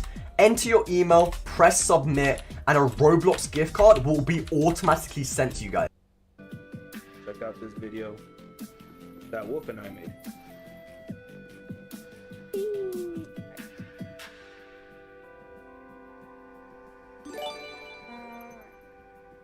Did you ever donate Salient Wolfpack? Silent Wolfpack? Yeah, because I know they were in the giveaway, but I think I donated them. 20 more likes, guys. 20 more likes for the next giveaway. Wait, Chloe's here? Hey, what's up, Chloe? I'm playing the hood. Yo, someone time out science groups. What'd they do? 5. Wants eating McDonald's. AW Anya the wait, what was it 20? W. Alright, there you go, man. Bro, I sent you a gift card.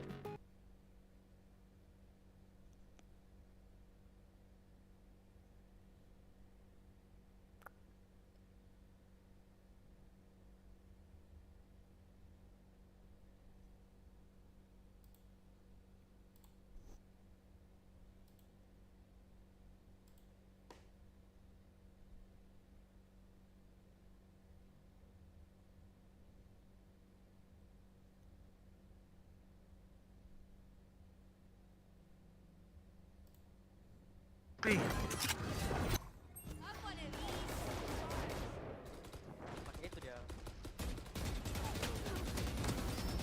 My territory, my rules.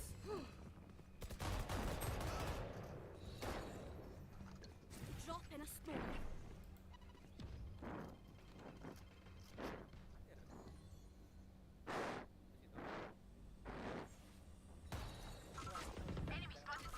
Last player standing.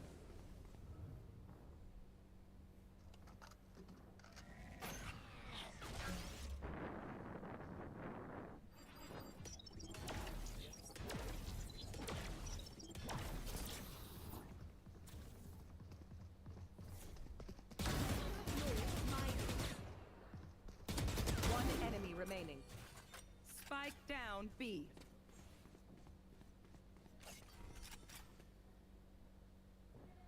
Thirty seconds left.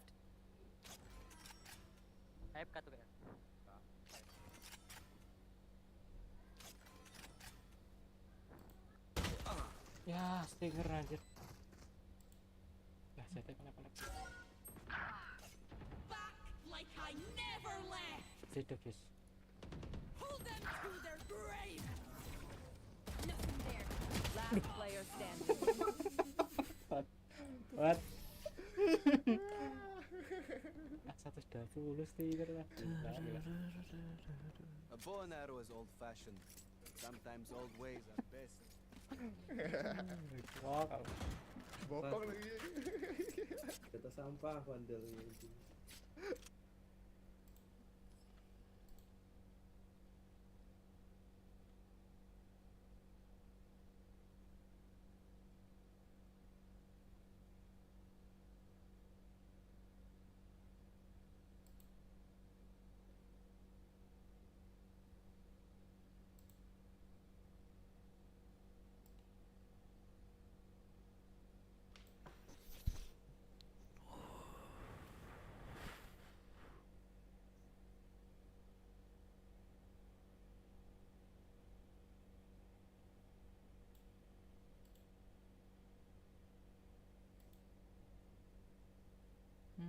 Ntar beli Robux dulu deh.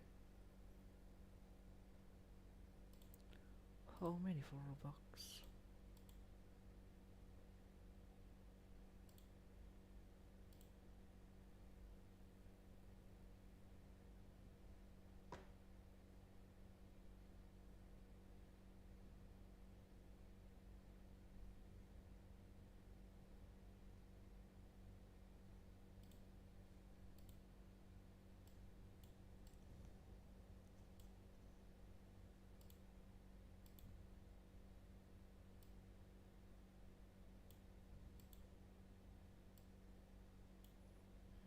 Ada, oke.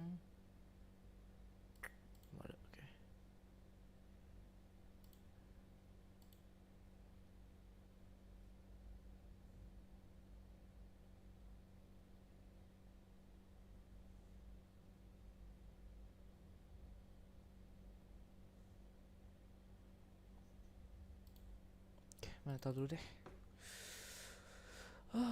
Aku tahu main apa aja, main tahu aja dulu deh. Siapa tahu ketemu manusia-manusia aneh.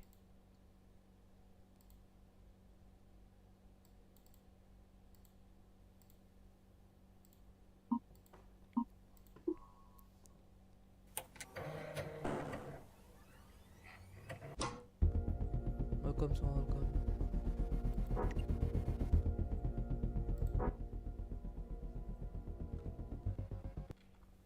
Nggak ada laptop. Waalaikumsalam. Sedih. Hello? Hello. Can you speak? Okay, nice. Kenapa? Hah? What? Kenapa? Oke. Ya Allah, please orang Indo semua ya Allah. Nggak jelas tadi timnya. Gak menang-menang kah? Bukan gak menang-menang, di troll mulu, kesel. Pada mati lagi. Kesel. Hello? Can you speak? What's up, man? Waduh.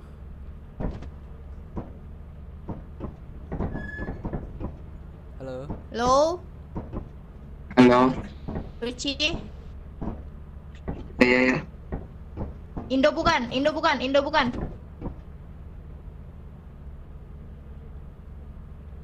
Hello? Halo. Oke. Indo. Tinggal nunggu satu. Iya. Iya. Nunggu satu ya. Please bang, jangan troll bang, aku capek bang. Tim random troll mulu. Sal.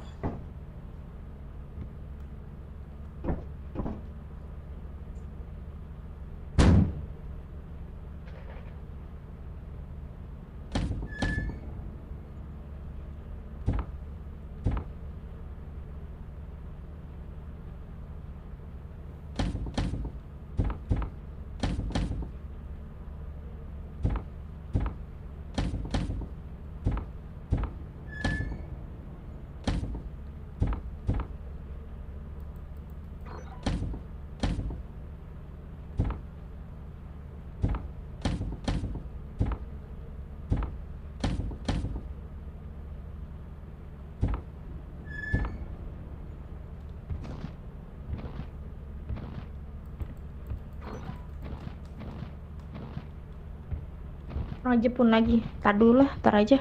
Sabar lagi nyuci. Bang, mana satunya bang?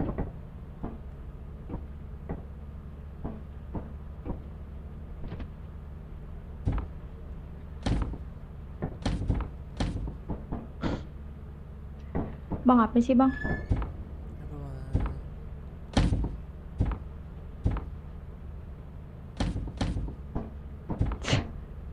Dia ngebug gitu. Bisa dimasukin. Emang? Gak bisa.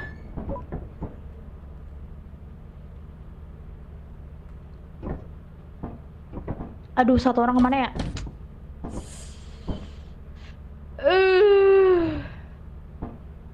temanku tidak ada yang mau main, sedih.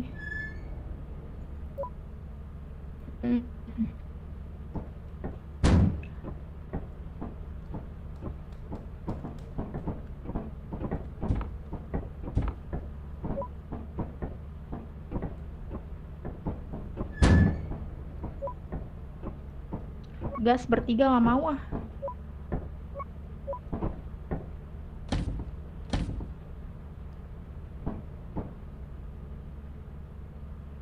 Bang, ayo ikut bang bersamaku.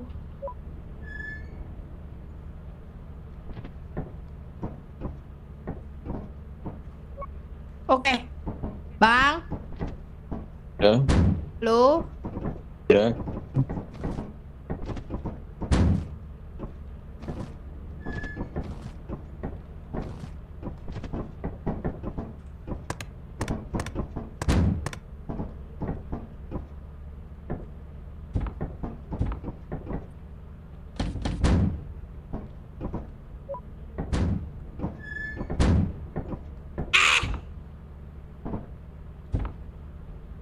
Ya. Ya, si abang malah keluar. Oke, halo. Halo. Can you speak? Halo. Halo. Can you speak? Halo. Ayo dulu, suruh aja lah.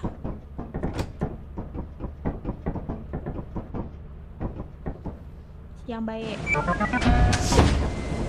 Yang juga. Hey. Bang. Bang. Iya bang, iya bang.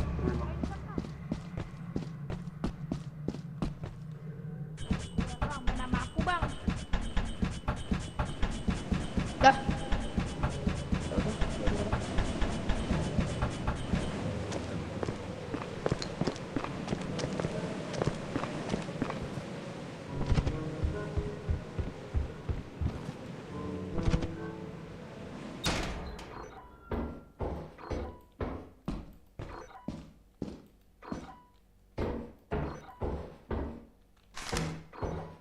Enggak sih.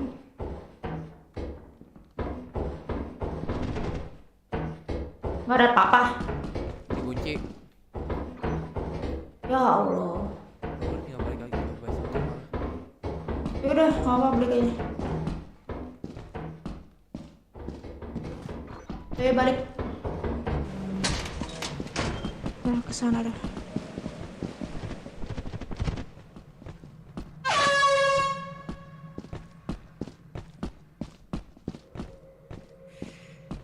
Main bersama aku, bang. Nah, ini tuh satu jalur sebenarnya, guys, satu jalur.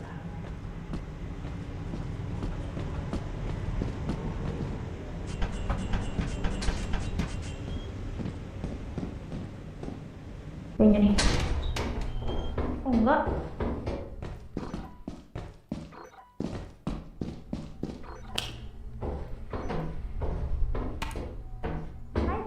Thank you.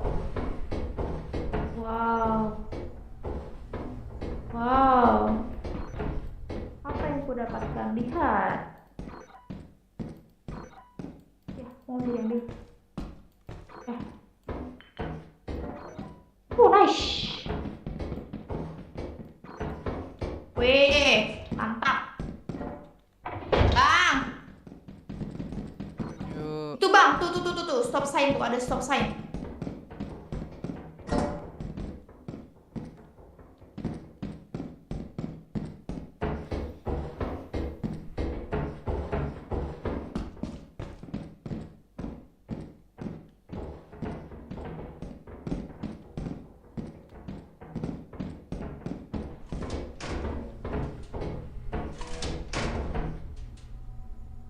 Kenapa harus keluar?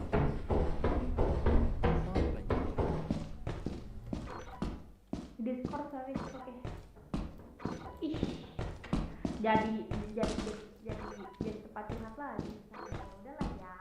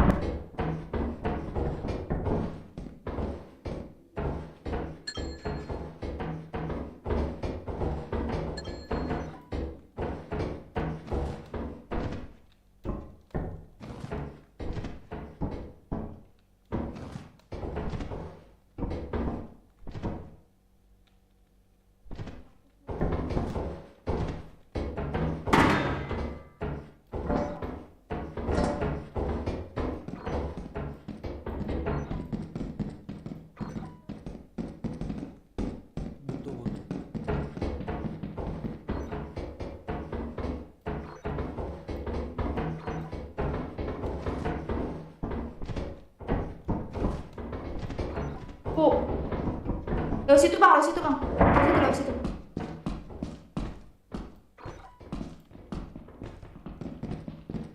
Tuh. Ada turret tadi. Hati-hati ya. Nggak ada apa-apa. Lewat sini bang.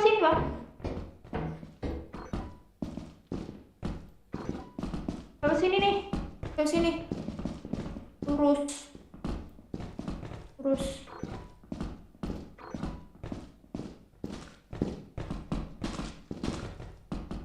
Aduh, kaget.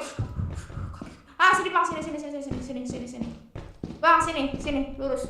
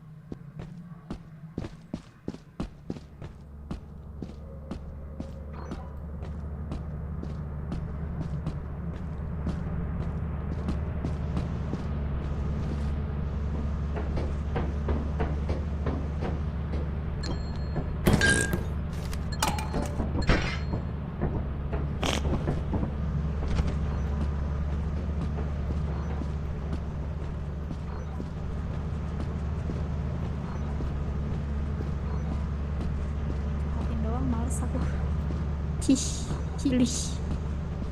Datang ke stream cuma buat dicurhatin malas.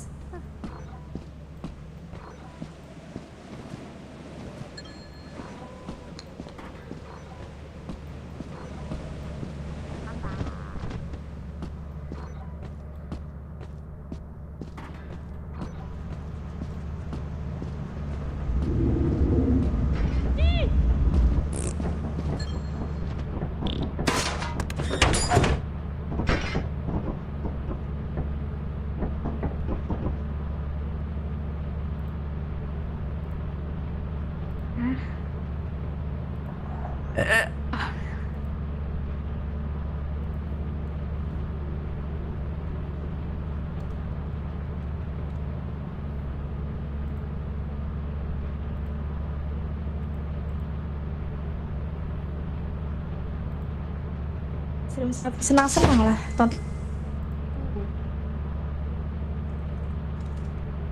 tonton streamku, ya aku dicurhatin sedih. Bang, udah kita balik ya.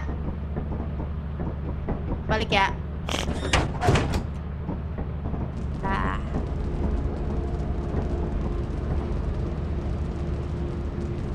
Ini sapi habis ini kita jemur. Jemur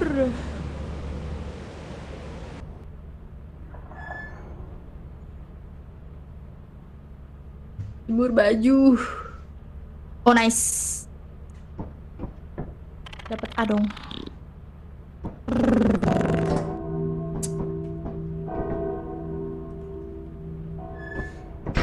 March kali ya. Oke, yuk.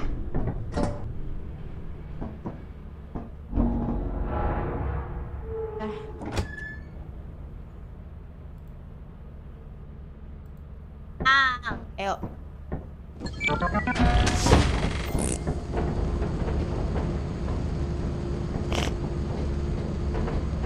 Ya, nggak ada lebah apa ya? Tumben amat.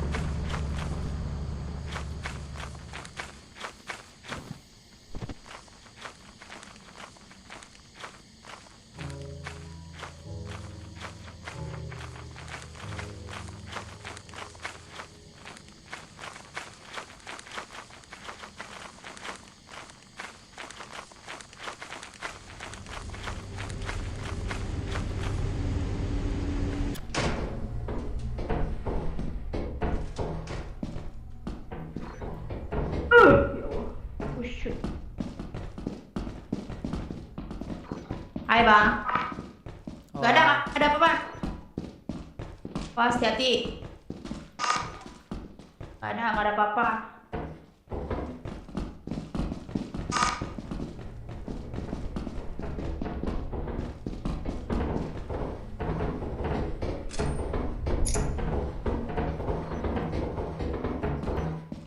Mantap juga.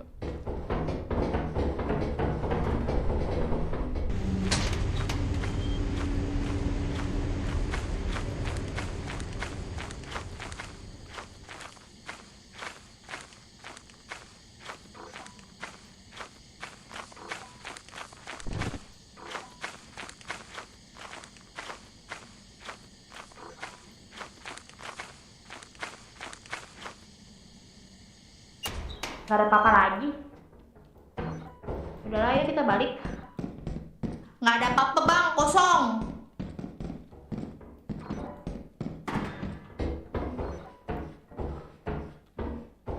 Balik.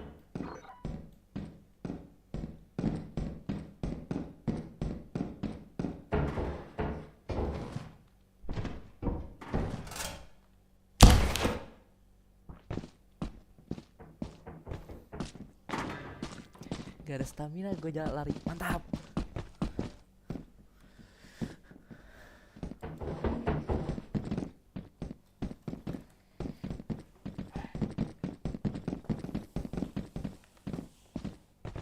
Kalian makan dah gue. Selagi menunggu.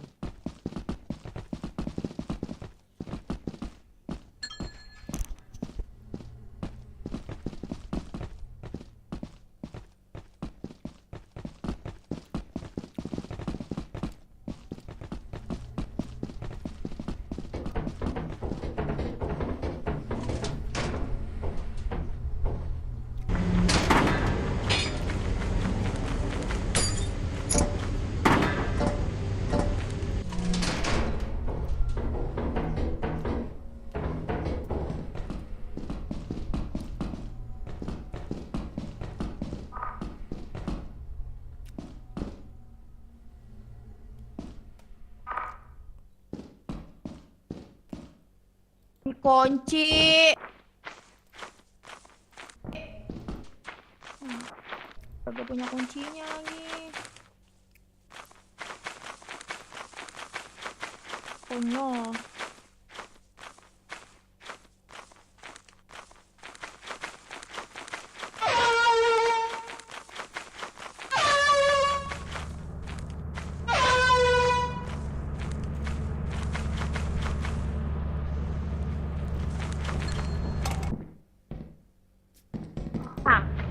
Ada bang. Mau dong bang. Thank you bang.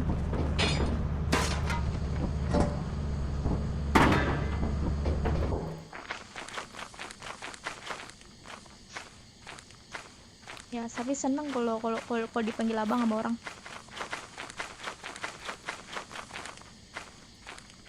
Oh, sini bang.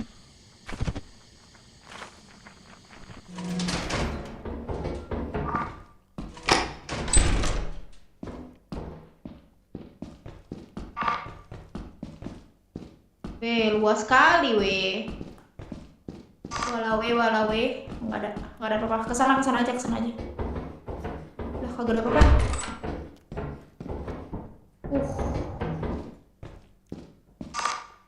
Nggak ada, oke. Alhamdulillah, buka.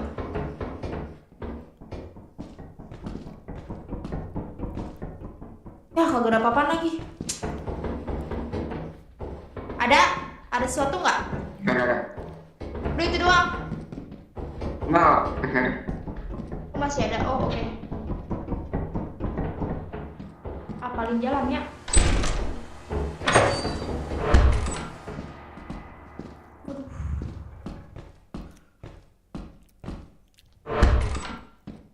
Ya, di prank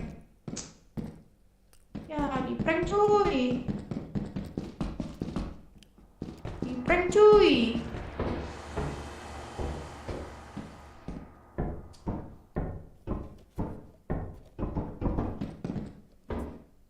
Tadi VX itu di mana ya? Lupa dah. bawah sini. Itu dia Verex itu. Ada apa-apa lagi? Kita lurus ke sana. Kaget! Ya Allah, kunci. Kaget gue. Oh. Ya Allah, ngapa di situ sih? Alhamdulillah ada kunci. Luas banget weh. Aku turret ini bang. Bang, aku takut turret bang. Gak ada apa-apa. Oke, kita balik. Apaan tuh? Boyfriend. Apaan? Ya Allah, dikunci lagi. Kayaknya tuh kosong. Mati kenapa bang? Kita balik dah. Tadi lot mana ya? Lo sini tadi ya? Mati kenapa bro? Terus tadi, aduh, kagak bisa lewat cuy. Kayaknya apa sih? Kaget. Shoot. Welcome to lobby.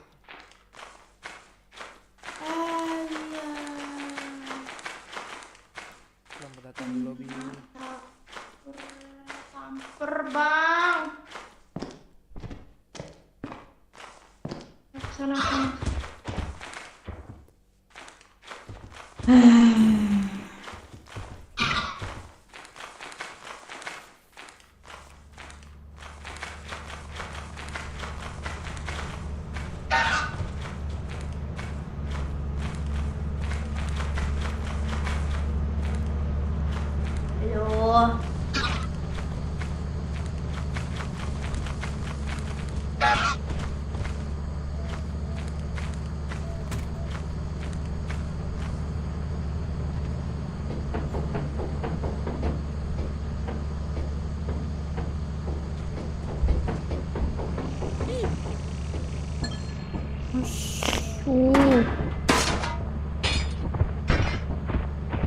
Bang, jalan aja bang, pada mati bang.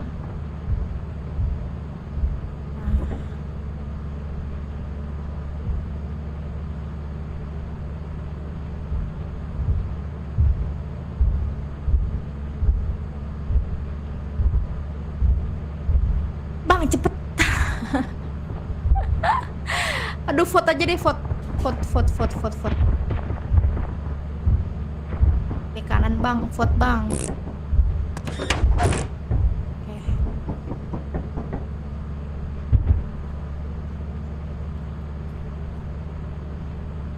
Thank you, bos Sawerianya.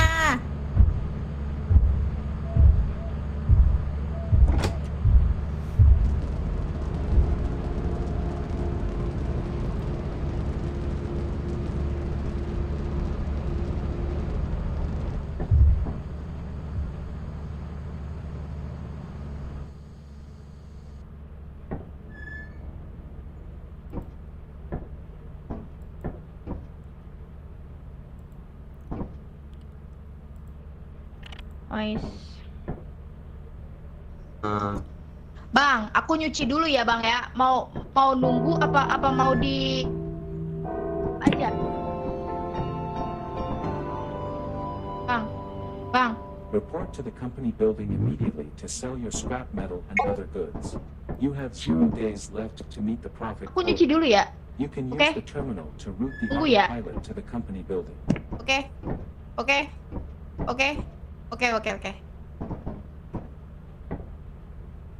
Kalau mau ke company nggak apa-apa kok, jual aja semua.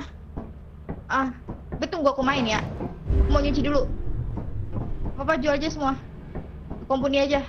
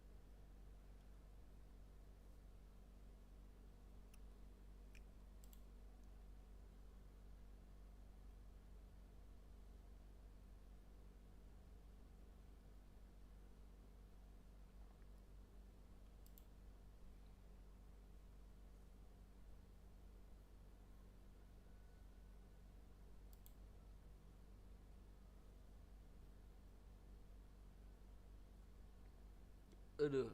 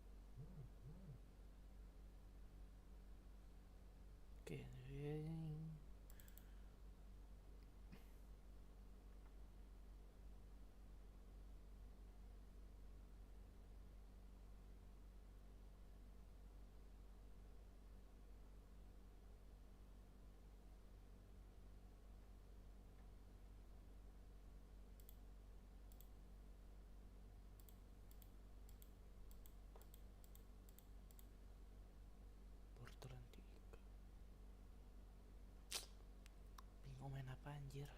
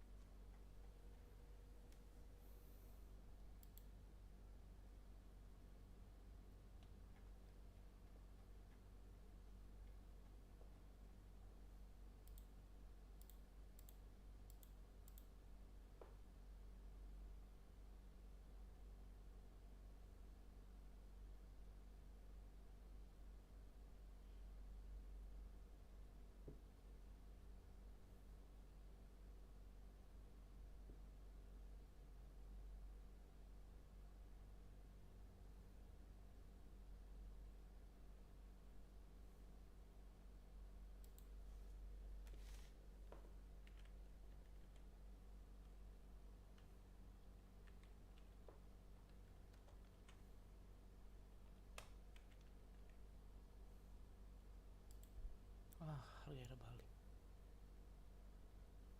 ke 100.000.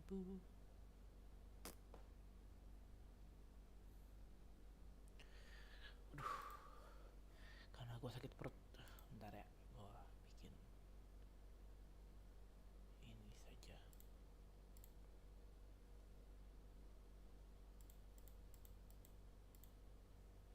Bentar guys, saja gue kasih yang apa ya?